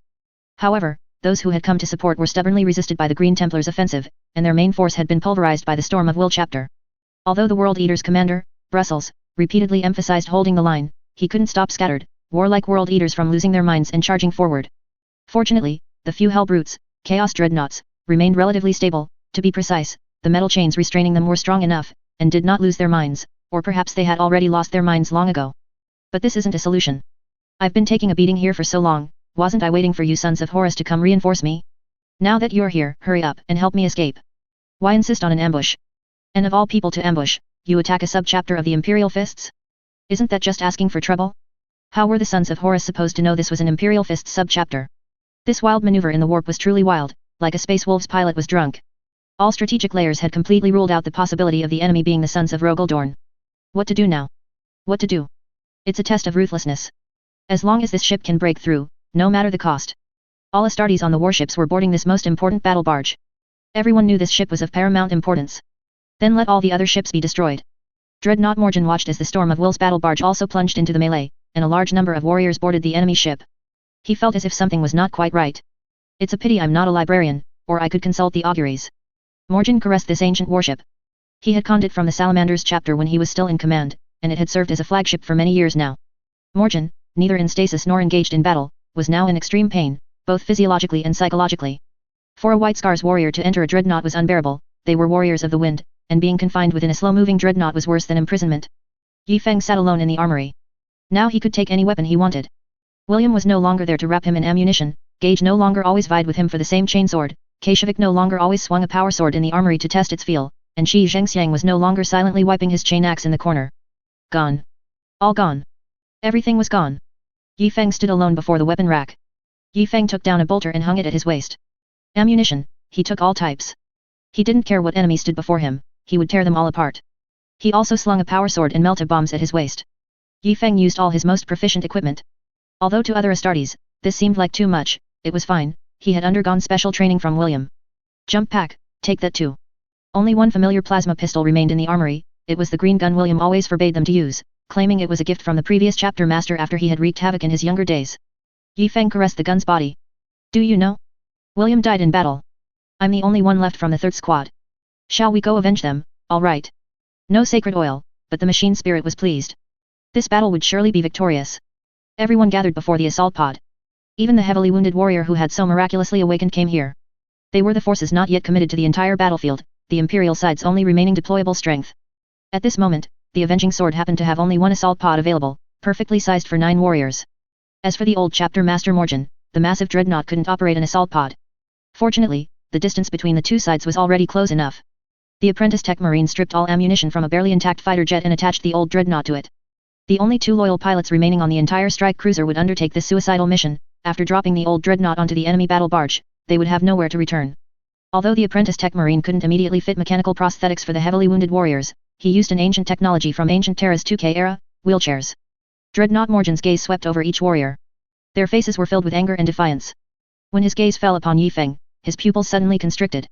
Was this truly fate? This green plasma pistol was passed down to Morgan by his chapter master. After he entered the dreadnought, this pistol was passed to the next chapter master. Later, during a confrontation with the Necrons, he was awakened from ancient stasis. Morgan personally witnessed the then chapter master being killed by the Necrons, and the space marine beside him desperately picked up this green plasma pistol and fired. Later, he never saw the gun again, until today. Morgan looked at Yi Feng with complex emotions, as if he would become the next chapter master, or as if the Green Templars would perish here, utterly without hope. Real-time holographic battle images from space came through. In the intermittent signals, it could be seen that the enemy's 2 battle barges and heavily damaged cruiser directly collided with our 3 battle barges. All sorts of enemies, piloting transports, assault pods, and drop pods, flew towards the hangar of their last battle barge. The false emperor, with his bath towel, likes to play rough, doesn't he? Then no one leaves. Order, after the assault pods launch, do not activate acceleration mode. Once the assault pods have completely detached from the strike cruiser, the Avenging Sword will directly ram the enemy's hangar. If the power core or void shield emitter of one of the 2 ships were hit, the resulting explosion would likely cause a chain reaction, destroying both ships. But if they didn't hit, the smaller ship would likely be destroyed. Everyone looked at Morgan in surprise. Old Chapter Master Dika is still on that battle barge. I know. That's why I'm not ramming the power core. He's been in there for 50 minutes. If he's not useless, he's already broken through to the core area. Now listen, we only have one way out, you must seize this battle barge, kill all enemies, and decide both victory and death. Do you all understand? Victory belongs to the Emperor. Everyone boarded the assault pod. Although this was not the largest naval battle in history, nor the battle with the most Astartes participating and dying, it was absolutely the most brutal naval battle. After Dika rendezvoused with the Shadow Venom Blade, they were discussing how to launch another assault. The tall and spacious hall ahead made it difficult to flank or move from the upper deck to the enemy's rear. Suddenly, the sky and earth spun, and even the dreadnought almost lost its balance and fell. Now, everyone, charge! Chapter Master Dika's roar rumbled through the comms channel. His keen intuition told him this was the perfect moment. 2 units from the Green Templars and the Shadow Blade chapter, each led by 2 dreadnoughts, charged forward. The chief librarian's long-prepared psychic net swept over the defending forces, its power not as important as its ability to obscure vision and cover his comrades. When 2 armies clash, the brave prevail. Although our side had a numerical advantage, the World Eater's savage combat power gave them a huge edge in close quarters. Now, the crimson gleam of blades was upon them, and life and death hung in the balance. Power swords and chain axes clashed, bolters and grenades exploded everywhere, and even the dreadnoughts activated their power fists and flamers, engaging in close combat with the hellbrutes opposite them. Chapter Master Dika led the charge, his sacred chain sword glowing green. This relic, which had existed since the chapter's founding, erupted with terrifying power, instantly cleaving the enemy before him in half. Dika's other hand was equipped with a power claw. This master-crafted power claw from the Salamander's chapter had been with him for countless years, and now, its machine spirit was once again in a frenzy. A large World Eater opposite, or rather, a small daemon, shrieked as it flew towards Dika. This ancient World Eater was almost completely daemonized. It had grown wings on its back, a pointed tail, its horns were longer than those of its brethren, and its feet had grown claws too long to wear power boots. Its entire left arm had swelled and grown into a grotesque shape with 7 or 8 claws, its right arm was the only one still somewhat intact, and it was currently wielding a power sword that pulsed with red light as it attacked. Dika showed no weakness, leaping to meet the enemy with a downward slash. Their great swords clashed, and Dika's other hand, with the power claw, seized the opportunity to attack the enemy's lower body, which was blocked by a raised leg. After one round of combat, Dika returned to the ground, his chain sword spinning even faster, as if unwilling to settle for a mere draw against his opponent. The daemonized World Eater in the sky looked at the claw that had been cut off its foot, and instantly rage flared in its heart. Servant of the false emperor, go meet your master with your nail clippers. It swooped down from the sky once more. This time, Dika did not jump. Instead, he crouched slightly on the ground, slowly hiding his powerful chain sword behind him, and positioning his power claw in a backhand grip. Just as the two were about to make contact, Dika's body spun, his chain sword meeting the opponent's power sword. Both exerted their full strength, the downward attack from the sky and the spinning slash collided. Dika swung his power claw directly with a backhand, colliding with the daemonized, malformed left arm of his opponent, instantly tearing off a large number of strange, sharp claws. However, 2 interlocking claws perfectly snagged Dika's power claw. Seeing this, the daemonized World Eater thought it was a good opportunity, and its horns, flashing red, smashed down. Hey, you bastard, will you lose a lot of strength if your horns break off? Before the opponent could react, 2 blades hidden on the nuclear-powered backpack behind Dika popped out. The daemonized World Eater was unable to dodge in time and actually had a small piece of a horn tip sliced off. The World Eater roared, and strange things flew towards Dika from afar, but they were blocked by the Green Templar's chief librarian. The daemonized World Eater circled in the sky, spinning faster and faster, making it difficult even for a space marine to aim. The entire enemy seemed to glow red. Dika was preparing to meet the enemy when suddenly, countless roars came from behind him. Bolters, as if free, rained down on the big target in the sky. By the storm. For the Golden Throne. A group of Storm of Will chapter warriors, fleeing in panic bravely charging towards the enemy. Nonsense. Not long after boarding the ship, they suddenly discovered enemy boarding support from behind.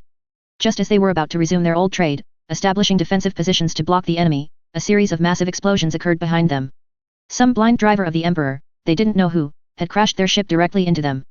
This led to the valiant sons of Rogaldorn making a collective charge, a magnificent feat that utterly shattered the enemy's dense defenses. Everyone was in a melee. The terrifying power of dreadnoughts fighting dreadnoughts even cleared out the surrounding enemies.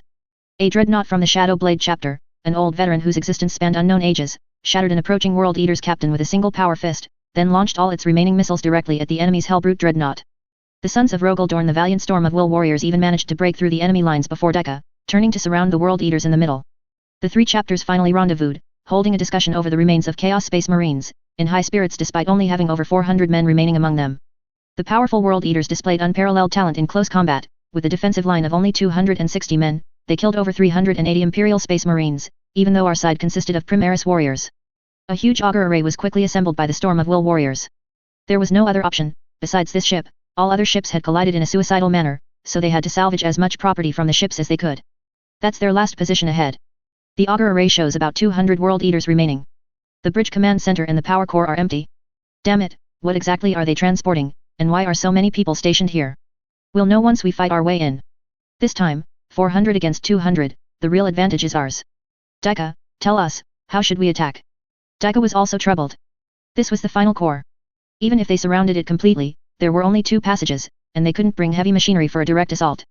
This was truly a case of many against few, and truly 200 elite soldiers holding a strong, strategic position. It would be difficult for us to defeat the enemy. There was nothing more to say. Plasma guns and plasma cannons would blast away their frontal defenses, and mixed smoke grenades would cover the charge. The enemy was no pushover either, they had concentrated most of their ammunition here, and they were not lacking in plasma cannons or melta-guns. The fiercest clash began. Yi Feng and his 10 companions arrived at the enemy ship's battle barge. Because their own avenging sword was too powerful, they had to enter through a damaged reserve area at the other end of the bow. They could have chosen to assault through a breach made by the macro cannon array closer to the battlefield, but this would easily cause the melta weapons in front of the assault pod to directly hit the piled-up macro cannons, causing a huge explosion, which would truly be a death by annihilation. The 10 men emerged from the storage area, casually killing a group of Kern followers who got in their way. Yi Feng pushed the wheelchair forward, the warrior in the wheelchair holding a bolter and melta bombs for Yi Feng. A rumbling vibration came from ahead, and the scent of blood filled the entire cabin. Yi Feng and his group could finally intermittently hear Chapter Master Daika's commands over the comms channel. But the surroundings gradually started to feel wrong. The blood flowing on the ground was boiling, the fragmented enemy limbs were decaying, and even the hard bones were vanishing. The bloody scent in the air, however, grew increasingly thick. Old Grandmaster Morgan was the first to notice something was amiss. Daika, can you hear me, boy? Stop them, quick, zzzt. The comms channel was once again cut off, and even whispers from the warp could be heard in between. Black flames, as if erupting from hell, suddenly appeared on the surrounding bulkheads, burning incessantly. Yet the temperature in the entire area plummeted. The cabin echoed with cries of sorrow, roars of combat, and maniacal laughter. Damn it, they succeeded. The sacrifice of 2,600 Astartes, 8 battle barges, 5 strike cruisers, 2 battleships, 12 heavy cruisers, and countless lives on planet Taste 2 as secondary offerings. What a grand scheme.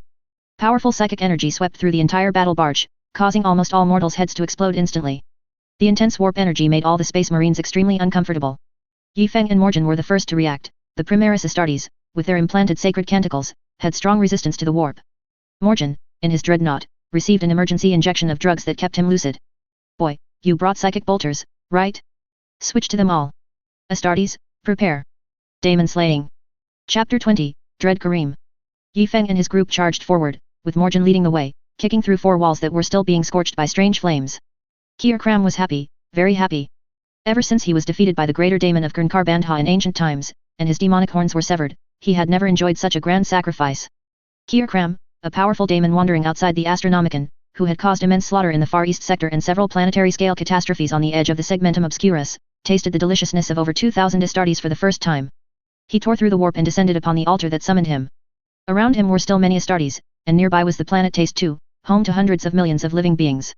He was incredibly hungry. He wanted to drink blood, suck marrow dry, and let flames and death once again engulf this place. Daika and Skaros felt their scalps tingle as they looked at the greater daemon of Kurn before them, 7 or 8 meters tall, with a dragon's head, a human body, unfurled wings and a mix of red skin and sharp black spikes.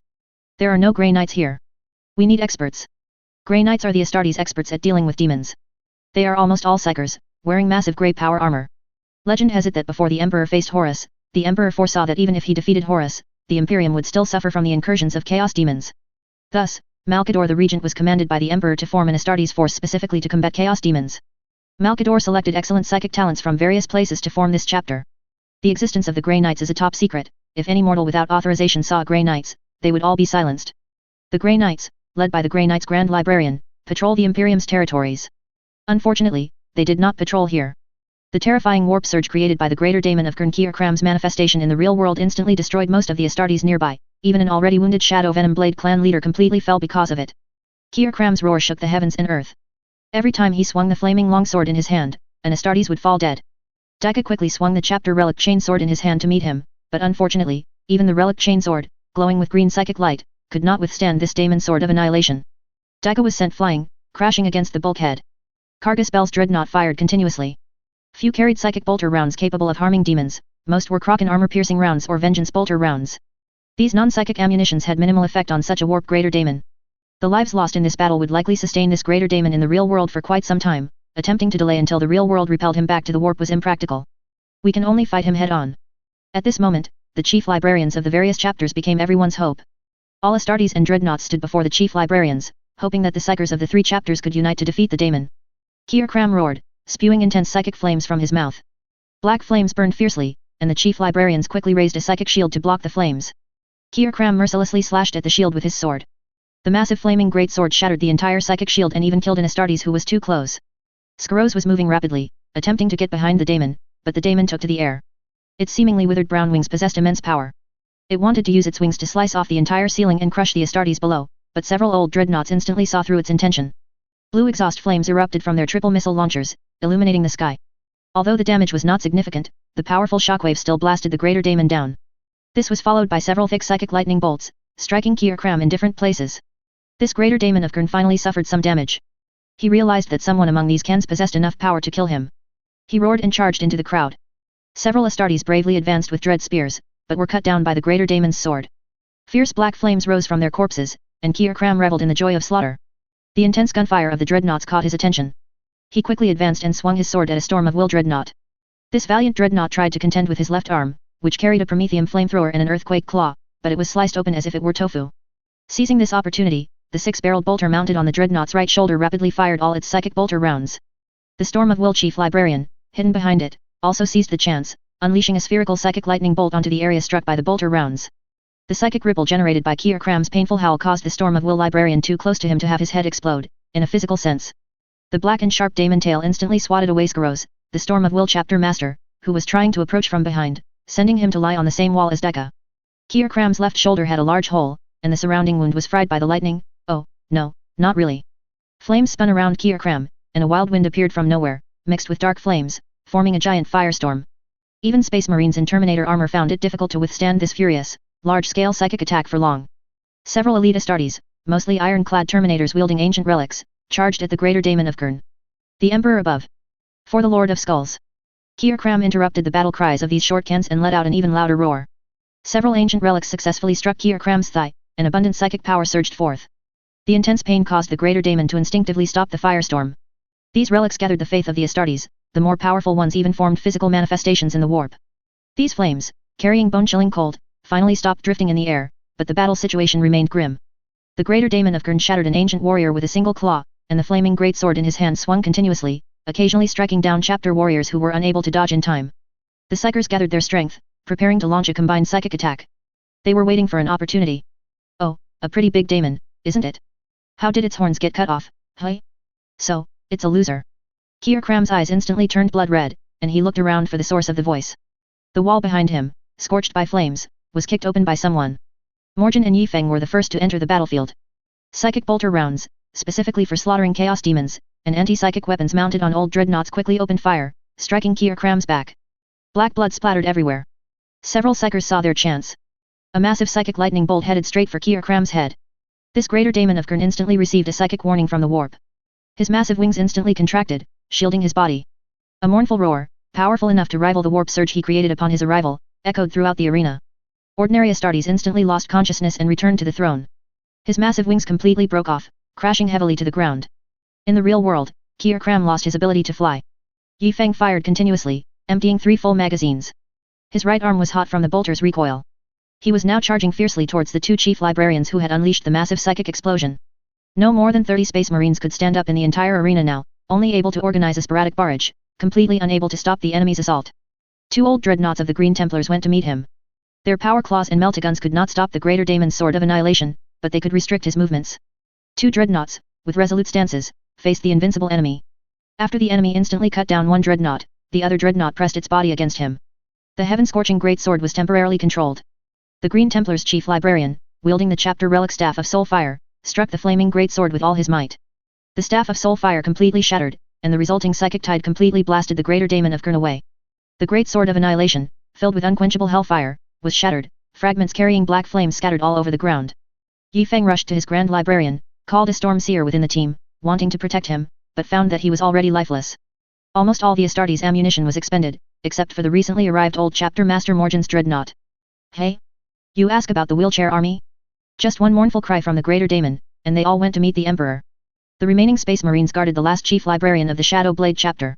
The last active Shadow Venom Blade dreadnought and Morgan formed a crossfire, hoping to buy time for the last librarian. Yifeng, holding a plasma pistol, first delivered a wholly overloaded plasma pistol shot to Kram's head, then charged at him with his power sword. The Greater Daemon looked down on this slightly taller white can. With a casual flick of his tail, he intended to sweep Yi Feng and the two chapter masters against the wall. Who is Yi Feng? The man who inherited the will of William, known as the Little Armory, okay? His jump pack instantly flared, allowing him to dodge its tail swipe. Hey, I can fly, but you can't. If Morgan had an intact body, he would surely be rubbing his temples in distress right now, wondering why Yi Feng learned to aggro so quickly when he didn't learn anything else. Morgan cooperated with Yi Feng to attract the Greater Daemon of Kern's attention. The heavily wounded Greater Daemon of Kern charged at them, bearing its fangs and claws. The two of them, one in the air and one on the ground, attacked the enemy simultaneously. The Greater Daemon opened its maw to bite at Yi Feng, while simultaneously stomping its large foot directly towards the old chapter master. Just as it was about to reach Yi Feng, a sharp pain shot through its tail. Daika and Skaros, the two bunkmates and good comrades, finally woke up from their hard bed. Under the cover of Yi Feng's taunts, they charged forward, raising their chapter's relic. Without jump packs, normal Astartes, clad in their rigid power armor, found it difficult to jump high. The two chapter masters decided to first sever the enemy's extremely dangerous tail. Kram cried out in pain and bit wildly, completely shattering Yi Feng's sword. Yi Feng didn't tolerate it, kicking him in the face and using the recoil to pull away with his jump pack. Finally, Yi Feng slammed hard into the bulkhead, his right arm forcibly bracing against it. The powerful impact made Yi Feng feel as if his entire right arm was on fire.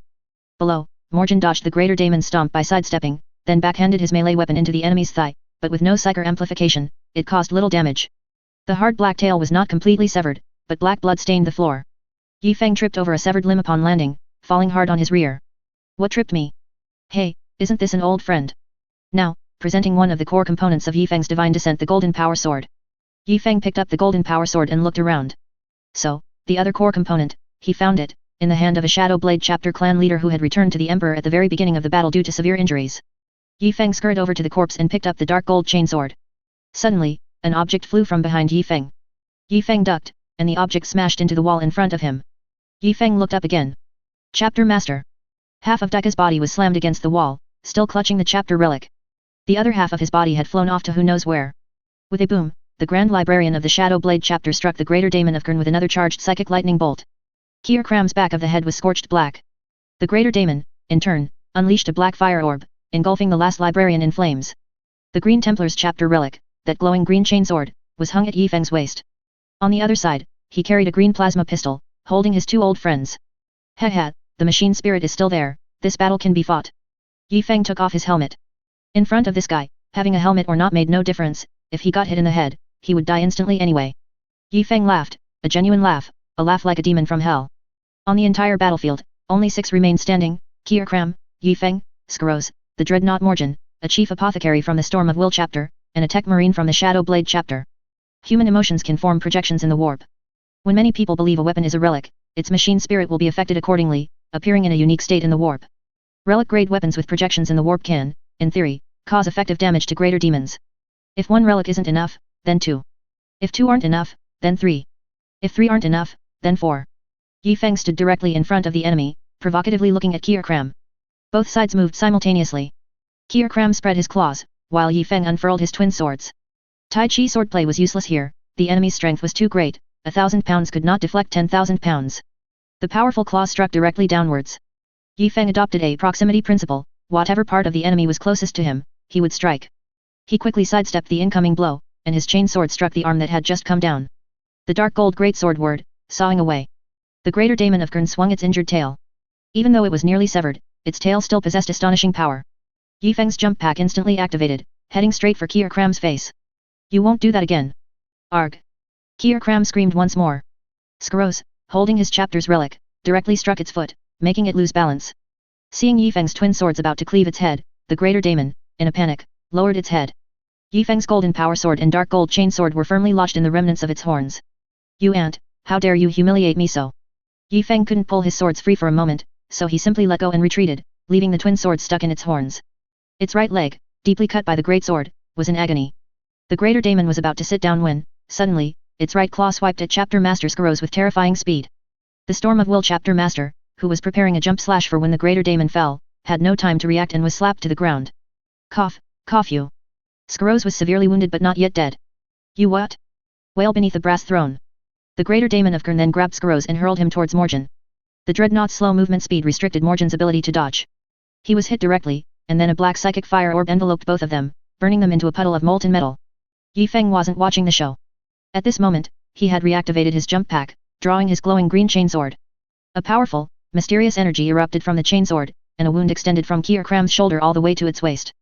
Kier Kram ignored everything, continuously spewing black hellfire, isolating the tech marine and chief apothecary, who had been performing mystical shots, from the battlefield here. Boy, now it's just you and me. To reward your bravery, I allow you to state your name. I am the savior of Atres, the slayer of Mistanber, the son of the living Primarch Jagatai Khan Yi Feng. This time, Yi Feng swore to the heavens, he really wasn't boasting. I am under the Lord Kern. Brass throne, you have no martial virtue. Yi Feng raised his hand and fired an overloaded plasma pistol shot. Martial virtue? What's that? Can it be eaten? Kier Kram was struck, losing its vision, and wildly flailed its arms. When it stopped, it found that Yi Feng hadn't moved. What's wrong, scared stiff? I found your weakness. Hey. I, the mighty greater daemon of Kern, have slaughtered almost all of you, and now you tell me I have a weakness? Why didn't you say so earlier? Without further ado, it flung its tail. Yi Feng's right shoulder plate was shattered. He was also sent flying. Weakness, where is the weakness? Didn't you notice? My right arm isn't injured. Before Kier Kram could carefully examine Yi Feng's right arm, Yi Feng, with his jump pack, had already pounced. This daring move confirmed one thing for Yi Feng, the 100-cloth robe really worked. Although he had suffered a considerable kinetic impact, the demon's psychic enchantment covering its body and its amplified strength were completely nullified. From the moment he first saw the greater daemon, his right arm had been constantly heating up. Although he didn't know why, the only difference from normal circumstances was the presence of the 100-cloth robe. Yi Feng held his chainsword in his right hand and, with his left hand, removed the 100-cloth robe from his right shoulder, wrapping it around the enemy's incoming claw. A direct hit to the head. The powerful chainsword slid from the greater daemon's left eye all the way to its mouth. This time, Kier Kram was truly afraid. It couldn't understand why Yi Feng could ignore its damage. Its claws had clearly struck something, so why did he seem unaffected? You greater demons of Kern say your power comes from war, blood, and death? Then why, with so many people dying outside just now, has your power not increased at all, and your injuries not healed at all? Your power comes from the fear, unwillingness, and regret at the moment of death. But unfortunately, our warriors' wills are like iron, and our brothers disregard death. If there is a power that can withstand your power, it must be a power that transcends the fear of death. I prefer to call it the Great Dauntless Spirit. This robe gathers the will of the people of the world, taking the extermination of enemies and the liberation of the galaxy as its mission. It fears no hardship, it fears no death. This is the Great Dauntless Spirit. I have the protection of the people of the world, what do you have to fight me with? At this moment, in the warp, the little robe, which was huffing and puffing to block Kier Kram's power, wished it could give Yi Feng an eye roll. How did you manage to guess everything wrong? Chapter 21, Decisive Battle/Treasure Hunt. The way of the people lies in broad-mindedness, in endless vitality, and in the fact that water can both carry and capsize a boat. Death is a part of the people's life, but death is not everything. Those who attempt to suppress the people with death will surely fail. Yi Feng hasn't fully grasped this path yet, but he is already on his way. Kier Kram was numb. You think I can't fight you just because you bamboozled me with some nonsense about your skull throne stinky shoes? If hitting you doesn't work, I'll hit you with a pillar. Kier Kram looked at Yi Feng, who was wearing a 100-cloth robe like a cape, and was furious. He swung a broken steel beam from the side and smashed it over. Yi Feng was also stunned. You can play like this? And so, the greater daemon of Kern chased Yi Feng, who was leaping and dodging, carrying a steel beam, like he was swatting a fly. The greater daemon realized it could just attack him with real-world objects. So, it wasn't just steel beams, a damaged dreadnought, 4.5 meters long, 4 meters high, and over 2 meters wide, was picked up by the greater daemon like a small pebble and hurled at Yi Feng. Yi Feng narrowly dodged it and ran to a wall. The greater daemon let out a blast of black flame, instantly burning away the wall's foundation, and that massive wall came crashing down on Yi Feng. Kier Kram was having a blast, almost tearing down the ceiling to hit Yi Feng. It grabbed and threw all sorts of strange things, hell brutes, world eaters dreadnoughts, terminators warriors corpses, shattered alloy bunker remnants whatever it could find, it threw. On the other side, the Shadow Blade chapter's surviving Tech Marine and the Storm of Will's chief apothecary were searching for remaining chapter relics. They were certain that the chapter relics could harm the greater daemon of Kern, so they diligently tried to collect them. After collecting a few relics, the Tech Marine suddenly shouted at the apothecary. Apothecary, hurry over. Someone is still alive here. The apothecary rushed over, covering the distance in 2 steps. It turned out to be the Shadow Blade chapter's chief librarian. He had taken a firebomb from Kier Kram, but he was a librarian, and his thin psychic shield had blocked some of the damage. Unfortunately, he was still severely wounded and unconscious. Apothecary, what's his condition? Can he be saved? It's dicey. The injuries are too severe. We don't have a ship or medical equipment here. Are you confident you can put him into a dreadnought here? This. The Shadow Blade chapter's Tech Marine looked at the dreadnought wreckage all over the ground. There were enough materials, but the environment. The greater daemon wasn't dead yet, and everything was still burning around them. It's too dangerous now. You perform emergency treatment first. We'll find a way to banish the greater daemon. Indeed, the chief apothecary said with a wry smile. Killing that thing was incredibly difficult. All these bodies on the ground, every one of them fell in battle. This created a paradox. They needed the librarian's help to banish the greater daemon, but treating the librarian couldn't let the greater daemon discover they were doing so. At the very least, putting him into a dreadnought would take a long time, which was definitely unrealistic. But staying here wasn't an option either. Another battle brother was still fighting the greater daemon. The two of them had to find a way to use the power of the relics to fight the greater daemon. They couldn't get through this wall of fire, so they had to detour to the other side through a different entrance. The two of them gave the Grand Librarian emergency treatment, picked up the clanging relics, and ran towards another passage. Both were prepared to return to the Golden Throne. Unexpectedly, when they reached the other side, various debris blocked their way. Even the ceiling of the passage had been blown down. There was no choice but to dig. They had to clear this debris, at least enough for people to pass. And so, the two Astartes monks, both technically inclined, began their manual labor. Yi Feng jumped for a while, but his jetpack was almost out of fuel. No, it had to be a head-on confrontation. Kier Kram brought down a steel beam with a heavy chop, slamming it onto the ground. Yi Feng seized the opportunity to charge along the steel beam. His left shoulder had just been severely injured, so Yi Feng jumped with all his might, attacking Kier Kram's right foot. Kier Kram watched Yi Feng jump. You can deflect the force from one side, but can you deflect both? So, it aimed at Yi Feng and clapped its hands together with great force, like swatting a fly. Yi Feng used his jetpack towards the sky, two nozzles ejecting matter upwards.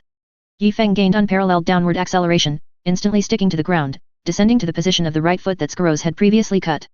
The glowing green chainsword instantly severed the right foot, which had already been half cut. This time, Kier Kram truly fell. Its entire demonic body fell straight backward, its right leg instinctively lifted, still spurting black blood. Yi Feng seized the opportunity. The green glow of his chainsword brightened. He charged forward and executed a jumping slash in one fluid motion, then, he was sent flying by a steel beam. Kier Kram used its tail to support itself in place of its right foot, walking step by step towards Yi Feng. Yi Feng was now sprawled on the ground, feeling several of his rib plates broken. The front armor of his power armor must have completely shattered. Various medicaments in his power armor rapidly injected into Yi Feng's body to stabilize his injuries. This time, let's see what tricks you can pull.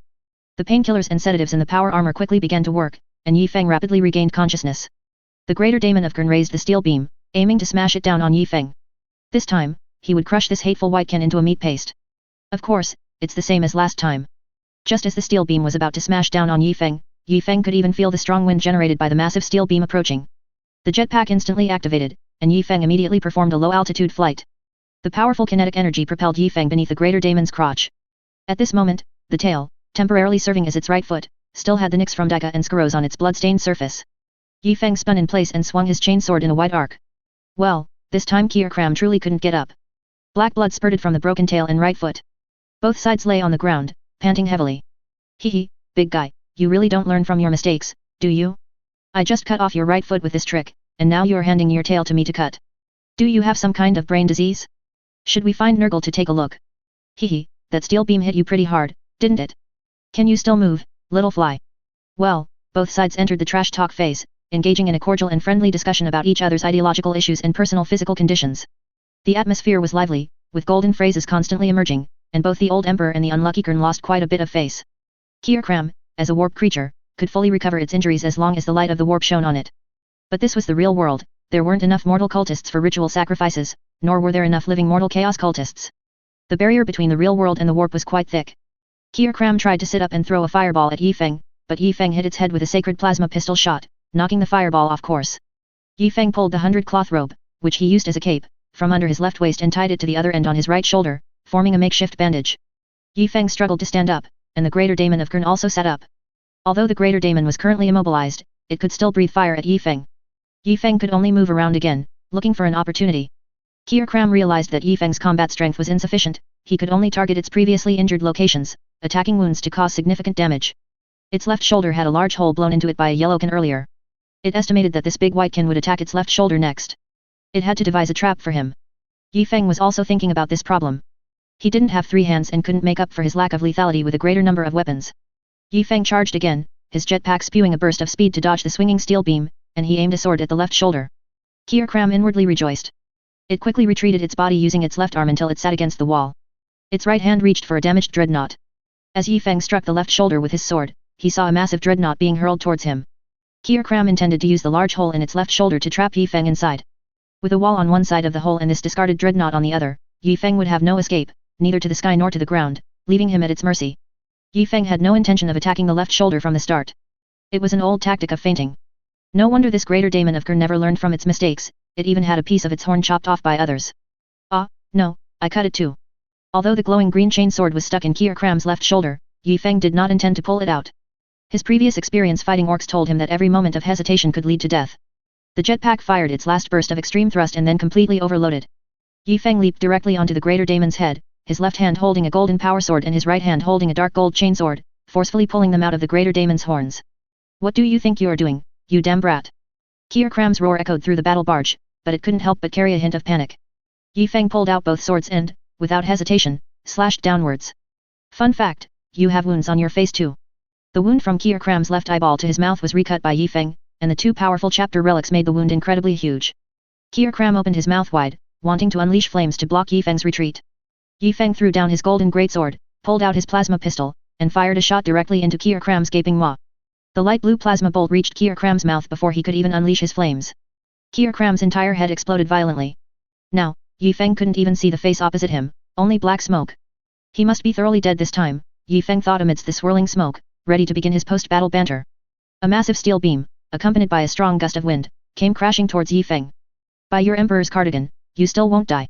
Let me teach you something, even if a warp creature's physical body is destroyed in reality, as long as its warp energy remains, I can still control my body's movement. Having a head or not is fundamentally unimportant. This thing had no weakness. There was no other way but to beat him until he could no longer move, or wait for his warp energy to dissipate and his soul to return to the warp. Kier Kram was very confused now. Logically, with such a massive injury, Kern's blessings on his body should have started healing him by now, but his connection to the warp seemed to be weakening. What exactly was going on?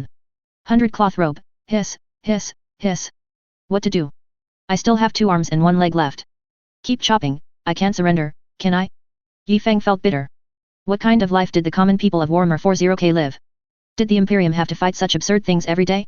Good news, the fireballs and warp roars from the other side were truly unusable now. Bad news, why was this steel beam still being wielded with such vigor? I definitely can't use steel beams when building warships in the future. Yi Feng performed some quick evasive maneuvers. His jump pack was unusable, so he had to fight up close. You brat, come out. No, I won't. Clang, clang went the sound of chopping. Get out and die. Never. He chopped even harder. Come out, I'm going to tear you to shreds. Yi Feng ducked under Kier Kram's crotch and vigorously chopped at his left leg. The machine spirit of the dark gold chainsword seemed to be in a frenzy, the small saw blades screeching. Seeing his left leg about to be sawn off, Kier Kram ignored everything and thrust a steel beam over. Indeed, sawing it off in time was impossible, but I had a plasma pistol. 1 shot fired, good, only 2 arms left. Kier Kram couldn't understand for the life of him. This wasn't a Grey Knights, nor was it a custodian, and certainly not an untouchable. How was he completely unaffected by the warp? Normally, just looking at him would result in severe corruption from Kern. How was this guy acting as if nothing had happened? Yi Feng was also quite puzzled by this. Did he have a warp projection? He was a genuine earthling, could he have a soul projection in this world? The fight had to continue, but after hundreds of space marines sacrificed their lives, they finally gained a complete advantage. Actually, Yi Feng felt quite sorry for the greater daemon. From the moment he appeared, he had been getting beaten, a hole burned in his left shoulder, then both large wings blown off, 2 slashes on his horns, his right foot chopped off, then his tail and left leg.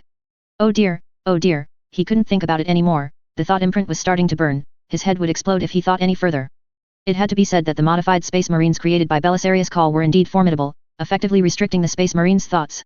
When the 2 unfortunate tech adept Astartes finally dug their way in and rushed in, ready to sacrifice themselves, they witnessed a scene they would never forget. Yi Feng wielded his twin swords, chopping everywhere. Blood gushed from his chest, staining his 100 cloth robe black, but he paid it no mind. Kier Kram's head was gone, fragments blasted everywhere.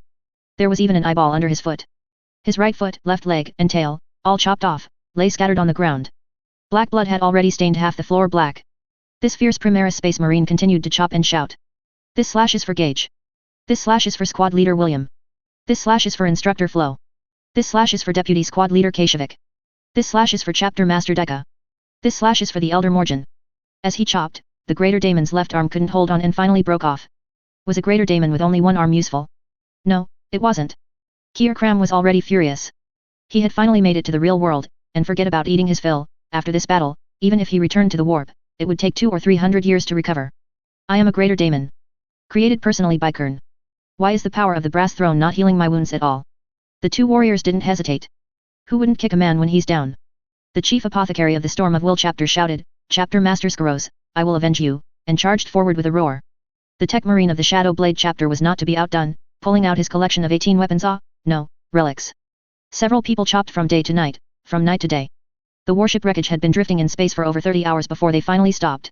By then, the greater daemon's torso, along with the previously chopped off tail and other parts, had all been minced into a paste. The three collapsed, panting. The chief apothecary had previously treated Yifeng's wounds, but now, after the high-intensity cooking competition's knife skills challenge, the wounds had reopened. The chief apothecary had no choice but to bandage Yifeng again. The raging hellfire subsided, and the severely wounded Kier Kram returned to the warp, drawing circles and cursing Yifeng. The three Astartes struggled to get up. The chief apothecary and the Tech Marine were going to attempt to install the Shadow Blade chapter's chief librarian into a dreadnought. Although extremely dangerous without professional equipment, they had no choice but to try anything they could. Yifeng wandered around alone. You said 1,000 Chaos Astartes were escorting something. Where did they hide it? He searched through the command center, the plasma reactor, and the storage rooms, then returned to the final battle hall. Where on earth was it hidden? Let's start analyzing from the beginning. Hidden items must be placed in the most heavily guarded location, which must be here. This place was empty, everything was broken. In the very center was an altar where the greater daemon was summoned. Where could anything else be? What other characteristics do hidden treasures have? Think, quickly, think. Treasure, valuable, safe. Right, the place where the treasure is hidden must be very sturdy, very hard. Yifeng looked around. What sturdy places were left after the greater daemon's rampage? The walls were crushed, though Morgan did that, the ceiling had fallen, and all sorts of cover were shattered. Wait. Neither explosions, nor the greater daemon's hard blows, nor steel beams crashing down had caused much damage to one place. The floor. It must be hidden underground, definitely. Quickly, search. So Yifeng, like an old ox plowing a field, tidied up the entire battlefield. The chief apothecary and Tech Marine were stunned. This guy was too diligent. We just finished surgery, and before the Grand Librarian Dreadnought even woke up, you've already cleaned up the battlefield? Wow, power swords and power armor were neatly stacked. Yifeng finally discovered an entrance on the side of the altar. He called the two tech adepts over. Nonsense, I'm just a newbie who just arrived. How would I know what's treasure and what's not? The mechanical door creaked open, revealing a downward path. The chief apothecary looked worriedly at his patient. Everything that could be done had been done, now it was up to his own will. Although he was very uneasy, intense curiosity made him follow them down. Glass jars, so many glass jars, rows and rows of glass jars. The apothecary's eyes went wide. My heavens, so much gene seed. The chief apothecary darted back and forth in front of Yifeng, almost leaving after images, performing a series of bewildering actions. Yifeng was dumbfounded. You didn't even run this fast during the battle. Gene seed, pure gene seed, over 120 of them. My heavens, they're pure. No wonder they're here instead of staying in the Eye of Terror. Chaos Astartes also use pure gene seed to create Astartes, these can be bought from some desperate rogue traders. But so many seeds. Which Space Marine chapters? Asked the Shadow Blade Tech Marine. It seems to be the Luna Wolves. Well, that explains why that Black Legion gang traveled so far to get here. Speaking of so much pure Luna Wolves gene seed, did you raid an Imperial warehouse? No, that's completely wrong. This small amount of stuff isn't worth 1,000 Chaos Astartes escorting it. There must be something else. Search, search again. Chapter 22, put your treasure in your arms and let's run away. Over 120 pure Luna Wolves gene seeds, guarded by 500 Astartes. Reasonable. However, in this battle, a rough estimate put the number of Chaos Astartes at over 1,700. Abnormal. Absolutely abnormal.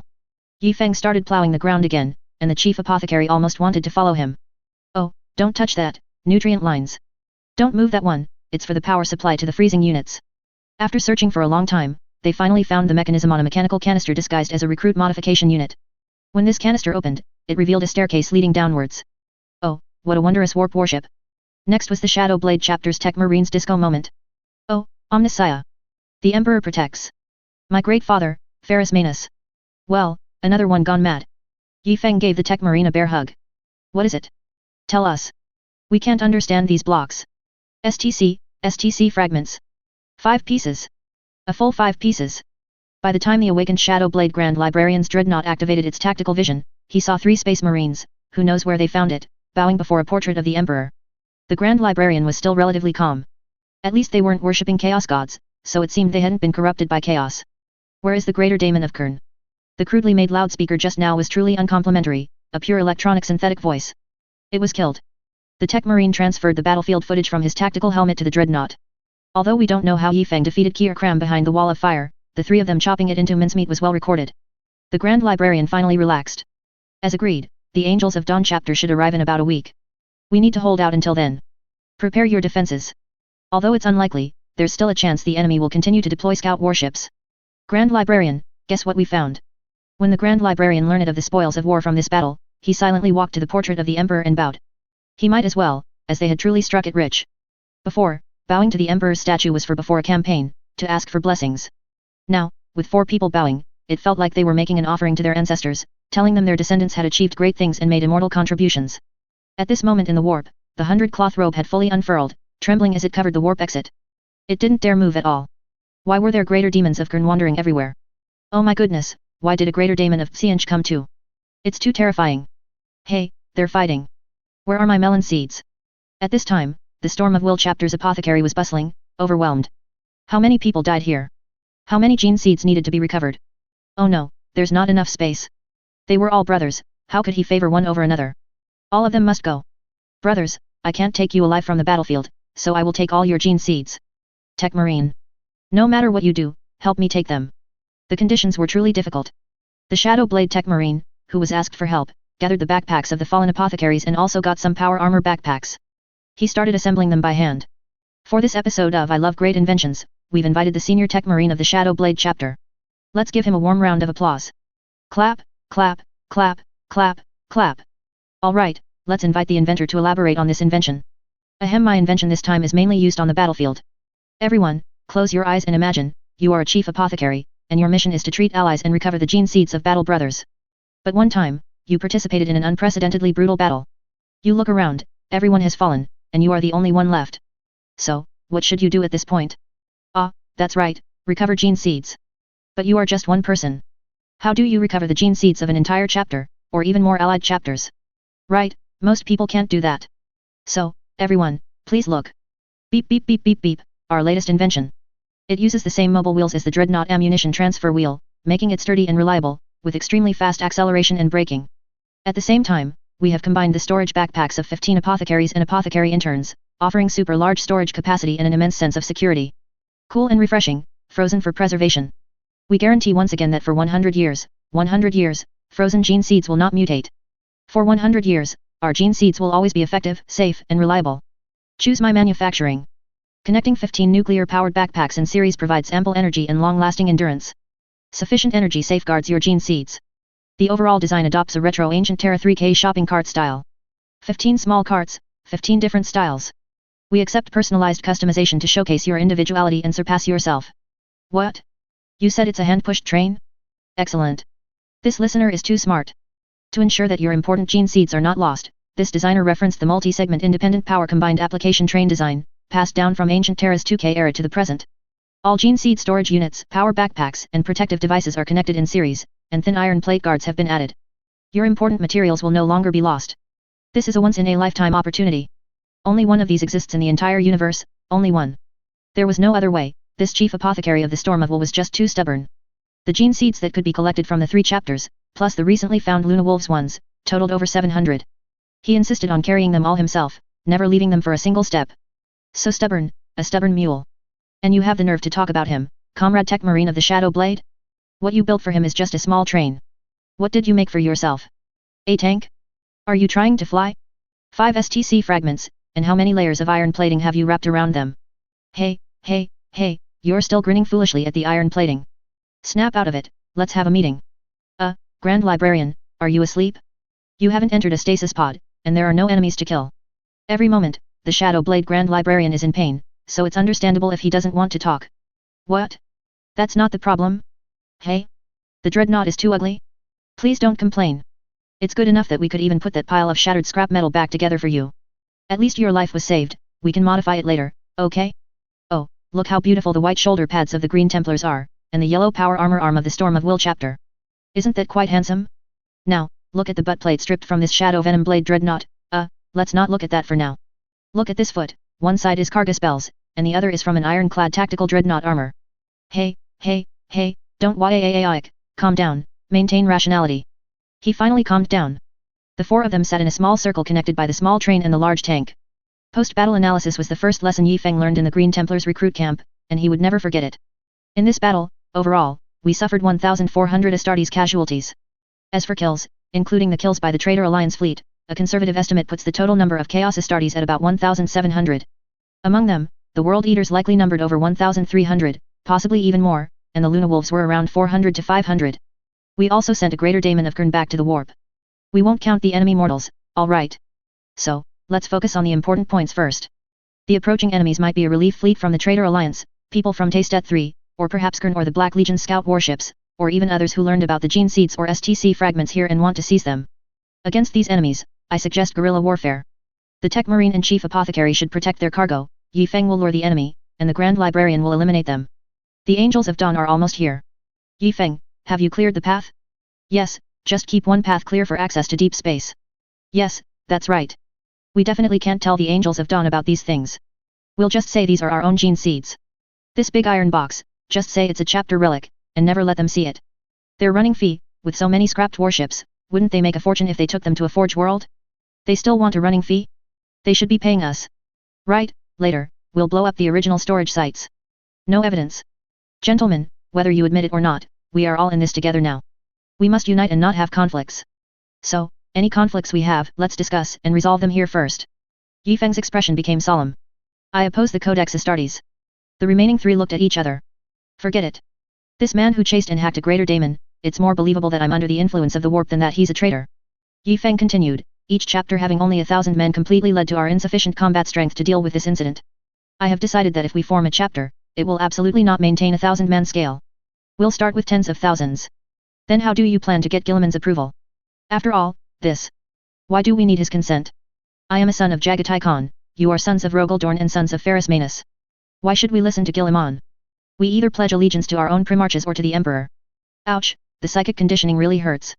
If I shouted Corpse Emperor, would my head explode? Ow, ow, ow, it hurts. Besides, has everyone truly complied? The Dark Angels chapter claims they fully adhere to the Codex Astartes, do you believe them? The Blood Angels never admit to having a death company, haven't you seen it when you fought alongside them? Even your own Iron Hands parent chapter, including you, Shadow Venom Blade, and other successor chapters, don't you all use the clan system? Isn't that right, Tech Marine Enos? The Black Templars are from your lineage, aren't they, Apothecary Situware? Tell us, how many of them are there? Silence, a long silence. The Emperor said he is not a god. The Emperor said to believe in the imperial truth, to believe in science. Has the Imperium of Man's Ecclesiarchy done so? Has the Adeptus Mechanicus done so? This was indeed the consensus among all sons of the White Scars. They never believed the Emperor was a god.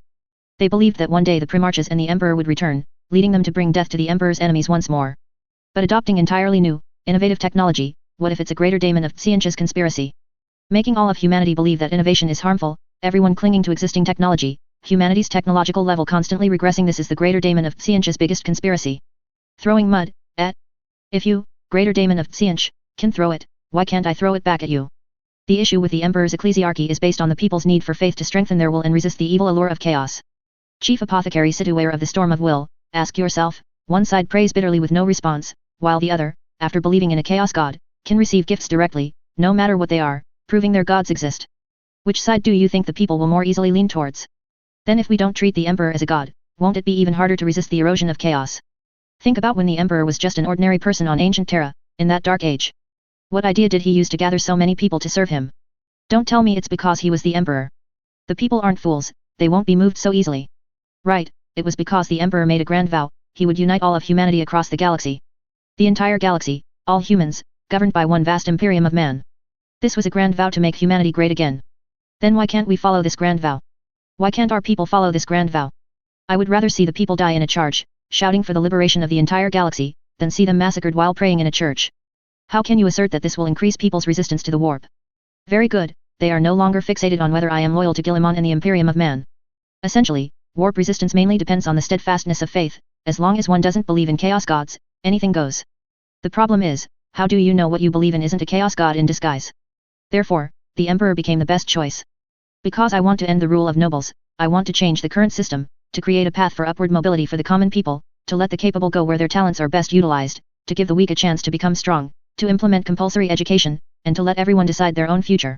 Humanity's leadership must be people who have weathered storms, who have earned their positions through competition, not corrupt nobles replacing each other when one dies. Every person must receive a complete education, the people will then see warp demons as merely a different kind of Xenos, not something unconquerable. It's not about making them disbelieve in the Emperor, but making them not see the Emperor as a god.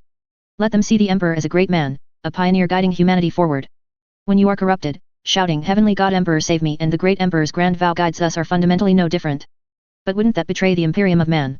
I am only loyal to the Emperor, what does the Imperium of Man have to do with me? Or rather, the current Imperium of Man has long since betrayed the Emperor. Whether this method works, we'll know if we liberate a few rebellious planets and then don't let the ecclesiarchy in, won't we?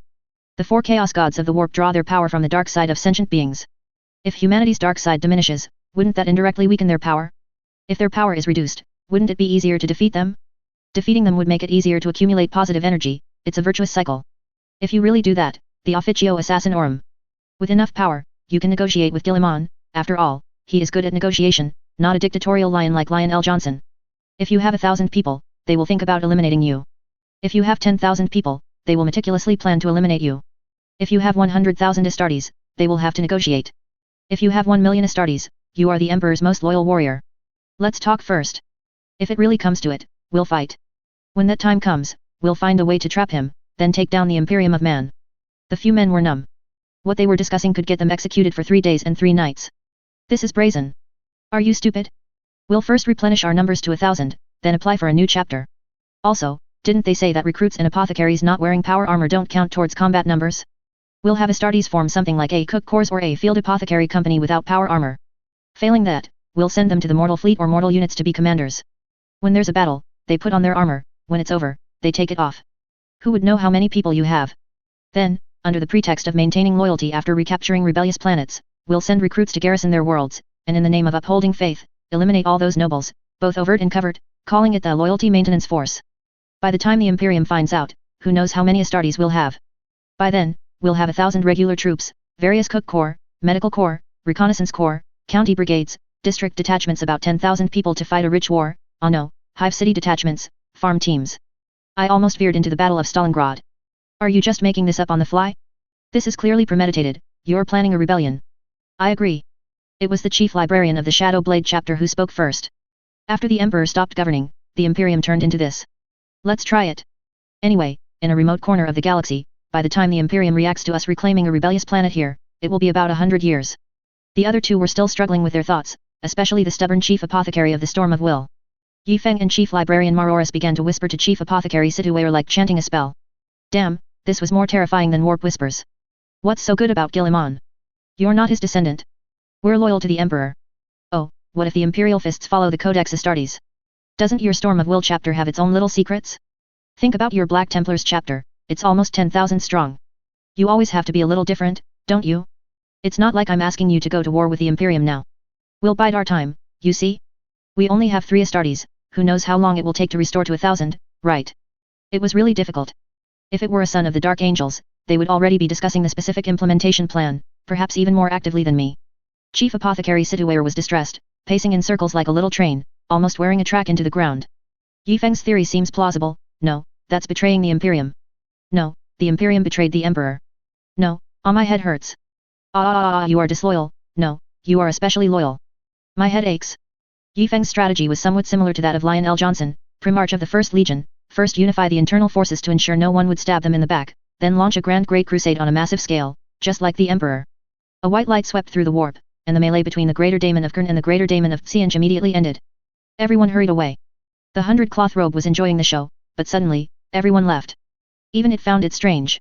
The white light shone upon it. I won't leave, I just won't leave. No one passes except other Astartes fleets of its own kind. The 100-cloth robe unfolded its body, if that could be called a body, and steadfastly protected this node. The white light gradually faded, the surroundings finally cleared completely, and the entire warp fell into silence, with only faint sounds of a fleet approaching in the distance.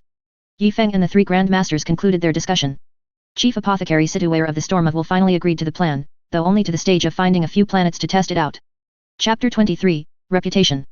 A fleet burst out of the warp, crashing into multiple warship wrecks, with the lead frigate nearly drifting out of control in fright. The Angels of Dawn chapter was stunned. What kind of battle was this?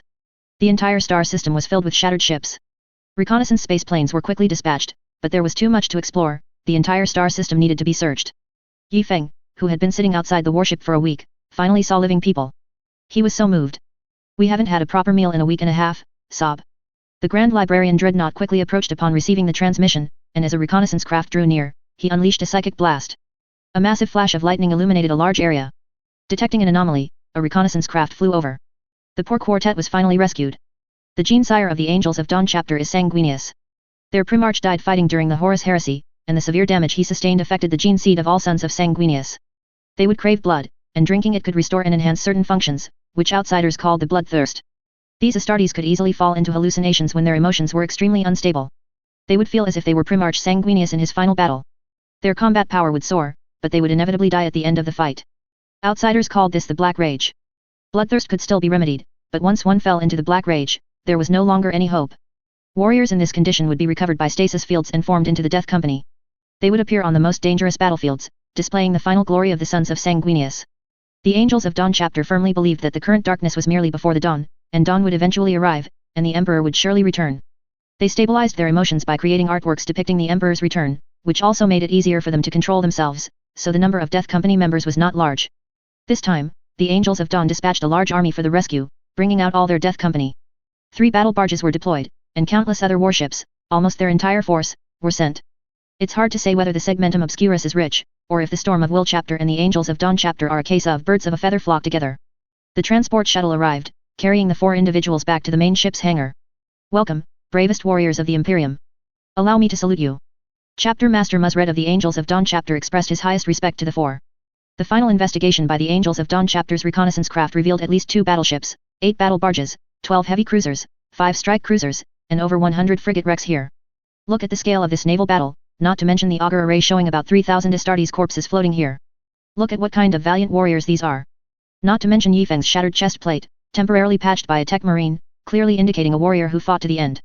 The chief apothecary before him was desperate to retrieve the gene seed of his battle brothers at all costs. The tech marine sealed all chapter relics. And this dreadnought is even more impressive, clearly a powerful warrior who fought valiantly until severely wounded and was then immediately interred in a dreadnought. Thinking of this, the tech marine, who was initially ranked last in terms of admiration, suddenly moved up. All Angels of Dawn expressed their highest respect to the 4. The entire Angels of Dawn fleet stayed here for a full month, collecting all valuable warship wrecks, not even sparing the frigate debris. Then, they constructed a simple collective Geller field, as it only needed to guard against the warp's erosion of machinery, so the strength didn't need to be too high. Meanwhile, after clearing out the Kern followers on Tastet 2 and rescuing a few half-starved unfortunates on Tastet 3, the Astartes finally departed for Forge World Storov. These past few days, Maroris, the Shadow Venom Blade's chief librarian dreadnought, had entered a stasis field, falling into a semi-slumber. Although he strongly requested a dreadnought armor replacement, for safety reasons, such a procedure would be performed only upon reaching a secure location. Chief Apothecary Situwayer, on the other hand, stayed by the Gene Seed vault door, lost in thought. Although the Angels of Dawn warriors tried to persuade him, it had no effect. He would sit on a small stool for days. Tech Marine Enos remained steadfastly by his chapter relics.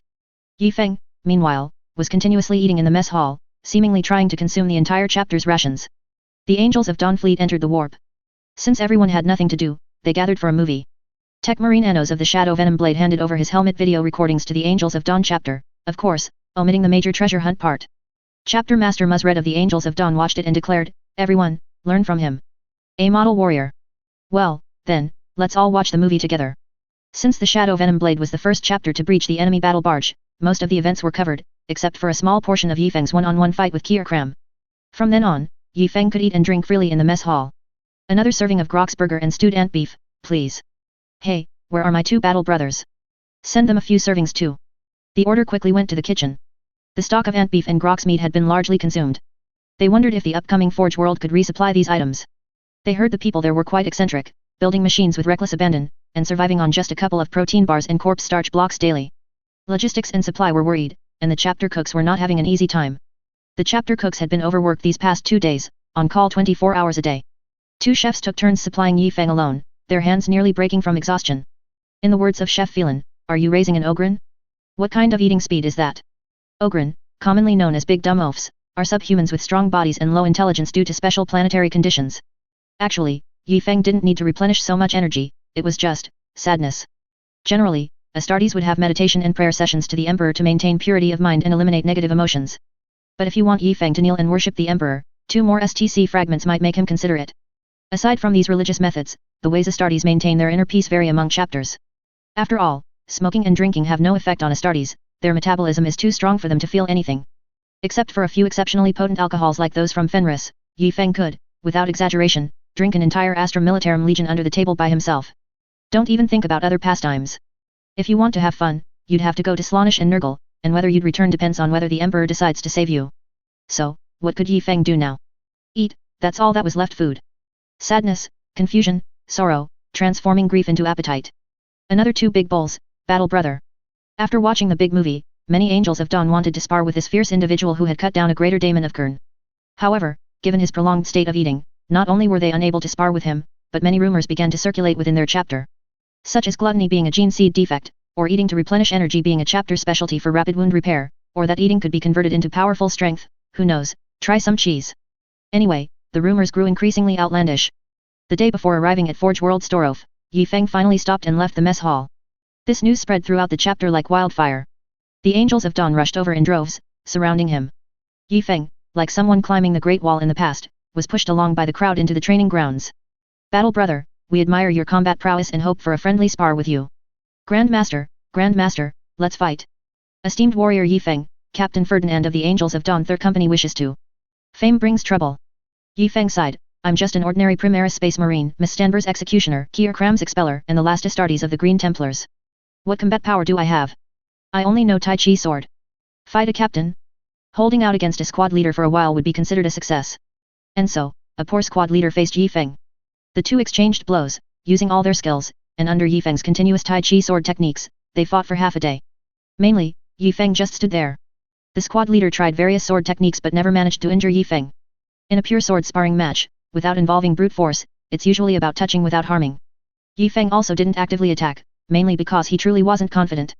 Even a veteran like a World Eater's Berserker couldn't break through the defense of this sword technique, so it was even harder for this squad leader. He got tired, so they swapped him out, and continued. Anyway, I'm full. It could be said that his defense was like a turtle shell, and his offense was like a pistol shrimp. After exhausting several people, Yi Feng, with the air of a sage, said, you all go back and ponder how you can break my defense. He then drifted away, attracting everyone's attention, beep beep as if he was about to be struck by lightning. It felt great, truly great.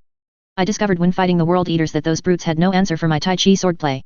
Now, after sparring with the Sons of Sanguinius and their technical swordplay, I found my defense was still impregnable.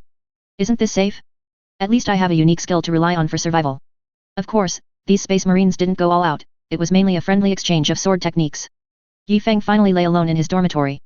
It was a huge dormitory, with his own armory and prayer room, a single room. So comfortable, so quiet. This is what an Astartes standard should be.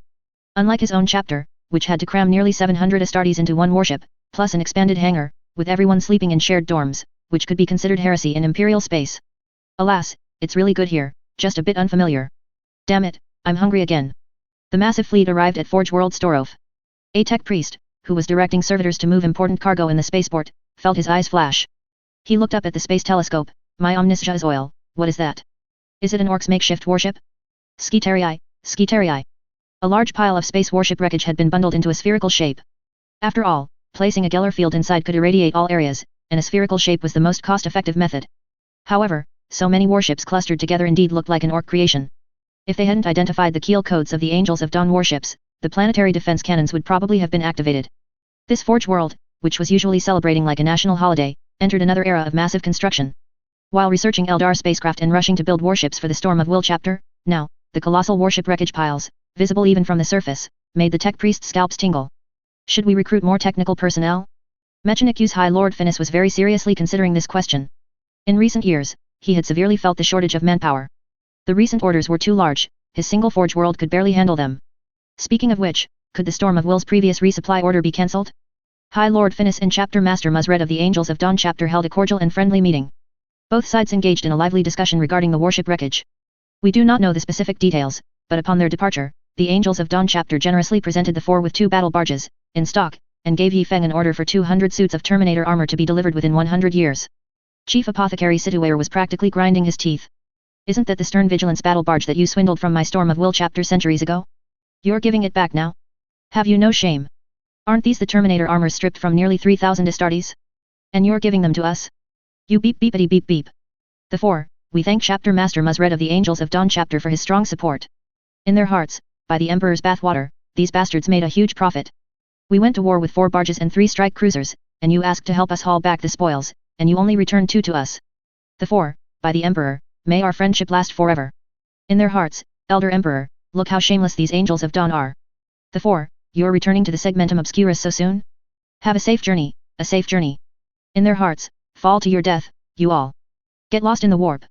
That way we can take over the subsequent warships. The 4, farewell, battle brothers. In their hearts, explode, explode, explode, quickly explode. 8 battle barges. Even if I sold the keels for scrap metal, I could get 4 battle barges, not to mention the other wreckage from strike cruisers and heavy cruisers. Unlike other warships, the biggest challenge in manufacturing a battle barge is the scarcity of keel materials and the demanding forging techniques. One could say that with a keel, 80% of a battle barge's construction is complete. Mechanicu's High Lord Finis saw off the Angels of Dawn chapter and then quickly met with the 4. Chief Apothecary Situare of the Storm of Will brought 2 others to sign a multi-person contract for augmentation, as the Storm of Will chapter's contract was still valid since he was alive. The Mechanicu's High Lord breathed a sigh of relief. Although the Storm of Will chapter being reduced to 1 person was not good for the Imperium, the Adeptus Mechanicus, or the stability of the entire region, he had not only contracted with them for warship manufacturing but also for 100 years of supply. Now that only 1 person remained, if the chapter were to restart its development, the consumption of the 100 years of supplies would be greatly reduced. The several parties happily signed the contract, and the Mechanicus Archmagos also generously gifted some weapons and equipment to the 4, or rather, to the Imperial auxiliaries on the 4's battle barges. Everyone returned home. Mechanicus Archmagos Finis immediately issued a conscription mission to all the wise men and priests to expand the Skitarii scale. Are we poor? We just landed such a huge order, we're flush with cash. Are we short of Skitarii? We weren't originally, but almost all the Astartes in this area have returned to the Golden Throne, greatly increasing the danger here. More defensive power is needed, we can't let them steal our own Eldar spacecraft. Originally, Forge World Storov had 2 top-tier forging areas. One was a super-large orbital space forge that circled the planet, utilizing the zero gravity of space to save on the cost of forging naval warships. The other was located at the deepest accessible part of the planet, where lakes of lava provided an endless supply of heat, which could be used to forge large machinery, and even some god machines. However, due to a lack of relevant knowledge, some functions were missing, making them incomplete god machines. The most precious Eldar spacecraft was hidden in a specially designated research area next to the underground forge. It was rumored that there had been some research breakthroughs regarding the substance that destroys Eldar spacecraft hulls. Yi Feng and the other 2 returned to the battle barge. This was the warship gifted to them by the Angels of Dawn. Now, like the Storm of Will's battle barge, the firm grace, given to the Green Templars, the morale of all the mortals was very low, their former superiors had abandoned them, sniffle, sniffle. But the mortal Captain Agri still perked up. This captain, who had undergone life extension surgery, was only 120 years old, his life was still very long. He had commanded the Dawn Light battle barge for 40 years, and now he would welcome his new angelic masters. Greetings, esteemed Astartes lords. I am Captain Agri of the Dawn Light warship. Greetings, esteemed Captain Agri.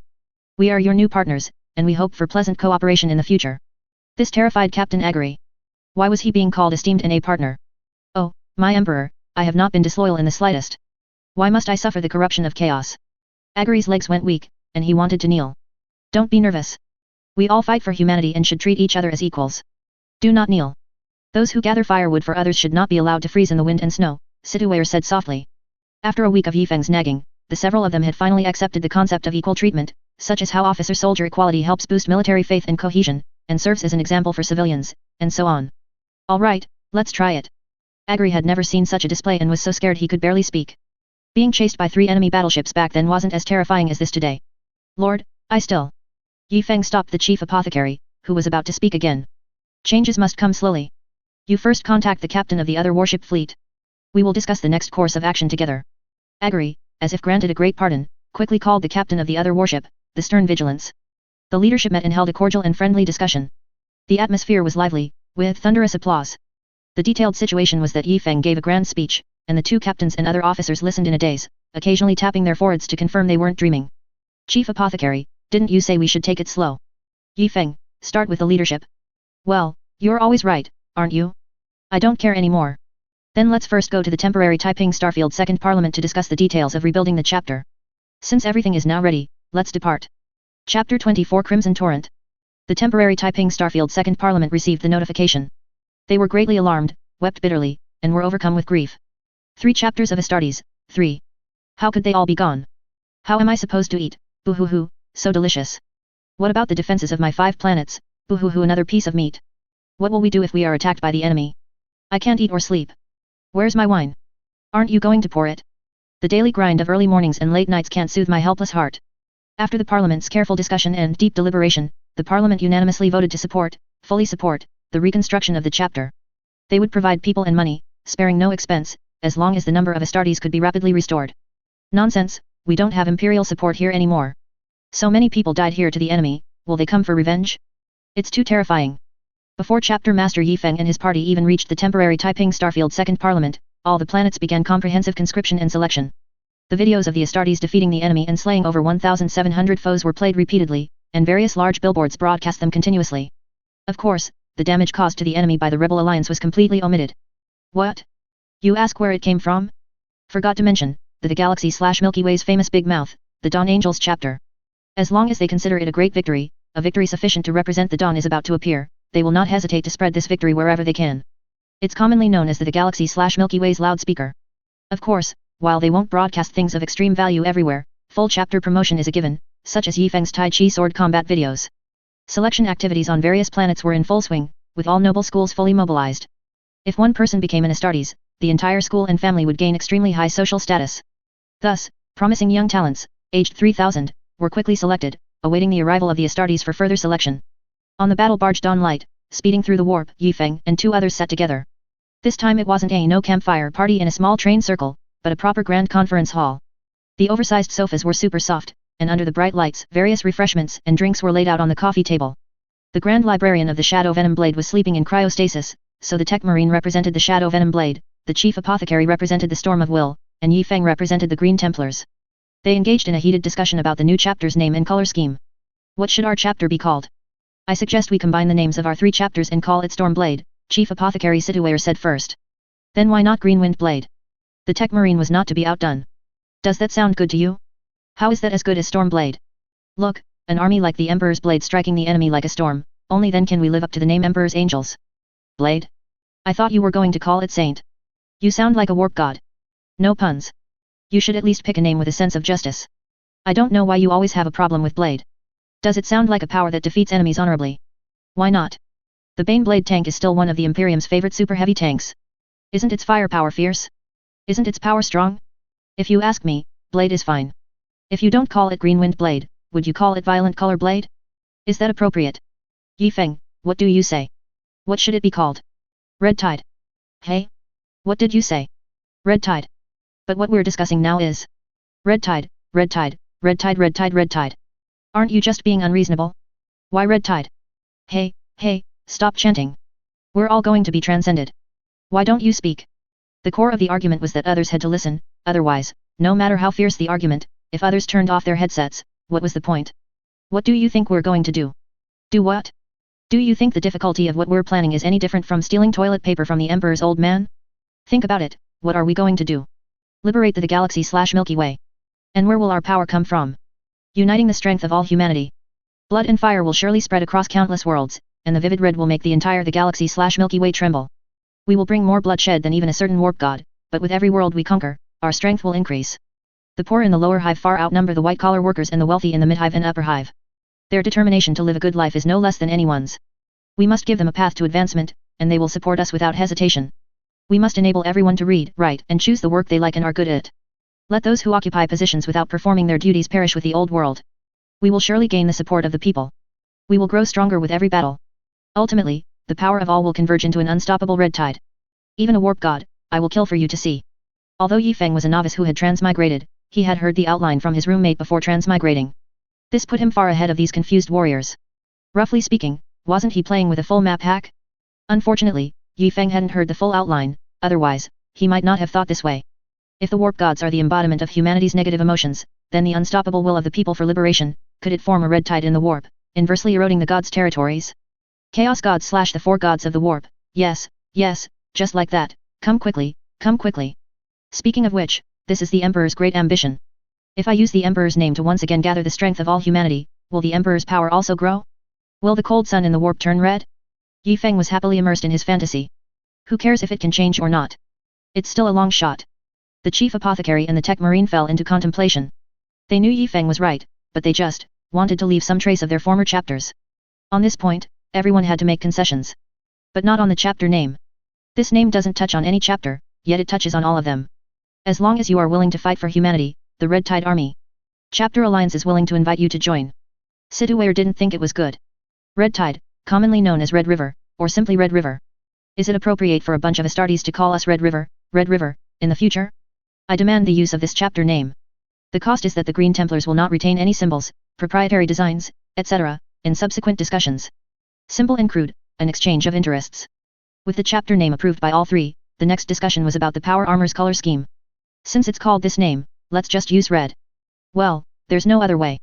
Since it's called Red Tide, you can't make it purple, can you? Are you trying to deceive chaos with false intelligence here? Next, all three sat up straight. The chapter badge was of paramount importance. They had to fight for a design that benefited them. There was particularly good news. The Storm of Will chapter was a successor chapter of the Imperial Fists, and the Shadow Venom Blade chapter was a successor chapter of the Iron Hands. The emblems of these two chapters happened to be a fist and a hand. Didn't that work out perfectly? How about one hand holding a sickle, and one fist tightly gripping a hammer, with the sickle and hammer intertwined? The Shadow Venom Blade is black, right? A black fist and hammer representing industry. The Storm of Will is earthy yellow, right? An earthy yellow hand and sickle representing grain. Isn't that too complex? Are the sickle and hammer really necessary? What's wrong with complex? Can't the Imperium even manage that? The sickle and hammer. The sickle represents the grain we rely on for survival, no need to say more. Our weapons and warship must be industrially manufactured, so the hammer is the symbol of industry. These two industries not only have the most people but also the most poor people, those who find it most difficult to gain advancement, and they are also the people we must unite. Alright, you're the mastermind, so you call the shots. As long as there's a fist and a hand, it's fine. Use silver gray for the background color. The two were quite surprised. If Yi Feng hadn't spoken, they would have defaulted to white for the background color. This sentence was tantamount to actively abandoning his Green Templar's symbol. The meaning of silver gray is Luna Wolves. Is that necessary? After all, their legion rebelled. Won't this create a hidden danger for the chapter's future stability? What does the rebellion have to do with these gene seeds? We don't have to tell them. We can just say they are the sons of Jagatai Khan. Equality for all starts with our army. If they can't even trust brothers who grew up with them, simply because of their gene seed, do you still expect them to trust the people from all over the imperial worlds, especially the people from planets that have been invaded by chaos or Xenos, or planets that have previously rebelled? For example, do you trust the Krieg Death Corps? The Krieg Death Corps are imperial auxiliary troops. Thousands of years ago, Krieg's homeworld rebelled. The rebels took control of key areas and declared independence from the Imperium. The Loyalists, refusing to yield, launched all their nuclear missiles, turning the entire planet's surface into a no-go zone for humans. But the war didn't stop. The rebels and Loyalists fought underground, contending for every tunnel, slowly digging and ambushing each other. After nearly a millennium of war, the Loyalists emerged victorious. Since then, to atone for their past rebellion, Krieg has annually provided the most Astra Militarum warriors in the entire Imperium. The people of the Krieg Death Corps believe that their deaths, especially those achieved through valuable combat results, can atone for their planet's past actions before the Emperor. Krieg's morale is always at its peak. They barely speak, and no one knows what they look like beneath their gas masks and grey-black greatcoats. However, internal reports indicate they have an intense passion for charging into battle and killing the enemy, to the point that the purpose of a political commissar in the Krieg Death Corps is to prevent his soldiers from charging prematurely. Consequently, the Krieg Death Corps tops the list of Astra Militarum regiments no one wants to see, because seeing them means you are on the worst battlefield in the entire Imperium. From its inception to the present, the Krieg Death Corps has experienced countless wars. They have slain chaos, fought greenskins and Tyranids, and even routed Necrons. They possess one of the world's finest artillery forces and brave warriors who dare to launch bayonet charges against any foe. Thousands of years have passed in their campaigns, with not a single man fleeing, not a single man betraying the Imperium. The shortest joke in the Imperium is about them, Chaos Krieg. Trust, absolute trust. I would even entrust my back to them. Then why wouldn't you entrust your back to the Luna Wolves warriors you're about to train? We might not tell the Imperium, but our warriors must know their identity. Unite all forces, starting from within us. Sai, you're the mastermind, so you call the shots. I'm just going with the flow. Who is the chapter master? You're the biggest, you call the shots. Under normal circumstances, a tech marine and a chief apothecary wouldn't also serve as chapter master. Otherwise, if someone asks where the chapter master is, and you say he's in the back repairing a boiler, that's not acceptable. An apothecary is even less suitable. An important surgery can take several days, and if something urgent requires the chapter master, he wouldn't be able to leave. So, only Yi Feng can do it. The two veterans looked at this warrior with some apprehension, unsure of his experience. However, he was a Primaris Astartes, and his specialized modified organs meant his cognitive abilities were far superior to those of a regular Astartes. It was worth a try. Regarding the armor's paint scheme, at the strong insistence of the two, some white patterns were added to the power armor's leg and helmet sections. However, the subsequent discussions were very harmonious. For example, the shield would retain the standard Storm of Will shield and all its markings, and the Tech Marine's original trade in mechanical prosthetics would still use their emblem, and so on. The two battle barges were sailing through the warp, about to arrive at Skaria, the location of the temporary Taiping Starfield Second Parliament. After the discussion, the Tech Marine returned to his beloved STC template, the chief apothecary went to check the materials available for modifying the recruits, and Yi Feng, of course, followed the usual routine, meet in the mess hall. The Angels of Dawn chapter, seeing how much Yifeng enjoyed their food, directly gave them their chef, Phelan. This long-suffering chef's arm muscles had visibly grown a size larger, and it was clear they would continue to grow in the future. Several important figures from the temporary Taiping Starfield Second Parliament were already waiting at the spaceport. Numerous reporters had been invited, as their propaganda portrayed these Astartes as an invincible army, guardians of the Imperium of Man, and the Emperor's angels. Everyone stood before the big screen to witness the hero's triumphant return. The two battle barges arrived at the spaceport. Close up, extreme close up. How magnificent these warships were, representing the Imperium's invincibility. The representative of the temporary Taiping Starfield Second Parliament, Planetary Governor Astartes, warmly received the three chapter representatives at the spaceport and engaged in cordial talks. It was tough for the two tech-savvy individuals and one novice to speak with these old political foxes. They could only choose to speak as little as possible. It wasn't until the private meeting that they finally relaxed. Respected Lord Angel, what do you think we should do next?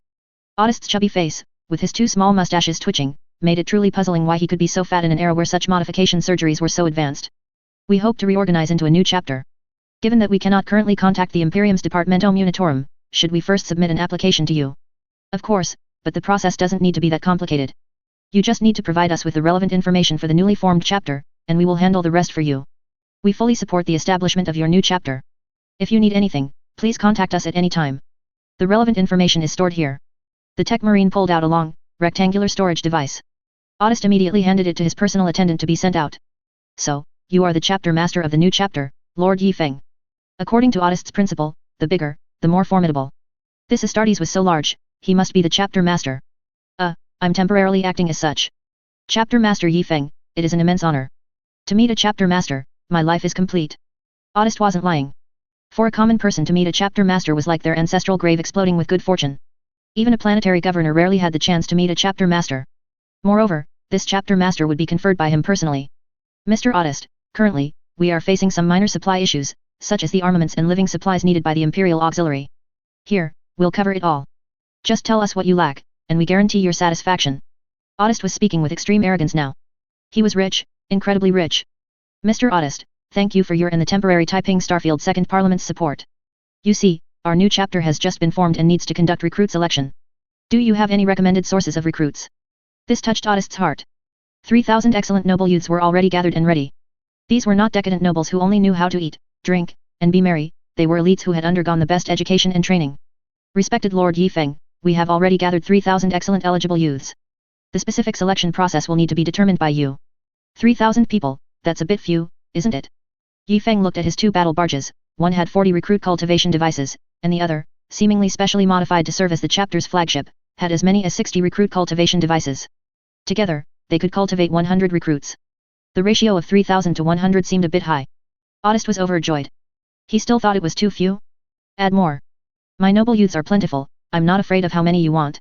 Let the people of the Mid-Hive and Lower Hive also participate in the selection.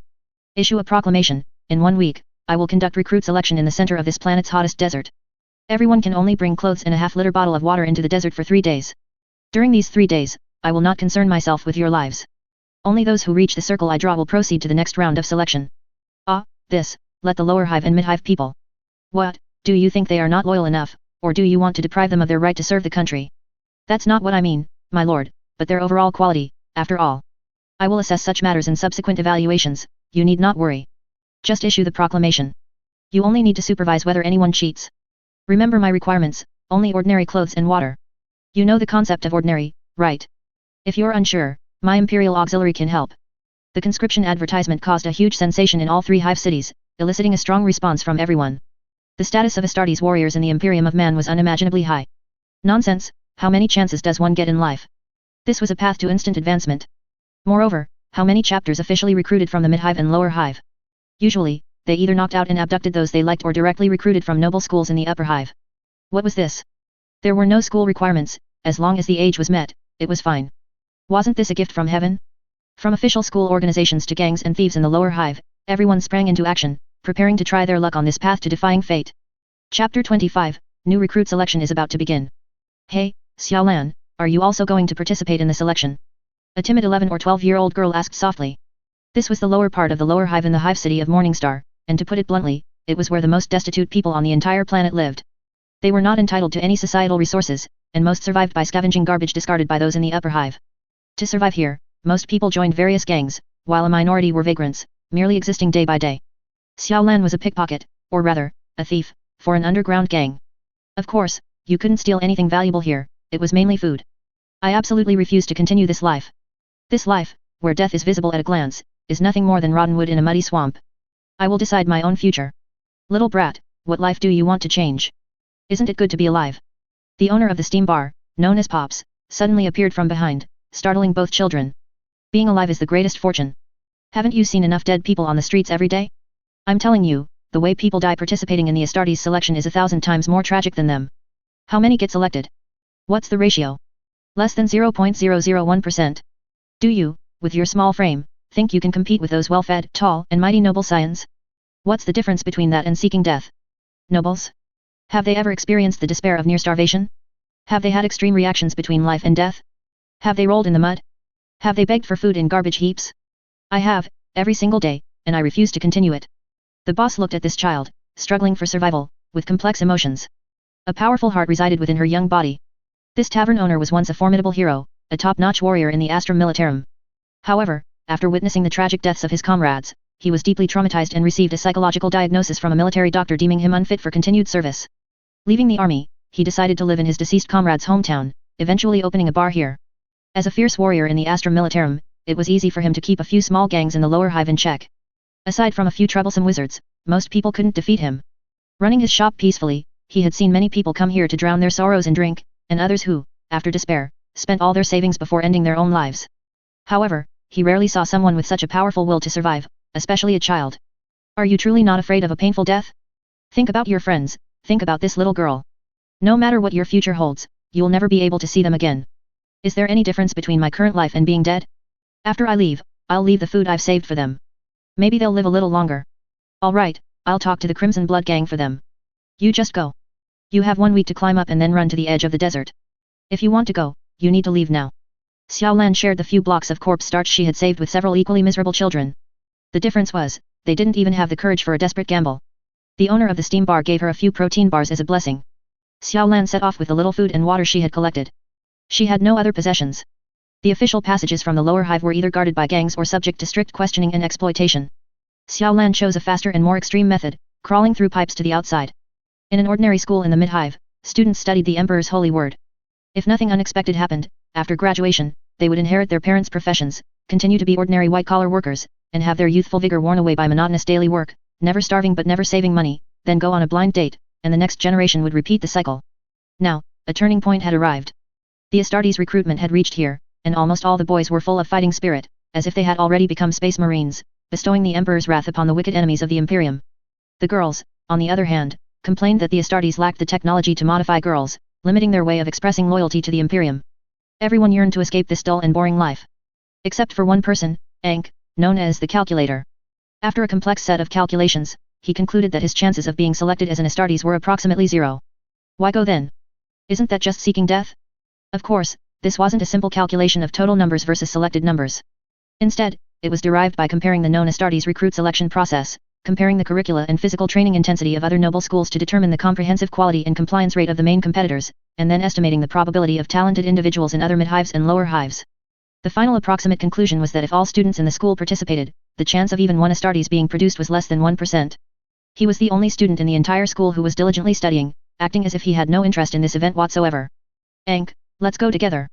The school said they could organize free shuttle buses to take us, and if needed, they could even provide all pre-competition meals. Ankh's friend, Frosa, was trying to persuade him to participate in the selection. That's useless. I trust my data. I don't believe what the school is doing will have any impact on the probability increase.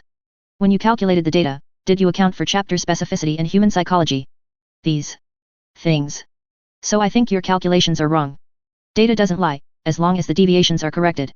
I'll prove it to you. Do you want to come along? Frosa, you know you have no chance of success.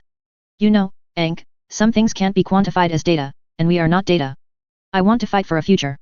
Alas, Ankh eventually got on the school bus heading to the edge of the Great Desert.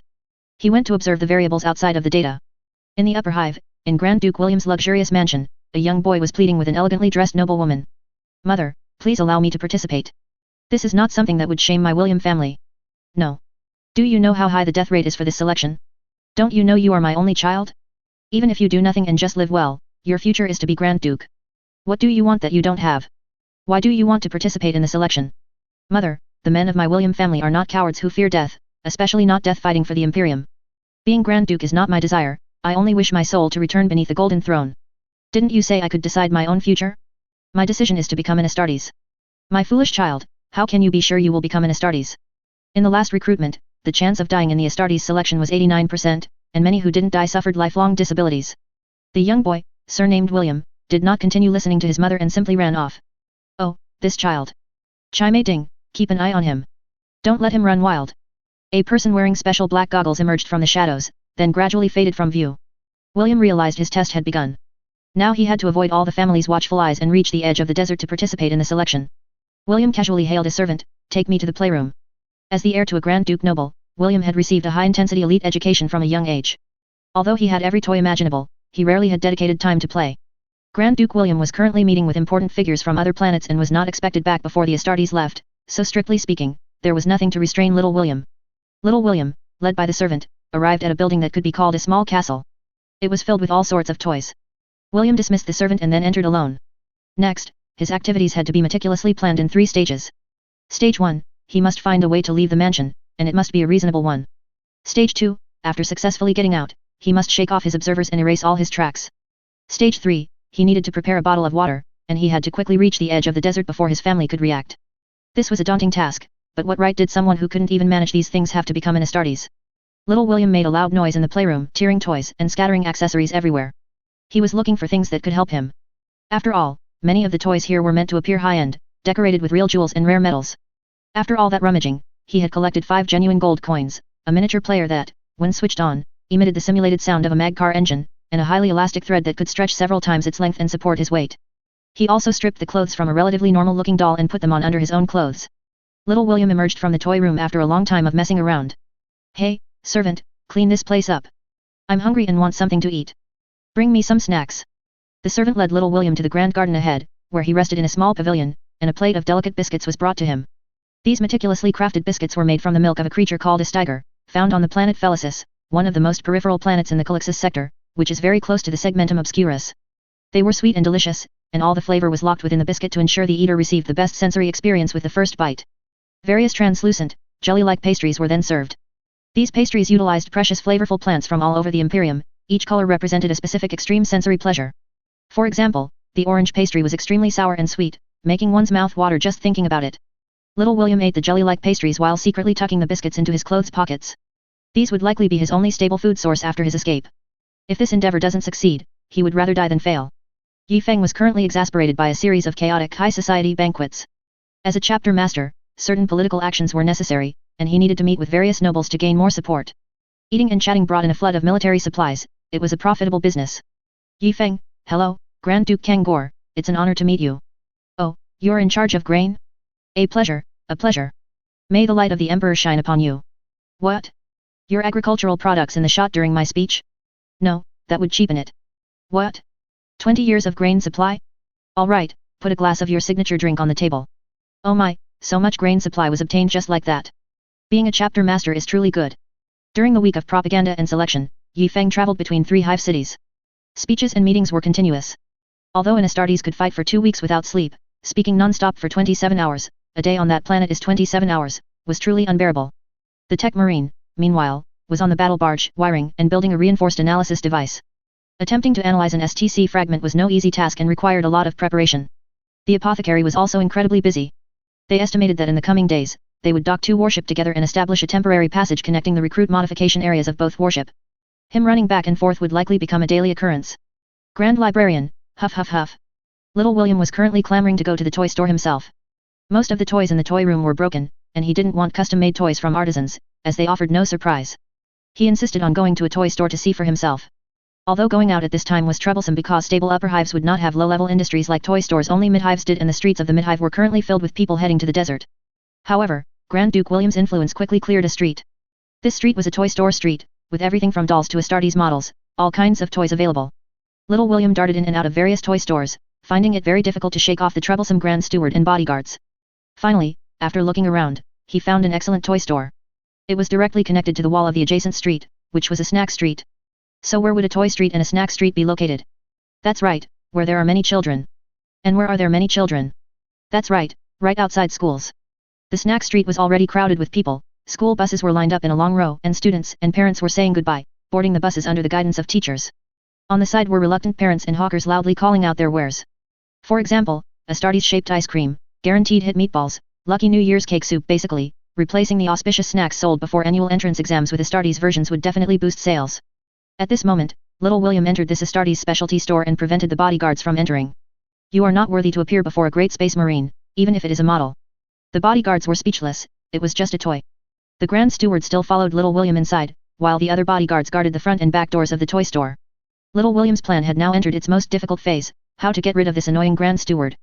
Xiaolan from the lower hive finally crawled out of the foul-smelling sewage pipes, covered in grime. He walked upstream along the river for a while and finally saw what could barely be called clean water. He then jumped in and took a refreshing bath. After emerging from the river, wringing out his clothes, and eating some food, he would continue on his journey. Others started from the edge of the desert, but he had begun his journey much earlier, in the lower hive. He could no longer follow the river ahead. To reach the desert's edge, he needed to cross the great plain in front of him. This was not an endless wilderness, several fierce beasts lurked here. While they posed no danger to humans safely ensconced within sturdy mechanical constructs, they were indeed a deadly threat to the unarmed Xiaolan. Xiaolan casually picked up a long wooden stick, sharpened one end with a stone, and used it as both a walking stick and a spear. Enk was waiting for the bus with his good friend Frosa when he suddenly saw a ruthless person on the rooftop across the street, swinging on a thread, like a pendulum, into the alley next to their street. Who is that? So daring. Based on his flight posture and the thread's toughness just now, my calculations show that his chance of falling was 89%, his chance of landing on his feet and spraining an ankle was 6%, and his chance of landing on his elbow and scraping it was 88%. Sure enough, a moment later, the 12 or 13-year-old boy emerged from the alley with clear scrapes on his elbow. After coming out of the alley, he looked around, as if searching for something. Don't look at him anymore, we need to get on the bus. Enk and Frosa finally boarded the school bus, just as the teacher was about to close the door. Little William darted into the door like a flash. How did you? The teacher was about to speak when little William immediately slipped 2 gold coins into her hand. Teacher, I'm sorry. I'm late. It took me a while to convince my great-grandfather. Go find a seat. It's just a ride, what could possibly happen, right? Little William was now wearing the clothes he had stripped from the doll earlier, which helped him blend in with the mid-hive. He walked to the very back of the school bus, where there was a high deck, making it difficult for street cameras to capture him. The only other children sitting there were Enk and Frosa. Hello, my name is Will. Just catching a ride. The 2 children looked at him with interest, and soon they started chatting casually. Xiaolan was currently experiencing the most dangerous crisis of his life. I can't eat anymore, sob.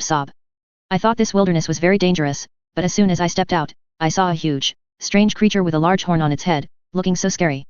Its entire body seemed to be wrapped in block-like bone armor. Their eyes met, and Xiaolan's hair stood on end. This was too terrifying. Xiaolan instinctively tightened his grip on the spear.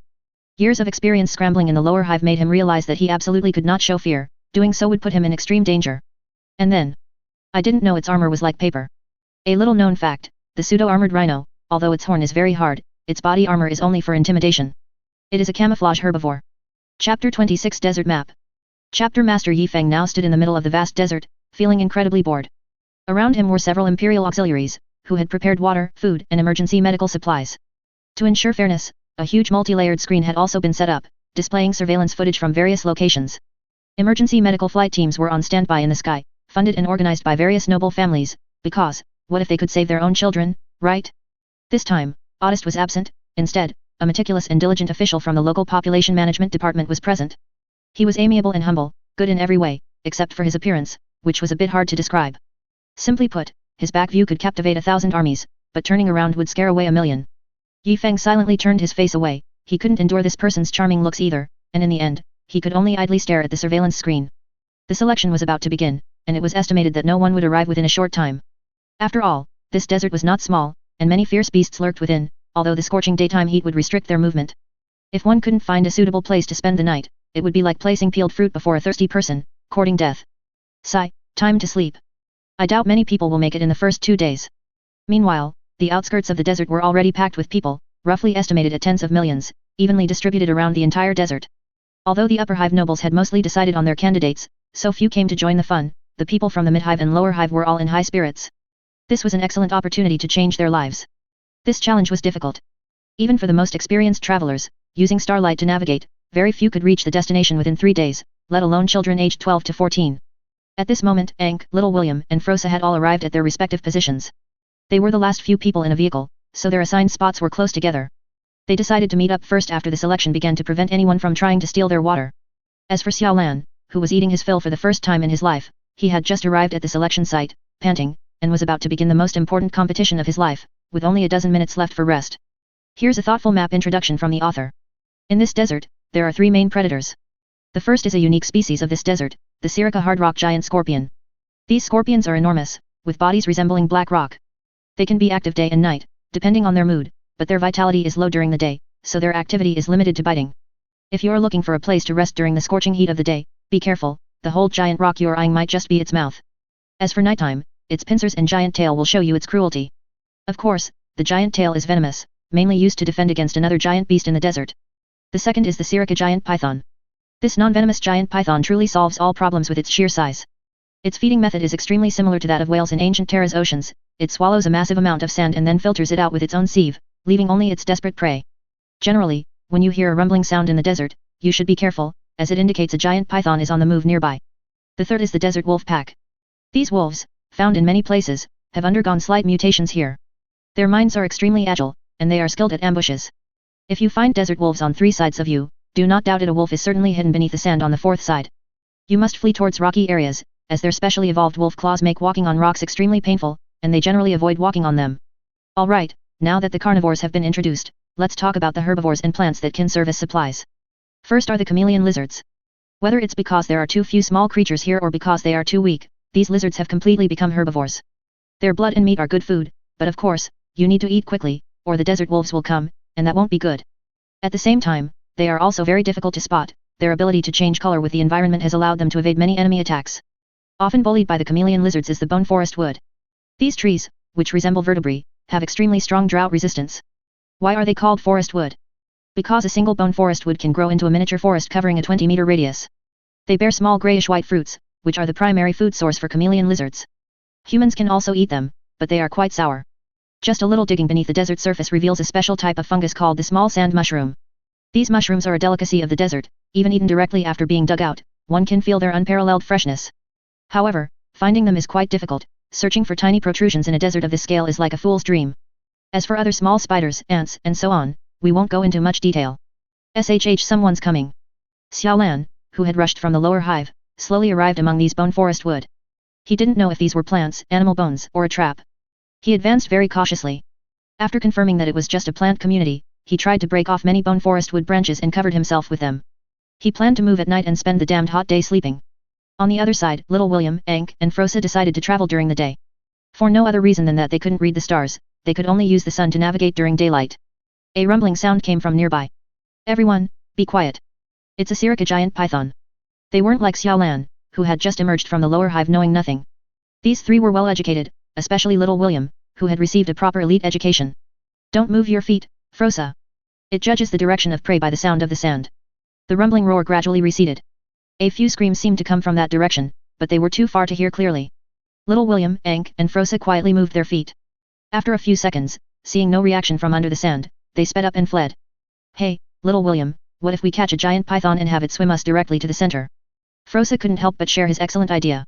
From my calculations, this plan is nothing short of a fool's dream, Ank said, judging their direction by the sun in the sky, not paying much attention to Frosa. Humph, you're too perfunctory with me. You didn't calculate at all. If you had, you would have given data. Frosa knew Ank too well. Little William, however, knew the difficulty of this assessment well and didn't waste words. As for why they weren't resting at night, it was because he decided to travel day and night, only resting on the second day during the day, and then reaching the finish line in one go. Save your breath, teammates, we don't have enough water. The 3 walked in silence, like a wolf pack in the desert. For those participating in the assessment, this selection was akin to casually strolling before the king of hell. No, it should be said, casually strolling before Kern. But for the wolf packs living in the desert, they really couldn't eat anymore. Although planes were flying overhead, ready for rescue at any moment, there were always times when rescue wasn't timely. You couldn't guarantee that all tens of millions of people could be rescued immediately, could you? Dying of thirst, heatstroke, being hunted down, the deaths were varied and spectacular, the flavors diverse. Burp, ugh, I'm so full. Wolf packs? Humans are the pack now, aren't they? Are there even 500,000 wolves in the entire desert? Not sure, but there are tens of millions of people. The Sirica hard rock giant scorpions, which usually only operated deep within the desert, also sensed a different aura and quickly scurried towards the desert's periphery. Nonsense, if they didn't run, they'd die there. What's in the middle of the desert? A great killing god. Yi Feng was currently holding a piece of roasted giant python meat in his left hand and a roasted sirica hard rock giant scorpion claw in his right, eating with great relish. What's this? Danger? Didn't he just cleave it open with one sword? Isn't a wilderness barbecue delicious? Come, it's the first day of the assessment, everyone has worked hard. This chapter master invites you all to eat barbecue. Don't eat the scorpion, you can't digest it. Eat the giant python instead. The staff were in tears of gratitude. What was this? An Adeptus Astartes chapter master personally barbecuing for them? This was the kind of treatment a Genesier would receive. They were filled with awe and trepidation. Oh my god, it's delicious. Thank you for your generosity, great Astartes, the special envoy from the Ministry of Revenue respectfully thanked Yi Feng, then elegantly began to eat, which made the usually boorish Yi Feng a little embarrassed to maintain his savage eating habits. As the desert's greatest overlords, the first batch of giant beasts that foolishly provoked the Astartes paid the price of death. The scent of their blood and flesh attracted the desert wolves living in the heart of the desert, who, unaware of the large amount of food that had entered the outer perimeter, were still ravenous. And so, oh, this wolf hide is so soft, it would surely be comfortable to sleep on. Yi Feng was delighted with his new wolf hide cushion. A colossal stench of blood permeated the very center of the desert. All creatures were attempting to flee the center. If a slight scent of blood indicated an injured prey, then a blood reek so thick it was almost tangible signified either an extremely terrifying disaster or the arrival of a king of the biological world. Never mind anything else, so many things died in the center, there must be some great terror there. The poor outer perimeter candidates encountered a terrifying number of fierce beasts on the very first day. Of course, Xiaolan, who was currently buried under sand and bone forest wood, sleeping, didn't count. Little William, Enk, and Frosa were now hiding behind a sand dune, trembling, with stampeding beast herds on both sides. Even little William was bewildered. This was never taught in class, or rather, such a strange phenomenon had never been scientifically recorded in all these years. Could it be that those scientists were too cowardly to enter the deep desert? Impossible, they had no way against human mechanical constructs, so what were the scientists afraid of? Changing their line of thought, if they were running outwards, what was inside? The assessment center. There must be Astartes there.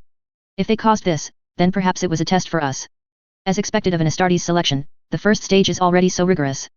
On just the first day, during daylight, many mid-hive and lower hive candidates couldn't endure it. The hospital was filled with people suffering from dehydration and various dangerous injuries, and quite a few were even disabled. If Astartes were distributed throughout the desert, watching, it might have been better, but now there was only Yi Feng, truly willing but powerless. Yi Feng was eating roasted meat and watching the screen when suddenly, a fleeting black shadow caught his attention. Interesting, a mouse has gotten in. With a wave of his hand, an Astartes transport ship quickly descended. Let's go meet this little mouse. At this moment, Chi Whiting was speeding through the desert. He had accidentally lost the William family heir. If he couldn't find him, he would commit suicide. Now, the matriarch had sent a group of experts. Either he brings little William back, or he dies here, and they bring little William back. Damn it, where do I find him in such a vast desert? How about I stake out the area around the desert center? Chi Whiting basically knew all the candidates transported by vehicles into the desert from where little William disappeared, and they all entered in this direction. So, heading towards the desert center from this direction greatly increased the chances of finding little William, and the closer to the center, the more likely it was. Thinking this, Chi Whiting accelerated, treating sand dunes and bone forest wood as flat ground, heading straight for the center.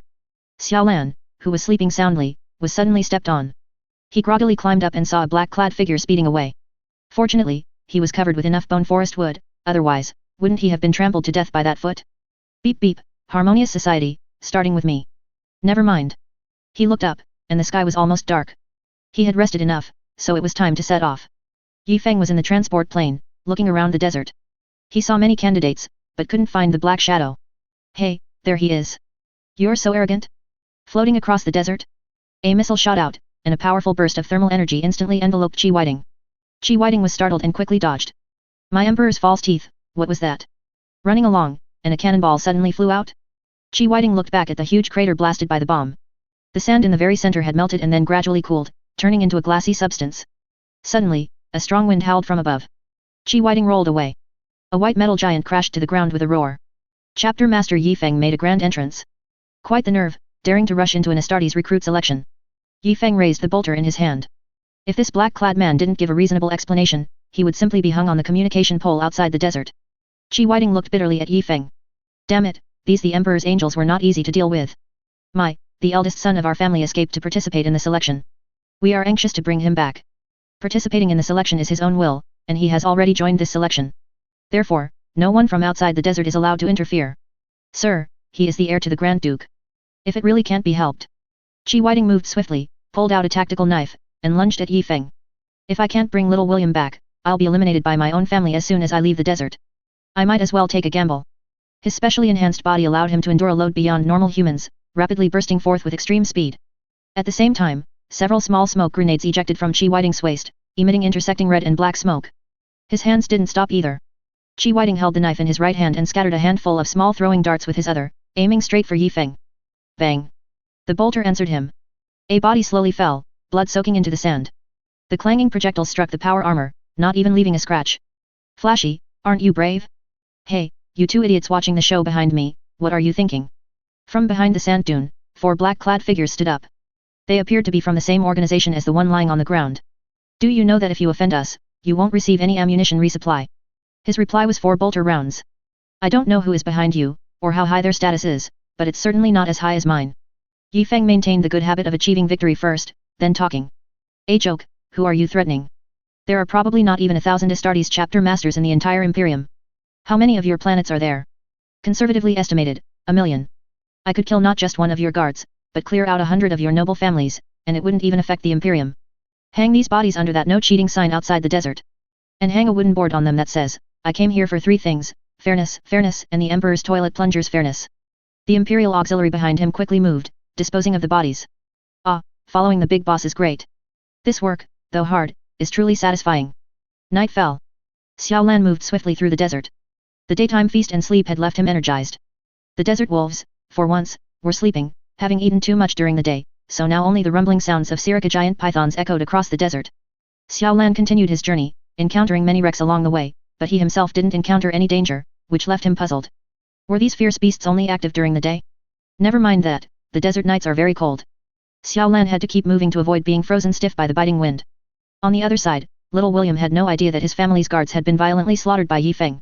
He continued walking through the desert with his 2 companions. They couldn't determine direction by the stars, but during the day, they unexpectedly discovered that broken bone forest wood could indicate direction. So now, they would break off a piece of bone forest wood to determine their direction, then walk to the next clump of bone forest wood. Although their path was winding, they were still moving closer to the center. Little William, I'm out of water. Running out of water in this environment was an extremely terrifying prospect, meaning death was not far off. Fortunately, William had foresight and had collected some remaining water from bottles found on the corpses they passed. I'll share half with you, but no one knows if we can survive the next 2 cursed days. It's not hot yet, we can only drink a little tomorrow when it becomes unbearable.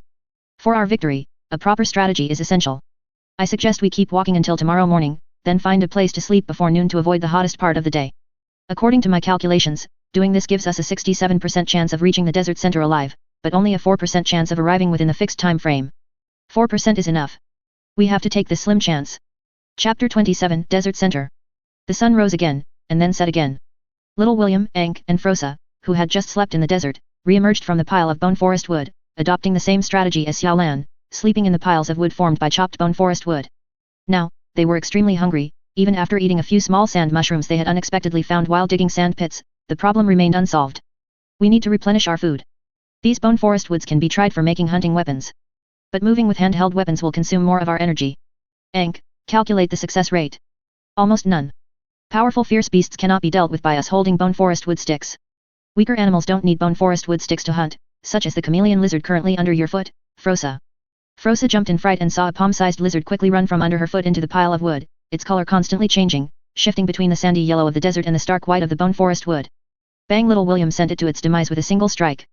Your luck is good, but luck always runs out, doesn't it? The poor little lizard was now dinner, but the 3 hunters still hesitated. Do we really have to eat it? We don't even have fire. Are we eating it raw? Just think of it as the kind of raw food we usually eat, like fleshy beast sashimi. Ankh and Frosa looked at each other, never having heard of such an unusual food. Could raw meat be eaten? But by then, little William had already torn off a lizard leg and was trying to peel off its tough skin. Fresh blood dripped onto the sand, then vanished without a trace, as if a bloodthirsty demon was invisibly hidden. These past few days, the vast desert had been enjoying a feast of blood. With someone eating first, the psychological burden on the others was much lighter.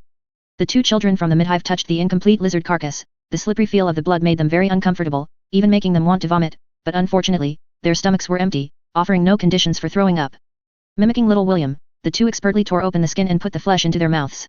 It was fishy, especially fishy, followed by a very strange texture. The meat was tough, impossible to chew through, and the more they chewed, the more their bodies wanted to vomit. With a resolute heart, they swallowed the meat directly. Little William, do you usually eat this kind of thing? It's disgusting. The 2 almost dry heaved but held it back. Not very frequently. The fleshy beast sashimi I mentioned was a gift from business partners from Felicis who visited my family. It was just a large quantity, enough for us to enjoy for a long time. By the Emperor, if I had a dish of demonic vinegar sauce and a small knife to slice this lizard meat thinly and dip it, that would also be an elegant pleasure. The lizard was small, and with 2 bites each, there was little left. The 3 still needed to find other food. The Astartes do not need cowards who dare not face blood and slaughter. The 3 children, diligently studying in school, took their first step towards becoming the Emperor's killing machines. There was a lot of bone forest wood, but very few chameleon lizards. Sometimes they searched several bone forest woods without finding one, and they also had to avoid the rumbling sounds and giant scorpion-like rocks in the desert. The group's progress became very slow. Ankh, do you think this lizard skin can be utilized? If you're not afraid of the blood, you can punch 2 small holes in it and wear it over your eyes. It can effectively protect your eyesight and face from sandstorms. Forget it, that's too disgusting. I'm afraid my eyes would get inflamed if I wore it. Stop joking around. If we continue at this pace, we won't reach the center of the desert within the allotted time. Their progress had actually covered 2/3 of the journey, but both their physical condition and psychological endurance were far worse than before, making it impossible to maintain their original pace. Little William, what should we do? Although William was the youngest of the 3, he had subtly become their leader.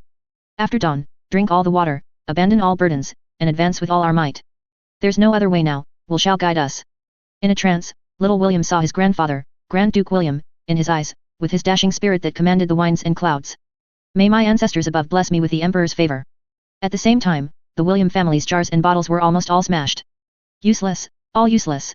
Lady William, the matriarch of the William family, was almost driven mad with rage. Little William running off to participate in the Adeptus Astartes assessment, a 9 out of 10 chance of death, had already driven her crazy, and the bodies of the elite family warriors sent out were still hanging on the wooden sign outside. It was utterly humiliating, the entire William family's face had been lost by those useless individuals. Although they were the family's special elites, ordinary people wouldn't recognize them, but people from other great families could easily identify them as William family retainers. One could say that this incident alone would make the William family a laughingstock for several generations among other families. The other guards dared not speak. The enraged matriarch was not someone to provoke. It was best not to speak now, lest they offend both sides. What? The other side? Was Yi Feng someone easy to provoke? They were elites, yes, but who was on the other side? A chapter master of the Adeptus Astartes, a position that perhaps not even 1,000 people in the entire Imperium held. Never mind sending 5, even if our entire family went, it probably wouldn't be enough for him to cut down. The matriarch's anger never dissipated, but a strange whisper from the void struck her brain. When has the great William family ever suffered such a loss? Vengeance, there must be vengeance. Yes, we must make them pay. The William family's face was thrown to the ground, trampled fiercely, then hung on a pole for public display. Too hateful, too hateful. The demon's whispers grew more rampant, subtly stirring up some spatial ripples. We can't just let this go. We must make them recognize our authority, give them a warning. Crash their ship. Is it possible? Are there not enough William family merchant ships? It's just a matter of crashing into them before they react. When the merchant ship is about to arrive, disguise it as if it's going to dock in that area, and then... A crisp shattering sound drew everyone's attention back. The white jade ornament, worn by the matriarch for years, suddenly shattered. This beautiful jade, an ancient betrothal gift of the William family, had been passed down for countless generations. The matriarch awoke with a start, seeing the shattered white jade on the ground, a cold sweat breaking out. Others might not know, but how could she not? This was a gift from a great psyker, bestowed when a William ancestor achieved glorious military feats. This white jade, imbued with abundant psychic energy, had grown smoother through generations of prayers to the Emperor, yet now it shattered like raindrops on an umbrella. A chaos fiend had almost invaded her. Thinking of this, she ignored the shattered jade on the ground, knelt down with a thud, and began to recite the Emperor's litany. The surrounding guards dared not move, quickly contacting others. At this moment, the true head of the household, Grand Duke William, received the news, and he became like a furious lion. The other nobles, seeing his appearance, quickly made excuses to leave. That foolish woman, she should have been allowed to sink into the endless abyss of the warp with that damned derelict ship. Didn't she say in her communications that she would pray to the Emperor day in and day out, every single day? What is she doing now? Interfering with the Emperor's angels' recruitment. How dare she? Did Franklin next door's pie hit her on the head? Grand Duke William stood alone in the empty reception hall, pacing back and forth. He couldn't wield his claws to tear enemies apart, for in the presence of that one, he was as humble as a lapdog. He would have to pay the price, at all costs, to mend his relationship with him. He composed his expression and walked out of the meeting hall. Wow, Grand Duke William, you're out. What happened just now? Your expression looks like you've eaten a pie made by my wife.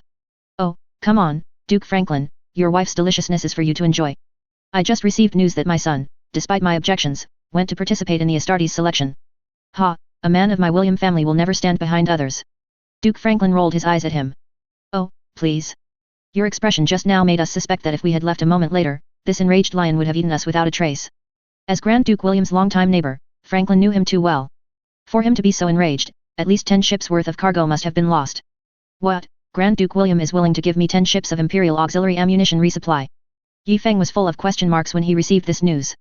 Normally, people who wanted to curry favor with him would either send some exquisite artworks they deemed valuable, or 2 or 3 ships of supplies. Who would send 10 ships of ammunition? Ammunition. Good kid, those 5 people hanging outside must be yours. Yi Feng stealthily glanced at the Ministry of Revenue official who was counting people in the distance, making sure she didn't notice his unusual behavior.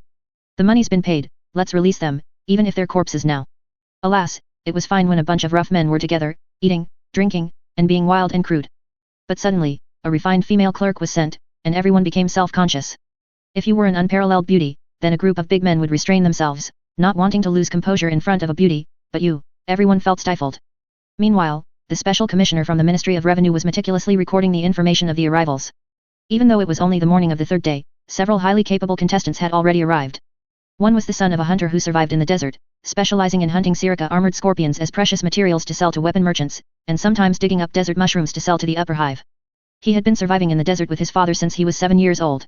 Another was a gifted upper hive noble, who had possessed physical abilities far exceeding his peers since childhood. He drank all his water at the beginning, then discarded all his burdens, and walked continuously without rest to reach this place. These people, including their rankings, would be meticulously recorded. Even if they didn't become Astartes later, as long as they could return safely, they would have boundless prospects and extremely high prestige in society. Even the school of that newly arrived noble would likely become the most popular noble school next year. At 12 noon, the scorching sun had already begun to bake the ground. Xiao Lan had reached his limit at this point. His body, ravaged by the lower hive, was ultimately unable to adapt to such high-intensity travel. During the night, Xiao Lan unexpectedly discovered shed scales from a Sirica giant python near a rock.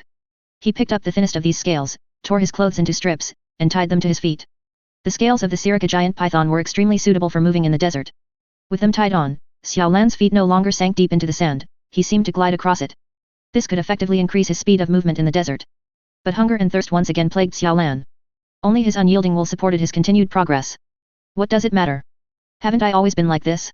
No parents, no reliance, no property, no food, no water. I have nothing to lose, so I'll fight with all my might. I, Xiao Lan, have been running since birth, chased by stray dogs, chased by people whose food I stole, chased by thugs and gangs everywhere. Although my life has been short, I have never stopped running. Now, I will fight for a glimmer of hope for my future, in the way I am best at. Although 4/5 of the journey was already complete, Xiao Lan was considered very fast among all the contestants.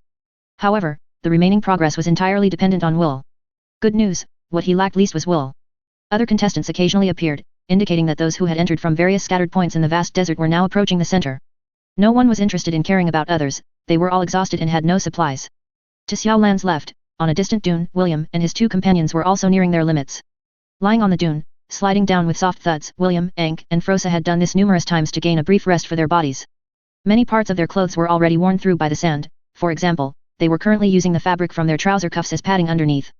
Everyone was nearing the center of the desert.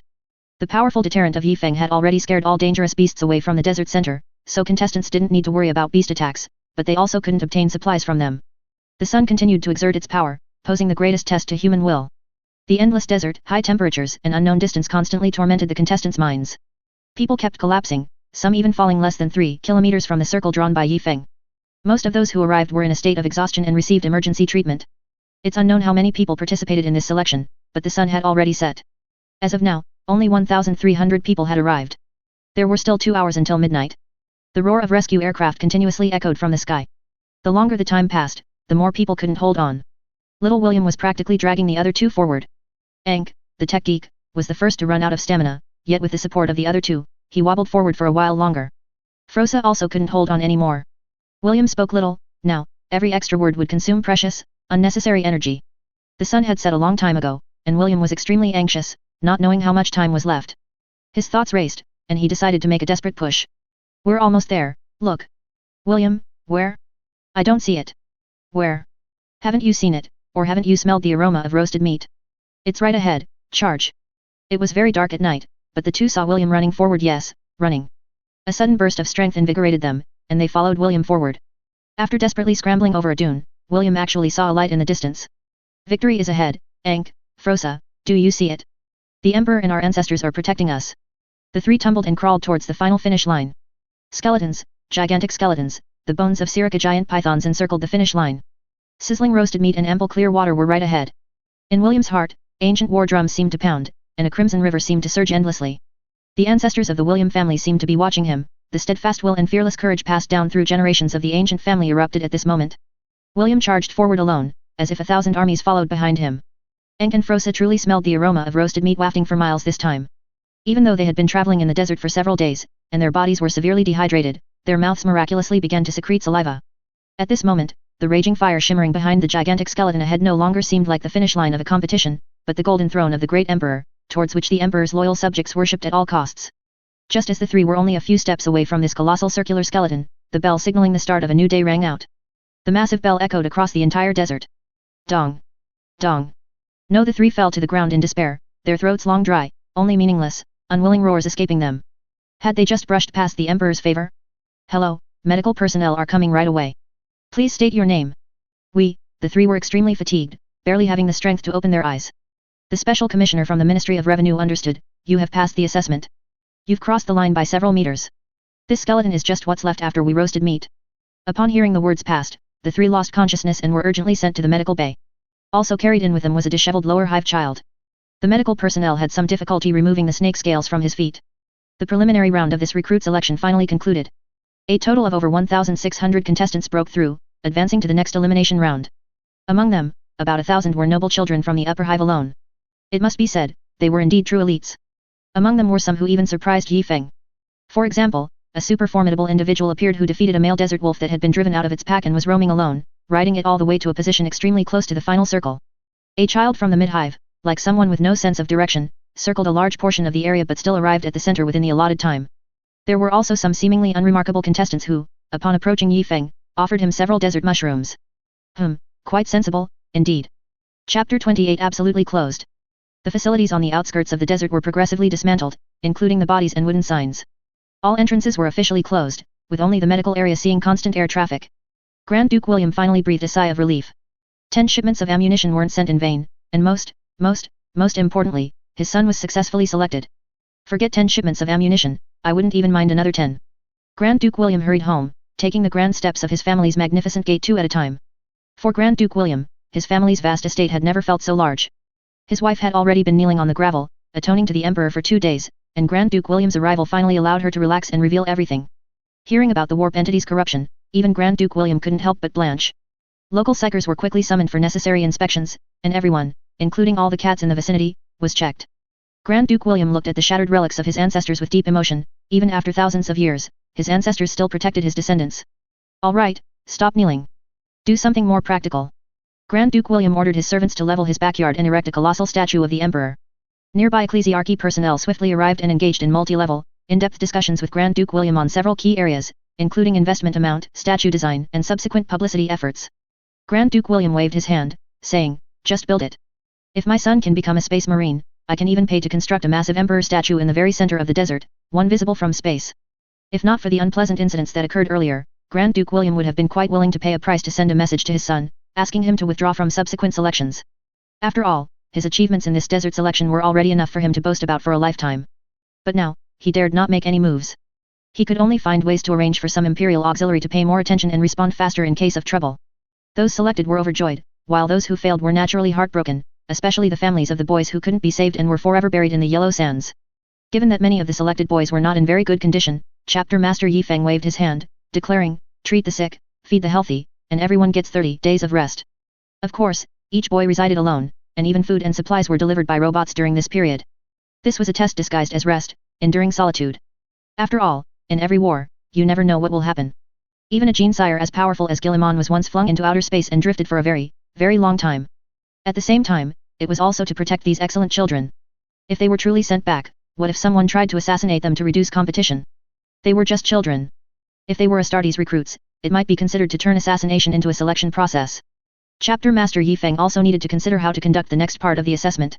In the past, it would involve dropping them on an alien planet full of Xenos for a survival challenge, or requiring each person to retrieve specific items to pass. However, this was usually done when there were enough Astartes to ensure quick rescue if the boys encountered something they couldn't handle. Clearly, Chapter Master Yi Feng didn't have the ability to create multiple shadow clones, so he could only think of assessment methods that could be managed solely by the Imperial Auxiliary. He couldn't possibly throw them into a zoo for a survival game, if he did, their chapter might be nailed to the Space Marine pillar of shame. The willpower and physical strength of the candidates who survived the desert selection were generally fine, except for one child. Chapter Master Yi Feng pulled out Xiao Lan's file. According to the recent medical examination, this child suffered from severe malnutrition, with badly abraded feet and a critical condition. There were numerous abrasions all over her body, and judging solely by her blood loss, it would have been impossible for her to reach the finish line. How strange. Chapter Master Yi Feng put down the file and continued to ponder the subsequent assessments. Resistance to the warp and loyalty to the Emperor were definitely to be tested. Speaking of which, should I recruit the particularly loyal or the particularly disloyal? My upcoming projects don't seem very loyal. According to the Arch-Chaplain of the Green Templars, there were also stages to test perception and control. What a pity, if the Arch-Chaplain were still alive, it would be great. The chaplains of the White Scars and its successor chapters were exceptionally outstanding compared to other chapters. During the Great Crusade, 4 legions were long separated from the Imperium and deep within enemy territory, the Night Lords, Alpha, White Scars, and Raven Guard. The former 2 were tasked with assassination, stirring chaos, and inciting fear. Both of these legions have now betrayed and sided with chaos. At least the Night Lord's betrayal is confirmed. The White Scars, as the Imperium's most excellent scouts and decapitation special forces, operated for a long time in the darkest parts of the Imperium, and they possess the most outstanding chapter chaplains, capable of maintaining the loyalty of the entire chapter. Given Jagatai Khan's style, there should at least be a motorcycle race, but now there's more than one gene seed, so comprehensive development must be considered. I can't just host an Olympics, can I? The next assessment is so perplexing. Let's look at the files first. Chapter Master Yi Feng picked up a few more files. Kazanov. Ugh, that name is a mouthful. Oh, this is the fierce man who thrashed the desert wolves. If I were the Space Wolves chapter, I'd definitely take you. Strong physique, good ideas. I wonder about his learning ability and warp resistance. Gorgon. Why does that sound like a shaman's name? He seems to be an excellent scion of some great noble family. Is his academic performance really that good? You can't judge a book by its cover. Enk. What is this? Nicknamed Little Computer? Always likes to analyze data. Shouldn't a tech marine take him? Send him to a forge world for 100 years of study? William woke up in a daze, then shot up into a sitting position. Where am I? I think I passed the test. What's happening now? What met his eyes was a small, completely enclosed room with only a bed, a table, and a toilet. There wasn't even a chair, he had to sit on the bed. An electronic screen on the wall displayed the current situation. I passed the test? I'm in the next round. Little William was already uncontrollably excited before he even finished reading the first line. This was a tremendous honor for his William family and the best testament to his loyalty to the Emperor.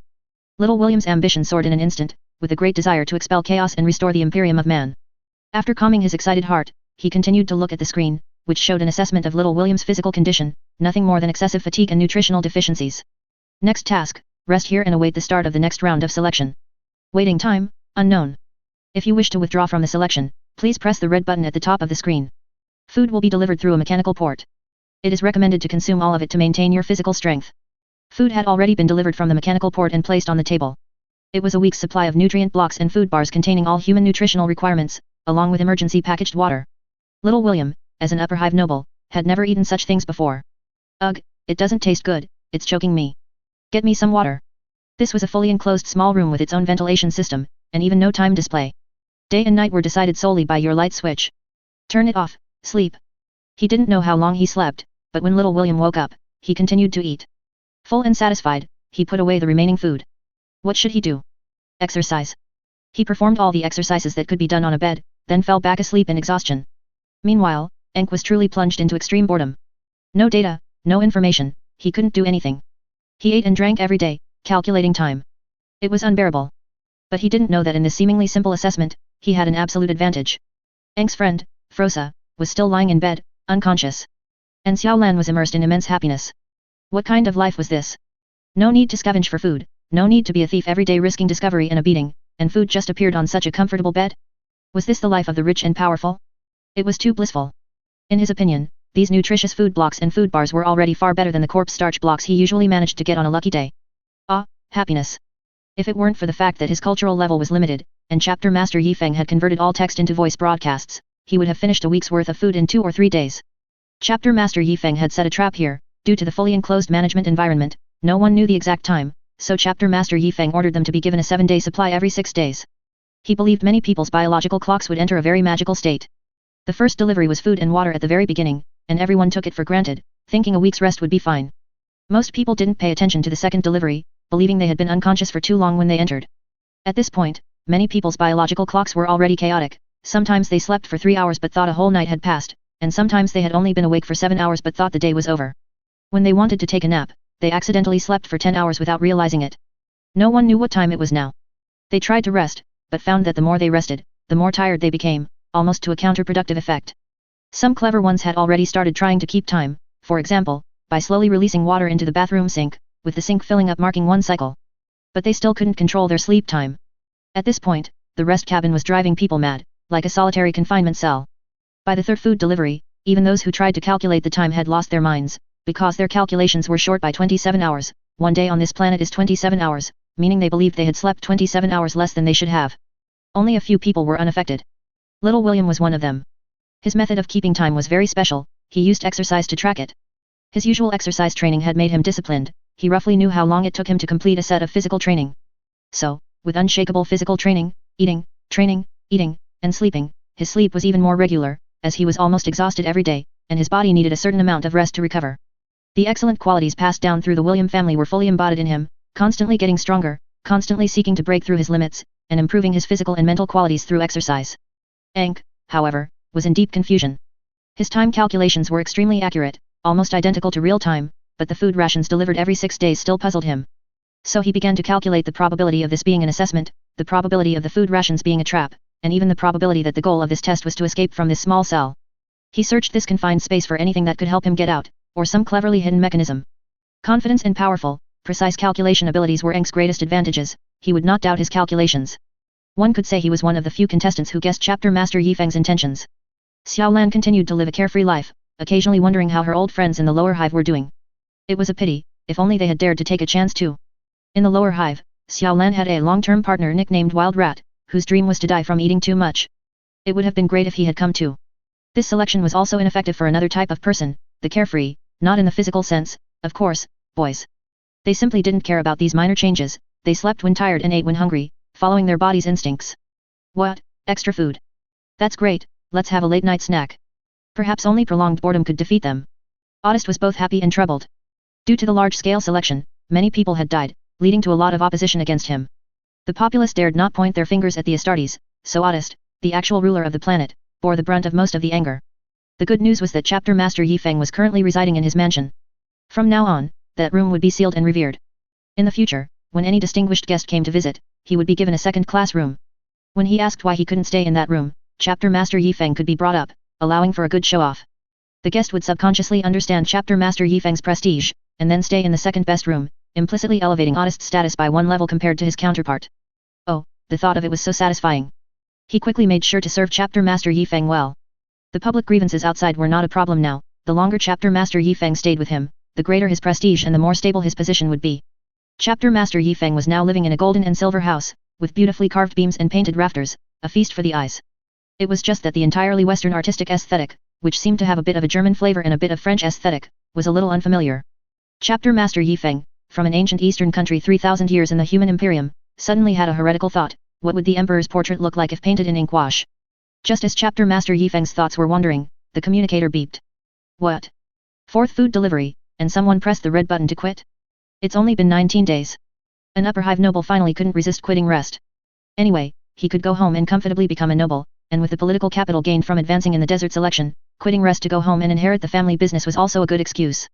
The most outstanding are often these people, but the most uncommitted are also often these people.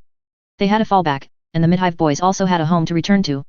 Only the lower hive boys, though few in number, just over 100, had no one quit. Of course, he didn't know what others thought, but Xiaolan simply lived one day at a time, eating as much as she could.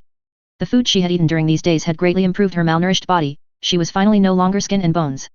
Afterward, several more upper hive boys quit, preparing to inherit their family businesses, and when the 5th batch of food was delivered, dozens of people pressed the red button. Unaware of the seasons, unaware of the years, idle and extremely bored, the boys, in the prime of their energetic youth, were almost driven mad. When the 6th and final batch of food was delivered, the selection was actually going to end that very night, but suddenly over 100 noble boys quit the selection. Even Chapter Master Yifeng himself was surprised. The firm will these people showed in the desert was not at all evident here. Was having a fallback truly the biggest stumbling block? Could it be that the most outstanding children from the entire planet who came to become Astartes couldn't even persevere for 30 days? Chapter Master Yifeng arrived at the dark room area set up for the selection at night. He wanted to personally observe the children's condition. By the end, the over 1,500 contestants who emerged at night almost all had disrupted biological clocks. Only a very small number of children, including Enk, maintained a stable physical state. Everyone else's body and mind had suffered a huge blow. Congratulations on passing the second round of selection. I believe you now have the ability to endure life without day or night and loneliness in space. Next, we will conduct psycho-related tests to assess your loyalty to the Emperor and your resistance to the warp. A team of soldiers guided the contestants to the designated area. Rest? Didn't they just finish resting? Many psychers were invited here. They would simulate warp fluctuations, and even simulated temptations from chaos gods would appear. Of course, it wouldn't be whispers cursing the Emperor. In that case, the psychers themselves would probably be sent to the Inquisition. It was about luring out the boys' inner desires, including desires for family disputes, friends and enemies, food and power, battle and slaughter, and so on. The vast space was filled with chain amplification devices used by psychers, which would ensure that all test subjects received the same psychic fluctuations, guaranteeing fairness and impartiality. Powerful psychers guarded the surroundings, reportedly borrowed from an IG general, likely a psycher mentor-level individual. The boys each found a seat and sat down, preparing to begin meditation. Chapter 29, Submission is the Choice of the Weak. Yi Feng sat on the high platform, wearing a white helmet. A power sword and bolter rested on his left, while a psycher stood on his right. Yi Feng scrutinized his warriors like a gene-sire. No one could see his expression, only endless silence. The psychers below the platform were ready. These psychers, from various families and organizations, had been invited to assist Yi Feng with the test. The participants in the selection sat in their respective positions. The noble children from the upper hive quickly sat cross-legged and began to meditate, while the children from the mid-hive and lower hive were at a loss, only imitating the others after some hesitation. Of course, there were also those who had no idea what to do, mostly children from the lower hive. They just sat there lazily, occasionally peeking at the people next to them. Xiao Lan simply closed her eyes to rest after eating her fill. When the previous round of rest ended, she was eating lunch.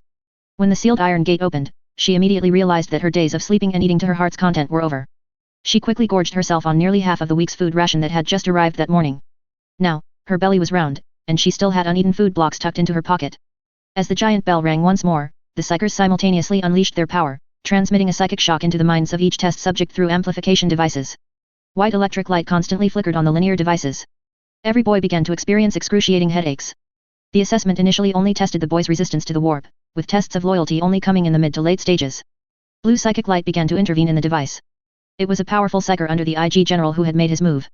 This psycher was entirely enveloped in a black robe, with only one hand, gloved in white, gripping the amplification device. He would protect the boys, swiftly cutting off the white psychic energy when they could no longer bear it, otherwise, the powerful psychic energy could scorch the children's brains. As time passed, every boy's brain endured immense pressure. Some bled from all 7 orifices, still gritting their teeth and holding on. For others, the blood seeping from the corners of their mouths was baked dry by the psychic energy, leaving scorched black marks on their lips as they completely fainted. Blue psychic energy enveloped them, detaching them from the amplification device. For some, white light on their brains flickered, as if they were about to explode at any moment. With each person carried away, the psychic pressure on everyone else increased. Some participants' hair had already caught fire, yet they bit their lips tightly, not making a sound. Eng's friend, Frosa, was also carried out, almost all her eyebrows burned off. However, she didn't realize that she no longer needed to worry about her future. To have endured until the 3rd round, succumbing to a talent-based test like warp resistance, was enough to earn Frosa the favor of many factions. As time passed, over 900 participants had already been carried out. Yi Feng waved his hand, and more than half of the psychers stopped emitting white psychic energy. All the boys breathed a sigh of relief. However, these psychers then sought out their individual targets and began eerie whispers. William was the first to be targeted by a psycher. Powerful psychic energy immediately invaded William's brain, and scenes from his past gradually appeared in his eyes. In a picturesque garden, white pillars supported a Gothic-style gazebo. Precious white marble from ancient Terra was fashioned into exquisite tables. Little William sat in the pavilion, a holographic projection device on the table displaying abstruse knowledge. Little William was distracted, completely uninterested in studying. A beautiful woman suddenly appeared behind him, startling William. Mother, Little William, you're distracted again. You are the future Grand Duke William and must master this knowledge so you can better lead the William family to new glory. Mother, I don't want to study. It's so boring. Isn't life like this good enough? Why do we still have to think about? My foolish child, at our status, if we don't advance, we regress. There are many people coveting our position. We have no choice. If we don't move forward, we will be swallowed by the abyss behind us, leaving not even bone fragments. Little William continued to stare blankly at the holographic device before him, unwillingly. Eerie whispers came from the void. Why must you bear it? Look at the children of the Franklin family next door, they are all playing carefree. Their parents use their wealth and power to make their children happy, while you merely waste your time with different holographic devices. But, my parents are doing this for my own good, aren't they? They still care about me. For your own good? Wake up. They only care about the William family. They only care about power and money. If you cannot bring or maintain power, they will abandon you without hesitation. They don't care about you at all, they don't care about you. The scene rapidly switched. His mother angrily scolded little William for not learning a certain piece of knowledge, then it switched to his father, who rarely came home, always rushing. When he did return, even though little William always eagerly rushed to him, he would only coldly hug him once, then promise next time, always next time. No, I am the eldest son of the William family, I should bear these responsibilities. Yes, because you are the eldest son of the William family. If you weren't the eldest son, who would care about you? Who would bother with you? If you didn't have your status, you would just be a little child whom no one loves. The scene switched to a festive family gathering. As the eldest son of the William family, little William politely engaged in various professional social interactions. The collateral family members constantly praised William's excellent behavior, but no one noticed the deep reluctance and exhaustion in his eyes. You see, they just want to turn you into what they want you to be. No one cares if you are tired, if you are willing, or even if you are truly you. Subsequently, even as the scenes continued to switch, little William remained silent. Another psyker approached Xiao Lan. This strange lower hive fellow had caught the psyker's attention for a long time. Xiao Lan had just endured such intense headaches, but he gritted his teeth and persevered.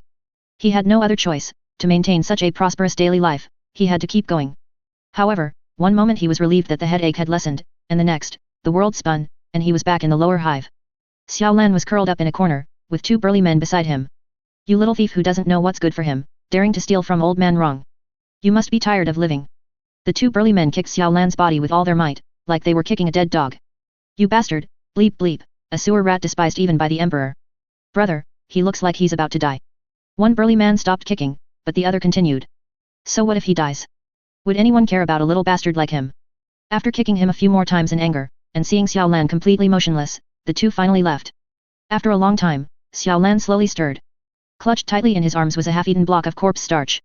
After retrieving their wallets, they would subconsciously check the contents of the wallet, rather than other items that were previously in the same pocket as the wallet. Food.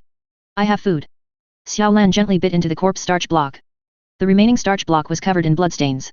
You are an lower hive fellow who will never eat his fill in this life. Why come here to suffer?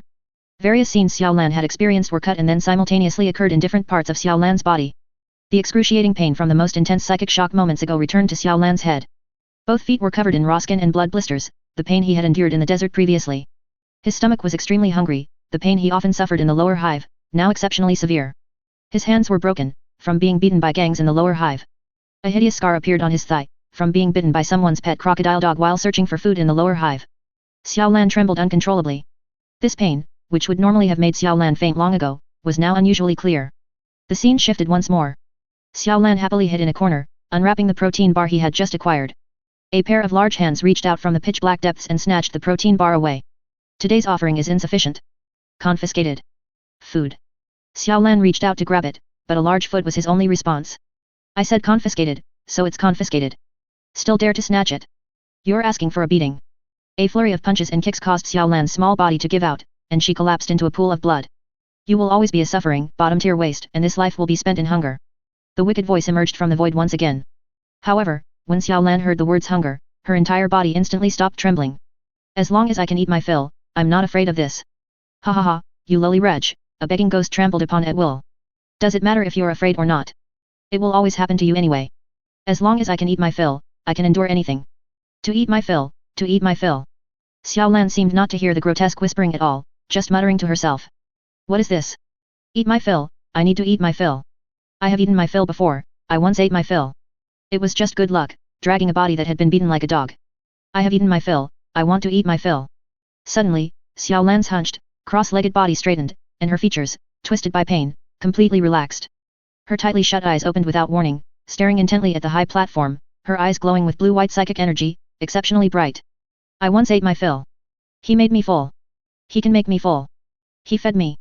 I will follow him to the ends of the earth. Countless prayers to the emperor couldn't bring food, but fighting for the man above could.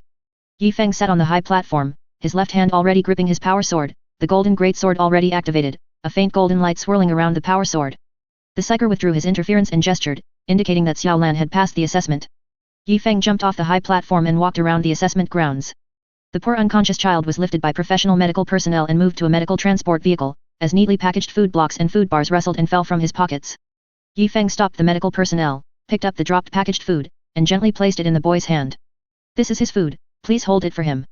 Yi Feng was not born and raised in this world, he came from another era, another great nation that used "have you eaten?" as its first greeting. He always pitied those who begged to live for food. Yi Feng did not return to the high platform, continuing to walk through the examination area with the power sword in his left hand. According to my calculations, the probability of passing the assessment is 100%, and the probability of you being a delusion is 100%. Are you always so confident in your calculations? Is there a possibility that you made a mistake? No matter how the scene changed or how the words tried to induce him, Ankh remained motionless, his eyes closed. He looked like he was embodying the saying, "Let him be strong, the breeze brushes the mountain, let him be wild, the bright moon illuminates the river." The psyker gestured, indicating that Ankh had passed the assessment. Little William's illusion continued, each word like a sharp knife piercing deep into Little William's soul.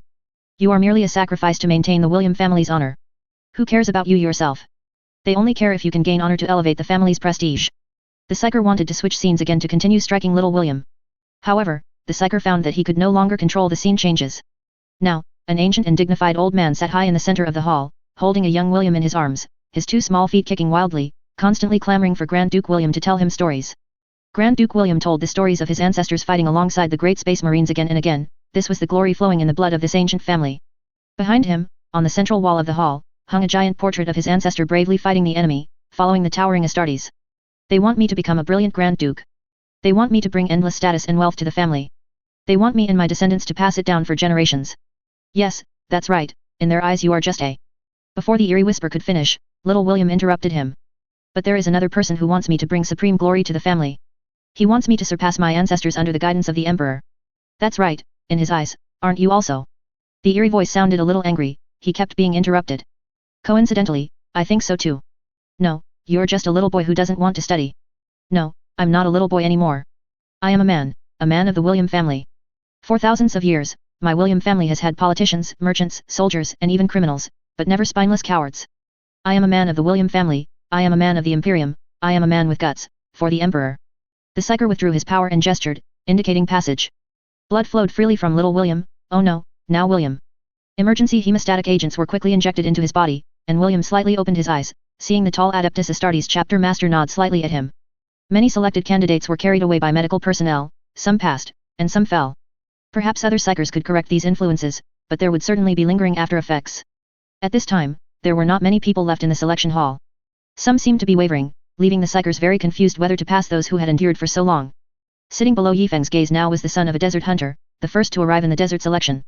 His faith in the Emperor seemed not entirely pure, as they also worshipped Nizaro, whom they called the desert god and the hunting god. Next to him was the boy who had offered Yi Feng some desert mushrooms after reaching the finish line in the desert selection. This child seemed to be a merchant's son, apparently finding it difficult to choose amidst the temptation of money. As time passed little by little, the last candidate finally collapsed. It could be said that he almost passed the assessment, almost. Yi Feng watched the surrounding psychers withdraw their powers and signal him, the faint golden light of his power sword gradually fading. The incident of the warp whispers at Grand Duke William's residence had put Yi Feng on high alert. The barrier between the warp and reality was already very thin, and with so many psychers gathered here, it was better to be safe than sorry. So he had brought out several relics, and fortunately, nothing went wrong. Grand Duke William's family had always been efficient. After all, as long as the money was in place, the construction crew's sledgehammers could be swung until they smoked. After only 30 days, the huge emperor statue in the backyard had been erected. Grand Duke William had spent a large sum to invite psychers to consecrate and bless it. The broken white jade was enshrined beneath the family's relics, in commemoration of this extremely dangerous crisis. Now, the first-hand news was delivered to Grand Duke William's desk. William had successfully passed the third round of selection, entering the list of the final 211 excellent talents. Grand Duke William immediately pulled his sleeping wife to the emperor's statue to pray. After the prayer, leaving his wife tossing and turning in bed, too excited to sleep, Grand Duke William took a bottle of fine wine and went to their family's ancestral graveyard that very night. Medals hung on stands in front of the tombstones, with Grand Duke William's grave on the outermost edge of the cemetery. The current Grand Duke William sat before the tombstone, pouring wine cup after cup for the deceased. Father, my son, yes, your grandson whom you held and told stories to has made something of himself. He is very likely to fulfill or even surpass your expectations. Please bless him from the heavens. Ancestors of the William family throughout the ages, please bless my son. He is about to create the history of the William family. O Emperor, please favor your people who have been loyal to you for generations. The 211 lucky individuals who passed the third round of selection were safe and sound under the careful treatment of medical personnel. The final test was about to begin. Chapter 30, Invulnerable. Chapter Master Yi Feng was more than happy to hold the final selection on this planet. After all, it didn't cost him anything. His landlord, Astartes, would fully cover all expenses. Of course, many nobles whose children had made it to the final selection were also current collaborators. Although Yi Feng was reluctant to cause casualties, the combat test phase absolutely required tests with potential casualties. As for the creature for the final assessment, it was kindly provided by a tech marine from the Shadow Venom Blade.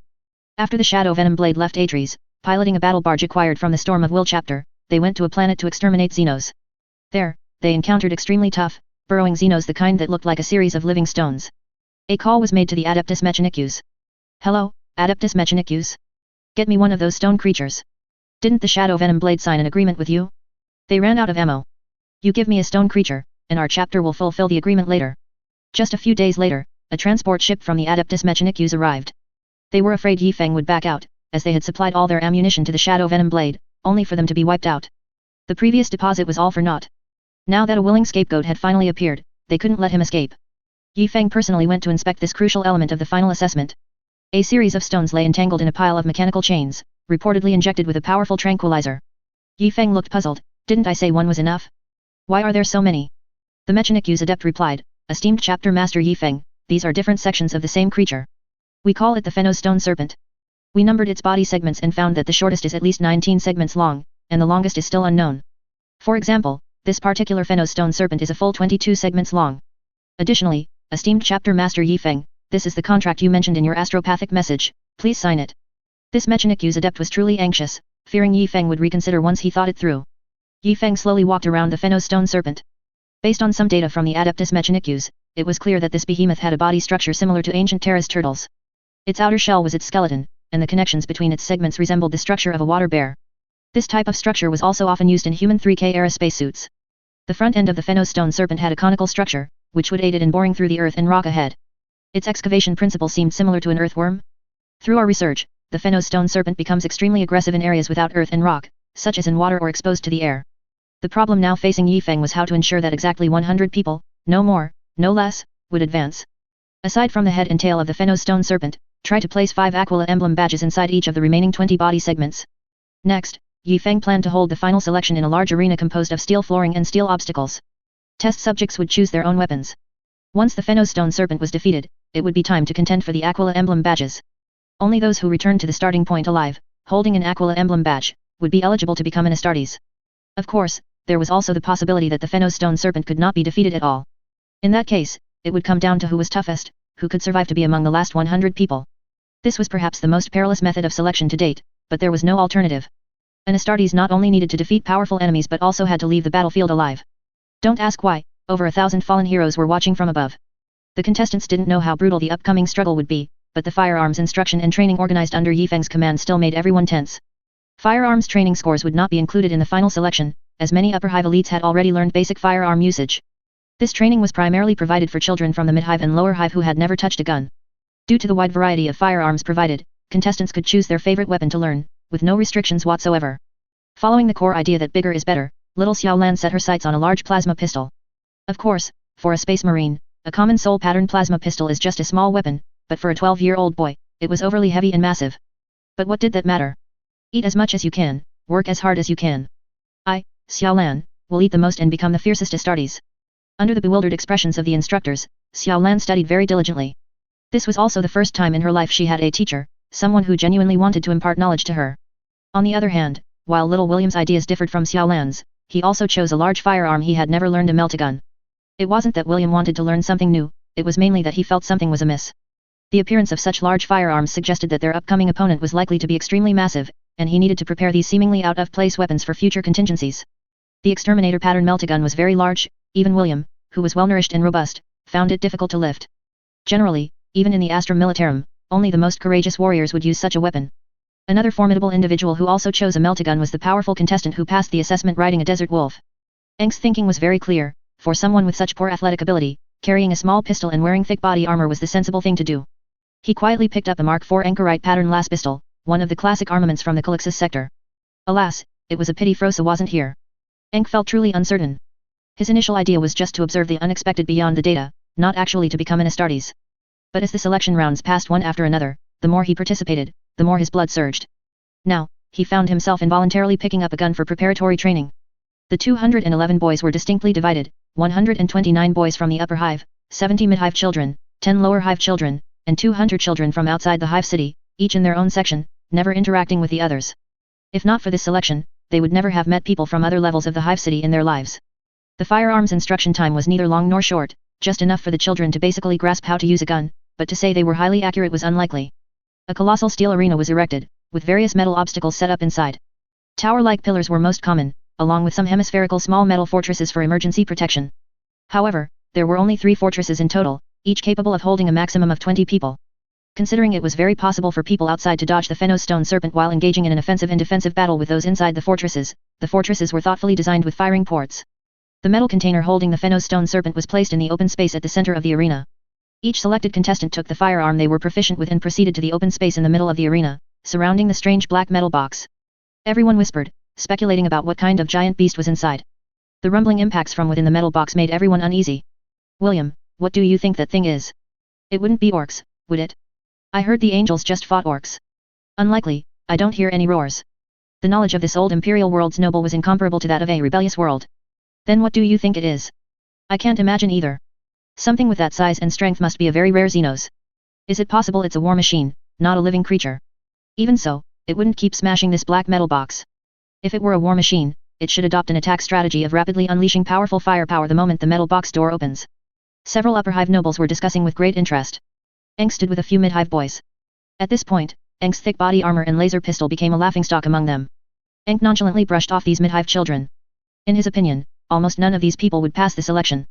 Instead, he was very interested in a child from the lower hive, who was standing independently nearby and munching on a food stick. The lower hive children and the hunter children both had strong adversarial instincts. Long-term hardship had taught them never to trust anyone easily. They stood separately, maintaining a considerable distance from each other. Each person held their weapon, warily observing others. Xiao Lan sat on the ground, clutching his ion gun. Even after several days of ample provisions and professional instruction, he could only manage to fire his ion pistol while prone. No one knew what he would hit if he fired standing up. Xiao Lan began to quietly retreat behind the crowd. His weapon was too heavy, and he had to find a position in advance. He couldn't wait for Chapter Master Yifeng's command to start the selection before moving quickly. Eng stared at the lower hive child and silently moved back himself. He understood the child's thinking, and for Eng, this strategy was also applicable. A tremendous roar echoed in the sky as Chapter Master Yifeng leaped from the aircraft, landing steadily on a large crate in the very center of the arena. All right, futures of the Imperium, the final round of selection is about to begin. Everyone, prepare yourselves. Everyone instinctively tightened their grip on their weapons. The presence of an Adeptus Astartes chapter master and the continuous clanging sounds emanating from the huge metal crate beneath his feet filled the entire space with an invisible pressure. Now for the rules of the competition. You have 2 ways to win. First, kill the monster in this crate.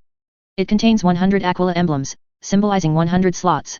Obtain it, then reach the exit, and you will advance. Second, if you cannot kill it, then the last 100 people alive will be the victors. If an Aquila emblem is destroyed, the one holding the largest fragment will qualify. If an Aquila emblem is completely obliterated, then run.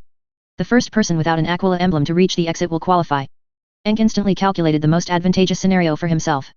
Seeing the meltaguns in some people's hands and the ion weapon in the lower hive boys' hands, it was almost certain that some Aquila emblems would be shattered. There was a high probability of complete meltdown. He could directly head for the exit at the start of the selection, gamble on it, and become the first person without an Aquila emblem to reach it. However, there was also a problem. If no one could defeat it, then the 100 survivors would be considered qualified, and he would be treated as having withdrawn. To gamble or not to gamble? You have 2 minutes to find your positions. Alright, time starts now. Yifeng turned and leaped onto a towering metal pillar. He would intervene to deal with the Xenos in the worst-case scenario. Hopefully, such a situation wouldn't arise. Eng deliberated for a long time, finally deciding to stay. He was now running towards a gently sloped metal rock formation, so he could observe the battle and collect data. Wasn't he here precisely to look for options beyond the data? Little William quickly sought a combat position. Other nobles, including him, had already dispersed, looking for positions that offered both offense and defense. Many mid-hive boys lacked this awareness.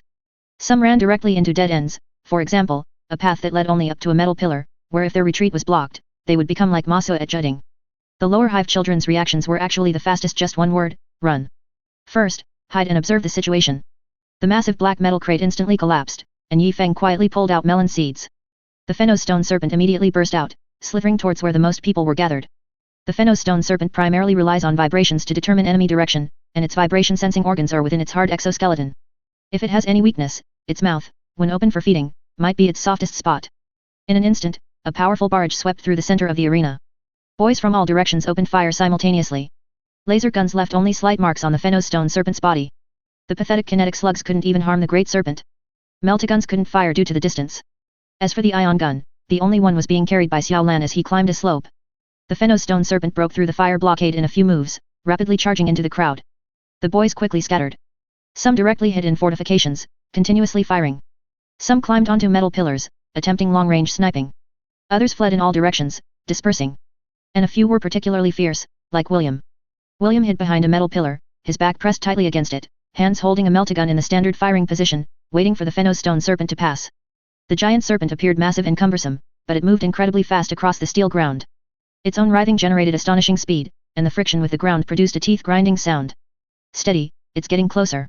The Fennos stone serpent flung a boy into the air. The poor child screamed as he crashed heavily against a metal pillar, losing all signs of life. The Fennos stone serpent was even closer. The tremendous friction sound sent shivers down William's spine. Bullets whizzed everywhere, several almost hit William's thigh. Another armor-piercing round failed to breach the giant serpent's defense and ricocheted away.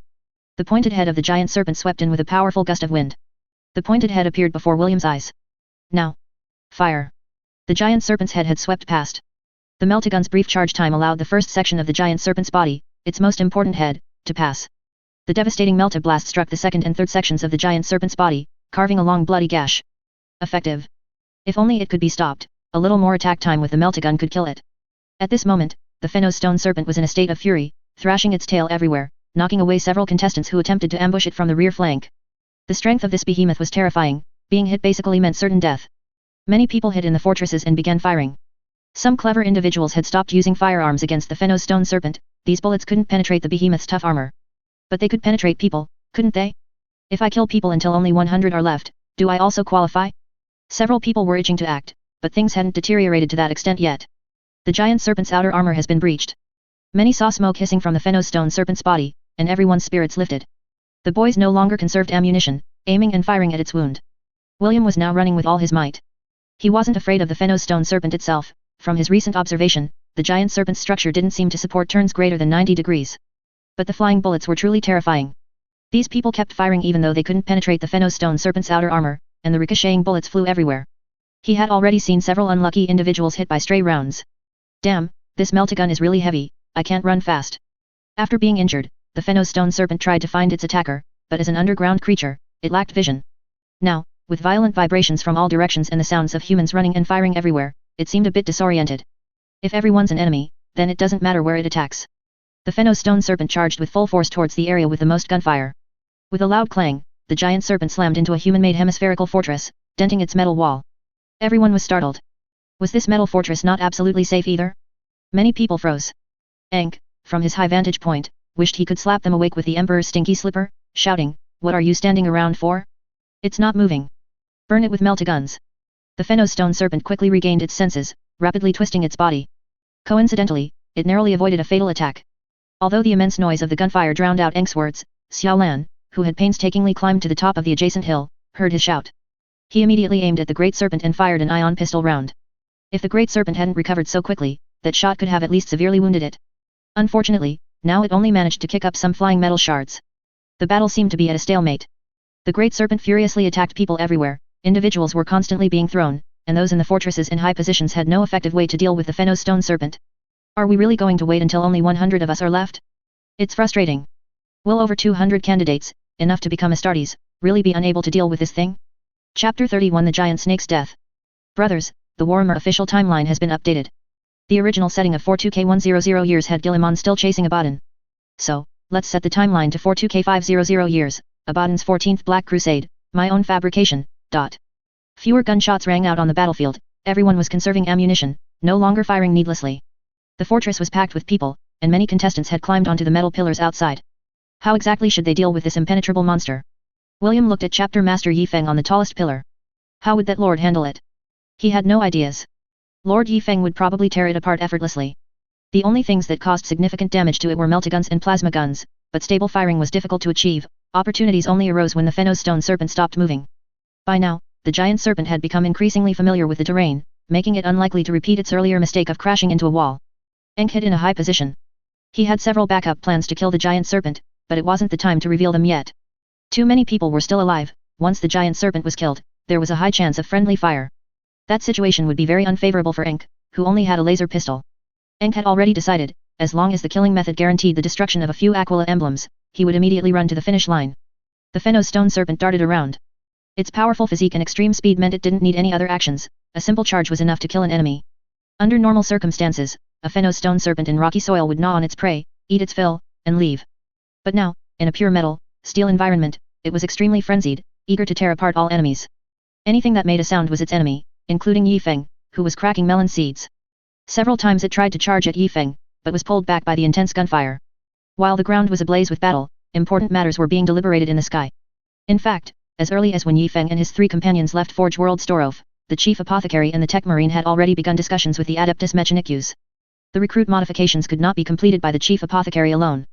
The tech magos of the Adeptus Mechanicus, especially the bio-magos, would need to expend significant effort and precious reserved resources in conjunction with the chief apothecary to complete such a massive task. The upcoming modification of 100 recruits would be incredibly difficult under current circumstances. Although everyone wanted to modify a large number of recruits in one go, this Forge World was not specialized in Astartes modification technology. Even with their collaboration with Situware, modifying 100 people per round was their limit. Previously, the Storm of Will chapter had ordered these organs to restore their combat personnel numbers, so Storov currently had some stock. However, the Mechanicus Archmagos simply wouldn't disclose it. This was their most important leverage and bargaining chip. We can provide the supplies you need within the stipulated time, but the price. Evidently, a condition that shocked everyone was proposed. If they truly gained the full support of the Forge World, then this Forge World would need to completely convert all its production to Astartes-related items. For the Imperium, a truly significant military buildup would require the Imperium to prepare for approximately 250 years.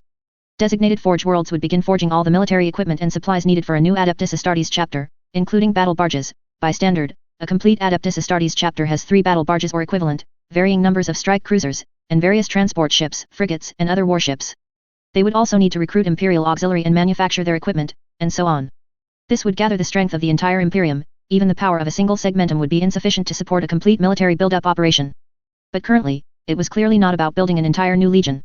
Everyone already possessed a battle barge that could serve as an Astartes monastery. The Imperial auxiliary and equipment were also gifts from the Angels of Dawn. What they needed now were modification-related supplies, excluding gene seed. They could even temporarily do without power armor. First, create the recruits, other things could come later. Upon hearing of the heavy casualties suffered by the Adeptus Astartes chapter, the world of Stolov had already begun to accelerate the production of these biological components. However, due to the price not being agreed upon, they had not gone into full production. After all, equipping the newly recruited Skitarii also consumed a lot of resources. Modifying an Astartes takes a minimum of 4 years and a maximum of 8 years, depending on the boy's individual physiques. The first modification surgery begins at 10 to 12 years old, the 19th surgery at 16 to 18 years old. If they were to be modified into Primaris Astartes, it would take even longer. There are 3 additional surgeries. The good news is that Primaris Astartes can be further modified from regular Astartes. This means Yi Feng doesn't have to rush, he can first modify them into regular Space Marines, and then continue with surgeries when conditions allow. First, have enough people to restore the chapter to a certain number. The more people there are, the greater the possibility that they will become a new chapter in the eyes of the imperial authorities, rather than being merged into other chapters. Secondly, if they were to be modified into Primaris warriors, each round of modification would take 12 years. However, a new batch of biological organs could be ready in just 10 years, so there's no reason to keep organs in the fridge. At the same time, the first batch of completed individuals can begin to learn the knowledge required by apothecaries and tech marines. Being born a few years earlier means becoming an apothecary a few years earlier. Directly modifying into Primaris Astartes, like Yi Feng, is actually rare. When 42K first began, various chapters, upon receiving the technology, first modified their veterans to enhance their strength. Now, decades later, Mechanicus Archmagos Belisarius Call has once again improved the surgery, increasing the success rate and making it much more likely for Primaris Space Marines to be created in one go. However, to have a single Forge World provide biological organs for 100 recruits in such a short time, even counting the materials ordered by the Storm of Will chapter previously, would require Storov to produce and supply them under extremely tight conditions. Therefore, the progress of warship construction would inevitably come to a complete halt, meaning the Angels of Dawn's order would not be completed on time. Either you help us pay the penalty for breach of contract, or some of the warships you ordered will be transferred to the Angels of Dawn. This was the exact wording from the Adeptus Mechanicus, followed by strange binary curses, seemingly expressing dissatisfaction with having to halt research on Eldar spacecraft. As the selection process neared its end, the Tech Marine and Chief Apothecary had no choice but to make a final decision. Only one battle barge and one strike cruiser from the final order would be delivered in 100 years, with all others transferred to the Dawn Angels chapter. Upon hearing this, the Mechanicus Archmagos laughed so hard that his machine oil spilled. Under normal imperial procedures, they would have to freely assist the Crimson Torrent chapter, at least, the chapter wouldn't pay. But in the current situation, this was equivalent to trading a battle barge and a strike cruiser for a precious Eldar artifact. A huge profit, an absolute windfall. The Bio-Magos immediately increased their workload, and most of the Forge World's resources were redirected to biological production. With the existing stock originally for the Storm of Will chapter, they didn't actually need such a large production volume. But did the Red Tide lack 100 Astartes? No, they lacked close to 1,000. Accounting for modification failures, they would need to prepare nearly 2,000 sets of biological organs. Wouldn't you come to us in the future? Hehe, you have to shear the fat sheep first, then eat its meat, drink its soup, and suck its marrow. The Mechanicu's Archmagos felt that his long-term source of funding was secured. Under imperial law, assisting unknown Astartes is a grave sin, highly likely to be a chaos conspiracy. So, this was essentially a black market transaction. Yi Feng was excitedly watching everyone's selection. Although he felt for the boys' casualties, he also really wanted to know what method the boys would ultimately use to achieve victory. William looked at Yi Feng, pondering a strategy. Suddenly, William looked at the tallest metal peak, pillar, on the field, beneath Yi Feng's feet, and at the meltagun in his hand. He had an idea. Lord Yi Feng, would you mind moving to another peak? William shouted at Yi Feng with all his might. Normally, a mortal daring to shout at a chapter master like this would have been dragged out and shot for 5 minutes. But since they were on a battlefield, Yi Feng still gracefully leaped onto another metal pillar. William then shouted to the people inside the fortress, I have a way to defeat him. Everyone, listen up. Despite the noisy battlefield, many people heard him. What the hell? You can handle this monster. I am the son of William. Everyone, listen to me.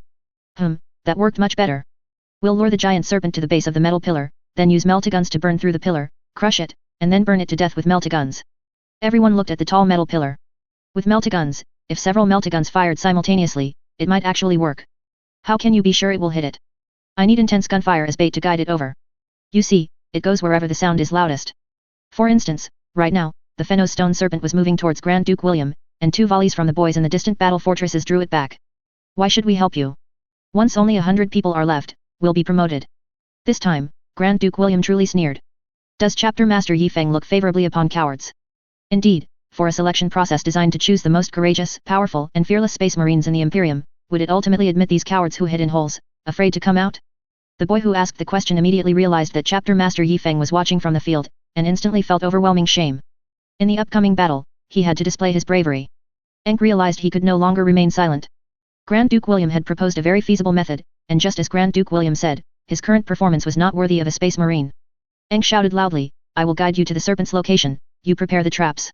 Grand Duke William waved to Xiao Lan at the top of the metal pillar, signaling him to help with his plasma pistol. Xiao Lan actually thought highly of this man from the upper hive. Just the fact that he was willing to cooperate with him, someone from the lower hive, showed he was a man of very broad mind. He slid down the metal pillar with his plasma pistol clattering on his back. Compared to weapons with limited ammunition like meltaguns, the plasma pistol's ammunition capacity was more mystical. It was said it could fire 10 shots, but in most cases, it could fire 5 shots, with an interval of about half a minute between each. After that, the probability of self-destruction with continued firing became very high, though usually, the plasma pistol's owner would perish before it did.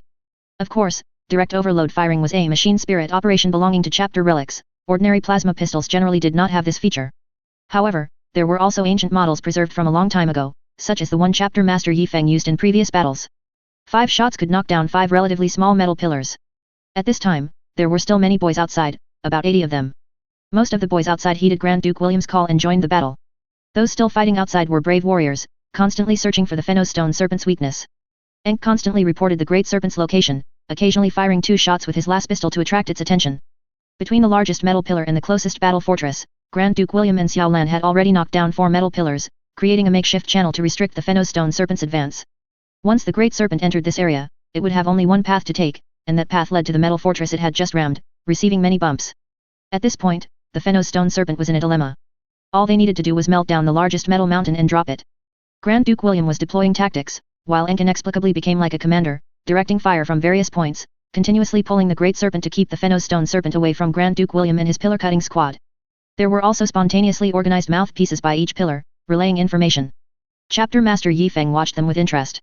When they fought together against an enemy, everyone could unite. So, what would their reactions be when the enemy was dealt with?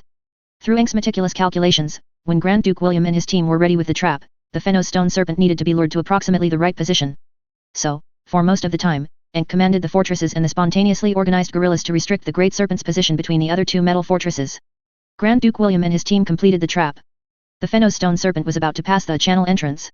Enk signaled everyone to get ready. The moment the great serpent showed its head, a massive barrage of firepower covered the Fenno stone serpent. Regardless of whether it was effective, it was certainly loud.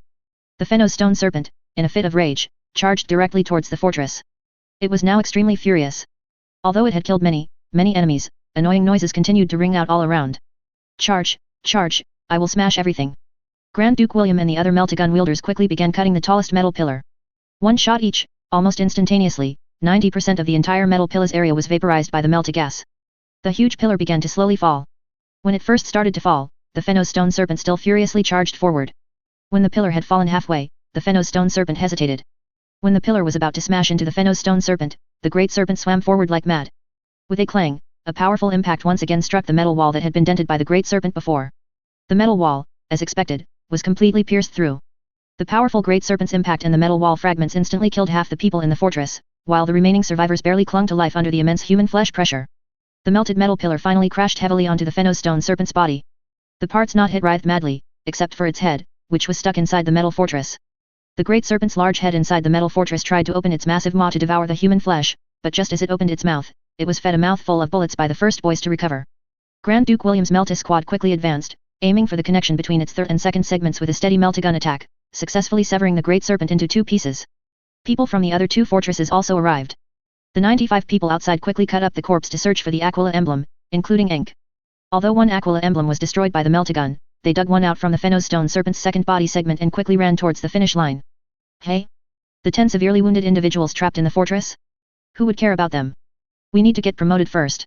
With only 4 Aquila emblems left and 10 severely wounded individuals inside the fortress, this seemed to become an insoluble situation.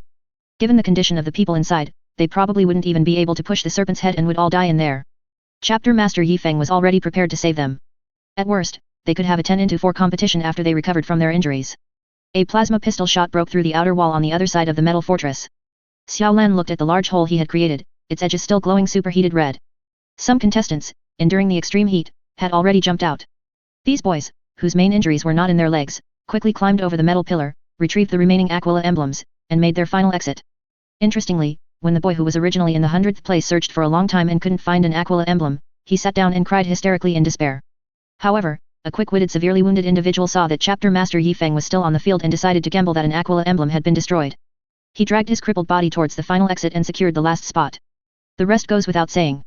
Various medical personnel rushed in to treat the wounded. This selection was unlike previous ones. Over a dozen contestants suffered disabilities and needed immediate medical attention. Of course, with current technological capabilities, this was not a major problem. Some chapters even performed unique secret rituals when recruiting new recruits. For example, some extreme chapters, like the Iron Hands, would have limb-severing rituals. Of course, the Tech Marine of the Shadow Venom Blade stated that this was not a major problem either, as he was there, and it was his area of expertise. As a successor chapter of the Iron Hands, the Shadow Venom Blade has gene seed defects, leading to a high rate of recruit disability, and sales of prosthetics and bionic arms have always been good. Chapter Master Yi Feng finally breathed a sigh of relief, or rather, another breath was stuck in his throat, unable to come out. It was so annoying that the Adeptus Mechanicus had extorted so many things from him. This selection was truly too bloody, half of the selectors died. Regarding these casualties, everyone did not show excessive sorrow. My son died fighting bravely under the gaze of an Adeptus Astartes chapter master, he upheld the dignity of an imperial man. The parents and relatives of those who died in battle received immense respect from those around them. This was a noble deed that could be written into family genealogies.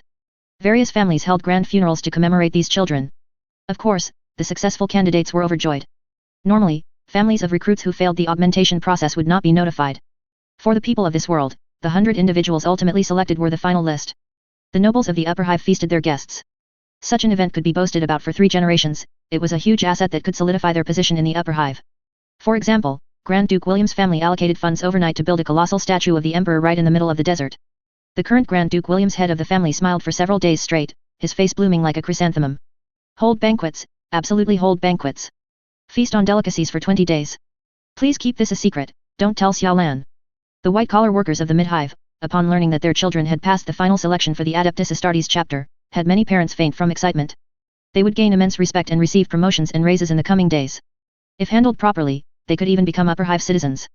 Eng's friend, Frosa, had already been noticed by the Astra Militarum and was about to enter the officer academy, with a boundless future.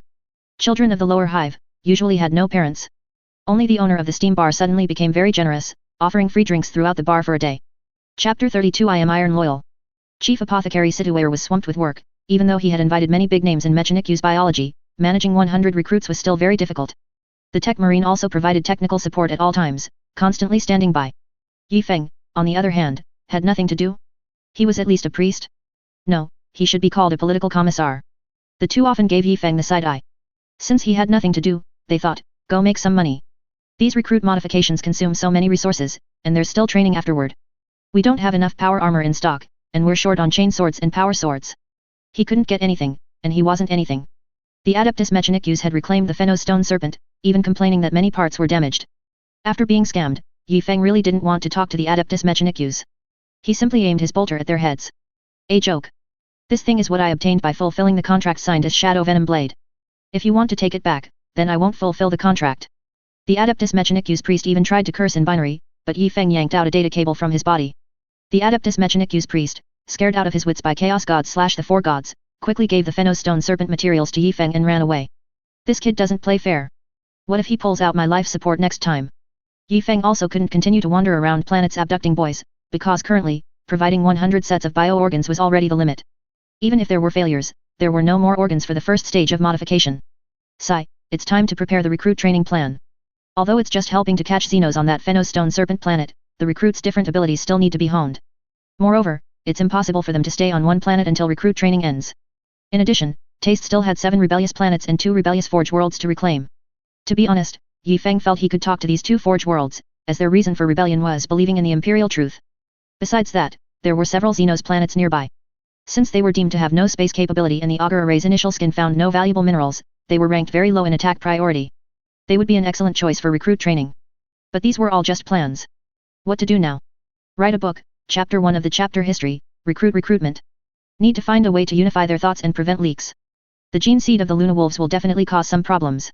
I need to find a way to do some ideological work. What reason should I use to change their impression? I can't just brand them as the Redemption Company from the start, that would be too unfair. The Redemption Company is a good idea.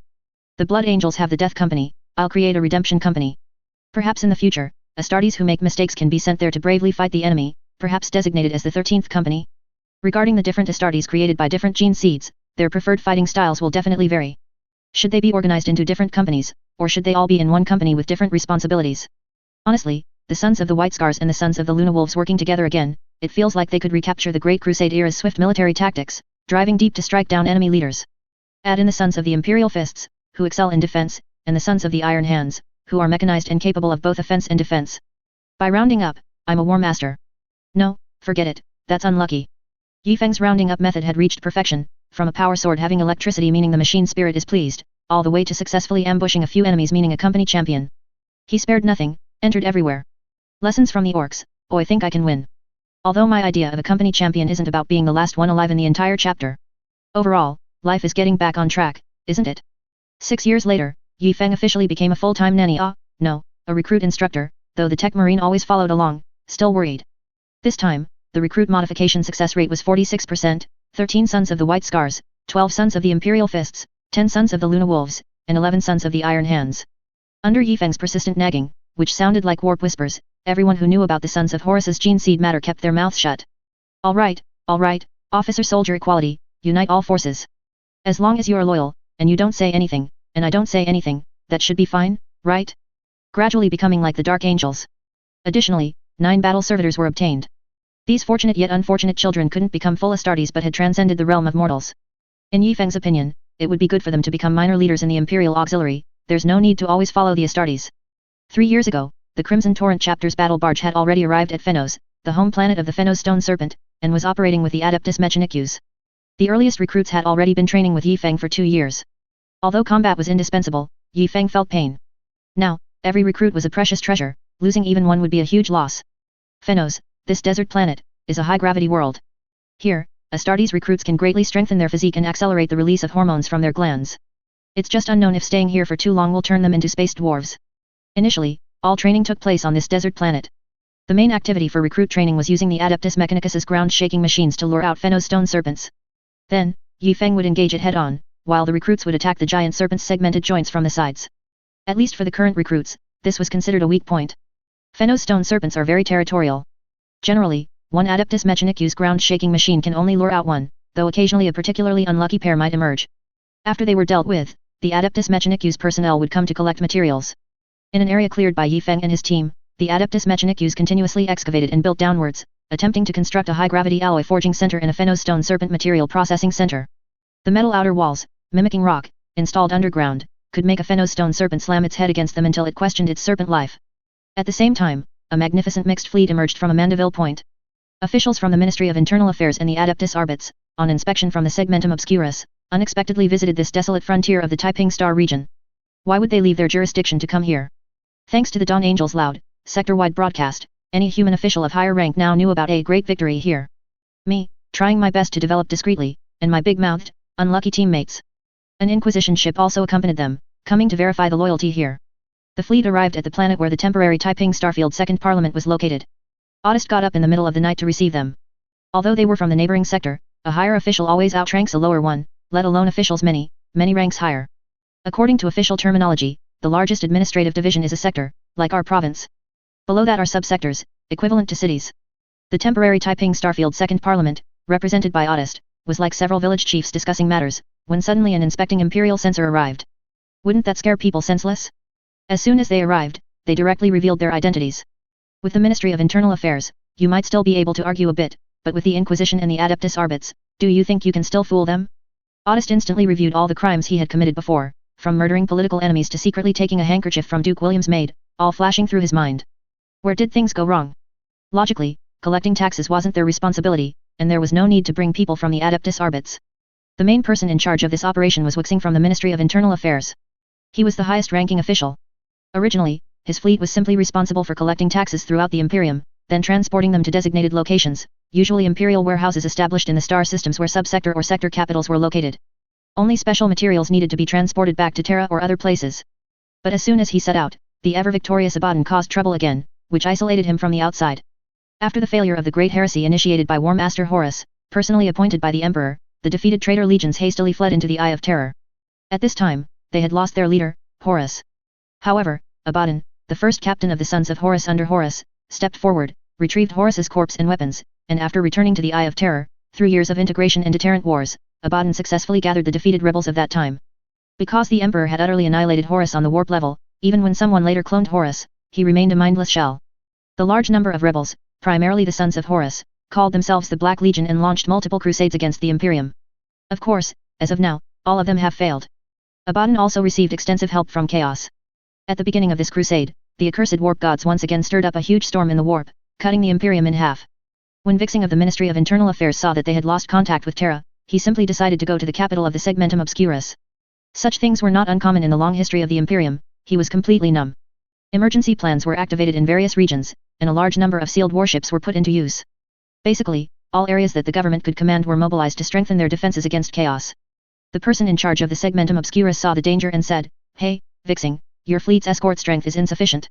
You might as well go with the Adeptus Arbits and the Inquisition." Taxes that came in went to the Ministry of Internal Affairs, those that didn't went to the Adeptus Arbits. Thus, the fleet of Cusack of the Adeptus Arbits and Inquisitor Rachel went with them. As they traveled, while collecting taxes on a planet, they encountered the Dawn Angels chapter humming a tune on their way home. Inquisitors are stubborn individuals, mostly powerful psychers like Rachel, with a small number being extremely strong mortals accompanied by psyker assistants. These individuals even dared and were capable of initiating investigations into Adeptus Astartes chapters they suspected, wielding immense power. Inquisitor Rachel immediately established communication with the Dawn Angels chapter. The Dawn Angels, who had been holding back, immediately spilled the beans about the Taste campaign, complete with video recordings from the tactical helmets provided by Tech Marine Shadow Venom Blade and records from their own warships. Zhi Qing of the Ministry of Internal Affairs didn't want to deal with any of that. His responsibility was, are there any Ministry of Internal Affairs tax collection ships in those 5 worlds? No. Alright, everyone, let's go and check the situation. Oddist heard that they were coming to collect the tithe and was delighted. Although everyone had been panicking recently, the tithe was still diligently collected. The Adeptus Arbits and the Inquisition kept asking about the Red Tide chapter. Oddist broke out in a cold sweat. Unilaterally approving the formation of a new chapter was a huge problem. Although the Imperium had contingency plans for autonomous imperial territories under long-term isolation, such as the temporary Taiping Starfield Second Parliament, which was operating strictly by the rules. However, there was no such contingency plan for an Adeptus Astartes chapter. Oddist slapped his forehead, determined to protect Yi Feng. He's my biggest bodyguard. Do you still expect the Inquisitors to protect us? Do you even know the scale of the enemies we faced before? So, some sent money, others sent gifts, in a word, they absolutely had to keep these Astartes here to protect the place. Doing this under the noses of the Adeptus Arbits and the Inquisitors was not easy, but fortunately, Zhi Qing was very cooperative and sent the other 2 departments away himself. With nothing else to do, those 2 departments went to check out the situation on the planet. Upon landing, they saw everyone discussing the great victory of the Astartes and recruitment. Looking further, they saw a colossal statue of the Emperor erected in the center of the desert, so huge that it was visible from space. This was a very loyal and vibrant planet. The Board Inquisitor took his people to investigate official corruption, while the Adeptus Arbits, which should have been doing that, had to bicker with Oddist and Zhi Qing. Ultimately, under Ottist's superb political maneuvering, the responsibility of the temporary Taiping Starfield Second Parliament in this matter was successfully reduced to negligible. The application for the establishment of the Red Tide chapter would be sent to the capital of the Segmentum Obscurus for review by the Ministry of Internal Affairs personnel there. Reasonably, it would almost certainly pass. This new chapter had a battle barge and recruits, decent equipment and supplies, and was highly self-reliant. There was no need to cancel it. Even if it were cancelled, with 3 chapters each having 3 survivors, and now presumably having their own recruits, would they issue supplies for 3 chapters? Or would they completely abolish their organization and take them away from here? It made no sense. A massive imperial official fleet was heading towards Fenos. As long as the Red Tide chapter was loyal, there would be no problem. It would just require 1 or 200 years of approval from various departments. What? The Ministry of Internal Affairs is coming? And bringing the fleets of the Adeptus Arbits and the Inquisitors. Yi Feng was momentarily stunned. My plan hasn't even started, and you're already here. Well, let them come. I haven't even begun, so there's no evidence. Yi Feng carefully instructed everyone to keep the secret, told the chief apothecary to hide the gene seed well, and then personally received the important imperial officials. Welcome, distinguished imperial elites who have traveled so far. At the usual opening remarks, Inquisitor Rachel pursed his lips. The chances of a Primaris Space Marine turning traitor are very low. During the additional surgeries, a part called the coral pituitary, also known as the coral pituitary, is implanted in their bodies. This part not only promotes larger Astartes physiques and more agile minds but also imposes certain restrictions on their thoughts. Behind Yi Feng were the dust-covered Astartes recruits, who had just finished training and returned to the battle barge. Now they formed a neat welcoming formation. Given the current situation of the Red Tide, this was already the highest level of reception. After all, if Chief Apothecary Situare and Tech Marine Anos also came out to greet them, then everyone might as well discuss matters at the entrance, since everyone would be there. Everyone exchanged a few conventional pleasantries and then proceeded together to the large conference hall in the battle barge to meet with the 2 tech priests. The important figures took their seats, and only then did the main event begin. Zhiqing of the Ministry of Internal Affairs began with an icebreaker. Hello, esteemed Astartes warrior. I apologize for not addressing you as chapter master, as the formation of this chapter currently does not follow proper procedures. I applied to the highest responsible imperial authority I could contact. If there are other procedural issues, we can discuss them in detail and resubmit the application. Or, we can revert to the state of the original 3 chapters. I presume borrowing some equipment from other chapters to modify recruits would not violate regulations. It was more than not violating regulations. Such a situation was rare, and there were powerful backers. Ultimately, as long as they were loyal to the Emperor, mortals had no right to govern the Adeptus Astartes. The Ultramarines might lead by adhering to the Codex Astartes, but that didn't mean other old chapters would listen to them, especially chapters like the White Scars and their successor chapters, who knew their gene father was still alive. Zhiqing talked around the issue for a long time, essentially saying that their chapter was basically established, but imperial approval would take many years. During these years, they would not receive official military supplies. The deactivation of 3 chapters was quick, but the establishment of a new chapter took a long time, which, to put it plainly, saved a lot of military supplies. Yi Feng was also happy with this. It was better for these people to come as little as possible, but he still had to contend for benefits, especially those that were perfectly reasonable. On the spot, the Ministry of Internal Affairs approved a directive for Forge World Storov to fully and freely assist the Red Tide chapter in restoring its numbers. One could foresee the displeased expression of Mechaniku's High Lord Fanese. No, they weren't losing anything. This was something that should have been done anyway. Subsequently, Inquisitor Rachel proposed an investigation into whether they had been corrupted by chaos. To his surprise, Yi Feng fully agreed to this. Although Rachel's powerful psyker abilities could forcibly examine the memories of mortals, attempting to do so with a Primaris Space Marine was too ambitious. Afterwards, a symbolic investigation of various personnel would be conducted. The mortals had all been brought from the Dawn Angels chapter, so an investigation was meaningless.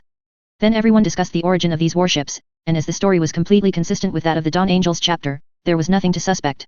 Finally, Zhiqing suggested that everyone watch the records of that fierce war. Cusack of the Adeptus Arbits and Inquisitor Rachel sat up straight. This was the main focus of their trip. The fierce battle was played on the holographic projection. Then there was a frozen frame. By the time it started moving again, everyone had already finished fighting. Great and brave warriors will forever be remembered by the Imperium, but I have some rather impolite questions that I hope can be answered here. Why did this frozen frame appear, and what were you doing during that time? Yi Feng's expression remained unperturbed. Even the Inquisitor found nothing unusual. At the time, our helmets were merely a hindrance. If possible, I would have even wished to remove all our power armor for more agile reactions. Only after we had slain the Chaos Greater Daemon did we have time to reorganize the battlefield. Yi Feng and Situare explained what happened during the frozen helmet footage. This was an extremely cooperative attitude, as most Adeptus Astartes chapters would consider it a courtesy to even send you a final battle report. The Inquisitor continued to ask, your report states that the enemy was suspected of protecting something, did you ultimately not discover it? The atmosphere grew silent. The Inquisitor's eyes gleamed brightly. Situare and Anos remained silent, awaiting Yi Feng's statement. Ah, so that's what they came for. Chapter 33 The Unlucky Cluster Planet. Of course not. Neither we nor the Dawn Angels chapter, who searched there for a long time afterward, found anything. It's likely everything was destroyed by powerful artillery fire and violent explosions, or perhaps we guessed wrong. They were just there to collect some supplies and offerings for that one, then head to the main battlefield. On the warship that had previously slain the Greater Daemon, the compartment holding the gene seed and STC template was so thoroughly blown up by Yifeng and his team that even the ship's designers wouldn't recognize it. Forget mechanical pipes, even the walls were gone. Who could tell what was there? Yifeng, without a blush or a racing heart, put on a heartbroken expression, as if they had truly suffered heavy casualties with no reward. He adamantly insisted there were no treasures. The exact location of the gene seed was known only to Situ Weyer. Not even the Adeptus Mechanicus personnel who helped with the recruit modifications knew about the gene seed. All gene seed implantation procedures were personally carried out by Situ Weyer. The metal box storing the STC template fragments was even more ingenious, embedded into a metal pillar with no trace whatsoever. Anos silently screamed, "Come and find it. If you find it, I'll give you my battle barge. You're not a machine spirit, how could you find my treasures?" Outwardly, they still couldn't reveal anything. The best approach was to directly guide the suspicion towards the large enemy force heading to the main battlefield. Who knew what the Imperium's official battlefields looked like? Then came a grand banquet. The unfortunate chef Phelan's iron shovel once again smoked from overuse. Since arriving here, his arms had grown numerous sizes, and no one among the chefs could beat him in an arm wrestling contest anymore. Even though Inquisitor Lachel wasn't entirely at ease, he couldn't bring himself to question this Astartes, who was undoubtedly loyal and had just secured a great victory for the Imperium. Under Yifeng's leadership, everyone toured the battle barge. Afterward, they greeted the Adeptus Mechanicus personnel who had established a base there and then departed. There was nothing unusual here, not even a need to initiate an investigation. After the warp storm ended, these 4 brave warriors could even apply for a medal on Terra. After confirming everything was normal, the fleet of Imperial officials set off for the planet Atres. This newly recaptured planet would undergo a series of long-term reforms, approvals, and faith-building. Once the Imperial officials' fleet departed, everyone quickly swept the battle barge. These Inquisitors might have left listening devices on the warship. After finding no devices whatsoever, everyone finally relaxed. Having just gone through one round of scrutiny, surely the next wouldn't start immediately. It was a good thing they were testing loyalty to the Emperor. If they had asked about loyalty to the Imperium of Man, who knew what might have happened? They decided to lay low and develop for now. At least, they would wait until their numbers grew a bit before implementing other plans. Seriously, they heard the Segmentum Obscurus was plagued by chaos and orcs, yet these people were so idle they came here. Mechanicus High Lord Phenus had a headache. "I'm not a subordinate of your Imperium. What happened to our agreed-upon cooperation?" He sighed. "Given the psychic attacks looming over my head and the Imperial cargo, it's good to get some supplies from the Imperium, even if I couldn't trick Yifeng. But you, representing the Ministry of Internal Affairs, just gave me a note. Who doesn't know the efficiency of your Imperium? If I get my goods within 100 years, that's Omnisci looking favorably upon me." At this moment, Yifeng opened the large map. They wouldn't bother with the rebellious planets for now, but they could certainly check out the Xenos worlds. There were several planets without space capabilities and precious minerals, so he had to think carefully. He needed to let the warriors fight some agile enemies. This is it, clustered planet. The ecology on this planet isn't rich, the main species is a type of flying lizard with a social structure similar to ants. Let's call them that for now. These flying lizards can reach up to 4 meters long when adult, with dark brown wings. All 4 feet have sharp claws, and their faces resemble a turtle with a bird's beak. The beak is very sharp, capable of crushing any bone, then devouring the entire prey, not even sparing the marrow. Their tails have sharp bone spurs that can effectively wound prey. This species has developed organs for emitting and receiving electromagnetic waves, allowing for large-scale coordinated operations, and it also appears to have a leader. For the sons of Horus and Jagatai Khan, it was an excellent target for practicing assault and decapitation. Another large species was a thick-skinned, heavy-bodied land beast. They could grow up to 20 meters, were very cumbersome, but perfected the art of stacking armor. As a quadrupedal reptile, its entire body was covered in exquisitely arranged arched plates. Trying to pierce these plates was like attacking medieval plate armor, weapons were extremely prone to deflecting. Its damaging organ was its tail, like a giant hammer, with a thick, massive bone spur on each side. If prey were hit by this thing, it would be literally pierced through. Let's temporarily call this species the clustered armored beast, as no one has explored it in detail, and it has no formal name. These are also social animals, with the tribe consisting of about 30 to 80 individuals. The best simulation for siege warfare, an excellent opponent for the sons of Rogel, Dorn and Russ. The vegetation included tall, strange trees and colorful moss-like plants on the ground. There were also low-lying plants, but most were covered in sharp thorns. This training session featured Tech Marine Anos as a friendly guest star, mainly because Yifeng's understanding of mechanized assault warfare was indeed lacking. 46 recruits and 2 instructors landed on the planet's surface. Previous training seemed too simple, with no personnel losses. This was truly live-fire training. First, they would attack some tribes of clustered armored beasts. They couldn't engage the flying lizards from the start, the warriors needed to learn what mechanized warfare was. Yifeng led the recruits to quickly disperse and begin reconnaissance missions. Soon, the scattered recruits discovered a tribe of 41 clustered armored beasts. Everyone maintained extremely low movement noise, slowly encircling the entire tribe. Various detection instruments began operating, analyzing the species ahead. The entire recruit force, under the command of the Tech Marine, was divided into two parts. Those remaining behind prepared shoulder-mounted missiles of various types, ready to practice a creeping barge to cover an infantry assault. The soldiers at the front carried standard bolters and power swords. These primitive creatures were not as tough as the Fenrischen great serpents, power swords and bolters were enough to deal with them. The distance between the two sides steadily closed, slowly approaching the 150-meter range. The outermost clustered armored beast in the tribe sensed something was wrong and looked to the side with confusion. The moment it turned its head, several missiles flew directly towards the armored beast. The clustered armored beasts on the outermost perimeter were instantly subjected to heavy firepower. Although, in a sense, a space marine charge wasn't strictly necessary, training was still essential. Never having seen such a formation, the clustered armored beasts quickly adopted their most familiar strategy, all adult beasts gathered in a circle, enclosing all the old, weak, sick, and injured in the very center.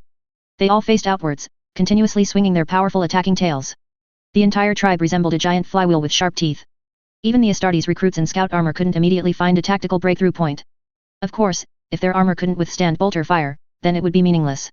5 minutes later, everyone gathered around a pile of corpses for a post-battle analysis. Tech Marine Anos angrily scolded the infantry who had charged forward, emphasizing that they must trust their teammates and not slow down their charge just because there was an explosive barge in front of them. Then Yi Feng conducted an analysis of reconnaissance and assault. For example, being discovered at 150 meters was still too far, the recruits should have been able to approach closer. Subsequently, the surrounding clustered armored beast tribes suffered greatly. A group of giant cans suddenly appeared from very close range, accompanied by sudden flashes of light and violent explosions. The thick scent of blood quickly attracted a large number of flying lizards. By all accounts, they should have withdrawn, but Yi Feng ordered immediate concealment. If these flying lizards discovered them, then the subsequent combat training would be against the instructors. All the recruits wished they could dig a hole in the ground and bury themselves. Xiao Lan quickly found a good hiding spot and took cover. Eng's battlefield analysis capabilities had greatly improved after Astartes modification, and he quickly calculated the optimal, undiscoverable location. Then, he saw Chapter Master Yi Feng crawling there. Alright, I'll go to the second best. Okay, Lord Anos. Eventually, everyone was hidden. A tribe of flying lizards flew in from a distance, circled briefly, then landed and quickly began to feed. Each recruit quickly began to detect the enemy's information.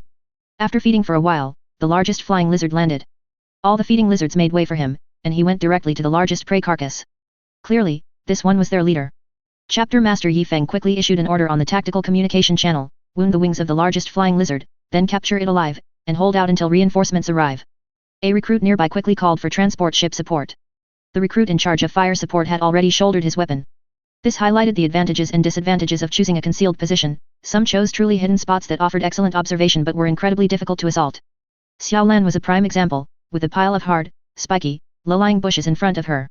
The area of fire quickly shifted to precise strikes, and the powerful firepower instantly shredded the four-legged lizards that were feeding. The largest one tried to fly away but had one of its wings shattered by a bolter. The recruits swiftly advanced to the side of the largest one, half continued to clear out enemies, while the other half immediately established a defensive position. Because they lacked power armor and nuclear-powered backpacks, the recruits, strictly speaking, could not be considered a mechanized assault, and their ammunition carrying capacity was not large. However, training always progresses from simple to complex, bit by bit. The enemy numbers were vast, and everyone's ammunition was insufficient. Many recruits began to kill enemies with power swords, which also resulted in quite a few recruits sustaining minor injuries. Although being scratched a few times by claws or pecked by their strange beaks wouldn't cause serious harm, and they would heal quickly after a short rest. But it was embarrassing. Everyone was watching. William directed several space marines around him to form combat teams, covering each other, which yielded good results. In fact, space marine combat teams usually consist of 3 members, as their combat power is sufficiently strong, and the Imperium standard drop pods are often designed for 3 individuals. However, the White Scars and the Sons of the Iron Hands are both quite unique chapters. Their 10-man combat teams are almost exclusively used as a battle line or as an assault spearhead. Yi Feng watched William. This young man possessed strong leadership qualities. If he survived future battles, he would at least become a company commander. There were also recruits who, like a one-man army, wielded a power sword so skillfully that no flying lizard could get close. It seemed to be the same young man who rode a desert wolf through the desert, named Kazanov. Everyone recorded enemy data, while Yi Feng continuously evaluated these recruits.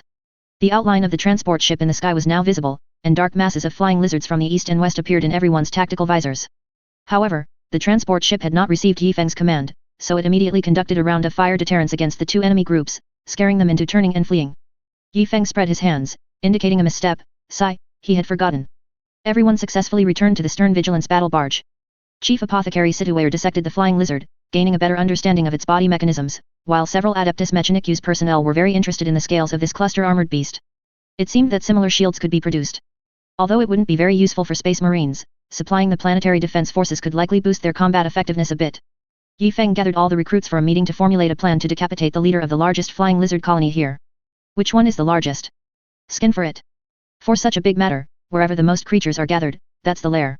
A few recruits were still mocking each other's injuries, but after a few more missions, they stopped laughing. One recruit even accidentally had his body pierced by a thick spike on the powerful tail of a cluster armored beast. Fortunately, rescue was timely, otherwise, it would have been dangerous. The recruits finally realized that even as angels, there was still a probability of death in this mission. Everyone became serious, finally resembling powerful Astartes warriors. These warriors began to meticulously plan, speaking one after another. The sons of the White Scars, with their superior perception, would serve as scouts. The sons of the Luna Wolves, most adept at executing outrageous tactics, would be the spearhead of the attack. The sons of the Iron Hands, renowned for mechanized warfare, would provide fire support, and the sons of Dorn, famous for their solid defense and close quarters combat abilities, would act as a defensive force protecting the fire support personnel. The powerful war legions were beginning to show their might. In the chaotic and evil warp, within a domain filled with blood and fire, one treads across a land strewn with dismembered limbs, wades through vast rivers of blood, and wanders among mad demons constantly fighting and slaughtering. At the very center of this vast domain, a colossal fortress stands. A moat of blood surges with the wails of the undead, and the solid fortress is adorned with terrifying instruments of torture. In its very heart, atop a massive pile of countless skulls, sits a brass throne. Now, a joyous yet terrifying sound erupted from the brass throne. Ha ha ha ha ha, I see it, I see endless slaughter about to come, and my power will grow immensely. His blood-red skin and pitch-black horns could not fully convey his terror. Kern, the great lord of the brass throne, sat high upon his divine seat, and it seemed that only here in the entire domain was there a semblance of order. Let the blood angels go. Abaddon is failing on the front lines, but he has successfully tied up most of the blood food's strength. Let the blood angels go and feast to their fill. His voice echoed throughout the entire domain, and numerous demons simultaneously let out soul-shaking war cries. Kern berserkers brandished combat blades, skull-takers wielded massive Kern battle axes, roaring as they entered the rift between the warp and the real world. The daemon engines of the Lords of Skulls emitted terrifying shrieks, their thirst for blood was unmatched. It was the opportune moment to enact the will of the brass throne. To truly conduct a war simulation, each son of the Iron Hands was tasked with commanding a Baneblade tank crew, undergoing genuine artillery and infantry coordination training. Of course, these were not the powerful Baneblade tanks produced on Mars, but rather second-class Baneblades manufactured on other Forge worlds. Due to incomplete technology, these Baneblade tanks were mostly modified according to the technology available on their respective worlds. For instance, these Baneblade tanks, lacking the manufacturing technology for their main weapon, were equipped with giant plasma cannons. Unlike traditional plasma cannons that require cooling, these plasma cannons, after firing a round, would have their plasma device directly removed and replaced with a new one. The old plasma device, after being cooled by coolant, would return to the reserve ammunition bay to prepare for the next attack. This resulted in a slower rate of fire and a larger turret for these Baneblade tanks, but their power was considerable. As for the issue of detonating upon being hit, if an attack could truly penetrate the Baneblade tank's armor and damage its plasma components, the outcome would be the same whether it detonated or not. The side-mounted machine guns, also due to missing technology, were changed from turret-mounted to spherical turrets used on bombers, equipped with twin-linked laser cannons. It must be said that this design significantly enhanced the tank's anti-air capabilities but reduced the density of frontal offensive firepower. The only stable frontal firepower output came from the foremost burst cannon and the quadruple heavy bolter stub cannons of the secondary turrets. The density of this firepower was sufficient to cover any enemy daring to charge the Baneblade head-on. Of course, if the enemy was a Titan, the main cannon's performance would be crucial. As for why it was artillery-infantry coordination rather than infantry-tank coordination simulation, the warriors charging ahead seemed more formidable than the tanks, didn't they? Under the powerful artillery attack, all four-legged lizards daring to block the way were immediately blasted into dust. Occasionally, lucky enemies who reached the tank's vicinity were shattered by the furious power swords of the Sons of Dorn. The agile sons of the Jagatai Khan swiftly discovered 3 weak points in the enemy's defenses. The fierce attack of the sons of the Luna Wolves instantly tore through the enemy's lines, allowing them to penetrate into the cave. Blood dyed the surrounding earth a vivid red. Before long, the lizards scattered and fled. William carried the corpse of the giant lizard king on his back, while Kazanov, the insane warrior, held aloft the enemy's head. The two walked out of the cave side by side. For the recruits, using artillery support seemed to make this trial too simple. Clearly, Yi Feng didn't think so. Space Marines also needed to be skilled at commanding vehicle crews in battle, especially since in Yi Feng's later plans, Space Marines hidden among mortal forces would be an important way to evade Imperial scrutiny. Or rather, these Space Marines would exist much like political commissars. The Imperium has a long-standing problem: most warships are kept in storage and only activated during wartime. When activated, the hastily recruited soldiers are of questionable quality, and there are often cases of chaos, corruption or gene stealer infiltrating.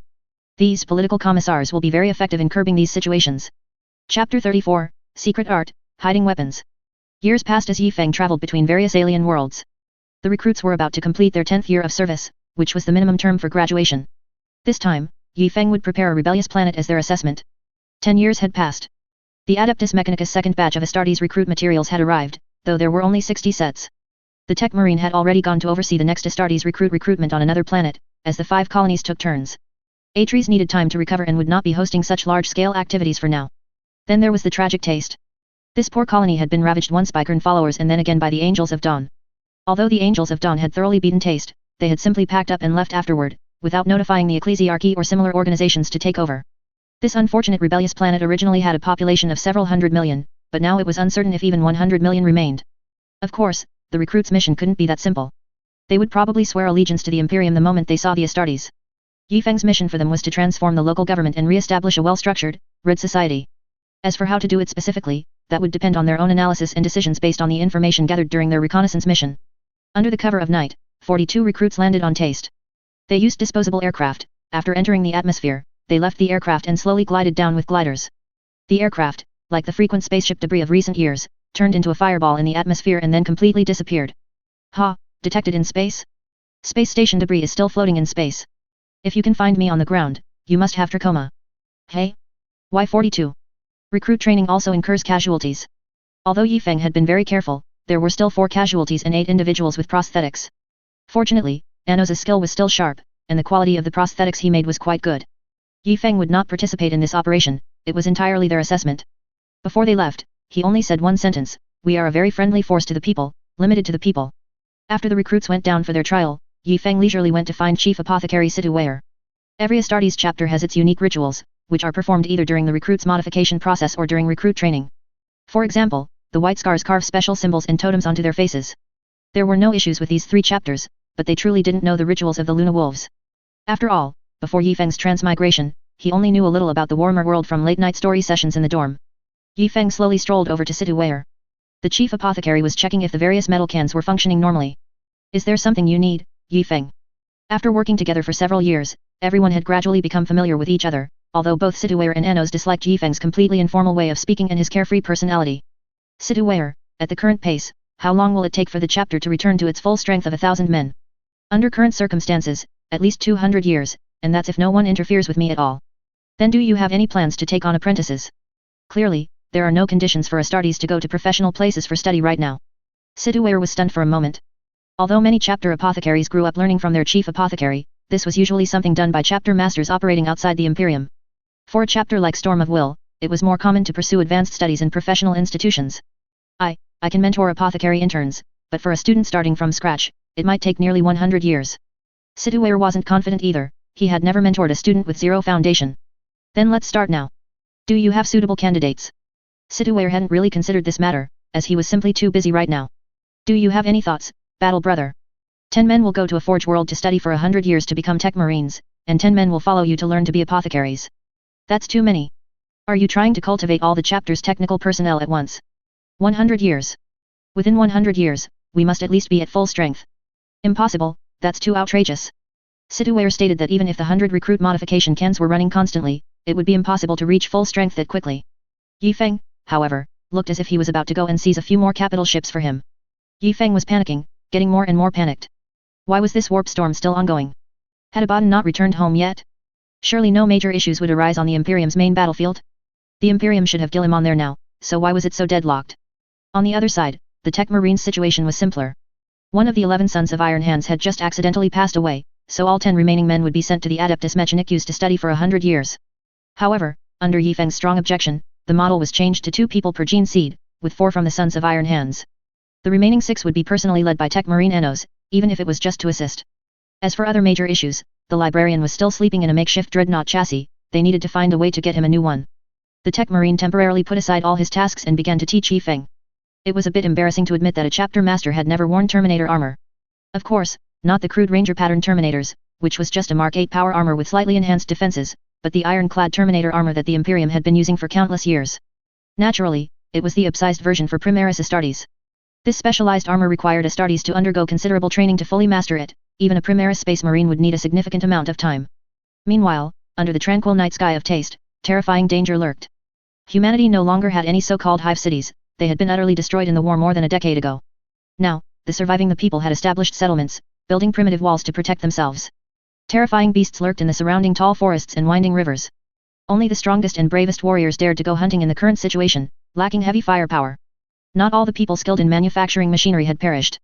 Although the machine factories were prime targets, several underground factories had survived. All their strength was dedicated to military production.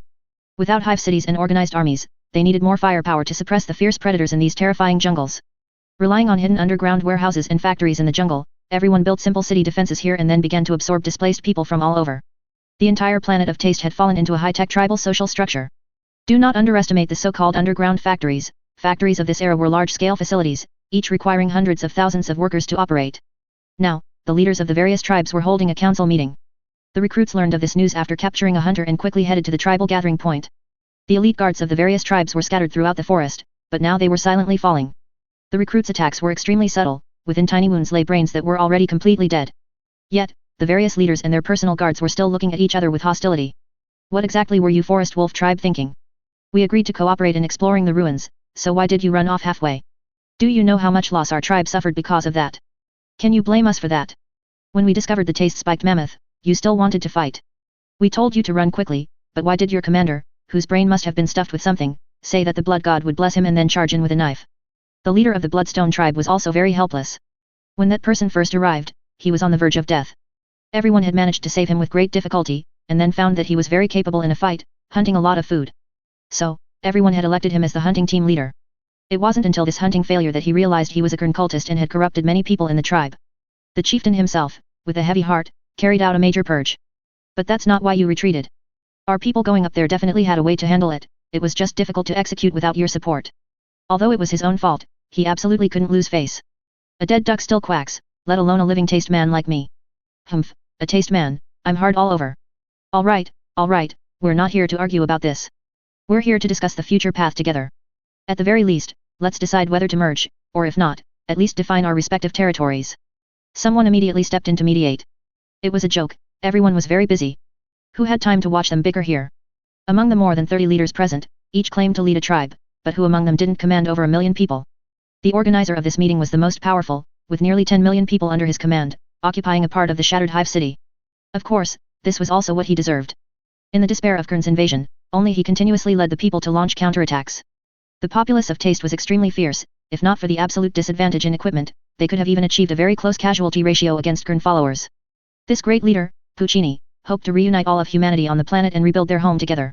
At this moment, he was the first to speak. As you all know, our planet has experienced an unprecedented disaster. Now we need to unite as one, rebuild the planet, continue to confine the beasts to the jungles, restart the manufacturing of factories and various supplies, and re-establish space stations. We don't have much time, we must immediately organize an army strong enough to resist them before the other planets recover, otherwise we will be meat on the chopping block. Of course, this is our common goal, but who will be our leader? Or rather, what makes that person worthy of convincing everyone? Challenges were inevitable.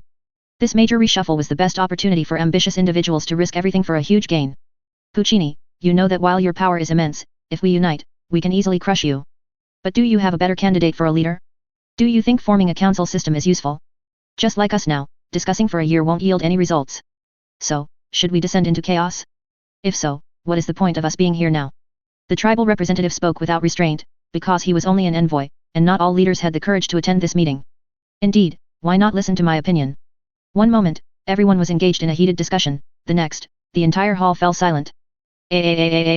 Astartes. Hello everyone, I am the representative of the Imperium. You can call me William.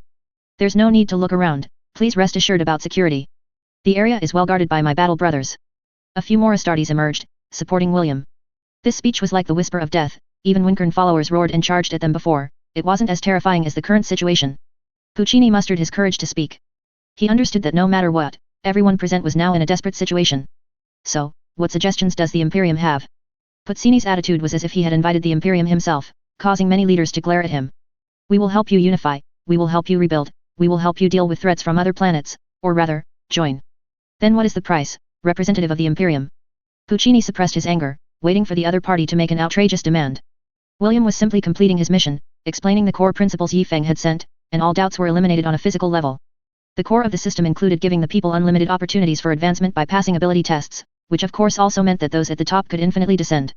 It allowed the people's representatives to form a council to voice their demands, and there would be violent agencies to ensure everything here complied with regulations. Regarding violent agencies, what could be more effective than the Astartes? This was the second profound meaning of hiding soldiers among the people. The county and district teams know, the grassroots cadre method. Astartes would establish direct guard units and ideological training bases. Members who emerged would enter grassroots armies in an elite model, becoming political commissars. As long as the military power was in hand, others could only contend for administrative power. Then, the noble system was abolished. Although temporary administrators would still be the original people, after 5 years, everyone would undergo the same learning and testing, and work would be assigned according to ability. If anyone wanted to cause trouble, 5 years would be enough for the Astartes to train an iron army, wouldn't it? Puccini's small mustache twitched with anger, and the bulging veins on his arms indicated he was in an extreme state of fury. These conditions weren't just asking for his life, they were asking for the lives of all nobles. But did he have a choice?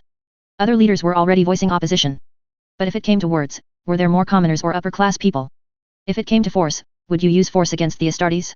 Everyone still had objections. After all, the number of Astartes who had appeared at this time was indeed not large. If they were ruthless enough to have their own troops cover the area with firepower, it was estimated that most of the Astartes here could be dealt with. William extended a finger and pointed upwards. Come, I'll show you 2 big treasures. Everyone looked up, and indeed, 2 battle barges were clearly visible even in space. All right, whatever you say.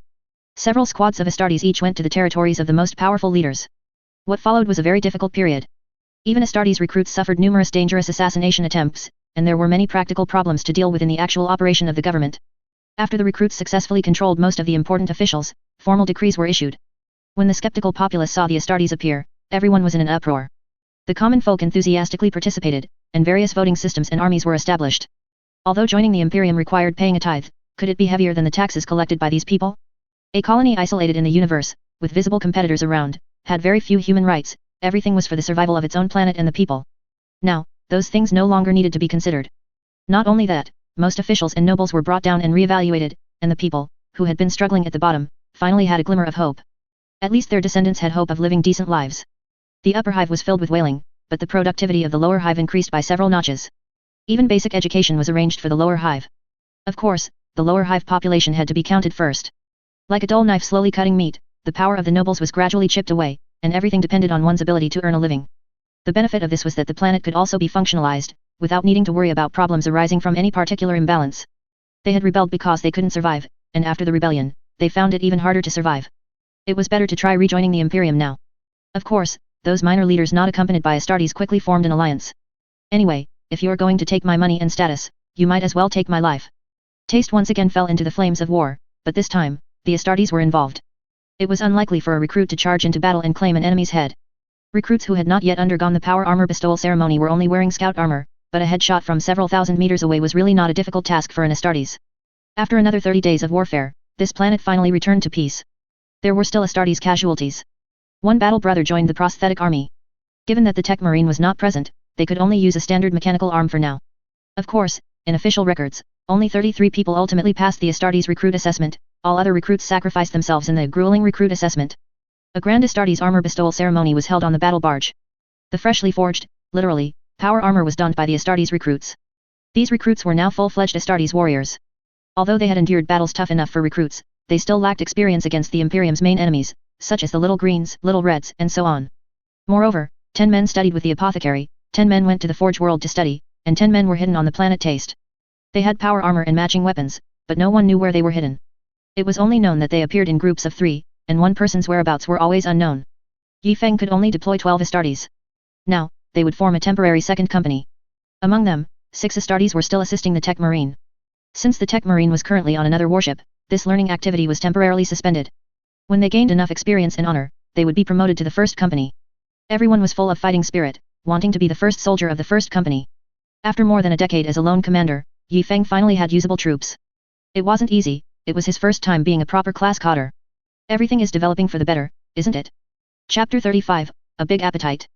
Alyai was one of the rebellious planets, a purely agricultural production world. However, after the rebellion, driven by the need to develop its own combat capabilities, people established mining and forging centers on its moons. An agricultural planet is very important, the food it produces can supply almost an entire star system's worth of provisions to the surrounding area. The rebellion of this one planet in its early years caused many surrounding planets to waver. But interestingly, another agricultural planet, slightly more inland in the Imperium, had just been established. So, the Imperium, with a grand gesture, reallocated the supplies from the loyal planets to this new agricultural world. Under the Imperium's efforts over the years, the long-neglected old agricultural planet Alyai independently contacted the surrounding rebellious planets and began trading. However, the term agricultural planet actually has nothing to do with the planet's original ecology. In fact, once a planet is chosen to be an agricultural world, all its existing ecology is consumed by subsequent deadly viruses, followed by the leveling of all land, except for ocean worlds. Land-based weather controllers are established, and vast plains are covered with crops. Giant multi-story agricultural processing factories are then built. These multi-layered, large mechanical constructs forming the agricultural production centers also require a significant number of people to operate. As usual, every 60 years, after the last round of crops has been processed into starch blocks, an entire production and processing layer undergoes mechanical maintenance. After the maintenance is complete, the officials in charge, along with numerous laborers, perform a ritual to celebrate the harvest. 7,777 mortals knelt on the ground. At the very top of the altar lay a single, genetically superior wheat grain collected from the previous cycle, and a complete, last harvested stock of genetically modified wheat. But this time, an unnoticed accident occurred. A decaying leaf was gently blown onto the altar by the wind. A tiny warp rift opened, and a small, round, gray-green creature painstakingly crawled out of the rift. This action, for unknown reasons, caused strange liquid to drip from the creature, and then the warp rift closed. No one noticed anything unusual. Everyone went about their work as usual, though occasionally an employee would sneeze. The Dawnlight battle barge, with 60 recruit modification slots, was commanded by the chief apothecary and the tech marine to head to the recruitment grounds.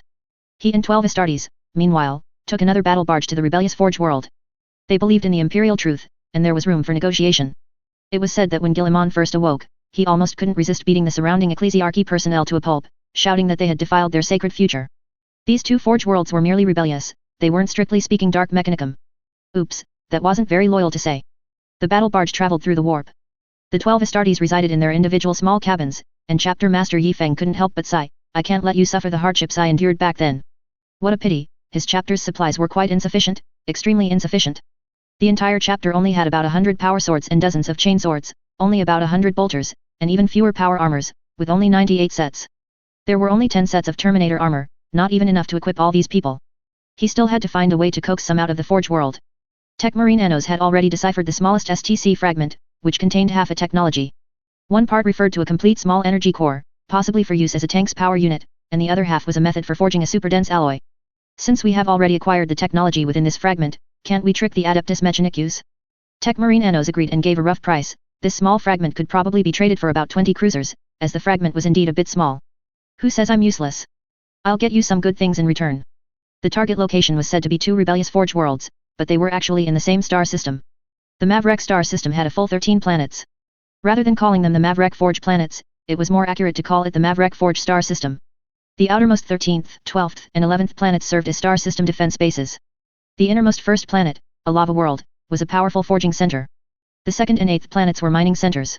The third planet was not very useful, so an Skitarii modification center was established there.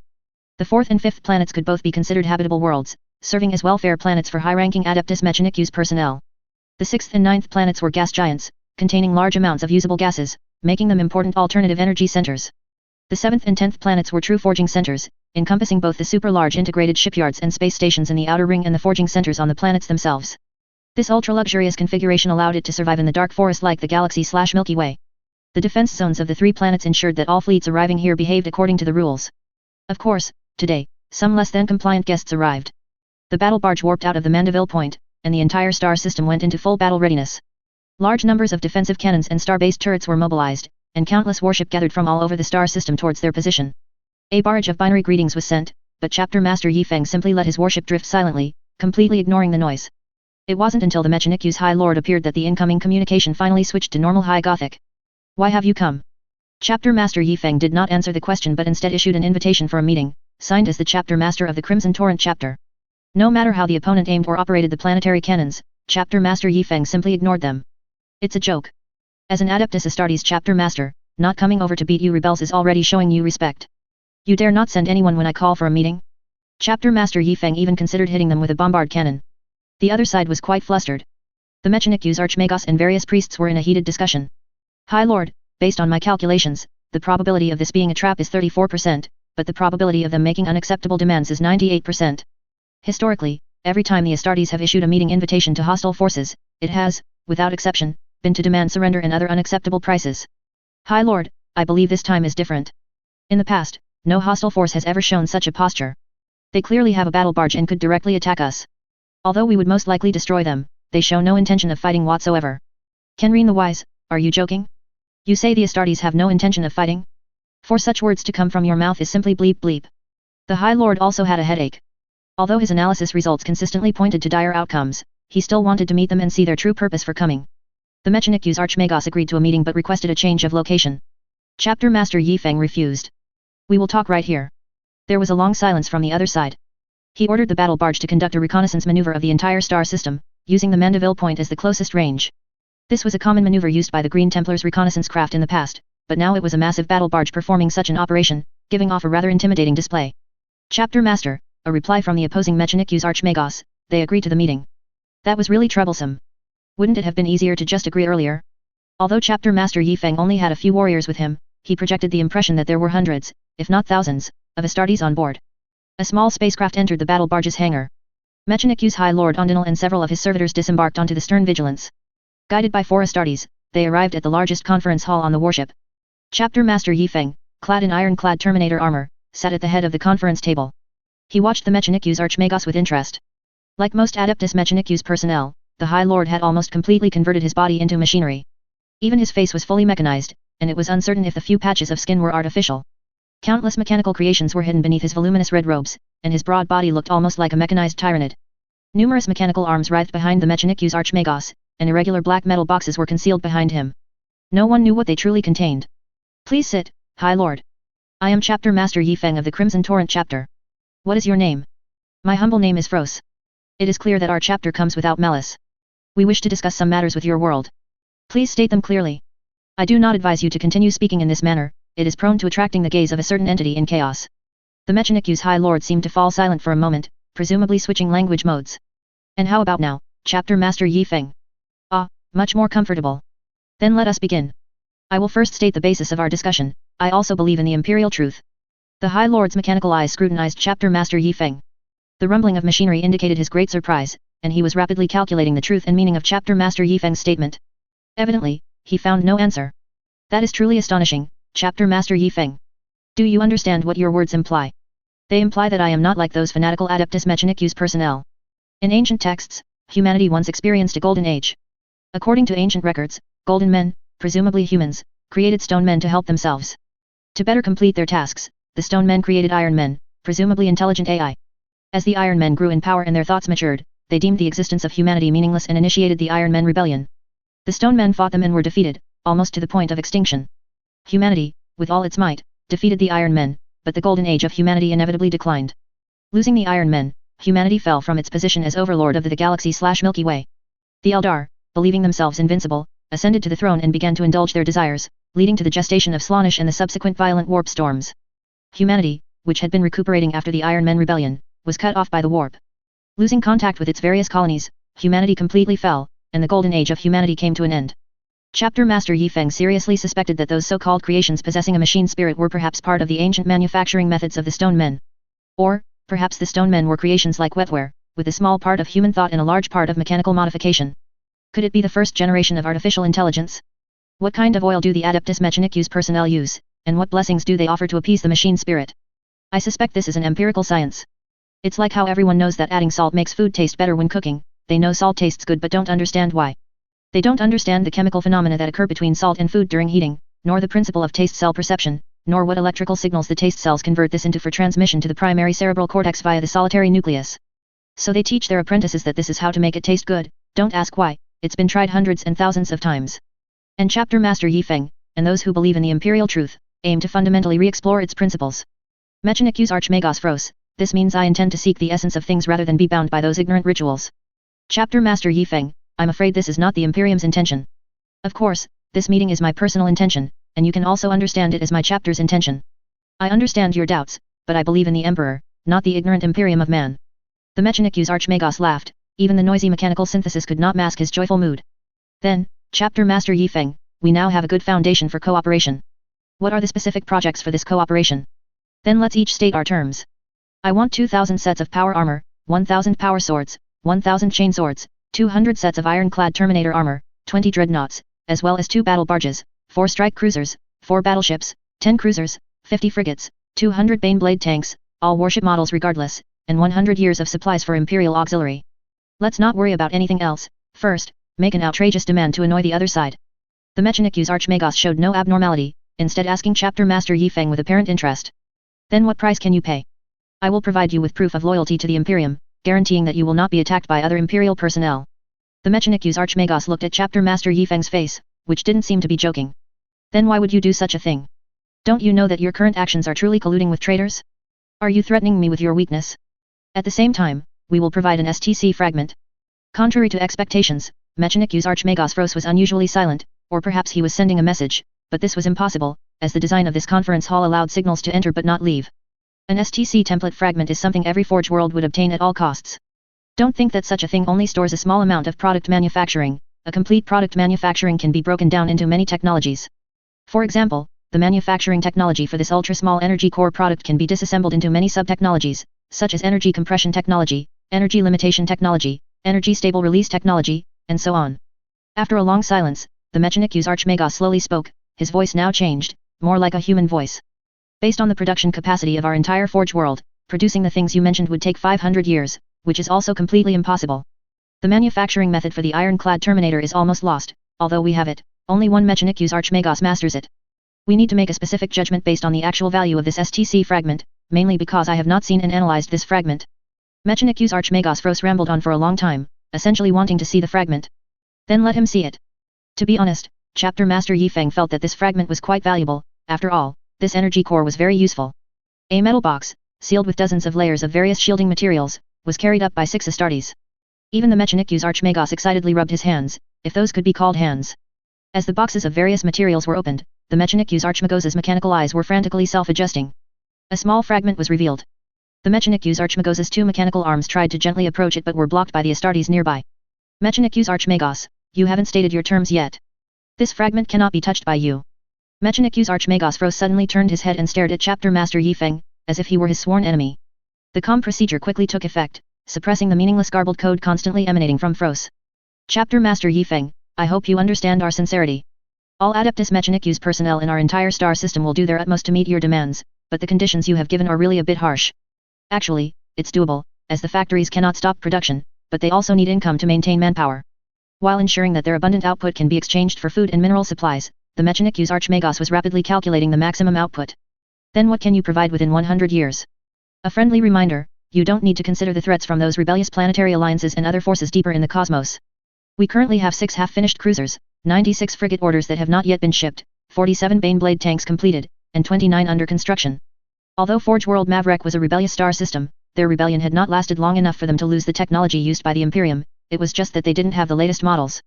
Even most Mechanicu's Archmagos were from the Imperial era. However, restarting the production lines for Adeptus Astartes equipment would take a considerable amount of time. How much longer will it take for all your half-finished items to be completed? Conservatively estimated, about 10 years. I mean, at full production, or rather, from the armaments I just mentioned, how much can you provide after 10 years? Roughly 7 cruisers, 96 frigates, about 100 Baneblade Mark II tanks. If all remaining capacity is converted to Adeptus Astartes equipment manufacturing, we can also make about 100 sets of power armor, 100 power swords, 100 bolters, and 10 sets of ironclad Terminator armor. Then let these be the deposit. In 10 years, I will come to collect these items, give you the STC fragment, and you must also give me a guarantee. You mean? Lend me a War Master class Titan until you deliver the remaining goods. Don't say you don't have one, your rebellion hasn't lasted that long. Ask for the sky, then negotiate down. How did Chapter Master Yi Feng know? He learned it from the late-night story sessions in the dorm, where everyone cursed the Warhammer official lore for Zhiqings. It was clear that even with both Forge Worlds operating at full capacity, they could not meet Chapter Master Yi Feng's conditions, and the value of this STC fragment was still unknown. The two sides went back and forth, engaging in a long price tug-of-war. The final conclusion was to provide 10 cruisers, 150 frigates, 500 sets of power armor, bolters, and power swords, 50 sets of ironclad Terminator armor, and 200 Baneblade tanks within 100 years. If any member of the Crimson Torrent chapter was still alive thereafter, then within another 100 years, they would provide 2 battleships, 100 sets of power armor, chainswords, and power swords, and 100 sets of Terminator armor. It wasn't that the Forge World didn't want to provide dreadnoughts, they simply didn't have the technology. Battle barges were simply impossible to gather the materials for, and even if 2 giant shipyards worked at full capacity, they weren't confident they could finish them within 200 years. Chapter Master Yi Feng was very surprised that this world could actually cast battleships. Among the Imperium's Forge Worlds, those capable of building cruisers were few and far between, let alone casting battleships. However, the Mechanicu's Archmagos stated that these were actually battleship wrecks collected from a certain war, which only needed to be repaired and modified. The Mechanicu's Archmagos's offer was almost the limit of the entire Forge world. Of course, Chapter Master Yi Feng also needed to provide them with rare materials and settle those rebellious planetary alliances. Note, according to official data, the best Forge world can build a lunar-class cruiser in 11 months at full operation. Chapter Master Yi Feng, 1 fragment, and the Forge world works for me for 200 years. Hands on hips. Chapter 36 Mechanized War Exercise. Help. Alyai is plagued. Nurgle is one of the 4 chaos gods of the warp, and plague is his domain. The brief astropathic message was vaguely translated, roughly conveying this meaning, interspersed with phrases like Father Nurgle/Nurgle and Nurgle Poxwalkers. The Mechanicu's Archmagos received this urgent transmission and promptly forwarded it to Chapter Master Yi Feng, who was seated opposite him. What's with you rebellious planets? You all act the same. Can't you return to the Imperium unless you face some difficulty? The problem is, if I go, I don't know how many of these Astartes will return. If I don't go, this High Lord will immediately realize that I don't have enough power, and he might try to forcibly seize the STC fragment right now. How about, you lend me the Warlord-class Titan first? The Mechanicu's Archmagos shook his head so hard it almost flew off. He had deliberately avoided this matter in subsequent negotiations, even making vague statements in the treaty. How could he possibly put such a treasure in enemy hands as a hostage? Then I won't intervene. Your rebellious planets are not under Imperial jurisdiction. High Lord Fros was also annoyed. In the surrounding 10 miles, no, half a star sector, this was the only agricultural world, the main food source for the rebellious planets. If it was lost, everyone might starve to death. Humans are made of iron, and food is steel.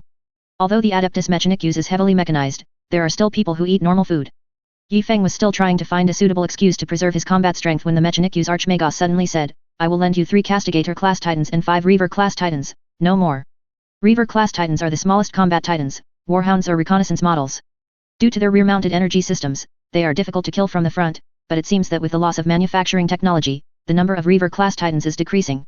Castigator-class Titans are a Titan chassis model that falls between the Warlord-class and Reaver-class.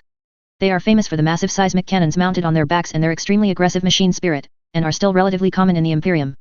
Yi Feng hadn't expected to actually accept the Titan loan agreement. So what are we waiting for? Load them up and ship them out. The massive transport ships accompanying the battle barge immediately set off to transport the Titans. Humph, once it's in my pocket, you think you'll get it back? Just wait and see if I renege in 200 years.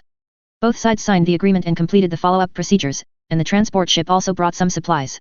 Alright, let's go. Oh, wait, first, let's call for reinforcements. There are no other chapters around, so we can only call the Astra Militarum.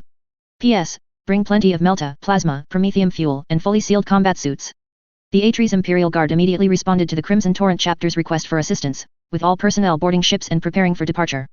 The Astra Militarum contingent at the Taiping Star Region's Provisional Second Council was dragging its feet, although that was indeed their only naval force. The battle barge immediately jumped into the warp. The Mechanicu's Archmagos slowly returned to his forge world aboard the transport ship, where a century of full operation awaited. In the warp, Yi Feng began instructing his Astartes, although he himself had only dealt with one plague planet during his recruit days. This time, including Yi Feng, 13 Astartes would no longer engage in surprise attacks or decapitation strikes, these were meaningless against Nurgle's followers. Moreover, we have Titans, 8 Titans. One person will command one, and the remaining 5 will command their own tank clusters. Tanks like the Sakaran have become increasingly difficult to replenish due to the loss of their production methods over long periods of history. There are also very few worlds that can produce lemon rust tanks. Now, under the strong demands of Archmagos Khal and Guilliman, various forge worlds have acquired the production technology for heavy tanks. Lemon rust tank production has barely recovered, and the supply of Baneblade tanks is still acceptable. From Yi Feng's perspective, these Adeptus Mechanicus people are also on the death list. A group of them cling tightly to their technology, refusing to release it. Then, an unexpected death occurs, and crucial technology is completely lost. Once he had sufficient power, he would find a way to trick these technologies from those oilheads and then initiate official production, controlled by the state with multiple backups. Therefore, the 10 Astartes sent to study at the Forge Worlds also had a special mission, to exchange knowledge. They not only had to learn knowledge but also conduct secret knowledge and technology exchanges, using the technology analyzed by the Tech Marines from the STC fragments to steal back as much technology as possible. No, how can a scholar's actions be called stealing?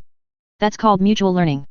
A battle barge, fully crewed, can carry 1.5 million mortals, typically including several 100,000 Imperial auxiliaries. According to Astra Militarum standards, roughly one heavy tank would be assigned to every 1 to 2,000 people. This means that if the Imperial auxiliary was fully combat ready, it should have 400 Baneblade tanks. However, there were only 193 now. To avoid a situation of sending troops to the enemy, Yi Feng ordered a double volume of firepower, preparing to deploy only 100,000 Imperial auxiliaries. Nurgle, the god of life, representing the forces of decay and plague. When an organism decays, doesn't it give birth to scavengers and bacteria? His followers invariably turn sickly green, covered in pustules and sores, sometimes with their bodies rupturing, revealing or shedding putrid and diseased internal organs. However, his followers truly revere him as the god who grants them eternal life, sincerely calling him Father Nurgle/Nurgle. Poor mortals infected with Nurgle's plague would slowly be tortured by the virus, then transform into Nurgle poxwalkers. The longer they endured the pain, the stronger the Nurgle poxwalkers became. These Nurgle poxwalkers wielded rusty iron swords, obtained from who knows where, coated with disease-ridden viruses. Even Astartes could not resist the erosion of this virus, because it was not only a biological virus but also a warp energy virus. Even a Primarch as strong as Horus could not withstand this virus, which was a direct cause of his corruption by chaos. Alyai is still resisting stubbornly, not because of their strong combat prowess or unwavering will, but simply because they have no hive cities. Human settlements are giant food processing plants scattered across the planet. Thus, the virus could not spread too quickly for a time. A little known fact, in Nurgle's eyes, all living things are equal, leading to plants also becoming infected with plague, withering and decaying, or turning into muddy swamps, or twisted grasslands full of bizarre creations. The entire planet transformed from a lush green agricultural world into a sickly green plague world. Only one point remained steadfast, again, not due to unwavering will or high combat power. It was simply because the person in charge of this food factory was ruthless enough. Whether it was refugees or Nurgle poxwalkers, none were allowed in, they were to be killed without question. Agricultural harvesters and pulverizers were all used as large-scale war machines, and that was that. When the battle barge Stern Vigilance arrived at Alyai, the war had entered its final frenzy, with large numbers of Nurgle poxwalkers surrounding the last bastion. The forces in space could only conduct bombing runs with their limited atmospheric aircraft, but with the enemy's endless numbers, this had little effect. When the battle barge approached, the forces on all space stations and satellites immediately surrendered. Their warships had been completely destroyed in the Taste Massacre, and new warships they had ordered had not yet arrived, so there was no need to resist. Anyway, they could just push the blame for the rebellion onto those on the ground, whether they were alive or dead. Yi Feng saw that the space station was not contaminated and finally felt relieved. The greatest fear with this plague was its spread throughout the universe via space vessels. The current situation was that the last bastion was surrounded by a large number of enemies. Key point, a large number of enemies. Brothers, what more is there to say? Everyone is gathered together, orbital bombardment. What? What about the people in the fortress? They are not imperial citizens. Let the rebellious forces and the Nurgle poxwalkers be reduced to ashes together. The battle barge quickly adjusted its posture, its powerful lances began charging, and the macro cannons dedicated to orbital bombardment were directly loaded. Huge craters were blasted out, and all living creatures were reduced to dust. Yi Feng had initially hoped to save the planet, but he arrived too late. Unlike Gurn, Nurgle's plague, spreading across the entire world, could utterly kill everything. In the chaos incursion, the last sanctuary became forbidden ground. The most effective way to deal with Nurgle's chaos, scorched earth tactics with overwhelming firepower. The massive titans were deployed onto the forbidden ground by transport ships, followed by large numbers of heavy tanks and fully armed imperial auxiliaries. It would have been possible to orbital bombard the entire planet, but doing so would prevent finding the reason for Nurgle's plague appearing here. Was it a warp rift? Did it come from space? Or was it summoned by deluded people performing rituals? This was something that had to be found and resolved, otherwise they would only face an endless stream of enemies. After interrogating the space station's personnel, they spilled everything, including the exact time they received the message and what each person was doing at that moment. It was discovered that all of this seemed to originate from a food processing plant, so now everyone was clearing enemies while moving towards that location. Chapter Master Yi Feng originally wanted to directly bombard the area and land there, as scans showed many enemies, but what if it was a warp rift that would expand after orbital bombardment?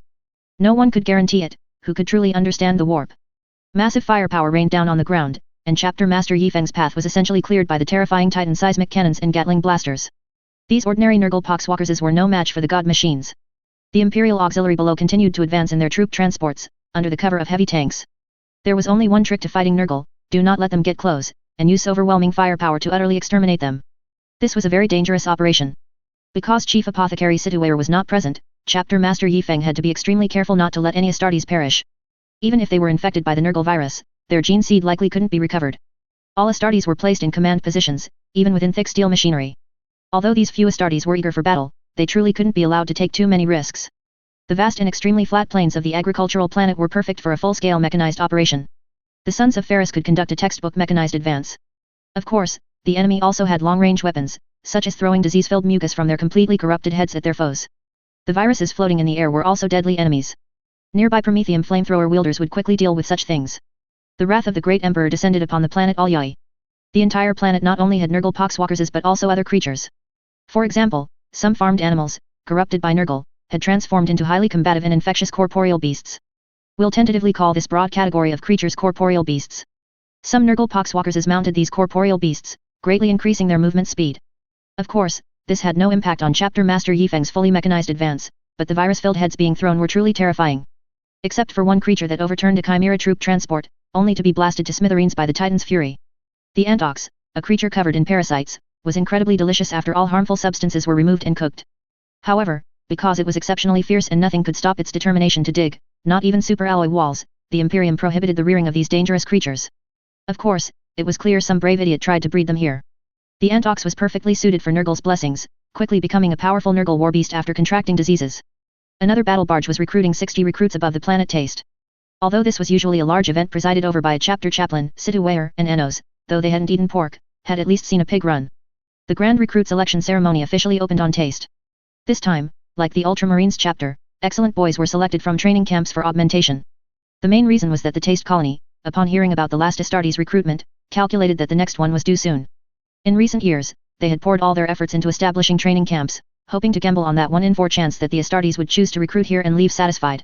This time was even more exaggerated than the previous 3,000 noble elites. A full 10,000 exceptionally gifted boys were ready to undergo the trials. Chief Apothecary Situwayer was also happy to see this, handing over the reins to Tech Marine Enos. He quietly hid in the shadows of the trial grounds, secretly observing the targets he was interested in. The Tech Marine thought, according to the standards of the last recruit augmentation, children who were physically strong and mentally resilient seemed to have a higher success rate. So, without further ado, a willpower test would be conducted first, reducing the 10,000 to 500. Of course, he didn't want anything too elaborate. They would simply sit cross-legged on the ice field, and those who endured until the end would proceed to the next round. 466 children who had suffered frostbite advanced to the next selection. After a warp talent and loyalty test, only 84 remained. Tech Marine Enos was stumped. This selection seemed to have gone awry. What competition should be set for 84 into 60? Ultimately, Enos chose to do as Chapter Master Yifeng did, using 60 tokens and having the armed contestants fight for them. Evidently, the Tech Marine did not effectively control the casualty rate of these competitions, with only 58 contestants advancing. The others either died or were too injured to undergo recruit augmentation.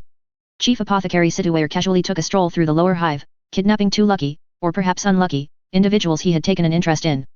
Nurgle's blessings would bestow upon his followers unparalleled vitality and resilience. Ordinary Nurgle poxwalkers, even when stabbed by knives, shot by bullets, or pierced by lasguns, could continue to move, wielding their swords of plague against enemies who dared to defy Nurgle's blessings. But now, these so-called Nurgle followers were being melted into ash by powerful melta and plasma cannons, even more so than when fighting orcs. The population on this planet was too small. Even if all of them became Nurgle creations, they would be far from able to withstand the wrath of the god machines.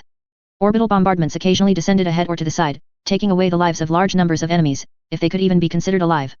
The Imperial Auxiliary, seated in their chimera troop transports, fired continuously, their lasguns flashing incessantly.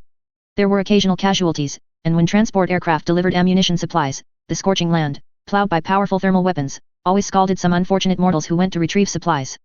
However, overall, it was quite good. The combat quality of these Imperial Auxiliary, trained by the Angels of Dawn chapter, was excellent. Chapter Master Yifeng even suspected that some of them had more experience dealing with Nurgle creations than he did. The front line was advancing rapidly, but the consequences of insufficient manpower were gradually becoming apparent. The current number of troops might not be able to sustain the defense of the cleared areas. Chapter Master Yifeng directly ordered everyone to maintain formation and continue advancing, regardless of the areas they had passed through. The massive food processing plant was now enveloped in vines and mucus. The entire metal structure presented a rusted, dilapidated appearance. Layer upon layer of the food processing plant had become a playground for Nurglings. These were the culprits of the entire plague. These Nurglings were small in stature but were created in Nurgle's image, green, squat bodies with huge mouths, constantly oozing sores, and exposed, rotting entrails. The pus from bursting tumors contained numerous deadly diseases, and amidst their incessant cackling, they spread Father Nurgle/Nurgle's love across the entire world. Some Nurglings did not have antlers on their heads, which was somewhat unlike Nurgle, but who would care about such details? Several small rituals had already taken place here to express the gratitude of all beings to Father Nurgle/Nurgle. Most of the time, Nurglings and corrupted plague flies carrying deadly viruses would pass through warp rifts into reality. And now, Nurgle's children felt threatened. The world of mutual encouragement was gone, many children were killed by scorching weapons, and the constantly erupting heat waves made all life uncomfortable. They decided to do something big. A massive number of Nurgle poxwalkers were gathering at the original place of sacrifice, the ritual site where food was prayed for. Various plague-ridden, disfigured offerings were constantly being brought to the altar. This was a sacrifice initiated by Nurgle creations to thank Father Nurgle/Nurgle and request more forces. Profane symbols were drawn everywhere, and mysterious sacrificial incantations emerged amidst the Nurgle poxwalkers' strange laughter and mumbling. Psychic light glowed from some strange patterns, and the warp rift continuously expanded with the chants of the sacrifice. Nurgle had once again responded to his loyal children. Chapter 37 returned to eternal peace. A bizarre warp rift opened. It was clear that the entire planet's population combined wouldn't be enough to sacrifice and summon a great unclean one, Nurgle's greater daemon. The Nurgle poxwalkers trembled as they stared at the rift, awaiting Father Nurgle/Nurgle's blessing. A rumbling sound came from the other side of the rift, an ancient echo that shook the hearts of all beings. A Spartan assault tank roared out. This ancient piece of equipment had existed since the Great Crusade. Strange vines and disgusting slime continuously fell from the large, stopped tank. The rear hatch opened, and 7 ancient Death Guard and a pile of twisted, grotesque Nurgle creations descended upon all Yai. There was no need to wonder why these strange creations could share a ride with Death Guard Chaos Space Marines. Nurgle is the most benevolent of the Chaos Gods, truly treating all his followers equally. In his eyes, all his followers are equally beautiful and adorable, which has influenced many who worship him. The Death Guard, corrupted by chaos for 10 millennia, were no exception, genuinely treating all Nurgle creations as equals. Of course, the main reason was that they had already occupied this assault tank. If the Death Guard wanted to get in, then they had to come along. These 7 Death Guard, or rather Plague Marines, were 10,000-year veterans. They had been fighting the Imperium since the beginning of the heresy, and countless years had passed since then. Except for one, the other 6 had completely lost their sanity, becoming mere executors of Nurgle's will. They were now part of the Plague Marine First Company, also known as the Harbingers, led by Typhus. Nurgle's corruption is incredibly powerful. In their own words, even Primarch Mortarion had not reacted to anyone for a very, very long time, merely sitting there blankly. No one knew if he still possessed his sanity. The 7 Plague Marines disembarked. They disliked riding in vehicles. Even before the Death Guard's betrayal, their Primarch Mortarion demanded that all his warriors cultivate excellent foot combat abilities. They had no special vehicles, no assault specialists, no fire support teams, everyone's equipment was the same, and everyone was almost omnicompetent. After falling into Nurgle's embrace, this trait became even more pronounced. They never maintained their machinery. All their vehicles were either completely scrapped or stolen by Nurglings, like the one just now. The corruption of chaos had fused their muscles with their corroded power armor. On the nuclear power pack that originally provided ample energy to the power armor, smokestacks resembling decaying deadwood now grew, constantly spewing toxic gas and viruses. Their bodies became bloated and cumbersome. Even their power armor sprouted grotesque mouths and heads. Nurgle's powerful corruption had even infested their weapons. Their bolters could tear open enemy armor and then unleash terrifying toxic gas, and their chain swords were filled with venom. Although the Plague Marines fought on foot, their powerful physiques made them no less formidable than any tank. Each of them was as unyielding as a rock. The animosity between the Sons of the White Scars and them was self-evident. Back then, the White Scars Gloriana-class chapter flagship, the Sword Storm, overloaded its reactor and raised its void shields to trap Primarch Mortarion of the Death Guard who had entered it. In the end, the enemy still escaped, but the powerful Gloriana-class chapter flagship, the Sword Storm, was rendered scrap. The Plague Marines would advance on foot to face the enemy. Nurgle's followers regarded them as totems, following them bravely forward. Yi Feng and his second company warriors maintained the battle lines, their formation holding well. Although a few of Jagatai Khan's cubs constantly tried to charge out, they obediently returned to formation under Yi Feng's stern reprimand. Yi Feng's plan was already taking shape. If one Astartes commander had a negligible impact on the overall situation, then 200 Astartes commanding 1,000 heavy tanks would possess terrifying combat power. Imagine in the future, 1,000 Astartes charging what appeared to be Yi Feng's force of only 300 men, and then the heavy tanks, which they usually never feared, unleashed an unusually precise and dense barrage that instantly blew them to smithereens. Yi Feng's warriors, under artillery cover, would always be in a local situation of outnumbering the enemy. When an enemy finally managed to reach a tank, preparing to tear it apart, an Astartes would suddenly appear and empty a bolter magazine into him. How terrifying that would be! Don't think that ordinary mortal warriors are weak. When they operate the Imperium's mechanical behemoths, they hold their own against Astartes. For example, the previously mentioned Baneblade tank equipped with plasma cannons. A regular Space Marine hit head-on by one shot would be completely incapacitated. Usually, people see Space Marines dodging and charging to hack tanks apart simply because both the mortal's aim and the projectile speed are too slow for an Astartes. If these mechanically proficient Space Marines were to command multiple tanks, while you couldn't say it would be extremely precise, it could form a dense barrage that you couldn't dodge. Even if you weren't killed by the explosion, you would be wounded by the multiple layers of shockwaves. The Imperium did not adopt this strategy simply because Astartes were too rare and too valuable. They couldn't have Astartes form a sufficient force on the front lines while also having them serve as low-level commanders. Even during the time of the Great Emperor, Astartes were only used as a Grand Legion, not as grassroots commanders. Yi Feng's situation is different now. The number of his chapter can slowly increase, but Astartes equipment is extremely difficult to obtain, mainly because the surrounding Loyal Forge world and 2 Traitor Forge worlds are slow at producing Space Marine equipment. At the same time, the territory here is too small to support an Astartes legion of this scale. If the warp rift doesn't end, they will have no choice but to advance into a darker universe. For now, they need to deal with these plagues. Yi Feng was still relatively relaxed at this point. From the current battle situation, it appeared to be only a super small-scale Nurgle contamination event. The population of this planet might not even reach 100 million, as there were no hive cities, it was just an agricultural world. At dusk, the sun could no longer penetrate the thick clouds, and the sky inevitably plunged into gloom. Vast, flat farmlands, a swamp world, with occasional large mechanical factories that were quickly pulverized by orbital bombardment. Suddenly, Yi Feng's tactical optics detected something unusual. Thick smoke gradually rose in the distance. The smoke was so dense that even the tactical optics couldn't penetrate or adjust to observe it. No, it wasn't just in front, there was smoke on the left, and on the right too. Were they surrounded? A massive tide of corpses surged towards the stable army positions. They were faster and more resilient than before. Whether they were stronger or not remained to be seen, as none had yet gotten close. Yi Feng quickly gave the order, all mechanical lights to maximum. Even in space, the planet's single, shining point of light would be visible. Orbital bombardment, blast a circle around this light point for me. Are you kidding? What are the bombardment munitions? They are mortal supplies, reimbursed by Forge World Storov.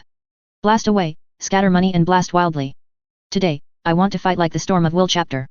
The smoke gradually cleared. In the strange refraction of the twilight sun, the battlefield was filled with an eerie glow. Suddenly, something round and rolling burst out of the smoke, with strange pipes on its back continuously emitting green smoke. They charged very quickly. The outermost Baneblade tanks reacted swiftly, with main and secondary cannons firing simultaneously. The strange creature dodged the main cannon's blast but completely ignored the secondary cannon's firepower, which was enough to severely wound a space marine with a single shot. It charged directly at the tank, and with a strange, sticky steel bar in its hand, it instantly opened a skylight in the tank. Then came the wailing in the comms channel. Several more of the same creations burst out from the surrounding smoke. 1, 2, 3, 7. Yi Feng was furious, exceptionally furious. 7 Death Guard dare to surround my 8 Titans in a cluster of nearly 200 Baneblade tanks? You've got some nerve. Blast them. The Castigator-class Titan's massive quake cannon on its back instantly fired, utterly destroying the wailing Baneblade tank and 1 Plague Marine. The combat power of tank crews commanded by Astartes began to show. Even if an Astartes couldn't oversee everything, he could still command 3 to 5 tanks. The interwoven main cannon barrage instantly covered multiple Plague Marines. The enemies were surprised to find that these deadly shells formed a formation in the air as they flew towards them. No matter how they dodged, a shell would always explode right next to them. On a battlefield without an ultimate daemon like a great unclean one, 8 Titans acting in concert was a slaughter against Nurgle's forces. Only 1 Plague Marine broke through the fire blockade, and this ancient warrior, still retaining his sanity, charged towards a Castigator-class Titan. He was already too close, the surrounding heavy machinery didn't even dare to open fire. Yi Feng was extremely annoyed. These brats still weren't ruthless enough. What could happen if they shot at a Castigator-class Titan twice? This was a Titan. Seriously, isn't it just me sitting on it? What's there to panic about? Yi Feng leaped down from the Titan, activating the faint green chainsword in his hand. The relic chainsword from the Green Templars seemed reluctant to face a Plague Marine. Humph, the machine spirit is displeased. You're finished. Yi Feng, always prepared, raised his relic plasma pistol and fired an overloaded shot. The Plague Marine deftly dodged the attack, but it was clearly not a normal shot from a regular plasma pistol. Even though it hit the ground beside him, the massive plasma storm it generated not only destroyed the ground but also successfully enveloped the Plague Marine's left arm. The Plague Marine's left arm and the Plague Bolter he was holding were instantly annihilated. He seemed quite surprised by the power of this plasma bolt, muttering strange, unclear syllables. His movements, however, were not significantly affected. He continued as before, with corrosive organs constantly dripping from his wound and pus-filled fluid bursting forth. Strange and vigorous vitality. Soon, both sides closed in. This Astartes, blessed by Nurgle for an unknown number of years, was almost as tall as Yi Feng. The relic held in both hands clashed with the filthy, ancient chainsword, and Yi Feng was even knocked back several steps. Not an ordinary opponent, with powerful strength, vitality, and defense. If every enemy were as terrifying as him, then the Empire's front lines would indeed be extremely difficult. The virulent green smoke continued to emanate from behind the Plague Marine. All mortal warriors dared not advance, only bombarding the subsequent Nurgle poxwalkers under the command of other Astartes. Several Astartes with less defensive pressure quickly left their command positions and moved closer to Yi Feng. Kazanov deserves specific criticism, he ran faster than a desert wolf. Accurate bolter shots continuously struck the Plague Marine, but he continued to charge at Yi Feng as if nothing had happened. Yi Feng was now unusually cautious. The threat of this warrior was not even as terrifying as this chainsword, filled with foul slime. Even Horus couldn't withstand a single blow back then, so he absolutely could not get injured. Tai Chi generates 2 poles generate 4 symbols, 4 symbols generate 8 trigrams. Tai Chi sword art, out. The ferocious offensive vanished without a trace under Yi Feng's sword. Even the slime on the sword and the surrounding air were stirred by Yi Feng's swift sword technique, forming a vortex. At least, it seemed swift to mortals. Even the green smoke emanating from behind the Plague Marine gathered before Yi Feng's sword. The faint green chainsword unleashed surging psychic energy, and even Yi Feng, who knew nothing about mechanical technology, could feel the machine spirit's joy. What exactly is the principle of this machine spirit? Before Yi Feng could ponder this further, the intense battle pulled his thoughts back. Although the sacred canticles implanted in Primaris Space Marines allowed them to think on multiple fronts like a Primarch, when facing an overly powerful enemy, they still had to fight with all their might. Plague Marines had no battle cries, they believed that death came and went peacefully. Enjoy your peace, vile traitor. Yi Feng's battle cry shook the heavens and earth. The whirring chainsword once again clashed with the enemy's weapon. Thanks to the plasma shot that destroyed the opponent's left arm earlier, the opponent had no decent means of counterattack. Only the eerie humanoid face on his armor spat corrosive venom, but it was clear that this wouldn't be enough to corrode iron-clad Terminator armor. The massive green smoke vortex dissipated, causing the Plague Marine to retreat several steps. As soon as he stood firm, Yi Feng closed in, shouting a battle cry. Slay the traitor, annihilate. Cut his feet. Yi Feng's chainsword went straight for the opponent's right arm. The Plague Marine, who hadn't understood what was happening, suddenly had both his feet cut off. Kazanov, the berserker, flashed past with a beautiful strike. The Plague Marine losing his feet was no less significant than a tank without its main gun. Plague Marine, you're not playing fair. We're in a true man's battle, how can you? To maintain a civilized internet, you and I are more harmonious. Kazanov was about to press the advantage but was pulled back by Yi Feng, who dragged him and ran. Second Company, plasma guns and melta guns, volleys. Yi Feng's roar in the comms channel, accompanied by the sounds of various weapons firing, echoed in everyone's ears. The guy can't even walk anymore, why are you still dueling him? Just blast him with cannons, and it's over, right? Kazanov, that kid, needs a good education when we get back. Yi Feng quickly ordered the warriors back to their original positions, but not before extensive disinfection. The Castigator class Titan stopped. After extensive disinfection and scorching, Yi Feng returned to his command post. Now, nothing should be able to stop us, right? Yi Feng had just found a comfortable spot to sit when a shell, carrying a large amount of virus, slammed into a Baneblade tank in front, tearing a large gash in it. The damaged tank slowly stopped moving, with green pus hissing out from within. Ancient Spartan assault tanks attacked Yi Feng's mechanical army from the flank. Is that all you've got? Several Baneblade tanks quickly retaliated, but this Spartan assault tank seemed to have discarded all its weight, moving incredibly fast. Even though the aftermath of a few explosions almost overturned the tank, it was still steadily racing across the battlefield. Conversely, because several tanks turned to deal with the Spartan assault tank, the Nurgle Poxwalker's horde's front line advanced considerably. Lakshan, William, can't you guys coordinate? These individual tank groups were strong, but everyone hadn't yet gotten used to truly cooperating against the enemy. William reacted quickly. He trusted his teammates and remembered everyone's strengths. Lakshan, you handle the annihilation plan. William's voice was steady and powerful. Lakshan quickly submitted the plan to William. The three surrounding tank regiments, according to Imperial configuration, one Baneblade heavy tank is a tank company, quickly mobilized. Other tank units and a Reaver-class Titan on the side quickly took over defensive duties to hold back the Nurgle horde here. A makeshift artillery cage was set up, relying on numerical superiority to quickly confine the enemy Spartan assault tank to a small area. The tank, manipulated by Nurglings, clearly couldn't contend with so many enemies. After a futile struggle, it was quickly blasted into dust. Yi Feng looked at the surrounding deployment, feeling deeply gratified. These warriors of the Second Company were gradually growing. Communication from space arrived as scheduled. The Atres Imperial Guard leaped out from the Mandeville Point. Although there were only 2 cruisers, borrowed from the temporary Taiping Starfield Second Parliament, it didn't deter the young men from eagerly coming to Yi Feng's aid. At this point, there was basically no force left on the planet that could resist Yi Feng's army.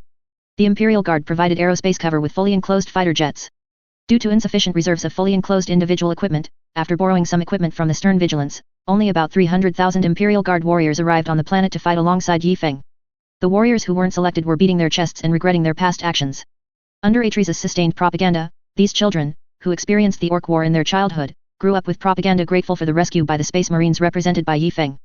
Their favorite stories were those told by veterans who stood on the city walls and fought alongside the Astartes back then. They regarded fighting alongside Yi Feng as the greatest honor in their lives. The original altar was successfully captured by Yi Feng. After inspection, all warp rifts were closed. Yi Feng ordered it to be completely destroyed. Alas, how could the barrier between the warp and reality be so weak? What a mess the Imperial front lines must be in.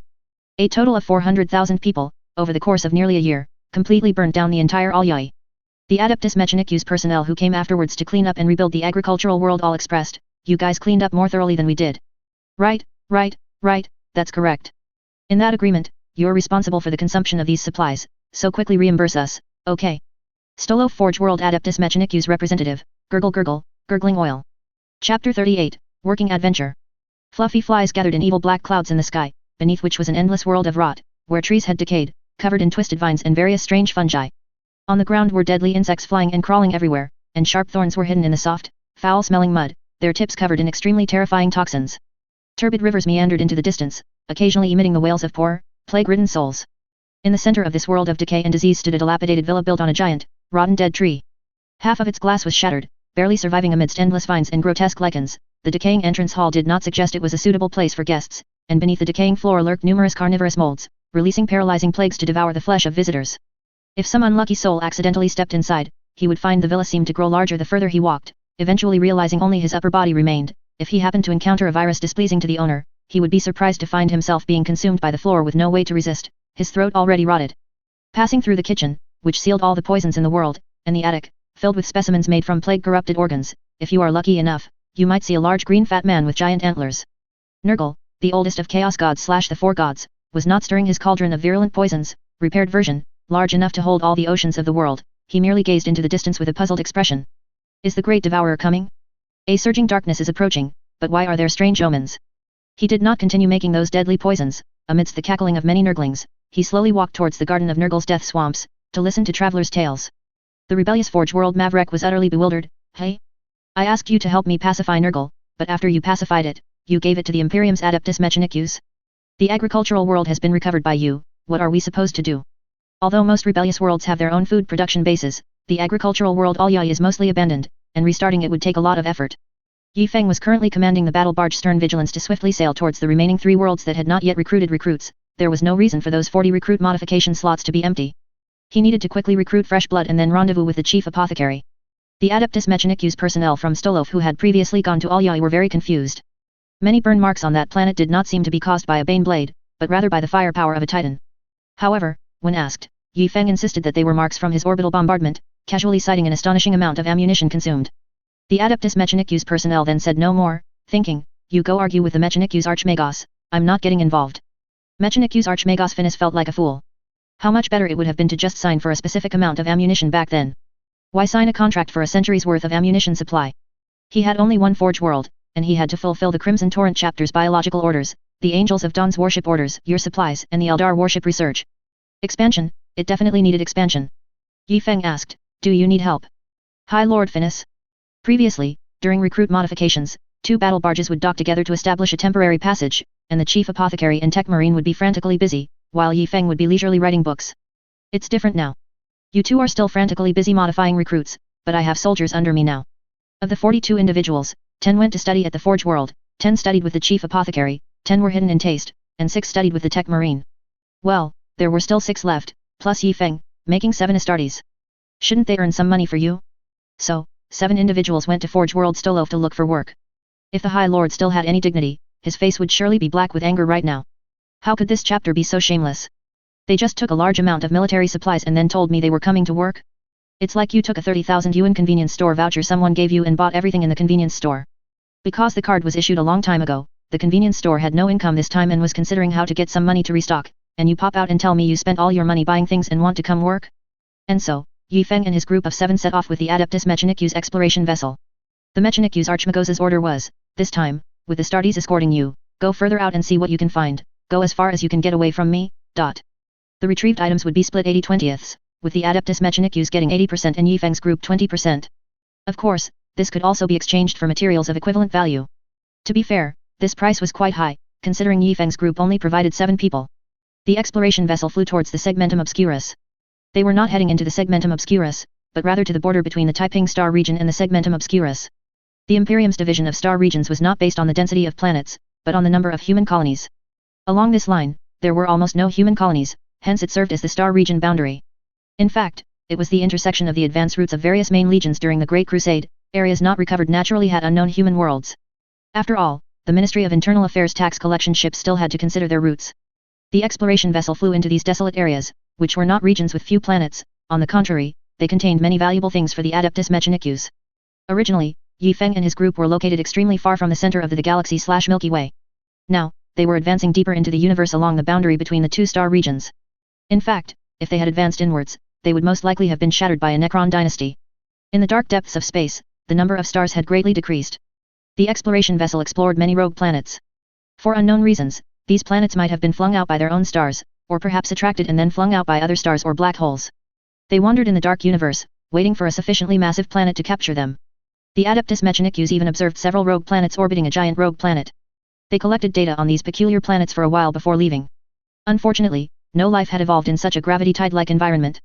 Yi Feng was bored and sparred with the other Astartes. This sparring among the angels was probably their only way to pass the time. Yi Feng now strongly suspected that the Mechanicus Archmagos wanted the exploration vessel to circle the Milky Way and then return, so they wouldn't have to pay and could reasonably fob off Yi Feng. Since it was an exploration vessel, upon arriving at a star system, it would immediately scan the star system, constantly marking resource points on the map. This would be very important reference material for future Adeptus Mechanicus construction. It wasn't until they reached this unknown star system that the auger array finally displayed an unusual signal. Based on the signal, it was a metallic construct floating in space, possibly a spaceship, a space station, or an observation post. The Astartes immediately boarded reconnaissance aircraft and set off. Having been cooped up for so long, they could finally go out and fly. The 3 sons of Jagatai Khan, including Yi Feng, were itching to go. All the sons of Ferris on this expedition had gone to study with the Tech Marine, so there were now only 2 White Scars disciples, 2 Luna Wolves disciples, and 2 Imperial Fists disciples. There were exactly 3 reconnaissance aircraft, and Yi Feng took 1 extra person. The reconnaissance aircraft traced elegant arcs in the universe, approaching the target using asteroids as cover. From its general outline, it looked like a space hulk. Upon closer approach, it was confirmed to be an Imperial space hulk. Its Gothic architecture and statues of the Emperor unmistakably declared its loyalty. A keel scan revealed it was an Imperial pilgrim ship from 38K. These ships were organized by the Ecclesiarchy to help pilgrims travel throughout the Imperium, visiting relics enshrined in various regions. They usually had battle sisters or other armed forces for protection, as well as some precious treasures of the Ecclesiarchy for people in the worlds they visited to worship. Could there be Ecclesiarchy treasures on board? This was a huge fortune. Immediately check the information. The Adeptus Mechanicus exploration vessel quickly verified the keel code and found that this Imperial pilgrim ship had disappeared in the Ultima Segmentum in 39K. No one knew what had happened, but it carried a staff once used by Saint Catherine, a former living saint of the Imperium and founder of the Order of the Fiery Heart, and an iron chain she had used to bind enemies of the Imperium. Isn't that how you get rich? Everyone knows how wealthy the Ecclesiarchy is. Can't this supplement a large wave of funds? Adeptus Mechanicus personnel quickly contacted Yi Feng, preparing for the break-in. Who knows what's in here? Everyone, quickly arm yourselves. Priest Mapuz, the Adeptus Mechanicus member responsible for this exploration, really didn't want the Astartes to get involved in this operation, but for such a highly dangerous activity, sending their own army meant that if there were any strange enemies, suffering heavy losses would lead to severe punishment. Finally, after scanning the entire ship, some seemingly dormant creatures were indeed found. The Adeptus Mechanicus requested cautious action, and the Astartes and Skitarii simultaneously boarded the ship from the bow. The Adeptus Mechanicus' Skitarii vanguard and 5 Sicarian infiltrators quickly dispersed to search, with the Iron-Winged Dragons, Skitarii flamethrower troops, following close behind. The Astartes felt an unsettling aura. Yi Feng ordered everyone to activate multi-spectral tactical visors and advance in a defensive formation. There were statues of the great emperor all around, but they were shattered on the ground. The emperor's portraits were also only half remaining, and blasphemous symbols and crossed-out sacred blessings were everywhere. The Skitarii sent an image to Yi Feng. An empty purple power armor lay on the ground. It was the Emperor's children, seemingly Anoy's Marines. These Chaos Astartes had turned to Slaanesh. These Astartes, originally from the 3rd Legion, were led by Primarch Fulgrim. They originally strived for perfection in everything, serving as the perfect blades of the Imperium. Following the Horus Heresy, they committed unspeakable acts of massacre. After retreating into the Eye of Terror, this legion occupied the most suitable planets for launching attacks on the Imperium. Fulgrim, who later ascended to Daemon Prince, managed to ambush the fleet pursuing them, severely wounding the Imperial General Guilliman, so much so that Guilliman lay in a stasis field for 10,000 years. All loyalists of the Imperium harbored an unspeakable hatred for the Emperor's children, especially for Fulgrim, who was arguably second only to Horus in their animosity. Are our enemies the Emperor's children? Clearly not. Their bodies had vanished without a trace. Although blasphemous symbols still adorned the walls, they were already blurred and indistinct. It could be determined that this ship had been attacked by Slaanesh forces. Everyone continued to advance, with the level of alertness constantly increasing. They passed through heavy iron doors and arrived at a grand hall. No one knew exactly what happened here, but it was clear they had made a last stand. Now, shattered swords and laser guns were faintly visible. All bodies, even the bones, had vanished without a trace. Even the tech priest, with the most comprehensive analysis and reconnaissance database, didn't know what had happened. Incomplete sacred blessings seemed to be carved on the ground, like the last prayers of people before they died. These fortifications did not seem to be severely damaged, they certainly hadn't been subjected to artillery bombardment. Just as everyone was about to move forward, the tech priest stopped them. Yi Feng's keen senses also detected intense vibrations. They're here, and there are many of them. Dense enemies emerged from the passage entrance. They had 4 arms with long, sharp claws, long heads with round foreheads, and long tongues that were actually their reproductive organs, capable of shooting parasitic seeds.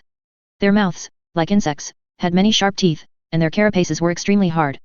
The true identity of the enemies was revealed: Gene Stealer. Gene Stealer are the vanguards of the Tyranids. Tyranids devour all living things, leaving planets they pass through as barren dirt balls. Their scale is immense, coming from the dark universe outside the galaxy/Milky Way, and it's unknown how many planets they have already devoured. The vanguards of the Tyranids are the Gene Stealer. They seek out biomass-rich planets, use psychic powers to notify the Tyranids, infect local species, paralyze local defenses, and await the arrival of the great devourer Tyranids. Gene Stealer typically have 4 forms. Their first 4 forms become increasingly similar to their hosts through reproduction, while the 5th generation reverts to pure strain Gene Stealer. First-generation gene stealer that arrive here will become powerful psychic brood lords as their descendants multiply. It can parasitize different species, thereby producing different subspecies. However, compared to races like orcs, chaos, or Eldar, who are either psychically powerful or possess advanced technological detection, humans in the galaxy/Milky Way have undeniably become the optimal hosts. It is highly probable that this ship experienced a Geller field malfunction in the warp, then was invaded by Slaanesh forces. Although the final outcome is unknown, it must have crashed into real space and then encountered Gene Stealer. Clearly, the ship's engines were damaged, and even the Gene Stealer had no solution, leaving it to drift in space. Now, having not eaten for a long time, they were incredibly hungry and weak. All first to fourth generation Gene Stealer had died of old age and been eaten, and only pure strain Gene Stealer could enter a millennia-long slumber.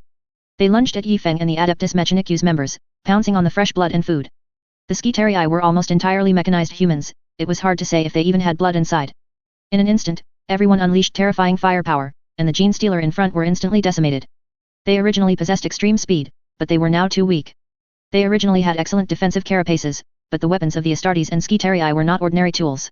Be careful to provide covering fire. Their claws are very sharp and can easily tear through our power armor.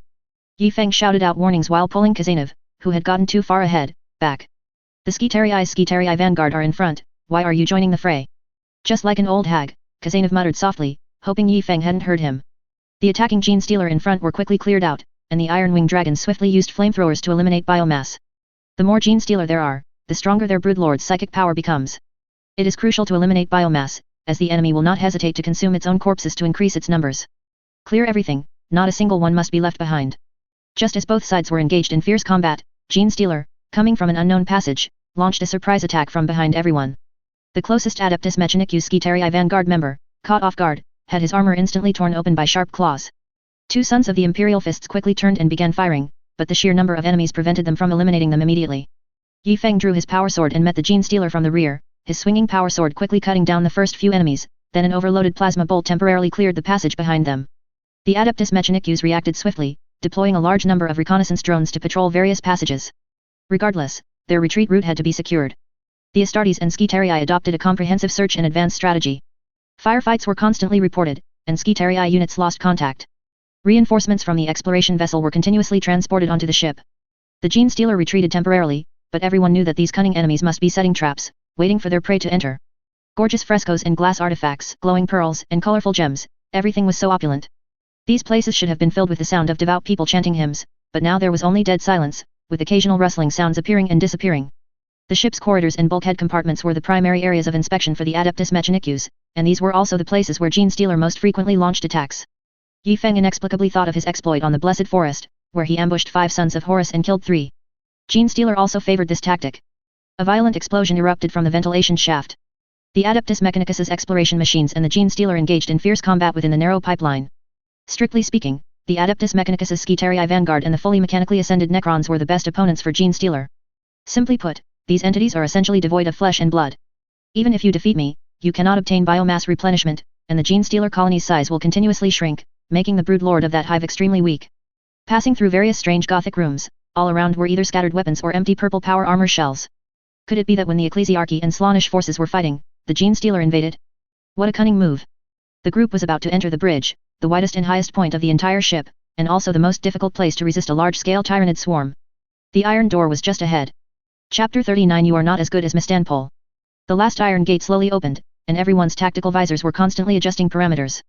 At a glance, Yifeng saw a blasphemous, gigantic emperor's statue. The blasphemers had, with some strange substance, added 2 extra arms to the emperor's statue, making it look extremely bizarre. The area below was empty, likely where saints used to gather for collective prayer. Beside it were fragmented portraits of living saints, loyal primarchs, and the emperor. The luxurious carvings and paintings could not withstand the ravages of time. Several shield guard infantry walked at the forefront. Nothing happened. Just as Yifeng was about to step out, he suddenly asked a tech priest, where exactly is the dormant creature that the augur array scanned earlier? The augur array scans from outside aren't very precise. It's probably a bit further ahead, and then upwards. Further ahead, then upwards. My emperor's cooking pot, open fire, quick, open fire. The Gene Stealer ambushing on the corridor ceiling, realizing they had been exposed, shrieked as they rapidly dropped down and charged the group. All personnel formed a circular defense around the last door, allowing for both offense and defense. The tech priest had also learned his lesson, with 2 Skitarii rangers patrolling the rear of the passage to secure their retreat. Meanwhile, another Adeptus Mechanicus squad had already assaulted the suspected relic storage site. This area was full of cover and appeared heavily guarded, not having been breached from the front. Adeptus Mechanicus shield guards formed inner and outer perimeters around the area, while the remaining 3 Skitarii Rangers stealthily moved deeper inside. Skitarii Rangers are one of the Adeptus Mechanicus's elite Skitarii. They are incredibly difficult to create, requiring not only dangerous weaponry but also a low success rate for the cybernetic modifications. As a Skitarii Ranger slowly peered inside from cover, attempting to glimpse what was within, a massive psychic bolt came flying straight at him, destroying both him and the cover he was hiding behind. An alarm instantly spread through the communication system. Psychic alarm? A brood lord has been detected. The sea of enemies in front of Yifeng surged like a giant wave towards the flesh and blood preserved in metal cans, eager to taste a delicacy they hadn't savored in millennia. The two sides traded blows, the battle lines shifting erratically, and for a time, neither could gain the upper hand. Just as the battle was in full swing, suddenly, all the Gene Stealer on the corridor bridge seemed to pause their actions. The Gene Stealer, who had been fiercely attacking in front of Yifeng, began to switch to covering fire and retreat. With their powerful claws, they could scale even tall walls, then disappear into ventilation-like openings, leaving behind a pile of corpses. The original Emperor's statues on the tall surrounding walls were shattered, some even defiled with unspeakable blasphemous symbols, but Yifeng didn't care, the Gene Stealer corpses around them were the main focus. These Gene Stealer were all pure strain, which indicated that they truly hadn't encountered other life forms for a very, very long time. Judging by their speed, their combat effectiveness was likely less than half of what it once was. Yifeng stepped forward and cut a Gene Stealer corpse in half with a single strike. Strange colored blood, very little in quantity, flowed out, and its bones and carapace were very brittle. In short, they had hit the jackpot. This Gene Stealer brood was extremely weak. There was no time to look at the runes carved on the surrounding walls, everyone rushed towards the location where the brood lord was discovered. The tech priest was anxious, he was still here, but the signals from the other Skitarii squad kept disappearing, even the expensive Skitarii Rangers' signals were vanishing. Yifeng led the squad to move swiftly, running at a speed that even the Adeptus Mechanicus personnel couldn't keep up with. Suddenly, the adjacent wall shattered, and 2 Gene Stealer burst out. One claw almost sliced off William's shoulder plate. Yifeng cleaved the enemy in front of him with a single sword strike. Kazanev's bolter quickly opened fire, shattering the other, then he turned sideways into the duct, continuously firing. Another Astartes supported him there, while the others continued to advance with Yifeng towards the brood lord. Good, the more fiercely you resist, the more it proves that the path I'm on is correct. Ahead, destroyed cover gradually appeared. Very little of it was destroyed by bolters or explosives, possibly because the Slaanesh-aligned noise marines don't particularly like using firearms to attack enemies. Powerful psychic energy flickered in and out, and even before seeing the enemy, Yifeng felt a chill. How many Gene Stealer does it take to nurture a brood lord with such powerful psychic abilities? No, they also ate the flesh and blood of the Emperor's children. What a mess, how many enemies are there, really? When Yifeng stepped over various pieces of cover and truly arrived at the massive exhibition hall, the sight there made him feel the pressure. Gene Stealer, dense as a swarm, emerged from the ventilation ducts above and the gaps in the floor below. The enormous brood lord stood in the very center. Its size far exceeded that of ordinary offspring, almost 12 meters tall, with sharp claws nearly as tall as William. Its head was distinctly different from other Gene Stealer, a round forehead bulged with a massive growth, now radiating psychic energy. Originally, it should have been the patriarch of a Gene Stealer brood, but this one fed on the Astartes flesh and blood of the Emperor's children, directly advancing to brood lord level. A psychic lightning bolt struck the Skitarii in another direction, instantly reducing 3 shield guard infantry to ash. Yifeng quickly ordered everyone to spread out and find cover. Unlike greater demons, a brood lord is an enemy with a physical body, even ordinary bolter rounds can damage it. Since they didn't know what type of enemy this was, they had brought various types of bolter ammunition. Magazines of Kraken armor-piercing rounds and Hellfire bolt rounds, bolter rounds specifically for organic targets, containing a bit of organic mutagenic acid, were retrieved. A large volume of bolter fire erupted from the fan-shaped firing line, accurately sprinkling towards the brood lord. Large numbers of Gene Stealer gathered to shield the brood lord, with some of the taller ones directly assaulting the space marines. The Astartes constantly moved and fired, dodging the brood lord's psychic attacks while also battling the continuously surging Gene Stealer. The Adeptus Mechanicus's Ironwing Dragoons also entered the fray, giant columns of fire sweeping across the Gene Stealer. After a single breath, the enemies in front were engulfed in flames. And these enemies, knowing they would die, swarmed towards the Adeptus Mechanicus personnel.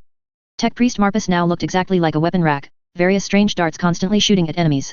Once hit by a dart, enemies would instantly collapse and then gradually turn into a puddle of pus. Besides that, he also had a melt-a-gun. It was unclear where the Tech Priest had hidden the gun before, but now it was clearly a harbinger of death for the enemies. A 6-barreled short-barreled Gatling gun, controlled by several mechanical arms, was mounted on his left shoulder, if that could be called a left shoulder. The barrels spun continuously, firing and tearing enemies to shreds. The Gene Stealer current combat prowess, aggressive as fire and retreating like a forest, was entirely due to the huge broodlord's psychic thought network control. This broodlord had to be killed first before any further actions could be taken. The Adeptus Mechanicus's exploration vessel's auger array was operating at full capacity, scanning the space hulk. A rough estimate put the number of life forms already detected at over 100,000. Haha, only 100,000? Have these Gene Stealer, driven by hunger, devoured each other until only 100,000 remain? This vessel was conservatively estimated to have 2 million people. Coupled with the invasion of the Emperor's children, after the Gene Stealer consumed all those bodies, there should have been at least 500,000 of them. Now, there are only 100,000 left. That means it is extremely strenuous for this brood lord to maintain its current intensity of psychic attacks. The number of its offspring cannot support the terrifying psychic drain it is currently undergoing. Yi Feng's plasma pistol rounds continuously shot at the brood lord, annihilating the large numbers of Gene Stealer blocking its path. The brood lord gradually realized the gravity of the situation. These enemies were extremely powerful but offered little biomass to consume, and their numbers were constantly increasing, which was not good news. The brood lord prepared to retreat, intending to fight a guerrilla war with this group in the place it had lived for millennia. Just as it was about to retreat from the rear, a huge explosion erupted from behind, even knocking over several Adeptus Mechanicus personnel fighting at the front with its powerful shockwave. What was going on? A massive super alloy steel beam crashed down from above, completely blocking its retreat. Even with 50,000 offspring, this brood lord might not be able to lift such a massive object with its psychic powers. The huge opening available for the brood lord's retreat was blocked, meaning even ordinary Gene Stealer would have to crouch to pass through. 2 Astartes burst out of the breach, their bolters unleashing terrifying firepower. Yi Feng really wanted to rub his forehead. He shouldn't have allowed Kazanov to be implanted with the Luna Wolf's gene seed back then. Such an outrageous tactic was devised, and it was executed quite well. The only problem was, couldn't he have notified me before executing it? Yi Feng and the other 2 Astartes quickly moved to converge on Kazanov. This time, the brood lord was truly caught in a pincer attack, with no way to retreat. The brood lord shrieked, and Gene Stealer hidden throughout the ship swarmed towards it like mad. The brood lord's massive size made it impossible to escape through the pipes, but its other offspring could use the pipes to reach and support it. A suicide squad led by a massive Gene Stealer broke through the Adeptus Mechanicus' support forces, cutting off the supply units transporting ammunition from the main battlefield. For a time, both sides found themselves in a predicament. The Astartes' ammunition was about to run out, and more Gene Stealer were continuously arriving. Yi Feng was reluctant to let his warriors engage in close combat. These enemies' sharp claws could tear through even Terminator's armor and the metallic hull of a dreadnought. Prolonged close combat against these foes was extremely dangerous. These few Astartes were the chapter's only mobile force. Even if one of them were sacrificed, the chief apothecary would chase Yi Feng with a scalpel from the bow to the stern of the ship. Yi Feng, wielding a power sword, rapidly charged the brood lord. An overloaded ion blast cleared the Gene Stealer in the area ahead, while bolter fire from his teammates covered his rear. William, hold Kazanov down for me. Don't let him charge in. Too late, he's already charged in. Damn it, is this guy a World Eater's descendant? Yi Feng and Kazanov attacked the brood lord from left and right. This brood lord was no ordinary Gene Stealer. It brandished its forearms with massive claws, ready to open and consume these 2 ignorant tin cans, just as it had thousands of years ago. How dare you look down on me, Yi Feng, the Mistanber Slayer, Kier Kram Banisher, Nurgle Apostle Cleanser, and Chapter Master of the Crimson Torrent Chapter. Before the 2 sides made contact, the brood lord's body had already been hit by numerous bolter rounds. Its self-generated psychic barrier couldn't fully withstand these various strange bolter shots. It was too weak. For thousands of years, it had survived solely by consuming its own offspring. Just as the 2 drew near, the surrounding Gene Stealer all crouched down, and the brood lord's thick, hard tail whipped out at incredible speed, knocking both of them flying. The closer its offspring were to it, the stronger its control over them. It was like playing on your phone right next to a signal tower. The signal would definitely be excellent. The 2 quickly got back on their feet, even taunting their foe. What, after so many years without food, has the old lady lost all her strength? Morgan thought, damn, you're getting better and better at this skill. In truth, both of them were quite injured, but such a sweeping attack usually caused internal injuries that were not easily visible externally. Various medicines were rapidly injected into their power armor, detecting 4 broken ribs. Priest, cover us. Blast a path open. The priest, who knows where he conjured them from, produced a pile of explosives. The violent blast cleared all the Gene Stealer between Yi Feng and the brood lord, and the 2 once again launched a desperate charge. Yi Feng's power sword parried one of the opponent's claws, deflecting it, then he held his sword horizontally to block another claw's attack, while the powerful downward impact firmly pinned another claw beneath his sword tip. Kazanov was even more frenzied. With a full force swing, his sword carved a huge gash in an attacking claw. With his other hand, he punched the claw, and both sides retreated. Damn, he's fierce. Did his arm break? Although Kazanov had pulled back, Yi Feng hadn't. He was locked in a stalemate with 2 claws, and the other 2 claws were attacking. Kazanov, kick me. A powerful flying kick landed squarely on Yi Feng's backside. Yi Feng tumbled backward and slid under the enemy's crotch. The golden power sword's glow was incredibly brilliant, as if its fervent machine spirit craved the enemy's blood. The brood lord was startled. If he slid under me, wouldn't I be disemboweled? It quickly leaped with all its might, dodging Yi Feng's attack. In that instant, Kazanov executed a jumping slash. The whirring chainsword successfully severed one of the brood lord's legs. Its painful and desperate cries made the Gene Stealer army even more frenzied, rushing towards the 2 without regard for their lives. Yi Feng slid a good distance, then stood up and executed a horizontal slash, killing 3 Gene Stealer in front of him, but the surging tide of enemies made his scalp tingle. At this position, only the initial Adeptus Mechanicus forces and a few remaining soldiers were providing firepower, making it impossible to quickly clear out so many enemies. The broodlord, having lost a leg, landed unsteadily and fell to the ground, staggering as it tried to support its body with one claw as a makeshift leg. Yi Feng turned around and began to race the enemies behind him. These weakened Gene Stealer were surprisingly almost as fast as Yi Feng. The massive broodlord's body was still in its original spot, so Yi Feng charged past it and leaped onto its back. The broodlord sensed danger, and its violent attempt to stand caused Yi Feng to lose his balance. The power sword, aimed at the enemy's heart, went awry and was now firmly lodged in its lower back. The heavily wounded broodlord prepared to gather psychic energy in its skull to blast Yi Feng, who was on its back. At the same time, it used powerful telekinesis to try and pull out the power sword embedded in its body. In an instant, multiple countermeasures flashed through Yi Feng's mind. He still had the 100-cloth robe hidden in his right shoulder. This miraculous robe could withstand Ki or Kram's psychic attacks, but whether it could withstand the broodlord's attack was unknown. This was a last resort. Abandon the power sword and drop down. A few rolls would bring him back to the Astartes who were charging towards him. Losing face. A moderate option. Abandon the power sword, and gamble on loyalty with an ion pistol. Fire an ion blast at the same time the opponent unleashes its psychic energy. The two would meet above the broodlord's head, causing a massive explosion that would completely destroy the broodlord. This was theoretically the best option. Forget it, Yi Feng prided himself on being absolutely disloyal. Powerful psychic energy gathered in the broodlord's skull, yet Yi Feng abandoned his golden power sword.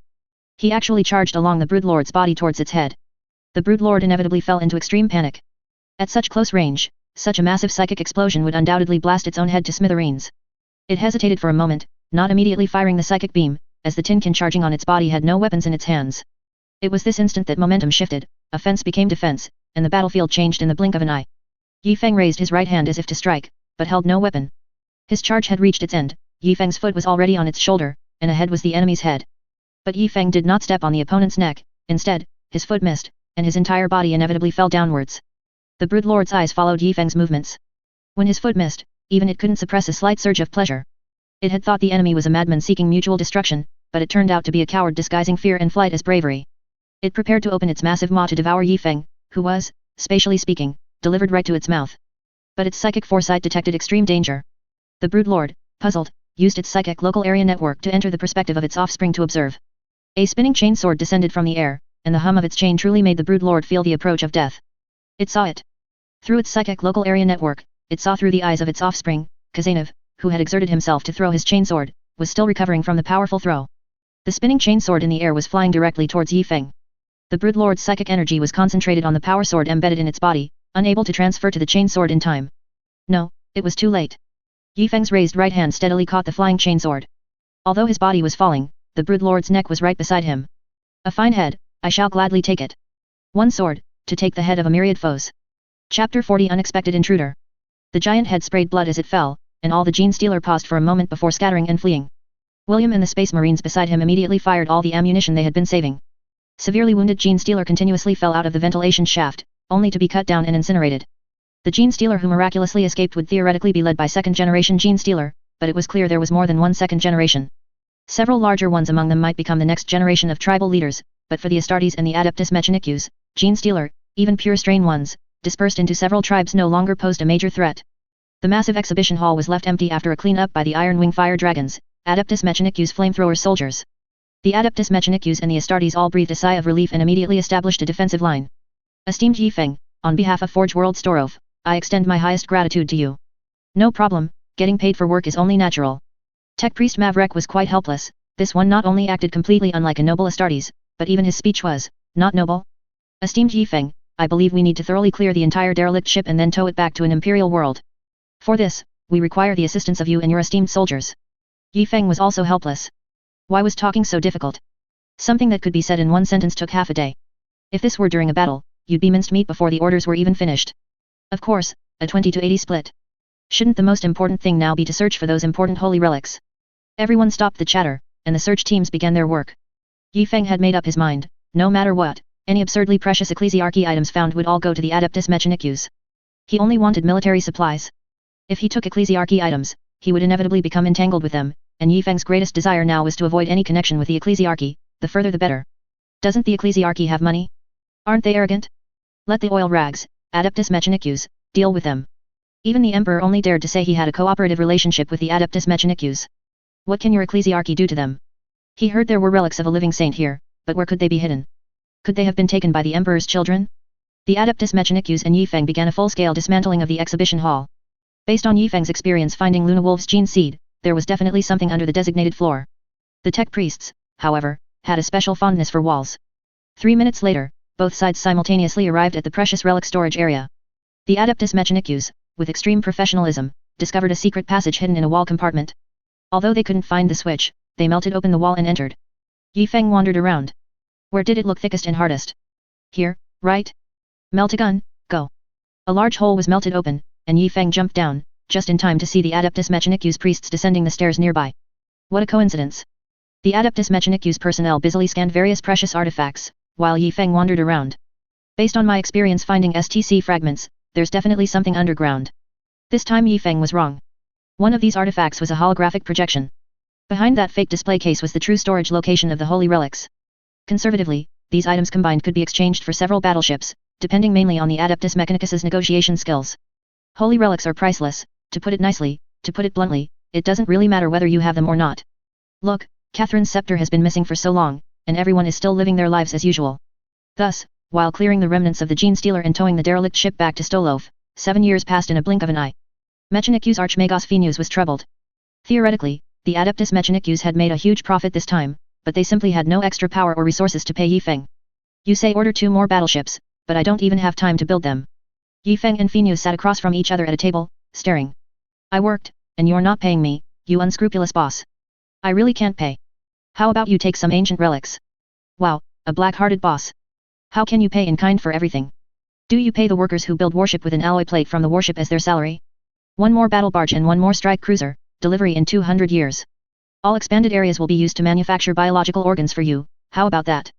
Originally, it took 12 years to produce 100 sets of recruit transformation gene seed, and the recruit transformation time was at most 8 years, meaning the recruit transformation tanks still had idle time. Now, after expansion, it was accelerated to 10 years, which was acceptable. The recruit transformation tanks could be overhauled for 2 years, and then the next round could begin. The money earned, one could only say, was good luck. Returning to his twin-linked battle barge, the chief apothecary had already completed his work and was diligently instructing 10 apothecary interns. The tech marine was still busy, analyzing STC template fragments was extremely time-consuming. The Grand Librarian. I have a bold idea, can this be inserted into a Titan? Omniscia, no offense intended. Most of the recruits from this wave had not seen Yifeng and were gathered in the hall, awaiting his appearance.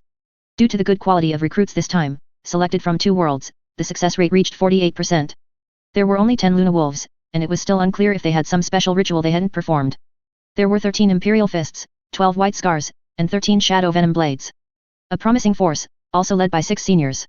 Space Marines are not like Primaris warriors such as Yifeng. Even if Yifeng's 10-year term was up, removing the 2 gene seeds would be fine, but it is better for ordinary Astartes to keep them in their bodies. They continuously emit growth-promoting hormones, allowing the Astartes to grow taller and stronger over the long years. For example, the Minotaur's chapter master is said to be an ordinary Astartes, but his height reaches nearly 3 meters. These recruits, like the previous wave, first underwent training in capturing Fenno's stone serpents, as per the previously signed agreement. The Adeptus Mechanicus personnel wanted to establish a second base and, according to the treaty, needed their help. Another 3 years passed in a flash. During these dark days, the Imperium's dark side suffered greatly in ship navigation due to the lack of guidance from the Astronomicon. Some powerful planets would have dedicated psychers as beacons, so that the surrounding worlds would not get lost when traveling. Backward worlds suffered more, and whether they could reach their destination depended on the navigator's skill. Even Yifeng, leading the recruits, rarely undertook interstellar travel, usually staying on one planet for a long time for training, although for Astartes, crushing a planet didn't take too long. As the agreed time approached, Yifeng, the 6 warriors of the second company, and the recruits traveled to Forge World Maverick to collect the promised 7 cruisers, 96 frigates, 100 Baneblade 2 tanks, 100 power armors, 100 power swords, 100 bolters, and 10 ironclad Terminators.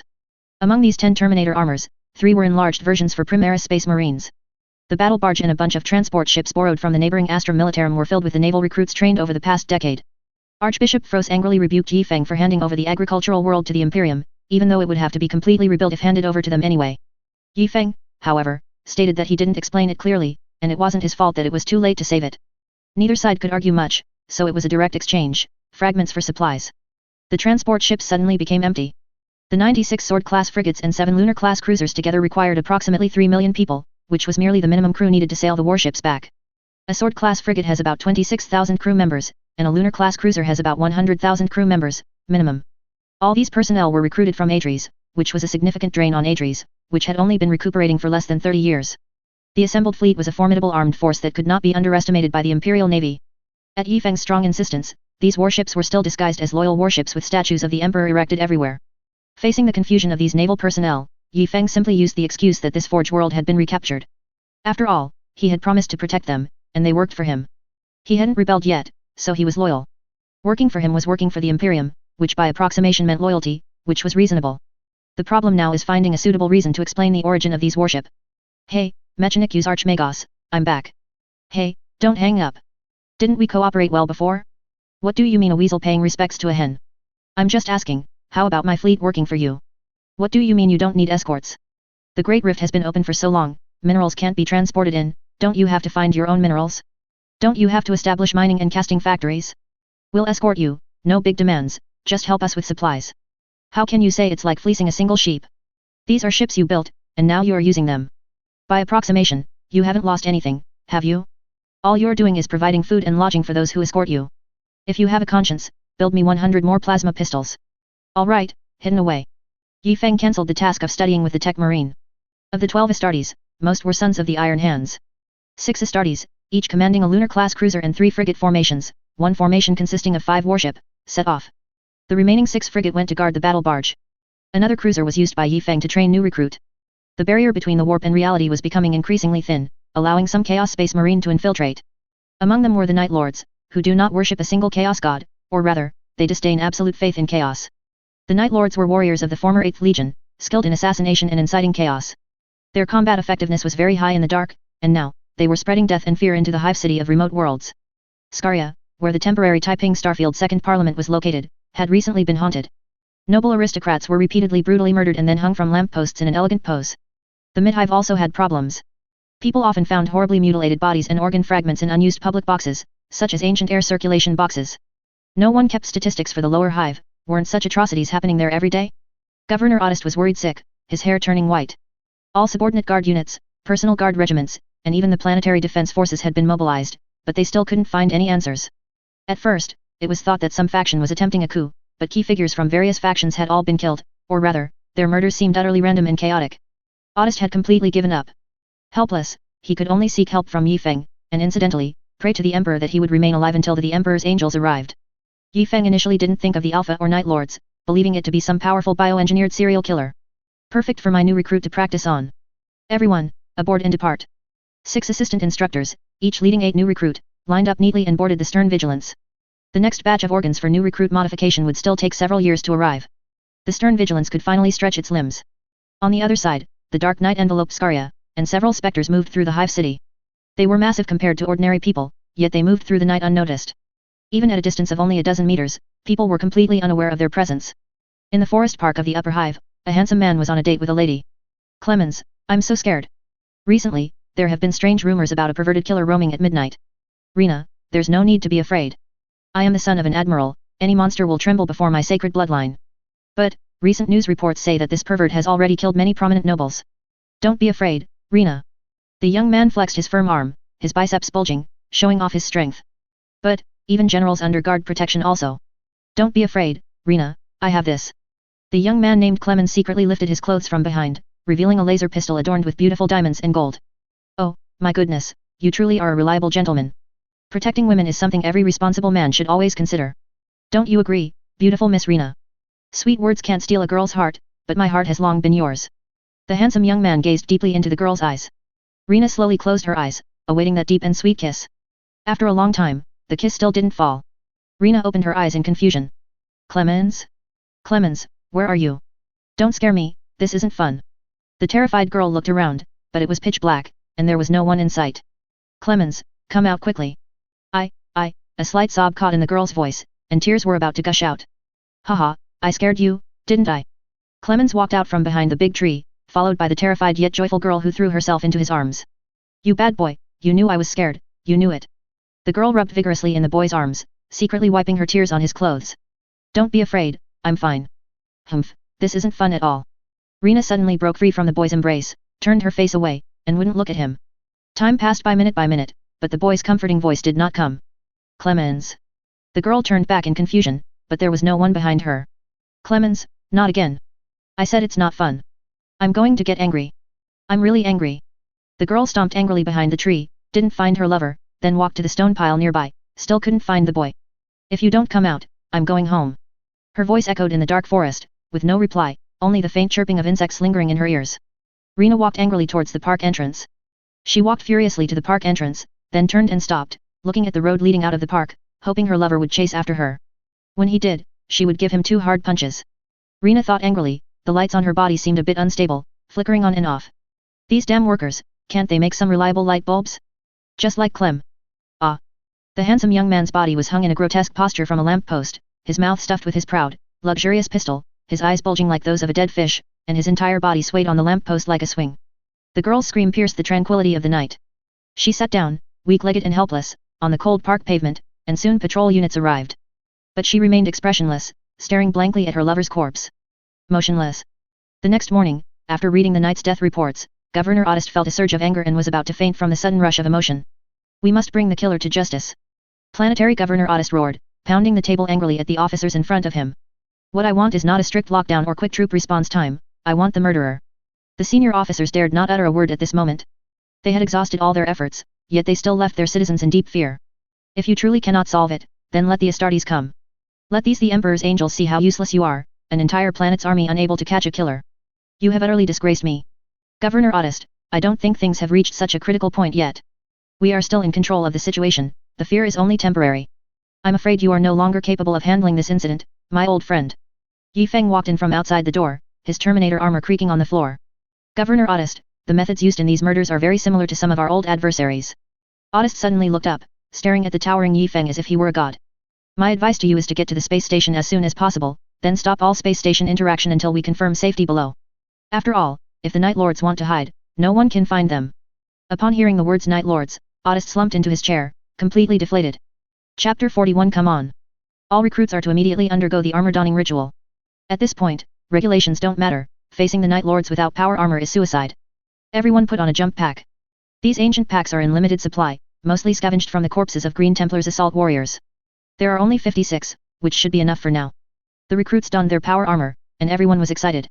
Although many still felt unworthy of this honor, most displayed an immense sense of pride. But from Chapter Master Yi Feng's perspective, survival was paramount right now. Who knew how many enemies were on the other side? 6 serving Astartes, each leading 8 recruits, patrolled the entire Hive City. The White Scars are naturally adept at countering the 2 assassin legions. At the beginning of the Horus Heresy, Jagatai Khan, who had been pacifying orcs on the farthest reaches of the galaxy/Milky Way, led the White Scars back to Terra. Along the way, he engaged in fierce and highly successful battles against the Alpha Assassin Legion. The Loyalist Raven Guard is also a semi-assassin legion. After their Gene Sire's death, the Night Lords splintered into different warbands. When they were massacring Loyalist planets in remote areas, the White Scars' timely intervention inflicted heavy losses on them. This established an unending feud between these chapters and the White Scars. Chapter Master Yi Feng strongly suspected that if he sat on a rooftop wearing White Scars' power armor, a squad of Night Lords would come to assassinate him that very night. This was an extremely perilous operation. The 6 squads were ordered to move in pairs. Many veteran Night Lords had dozens, even hundreds, of Astartes kills under their belts. One squad would struggle to take down 2 Night Lords, 3 would mean a massacre. As dusk fell, all residents of Scaria obediently stayed indoors, closing their windows, locking their doors, and praying to the Emperor's statues or portraits they worshipped. Noble families were even more cautious, with many nobles hiding in their private underground defensive bunkers. The most powerful bioengineered bodyguards stood guard at the sole entrance. All areas were brightly lit, with lights turned up to maximum, and household guards patrolled around the clock. Squads of fully armed warriors patrolled the streets. Yesterday, an entire patrol squad went missing. No one dared to let their guard down. The warriors patrolling outside were in groups of 30, and they had to report their numbers frequently. Today was different, 3 fully armed squads of Astartes in crimson power armor patrolled the streets. Their bright red livery made it difficult for them to hide in the dark, especially since there was hardly any darkness left in the entire upper hive. Occasionally, residents peering out their windows spotted the Red Tide chapter, and everyone knelt before them with tears in their eyes, believing the great Emperor had sent his angels to protect them. What began as scattered prayers and blessings grew in volume as the Astartes passed through more and more areas, and more people joined in the chanting. In the end, by the time Chapter Master Yi Feng and his men completed their first patrol at dusk, almost the entire city was chanting sacred blessings. Even those living in the mid-hive could hear the magnificent hymns echoing from above. Night finally fell, but the brightly lit upper hive slept with unexpected peace, assured that the omnipotent Astartes would protect them. Chapter Master Yi Feng led a contingent slowly into the mid-hive. The 2 squad leaders were Kazanev and Xiaolan. Before Chapter Master Yi Feng arrived, they had been discussing tactics with the entire team. The other squad, led by William and following behind, would remain at the upper hive and mid-hive passage, ready to provide support at any time. The Night Lords are a legion particularly fond of causing severe panic through sabotage behind enemy lines. Their reputation during the Great Crusade was such that a fiercely resisting planet might surrender to avoid attracting the Night Lords. So, what is the best way to instill fear in the enemy now? 1. Kill important personnel protected by the Red Tide chapter under heavy guard, then brazenly display their bodies in a prominent location. People would then believe these Astartes could not protect them, losing trust in the Astartes and triggering an unprecedented crisis. However, the Astartes are not currently protecting any specific target, making it difficult to choose a sufficiently influential prey. 2. Kill one or a squad of Astartes, hanging the bodies of these the Emperor's angels in the most conspicuous place, just like the recently killed patrol squad. This would unleash an unparalleled wave of panic. What choice would the Night Lords make now? Attacking Astartes in brightly lit areas is no simple feat, they are likely in a dilemma. So, Chapter Master Yifeng would make the choice for them. Chapter Master Yifeng directly entered the mid-hive, where the lighting was less dense. If they didn't make a move, Chapter Master Yifeng would even enter the lower hive, or the lowest, continuously excavated special area of the lower hive, which some called the bottom hive. Today is the Red Tide chapter's first day on Scaria. Will they not act? Cowards. The warriors in crimson power armor marched with uniform steps into a dimly lit street. In the silent night, dark blue bats continuously flitted by, making no sound. Only Chapter Master Yifeng and the 5 other Astartes, sons of the White Scars, felt that something was amiss. Everyone maintain your current actions. The enemy is all around. I will no longer command from now on. After saying this, Chapter Master Yifeng removed his helmet. Not being in the warp now, exposing his skin would allow Chapter Master Yifeng to better perceive enemies through air currents and subtle scents in the air. Astartes' modified eyes could see in the dark, but against the Night Lords, this laughable advantage was as good as none. Tactical visors were meaningless against the Night Lords. The light modes of night vision visors, commonly used in darkness, would only show the purest black when aimed at their specially modified armor. Everyone continued to walk forward, all in an extreme state of vigilance. The street lamp ahead was broken. After passing this lamp, light would only be visible upon reaching the third street lamp. The moment Chapter Master Yifeng stepped into the darkest area, he heard a slight change in the airflow to his left. In the air. Fire! Chapter Master Yifeng roared. A Night Lord in the air had already used his silent jump pack to reach a surprise attack position. From the perspective of the Astartes in the middle of the formation, it was just a broken street lamp. Even if other Astartes looked that way, the armor's camouflage, blending into the night, would make the warriors wonder if they had seen wrong. The Astartes raised their bolters, activating the powerful flashlights specially mounted for this battle. This really isn't referring to laser guns, just plain, extremely bright flashlights. A Night Lord in dark blue power armor swept down from the sky. His armor and head were covered in menacingly gleaming spikes. The armor had many bullet marks and cracks, but these were concealed by strange skulls and the bones of unknown beasts used as decoration. His power sword emitted a dark, inky glow, and it was unknown if a Chaos Daemon resided within it. The originally loyal insignia on his armor had been replaced by defiled symbols. From his appearance, the extent of his chaos corruption was not severe. Chapter Master Yifeng did not sweep the sky with fire like the other warriors. Instead, he slashed his sword to the left. A pale green light illuminated the opponent's sinister and ghastly face. A dark blue power claw blocked the attack, and both sides disengaged instantly. The Night Lord in the air used his jump pack's emergency brake to escape into an old building nearby. Spherical thrusters emitted dark ion streams, which were difficult to see even in the darkest conditions. While everyone else was firing into the sky, an enemy emerging from the right successfully attacked an Astartes on the outermost flank. A power claw left deep gashes on the unfortunate recruit. The enemy did not press the attack. In a situation of being outnumbered, one misstep could lead to being torn to shreds by bolter fire. Hello there, Batman, Chapter Master Yifeng greeted the opponent with a smile. Clearly, the opponent didn't understand what that meant and had no intention of responding. Night Lords rarely spoke before capturing their prey. Chapter Master Yifeng only charged forward 3 steps when several throwing knives flew from the right, heading straight for Chapter Master Yifeng's forehead. However, Chapter Master Yifeng slightly shifted his position, and 5 knives slid off his right shoulder guard and front chest plate. He continued to fiercely attack the enemy on the left. The strength of a powerful Primaris Astartes was difficult for even veteran warriors to parry. If they had received blessings from Kern or Nurgle, Chapter Master Yifeng would have to keep his distance, but the Night Lord's distrust of all Chaos Gods meant they received little power from any of them. What's there to fear? Just chase and hack. The furious assault overwhelmed the enemy in front of him. He was no world eater, and after losing the element of surprise, his advantage was minimal. This Night Lord activated his jump pack and leaped towards an old building nearby. Chapter Master Yifeng activated his jump pack and followed closely, even faster than him. Our jump packs aren't silent, traditional jump packs have more thrust than the enemy's. Chapter Master Yifeng had his helmet hanging from his right hip and his standard relic plasma pistol on his left hip. While in the air, he took out the plasma pistol. The two crashed into the building one after another, causing the entire structure to shake. As soon as Chapter Master Yifeng entered the building, he fired an overloaded plasma pistol shot. The close-range blast obliterated a Night Lord ambushed there. It wasn't that Chapter Master Yifeng had X-ray vision. It was simply that, regardless of whether anyone was there, Chapter Master Yifeng would always fire a shot to the left, then he would only need to deal with the enemy on the right, and his chain sword in his right hand could effectively engage the enemy. The enemy who had been fighting Chapter Master Yifeng was ahead. Clearly, He hadn't expected Chapter Master Yi Feng to fire that shot so decisively, and a look of surprise appeared on his pale face. An enemy hidden above and to Chapter Master Yi Feng's right swung a black power sword down at Chapter Master Yi Feng. The distance was too close, and Chapter Master Yi Feng had no time for extra movements. He swung his chain sword in his right hand to meet the attack. Now, Chapter Master Yi Feng was firing his left hand to the left and swinging his sword with his right hand to the right. In short, he was wide open. The enemy in front of Chapter Master Yi Feng bent down, grabbed a pre-prepared bolter, and aimed to shoot Chapter Master Yi Feng's unhelmeted head. Strictly speaking, this was the most dangerous predicament Chapter Master Yi Feng had ever faced. Unfortunately, this wasn't 1 against 3, it was 19 against 3. Kazanov, the Berserker, performed an extremely dangerous overloaded jetpack jump, a common tactic for assault space marines to leap directly into an enemy's protected objective, at the cost of the jetpack being unusable until it cooled down. Normally, such a jump would be enough to cover a city block, but now Kazanov flew straight through the hole Yi Feng had crashed through. He didn't land at all, flying at an incredibly high speed directly towards the Night Lord's veteran in front of Yi Feng. The enemy was bending down to pick up his bolter when he looked up and saw a glowing red metallic object collide with him. Both were disoriented by the impact. Kazanov was in much better condition than his opponent, he had led with his left shoulder plate, and the strong impact hit the enemy's front armor. Just as the enemy was about to raise his power claw to attack Kazanov's waist and abdomen, Kazanov's power sword in his right hand plunged into the enemy's chest cavity like cutting tofu, pulverizing both of his hearts.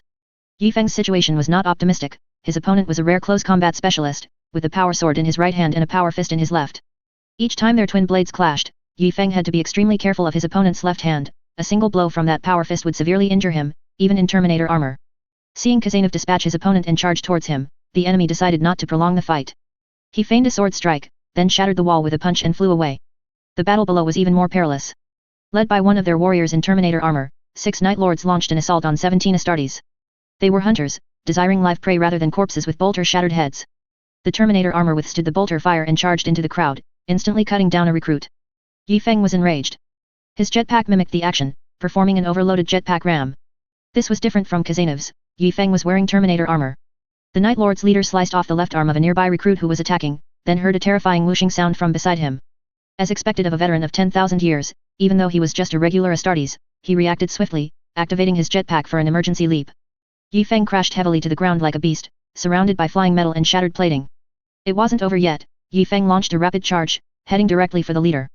The Night Lord's specialized jetpacks also couldn't stay airborne for too long, they always had to land. The furious Yi Feng knocked over all obstacles in his path, smashing through 3 walls consecutively.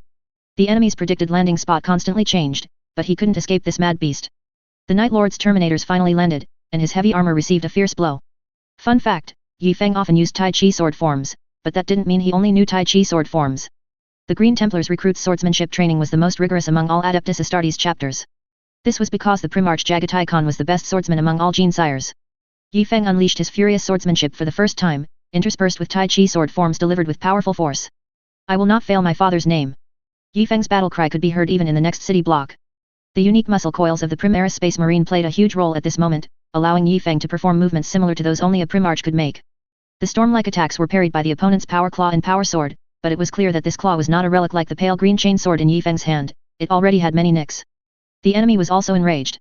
His 10,000 years of combat experience allowed him to calm down. He realized that this enemy's swordsmanship was not refined, but the immense power made his hands numb.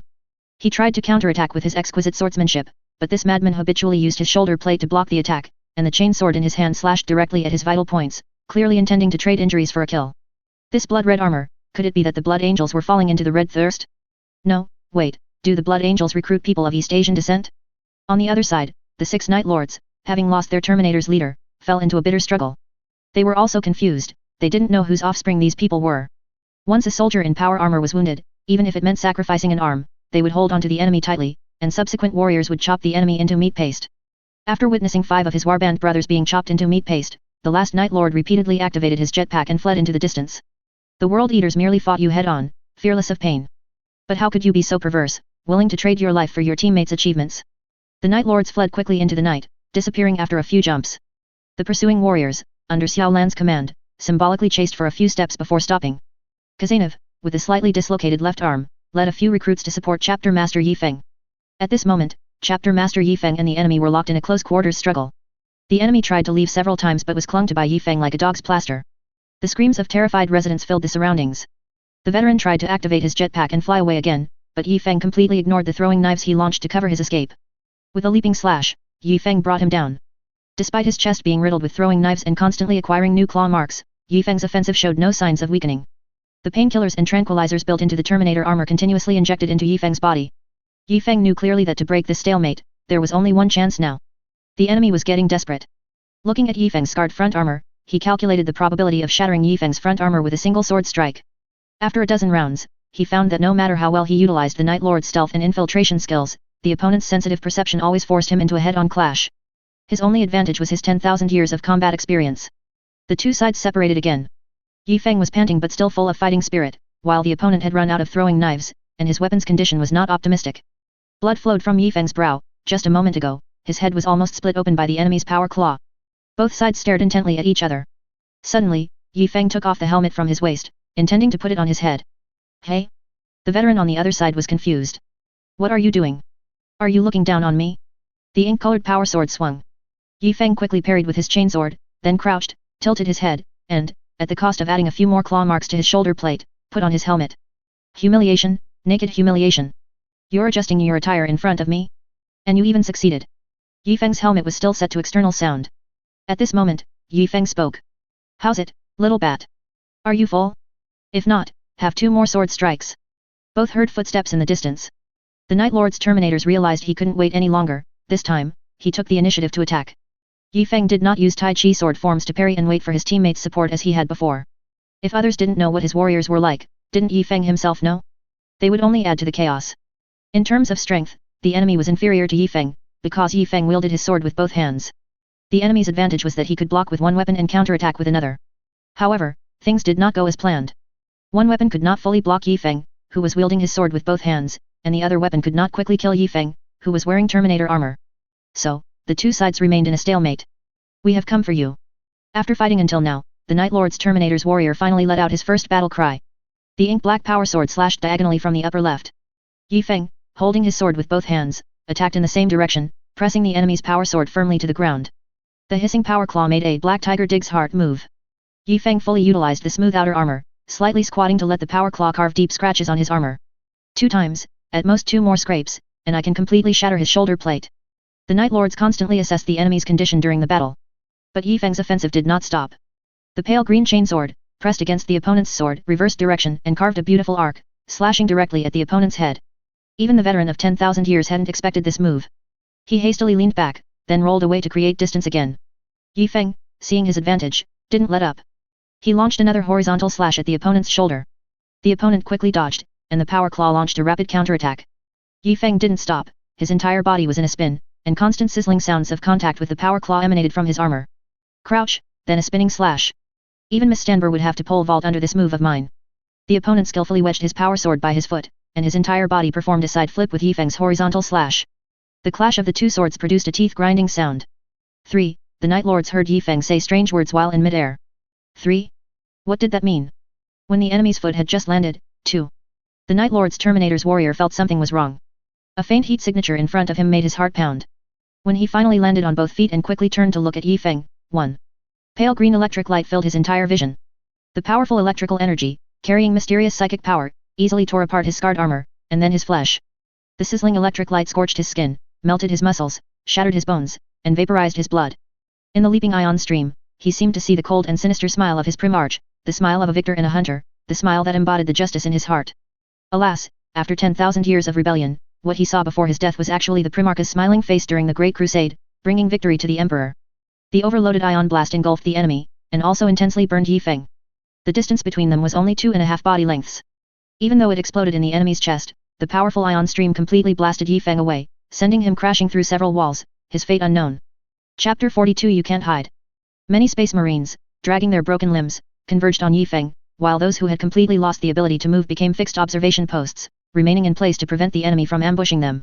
The original dueling ground had become a pool of molten metal, bordered by enemy skulls and power swords. Other parts had been vaporized into iron gas floating in the air by the plasma bomb's explosion. Passing through several walls with large holes blown in them, the chapter master of the Crimson Torrent chapter lay on the ground, his Terminator armor chest plate gone, his chest a charred mess. Unlike bombs that caused violent explosions to shatter armor, plasma pistol rounds melt enemies through high electrical energy converted into high thermal energy, similar to melta weapons. Even 2.5 body lengths away, the scorching plasma wind still left Yi Feng charred black. The kind that could be eaten with salt and pepper. Between his two hearts, the Primaris Space Marine's unique Belisarius furnace quickly activated. This organ had only one purpose, to help Astartes rapidly regenerate flesh and bone when severely wounded. Of course, a single use would be followed by a very long recovery period. The intense battle had left the surroundings crumbling, and the Space Marines who arrived later quickly moved the chapter master and any useful items from the battlefield to the outside. People kept peeking out, wanting to see what had happened, but more were hiding in their homes, silently reciting prayers. The impact of this battle was too great, the surrounding area had burning and collapsed buildings. Firefighting units were only allowed to enter to extinguish fires after the Astartes squad had left. This small squad, supporting each other, returned to the upper hive. Out of a team of 19, 8 had died, and 6 had severe injuries involving limb loss. Including Yifeng, the 15 casualties were unacceptable to the Crimson Torrent chapter. There was no need to extract gene seed, as the gene seed within the recruits was not yet mature. The enemy also had 8 deaths. From the data panel, it seemed very good, but don't forget, it was only 6 enemies attacking that caused 14 casualties. After this battle, everyone was very disheartened. Even against veterans who had fought for millennia, and despite outnumbering them, they still paid a heavy price. The aftermath of this battlefield was handled by another small squad led by William. They tried to move lightly, so as not to cause panic among the upper hive populace. Yifeng quickly received first aid and treatment, changing into a new set of Mark X Tacticus power armor. Terminator armor was not a common item that one could wear and carry another, especially Yifeng's extra-large size. The chief apothecary and the tech marine were directing the battle barges Dawn of Light and Stern Vigilance to arrive. Yifeng could already foresee their furious expressions. 1 recruit training session, and out of 48 recruits, only 40 remained, with 6 having lost limbs. If this recruit training continued, Yifeng would no longer be the chapter master of the Crimson Torrent chapter, but the chapter master of the disabled. However, the situation on Scaria was not something that could be ignored. The terror of the Night Lords lay in their ability, even if only one remained, to easily assassinate high-ranking enemies, causing panic and popular uprisings. No one knew how many Night Lords were still here. It was confirmed that 3 had escaped last night. Governor Ottist almost fainted at the space station when he learned Yifeng was injured. My great chapter master, you cannot fall. You are my only hope. The governor was so anxious that he couldn't eat or sleep, pacing the entire space station. Yifeng held a video conference with Governor Ottist, requesting temporary command of the army. Yes, yes, yes, whatever you want, you'll get. Just don't let anything happen to you, please, please take care of yourself. All the armies were spread out like a net. What for? To find the Night Lord's landing craft. Don't tell me they came through a warp rift as a sacrifice. The idea that there are followers of the Night Lords in this world is already absurd, and to summon so many Night Lords would require at least tens of millions of sacrifices. Yet, both the star system and the planet here are such stable worlds, and even powerful warship can only emerge from the Mandeville point. Even with the warp so weakened now, for them to appear directly on a planet would require at least several greater demons working together to open a rift, or even the direct blessing of a chaos god. The Night Lords must have a dropship landed here. Finding it will give us a rough estimate of the enemy's numbers. Search, search hard, don't miss an inch of land. Even the lake needs professional divers to go down and look for any underwater entrances, and the desert must be scanned inch by inch with auger arrays. Is any of this actually useful? Of course, they wouldn't truly find anything, but if you were a Night Lord, would you want mortals near your hiding place? When a scouting party doesn't return, the area they were responsible for becomes the priority search zone. It's cruel, but effective. Coordinating so many armies is a troublesome task, but with several Astartes assisting, it becomes simple. Within a few days, the battle barges also arrived here. The Imperial auxiliaries also came down to assist in the search. Unexpectedly, the tech marine and the chief apothecary rushed to Yifeng, standing there silently, just staring at him until Yifeng felt uneasy. Gentlemen. Stare. I promise this situation will never happen again. I swear to the Emperor, if I break this vow, I shall be smitten by psychic lightning and incur the Emperor's wrath. Stare. Everyone is heartbroken by the loss of so many space marines this time, but we should look forward and find ways to eliminate the enemies now hiding in the shadows. Stare. I take full responsibility for this operational error. I will write a self-criticism and a battle summary, then send it to the entire chapter. Stare. You two aren't planning to chase me with scalpels and screwdrivers today, are you? Fortunately, he wasn't corrupted, his head wasn't broken. The 2 tech adepts breathed a sigh of relief. What was the most unacceptable part of the entire battle? It was that their chapter master was severely wounded, the idiot. The 2 ignored the bewildered Yifeng behind them. There were still many things to do. The injured space marines needed bionic arm installations, and with the chief apothecary's help, the pain would be much less. The Night Lords did not show themselves, and the mortal forces did not stop searching. After a full 3 years of searching, many hidden gold stashes and weapon caches of gangs and corrupt officials were found, and even the hidden arsenal of some unlucky individuals planning a coup. The bandits and wanted criminals hiding in the mountains were in deep trouble. I was hiding perfectly fine here, but your mountain combing search is too much. I should have hidden in the lower hive. Finally, an anomaly was discovered in a mountain cave. The mountains here were towering, with steep cliffs, making it a very dangerous place. Gorges and caves formed naturally everywhere between the cliffs. Occasionally, large birds would nest among the white rocks. Even experienced old explorers dared not easily venture into this place. The dangerous environment did not deter the army's search, especially since this area was handled by loyal imperial auxiliaries. With the assistance of aerial units, soldiers continuously descended onto the difficult-to-climb mountains. Powerful mechanical locking systems ensured they would not fall from the mountains, and auger arrays repeatedly scanned the land here. After a search team in a certain area continuously suffered casualties, the entire army took all their flashlights, in both senses, and searchlights, continuously illuminating the entire area, so much so that you could kick over a light every few steps. The Astartes reassembled, falsely, and surrounded the mountain. Given the possibility of the enemy attacking while the main army was out, the Tech Marine took a squad to ambush the Hive City. Yi Feng led 2 squads of recruits to encircle and annihilate them. This time it was William's squad, and the other squad leader was Lakshan. If Kazanov hadn't always managed to bring back some military merits, Yi Feng would have truly wanted to confine him. Everyone slowly approached the cave, continuously throwing strong light sources inside.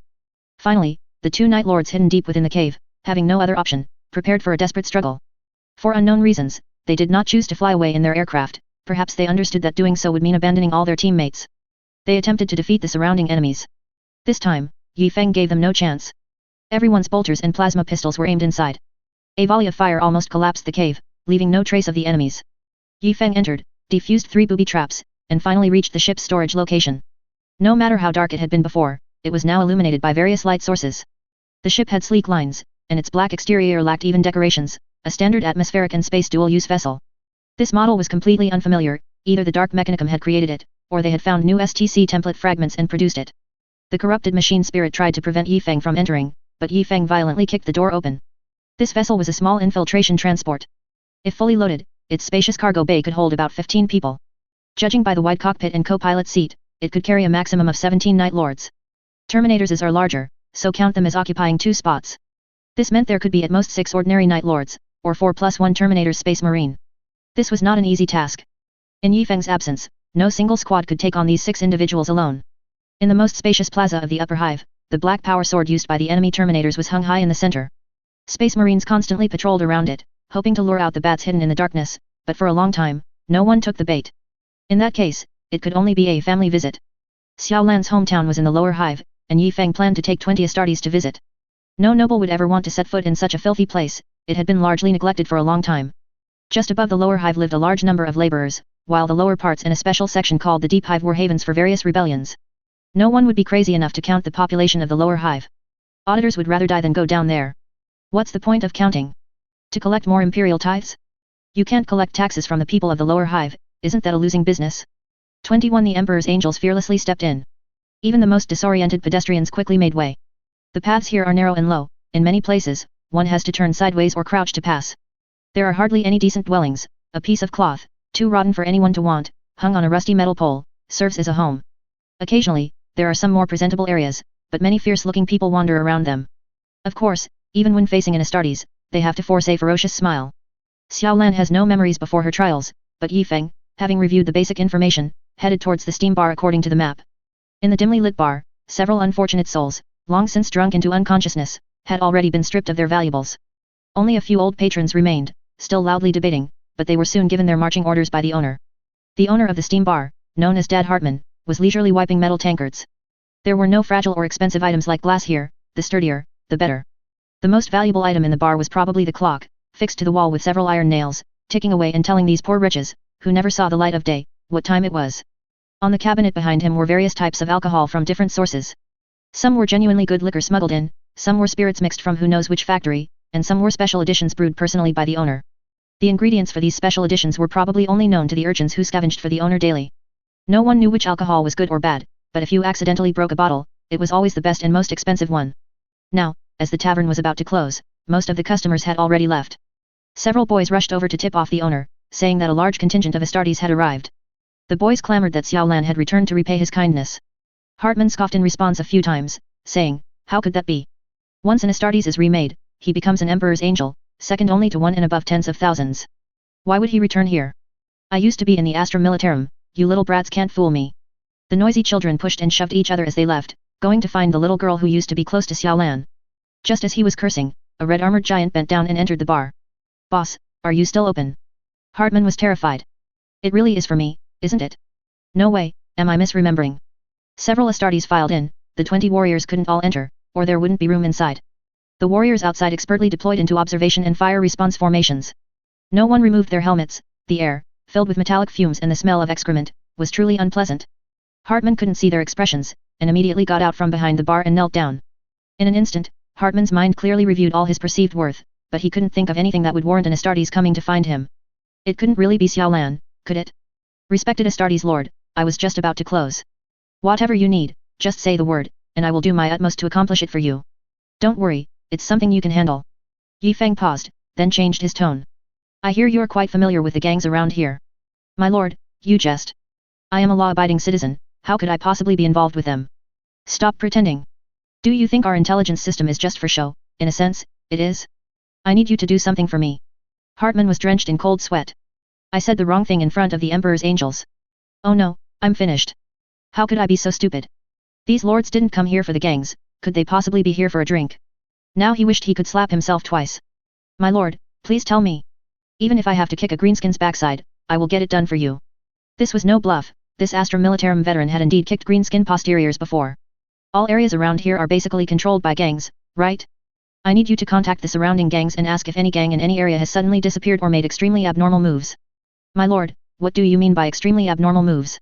For example, buying large quantities of fresh blood food, or capturing slaves, or clearing out personnel around core areas, or completely restricting entry, and so on. Tell the gang bosses that I have 100 slots to enter the mid-hive, with clean identities and legitimate jobs. Even Hartman couldn't help but gasp. This was the lifelong pursuit of many gang bosses. At their level, entering the mid-hive wasn't difficult, what was difficult was having a clean identity and a legitimate job. Please rest assured, great Emperor's angels, I will handle this matter perfectly.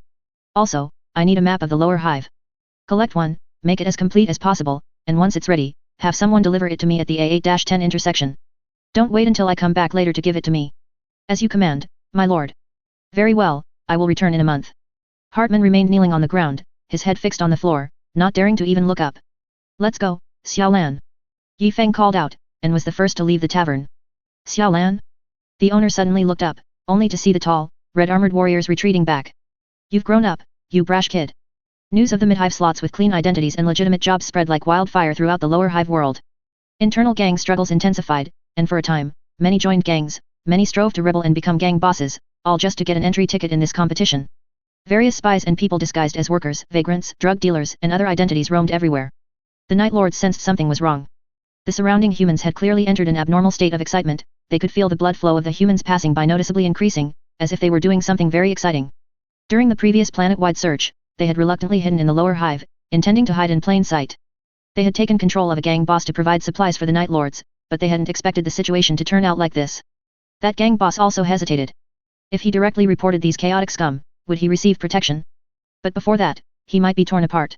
Of course, he didn't deliberate for too long. The Night Lords, knowing the truth, were the first to deal with this boss. The following scene is censored, viewers can imagine it themselves. Although the Night Lords were not like the Death Guard, who had almost lost all self-awareness, their desires had greatly increased. They craved painful screams, they craved the struggles and fear of their prey before death. For them, it was an incredibly delightful drink. Weren't lower hive slaves and wretches everywhere? Who would care about this? Unexpectedly, everyone in the lower hive started to care. They could only quietly hide in the rafters, avoiding countless reconnaissance personnel, but the previous large-scale procurement of supplies could not be hidden. They decided to strike first. The hive city was no longer a place to stay, they had to move.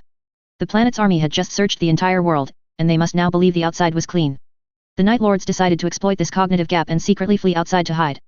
First, they would hunt some desert hunters to satisfy their rapidly escalating desires, and then, once these people couldn't find them and eventually relaxed, they would return to the hive city to cause trouble.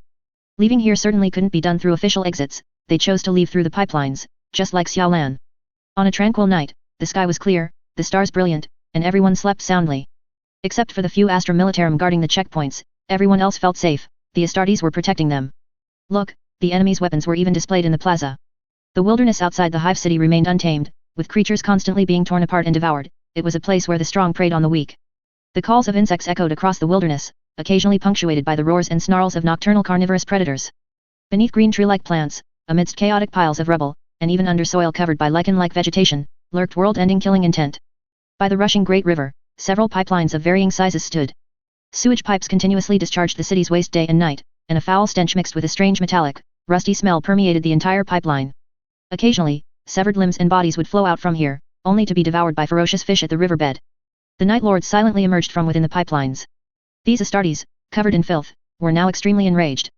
These humiliations would be avenged bit by bit in the future, 100-fold, no, 10,000-fold. Boom, boom, boom came deafening sounds from all directions. A salvo from the Baneblade's main cannons headed straight for the pipeline. The 6 Night Lords quickly dodged, and the pipeline entrance collapsed with a roar, completely blocking the Night Lords' retreat. Following this came the bombardment of various bolters and plasma guns. Flares were fired into the sky as if they were free, illuminating the entire area like daylight.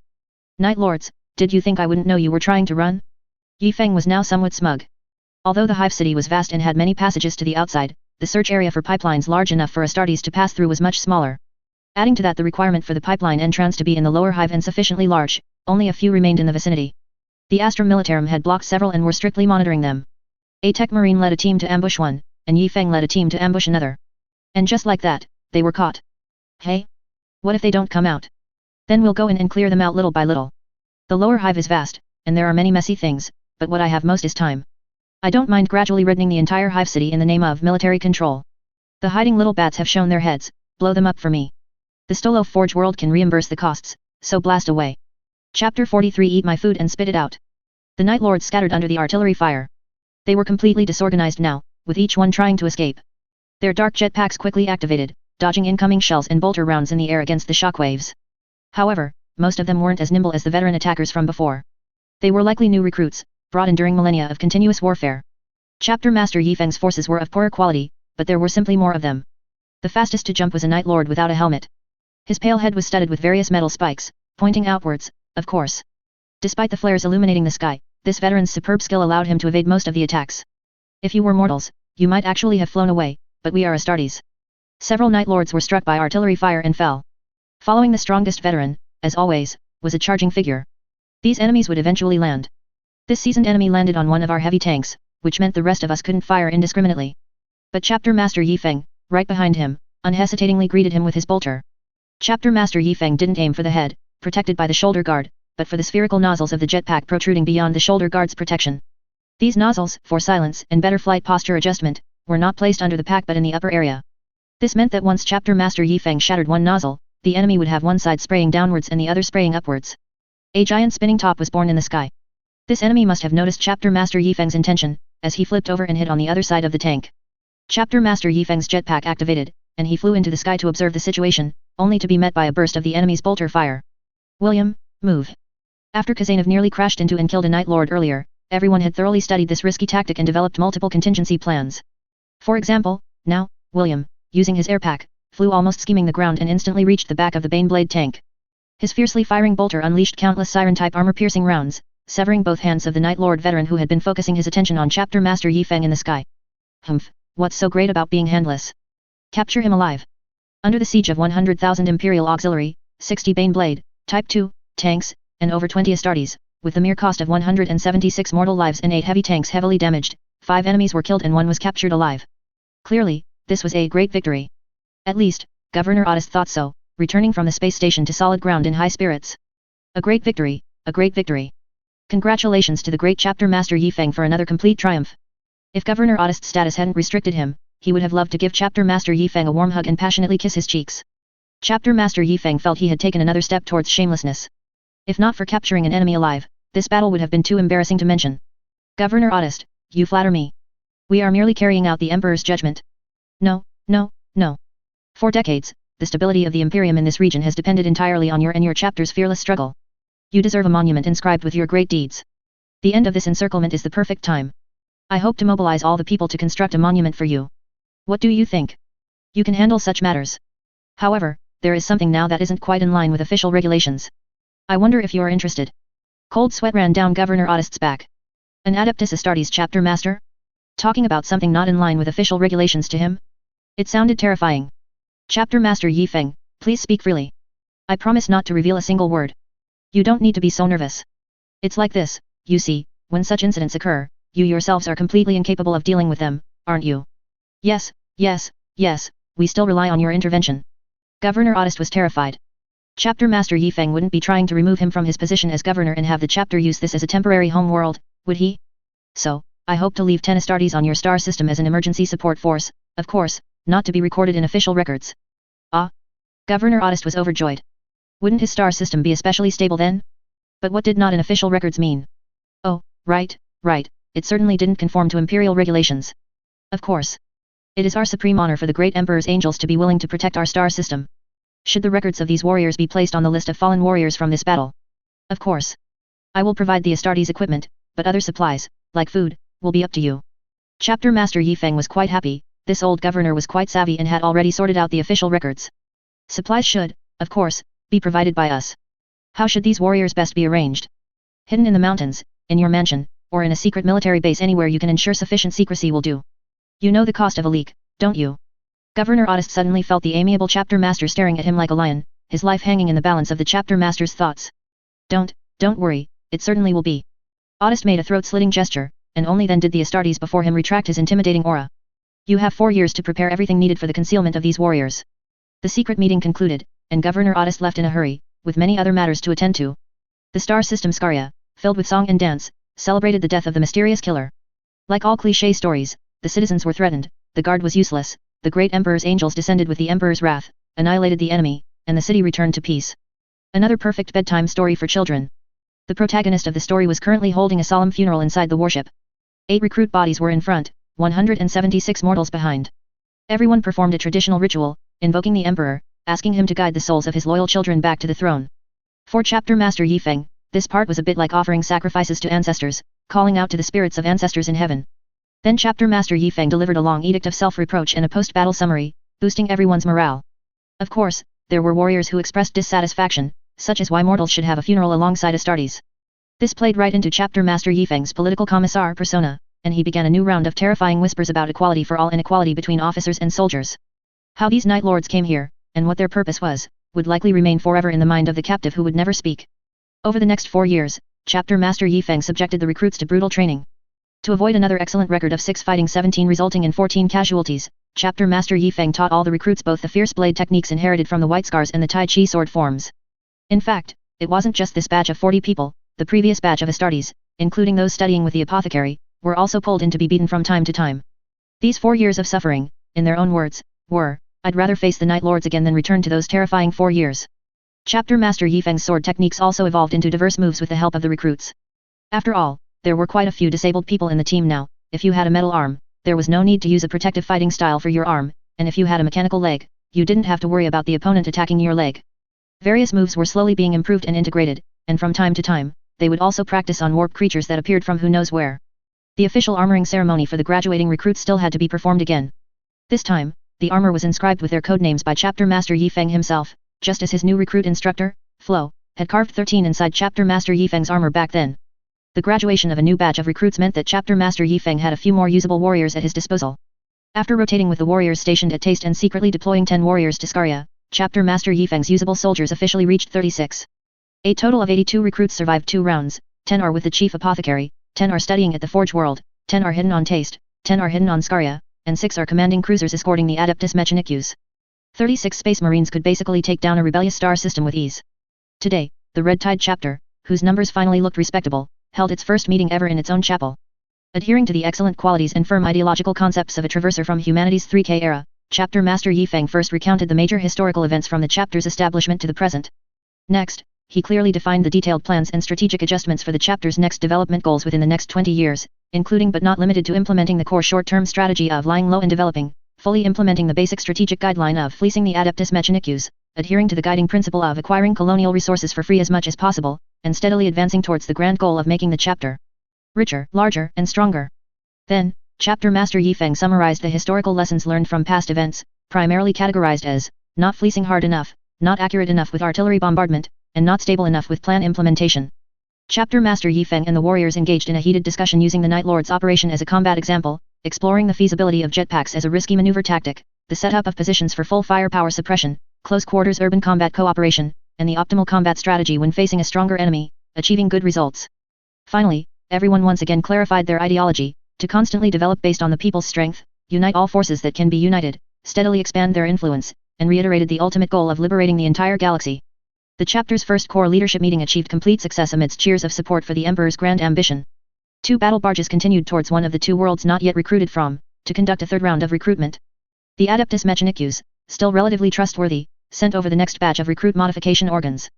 Of course, the Adeptus Mechanicus personnel representatives and Chapter Master Yi Feng held a friendly discussion, exchanging views on maintaining a comprehensive strategic partnership, advancing and retreating together, and the possibility of saving ammunition during wartime, each stating their own opinion. Everyone communicated frankly, no one convinced anyone else, laying a good foundation for the next meeting, which means nothing was decided. However, just as the Adeptus Mechanicus personnel representatives from Stolo Forge World were angrily preparing to leave, another Adeptus Mechanicus signal came through. A cruiser fleet, part of the Adeptus Mechanicus exploration and construction forces dispatched to establish resource points, was under attack and requested support. Were there still enemies in that desolate place? And could they mount an offensive strong enough to put a cruiser fleet in distress? Yi Feng was in a difficult position now. Without the Emperor's Astronomicon, even short-distance warp travel was problematic, and venturing into such a barren area meant risking being led astray by chaos.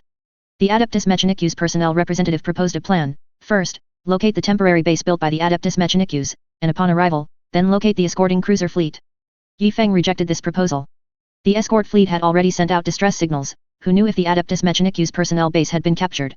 Ultimately, Yi Feng borrowed the Adeptus Mechanicus personnel's original map and proceeded according to the beacon signals, much like the Adeptus Mechanicus personnel construction fleet. He continued until he reached the last beacon, then used the Adeptus Mechanicus personnel's positioning technology to find the star system where the Forge World base was supposed to be built. Without a strike cruiser, things were very troublesome. Only transport ships and psychic teleportation were available for Astartes boarding, which was undoubtedly very dangerous. The solution provided by the Adeptus Mechanicus personnel was for heavy space bombers to carry assault pods. After entering space and adjusting their direction, the assault pods would launch, with the same effect as being fired from a strike cruiser. The problem was that this cruiser might not be durable enough to approach too closely. It was too dangerous for a space assault. Forget it, we'll make do.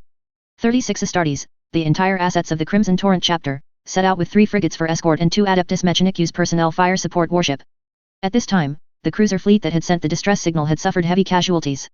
7 of the 15 frigates had been destroyed, and the enemy's firepower was exceptionally fierce.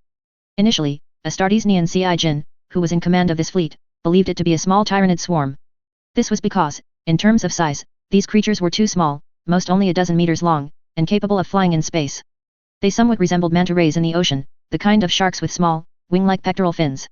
Normally, a large amount of firepower would be sufficient to annihilate them, but the enemies were small and agile. Huge cannon shells couldn't hit them at all, only lances could cause effective damage. Before the enemies closed in, Nian Zhi Qing had not detected any means of counterattack from them. When the enemies approached the void shields, suddenly, strange attacks erupted from both above and below the maws of the space mantis. Blue, ion stream-like attacks heavily bombarded the void shields, which, under high load, allowed extremely slow-moving objects to pass through. After these space mantis swam close to the warship, their ion stream attacks effectively destroyed the point defense weapons, and the enemies began to devour our warship. That's right, they were devouring them. From the engagement, it seemed they ate metal.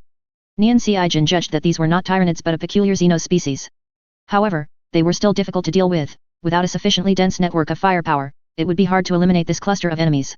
So he called for Adeptus Mechanicus personnel fire support. Due to the vague and uncertain nature of the astropathic message, the Adeptus Mechanicus personnel mistakenly thought it was an urgent distress call and quickly informed Chapter Master Yi Feng, dispatching 2 of their own heavily armed warship for support. The reinforcing forces experienced a difficult and fantastical warp journey, even emerging at a nearby Mandeville point slightly earlier than expected.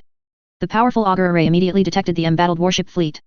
They witnessed a horrifying scene. Large numbers of space mantas gathered before the wreckage of frigates, gnawing on metal.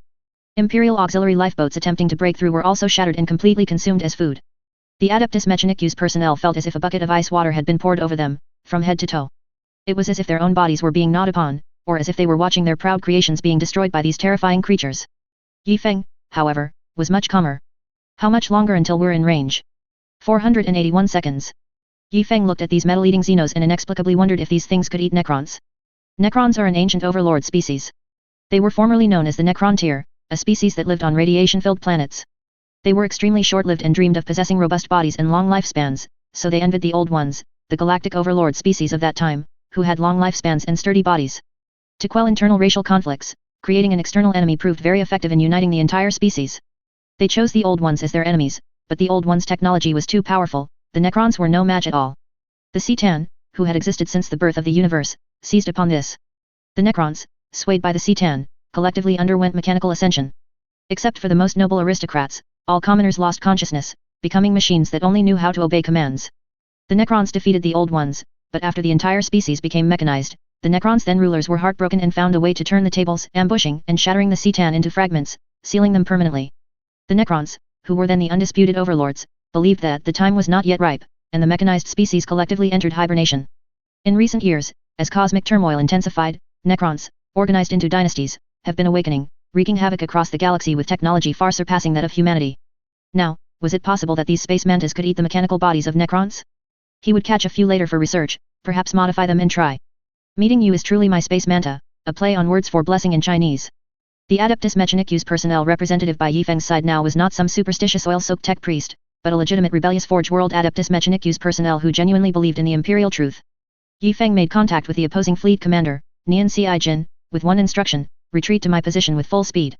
He was eager, as he, who prided himself on his strategic gaming skills, finally didn't have to charge like a berserker. He wanted to see if his old skills had declined. The frigates scattered, forming a fan-shaped firing line.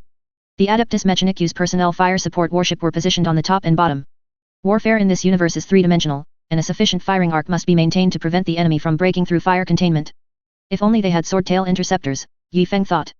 These Adeptus Astartes fighter jets, used during the Great Heresy, could fight in both the atmosphere and space, and would be very effective against these small targets. Forming a cross-shaped battle formation is the most common method of frontal warfare in three-dimensional combat. Just as Nian Ci Jin led his fleet to retreat behind Yifeng, the large number of space mantas behind them saw that their food was escaping. They pursued the fleeing fleet. Powerful lances fired at the space mantas behind Nian Ci Jin, melting many enemies. However, against their overall numbers, it was merely a drop in the ocean. Their bodies seemed to be made of metal. Imperial space fighters roared out, heading to clear the enemies clinging to Nian Ci Jin's warship. These Xenos, drifting in space, seemed to have a leader, but it was unknown how he controlled his swarm.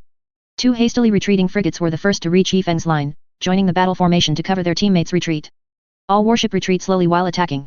The two newly joined frigates should spread out to the left and right, and watch out for enemy assaults from the sides and rear. Macro cannons seemed useless against them, they were too small. Even if hit by a macro cannon shell, it wouldn't trigger the explosive fuse. Instead, it was like offering them food, which they devoured. It was a rather strange way of feeding, biting macro cannon shells, and the shells surprisingly didn't explode. The earliest batch of space torpedoes was approaching the enemy and would likely become the enemy's meal as well. After Nian Ci Jin's cruiser rendezvoused with Yifeng, the fleet quickly split into two parts, one lunar-class cruiser and the Adeptus Mechanicus personnel fire support warship on each side, forming a crossfire to attack the space mantas that were chasing and biting, literally, the last retreating frigates. Numerous ion weapons fired from the Adeptus Mechanicus personnel warship. It was unclear which design philosophy they came from, but these weapons created massive ion storms within the enemy clusters, like spherical fireworks blooming. Enemies at the center of the explosions were instantly destroyed, while space mantas at the edges of the explosions twitched, as if their central command nervous system had been lost. Report: large numbers of enemies detected approaching from direction 12832-432. Another enemy force attacked from Yifeng's upper right. Yifeng, in turn, directed the fleet to move to the lower left, attempting to merge the two enemy forces into one, which would allow lances to penetrate more enemies at once. Just as the battlefield was bogged down, Yifeng keenly noticed a strange phenomenon. Our earliest launched space torpedo entered the enemy swarm. Strangely, it was not devoured by the enemies like the macro cannon shells. Instead, enemies approaching it seemed to guard it, circling around it until the torpedo reached its maximum range. Only then did a space manta regain its senses and bite the torpedo, but the torpedo automatically exploded upon reaching its maximum range, destroying a cluster of space mantas around it. Tech Priest, did you see that space torpedo? What was the design of that torpedo? The Tech Priest hadn't noticed it at first but quickly found it in the battle recorder. It carried an ion warhead and a cloaking signal emitter designed to prevent the enemy from targeting it. That's it. The cloaking signal emitter can confuse the space mantas. What is the principle of that signal? Analyze and debug it quickly. Next, it was time for Yifeng's counterattack. Dare to eat my warship? I'll make you spit it all out, principle and interest. Chapter 44, Warehouse, stocked, full. The priest of the Adeptus Mechanicus operated the mechanical screen with a flurry of clicks. In just 1 minute, he had come up with several methods, but the most reliable one was the last. Chapter Master Yifeng, I can reconfigure a warship's auger array scan frequency to a similar signal emission mode, but I will need about 35 minutes. No problem, go ahead and do it. Leave the rest to us. Several warships retreated under Chapter Master Yifeng's command, fighting as they went. The warship's retreat speed was not as fast as the space mantas, but occasional space torpedoes always disrupted their information systems. After only 2 repetitions of the same tactic, the enemy seemed to discover the flaw in Chapter Master Yifeng's strategy and quickly split into multiple small units, surrounding the fleet from all directions. Chapter Master Yifeng commanded the fleet to split into 4, engaging in a cross-annihilation. Simply put, my attack would eliminate the enemy targeting you, and your attack would eliminate the enemy targeting me. As the warships maneuvered, Chapter Master Yifeng even commanded the 4 fleets to conduct simultaneous maneuvers, drawing the enemies pursuing 3 of the fleets into an almost straight line, then inflicting massive damage with a volley of lance fire. After arduous combat, a large number of Furious-class fighters were ordered by Chapter Master Yifeng to return to the ship's hangar. Currently, the enemy has not demonstrated any long-range attack methods, so the battlefield should be drawn into open space as much as possible. Without any cover, the enemy will sustain heavy damage when advancing towards our side. The four fleets slowly approached. At this point, the enemy was already close to our warships, and ion weapons could no longer be used as they could easily cause friendly fire. William, organize everyone to command one frigate each and act under my command. 11 frigates formed a diamond battle formation, firing at enemies coming from all directions, while the four larger ships in the center provided land support. Even if a small number of enemies approached the frigates, their numbers were insufficient to cause effective damage and were quickly annihilated by point defense cannons. These strange creatures flying in space, whose command structure was unknown, changed their formation after several attacks, forming 20 medium-sized groups that dispersed to pursue our warships. Seeing this, William realized the time was near and issued the final command to the frigates. The 11 frigates began to gather, moving in a circle around the star system. A small portion of the Space Manta forces quickly followed. They were reluctant to pursue these agile frigates, as four large food sources were right in front of them. These frigates would circle the star system and then return to this location. The enemy approached Chapter Master Yi Feng and the Adeptus Mechanicus warships, but Chapter Master Yi Feng had been maneuvering the fleet for a long time, drawing the battle into the vastness of space. Key point, vast space, not within the star system. The four warships warped into the warp. A large swarm of Space Manta instantly lost their targets and angrily turned to pursue the frigate formation. Flo was the oldest captain among the 11 frigates, but now he was also bewildered. Where are they? Where is my fleet? You told me to circle the star system, and you ran off? Weren't you here to save me? Now Flo was in an unusual dilemma, wondering if they had sold his ship like before. The edge of the star system was right there, they were very close to the Mandeville point. Should he just withdraw? As a battle-hardened old captain, he decided to wait a bit longer. The main enemy force had not yet arrived, only a small group of Space Manta was trailing him. Point defense cannons fired continuously, and the small lances mounted on the frigates easily pierced the enemy's mechanized bodies. What's another 10 minutes? Calculating, the overload time for this model of power reactor, to ensure absolute safety, was only about 8 minutes. But this also meant that if the main force did not return as expected to rescue them, they would lose the ability to warp into the warp. What to do? Should he trust the Astartes and the Adeptus Mechanicus? Although he completely distrusted the Adeptus Mechanicus personnel, Flo recalled the words Nian Si-jin, the political commissar, often nagged about. Nian Si-jin was the only Astartes on the entire ship, he was lonely and easygoing. He often chatted with the crew, asking everyone to sit and talk with him. Although no one could refuse his commands, he still refused to be the captain, instead requesting to be the fleet's political commissar. He enjoyed going to the toughest environments on the warship, such as the weapon array maintenance area on the lower deck, sometimes working alongside everyone and then expounding his theory of equality for all. He often told everyone about the Emperor's grand vision of unifying humanity across the entire galaxy, and his chapter master's ambition to liberate the entire galaxy. He said they believed in equality for all, that everyone should have the opportunity to learn, and that everyone should be assigned work according to their strengths, with job capabilities determined by assessments and practical work tests. He said they wanted to turn the entire galaxy into such a beautiful world, and when the crew grew old and retired, they would be invited to retire there and could even find a job as a specially appointed instructor at a naval academy. He never looked down on anyone, even the quietest complaint from the lowliest laborer would be listened to carefully, and improvements would be made. Neither the young nor the elderly, near-retirement personnel on the fleet had ever seen or heard of such an Astartes. Even the Salamander's chapter, the most benevolent to mortals, had never reached the dark, dirty lower decks of a warship. Why not trust him? Why not trust the chapter that raised him? Flo issued commands to everyone, all warships, unified command, in 2 minutes, all systems enter reactor overload status. All energy, including lances, is to be directed to the power units. Overload for 8 minutes, sustaining until the scheduled time. Captain Flo, are you sure about this? If so, we won't have enough power to enter the warp afterward. Since political commissar Nian Si-jin does not wish for any of us to perish, we cannot disappoint him. Our mission is to endure 10 minutes completely unharmed. Do not let him down. But what about our escape route? Trust political commissar Nian Si-jin, he will return. Ship 00301 understood. Ship 00303 understood. At this moment in the warp, Nian Si-jin once again heard Chapter Master Yi Feng's whispers, which he had not heard for a long time. These whispers had accompanied him for 10 years, almost driving him insane. He had finally managed to stand on his own, and being away for so long made him unaccustomed to it. He even missed hearing those whispers, but now that he heard them again, his head started to ache. Just as the Space Manta were about to reach a distance where they could attack the warship's void shields, these frigates suddenly shut down their void shields and point defense cannons, and the lances stopped charging. The 11 warships sailed at a slightly faster speed than the Space Manta, abandoning all defense and offense. Even the crew inside the ships felt extremely uncomfortable under the powerful acceleration, but it had not reached the point of death. The warships were orbiting the star system, and even when a warship rolled 90 degrees, making the ceiling face the sun, everyone felt immense pressure. How space dwarves are forged. Time passed minute by minute, and the scheduled time drew nearer. The warship's power units also began to experience problems, with the overheating reactors emitting terrifying waves that made people afraid to approach. Captain, the reactor is about to give out. How much longer until the scheduled time? 18 seconds left. Shut down the power units, Engine power output reduced to 30% of original. The 11 warships suddenly slid out of the star system using inertia, as if being continuously accelerated and then flung out by the central sun. Many space manta didn't react in time and went the wrong way. The warp rift, emitting an eerie glow, finally reopened and 4 warships surged out. The frigates had lost their high-speed maneuvering capability, but the powerful cruisers and the Adeptus Mechanicus fire support ships had returned. The space manta, grouped in a large cluster, didn't react immediately. Without hesitation, Chapter Master Yi Feng immediately gave the order, Auger Array activated. The reconfigured Auger Array emitted specific scanning waves. A large number of space manta lost their reason. They either flew aimlessly, fell into convulsions immediately, or crashed uncontrollably into other space manta. The crew on the frigates cheered, having endured a 10-minute journey closest to death, now loudly venting their emotions. Even in communication channels with other warships, background voices could be heard saying things like Chapter Master Yi Feng's might. And long live the Red Tide. Chapter Master Yi Feng then commanded the Auger Array to scan continuously, and then, catch those fish. These greedy fish actually ate a total of 7 of my frigates. Do you know how much that costs? Do you know how many meetings I have to attend with those nobles, how many tons of meals I have to eat, to get that? Even if these space manta are sold for scrap metal, I need to recoup my losses. I, Chapter Master Yi Feng, do not do business at a loss. The Adeptus Mechanicus's biological savants were also very interested in these strange creatures and planned to study them when they had time. Under Chapter Master Yi Feng's strong insistence, extensive captures were made. However, the Adeptus Mechanicus ships eventually ran out of capacity.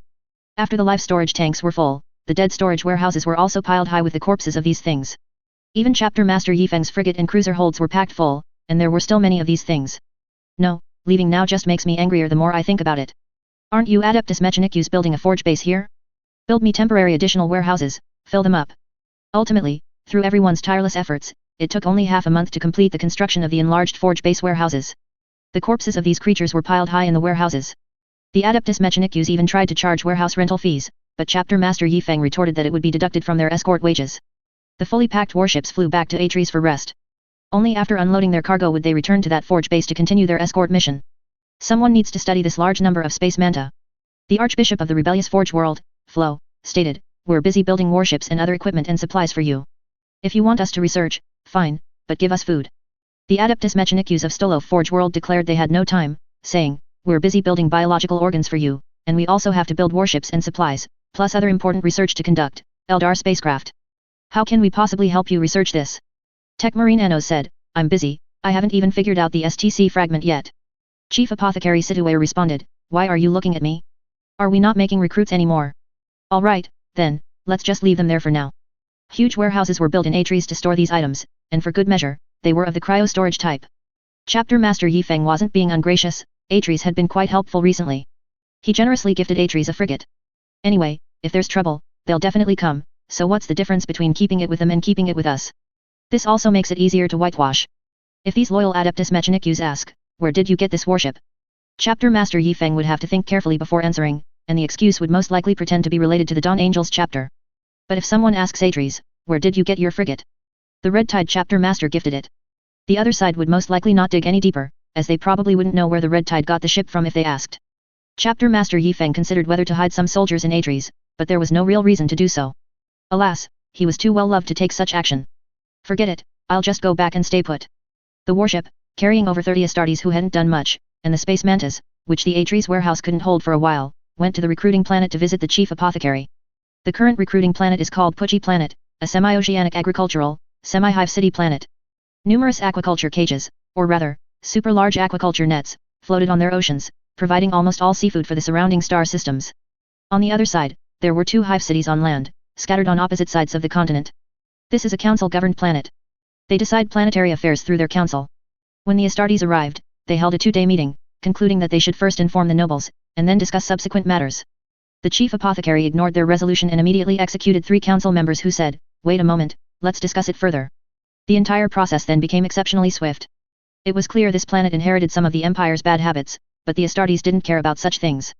Now, every second counted, the sooner the recruits were modified, the sooner the chapter would have more warriors. After losing 3 council members, the entire planet's administration had no problems whatsoever. The entire planet began to operate at a super high speed not seen in centuries. All parties stopped their political maneuvering. No one cared which family contributed more or less, everyone just signed up as many people as they could. Even people from the midhive who heard the news and came to inquire were, without exception, signed up. In Chief Apothecary Situate's view, according to the theories Chapter Master Yi Feng constantly propagated, at least half of the people in these councils could be demoted to the lower hive. A perfectly good planet, with all its resources consumed by political infighting, and very few actually getting things done. Shrewd politicians are necessary, but having them all together in a chaotic struggle to discuss the entire planet is completely unnecessary. The noble elite were quickly assembled, and of course, some individuals who falsely reported their age, and their families behind them, were conveniently executed. What is this? Daring to waste my precious biological organs? Do you want to be branded a chaos spy? After a series of swift and decisive actions, the entire planet began to work diligently. Various departments, in pursuit of efficiency, omitted a large number of complex review and signature procedures. Leaders issued death orders: if I am executed for negligence, I will drag all of you down with me. The chief apothecary wondered if he had been so busy with recruit modifications for 30 years that his temper had become irritable. Or rather, had he become like an Astartes? Chapter Master Yifeng's warship jumped out of the Mandeville Point and leisurely floated into the spaceport. The Imperial Auxiliary needs to replenish their food. Brothers, let's have some seafood. Phelan, Chapter Master Yifeng's personal chef, descended to Puchi Planet. Having not felt the sea breeze in a long time, he spent a full hour by the sea, enjoying the natural scenery he used to only see on vacation. The marine aquaculture bases are all in the deep sea. The shallow sea is a beautiful vacation spot. For some mid-hive families, a good option for improving their lives during holidays is to stock up on food and have a picnic on the beaches outside the hive city, as it's free. Come one, come all. Delicious charcoal grilled furnace clams, crispy fried krill crab legs, and super large, satisfying roasted alakai deep sea fish. The barbecue stall owner below was shouting enthusiastically. He occupied an area with convenient transportation and had made a name for himself with his exceptional grilling skills, saving quite a bit of money. Phelan became interested and wanted to buy the best local ingredients. Inquiring at local food stores was a good strategy. Boss, what are your signature dishes? Phelan entered the barbecue stall. This stall mainly sold to people camping here, so there were only a few seats inside. Phelan casually found a seat. Charcoal grilled furnace clams, fried krill crab legs, and roasted alakai deep sea fish are all exquisite delicacies. Just one taste, and I guarantee you won't forget them for 3 days and 3 nights. All right, the dishes you just mentioned, give me one of each. There were still few people now. Rarely did anyone start eating barbecue in the afternoon.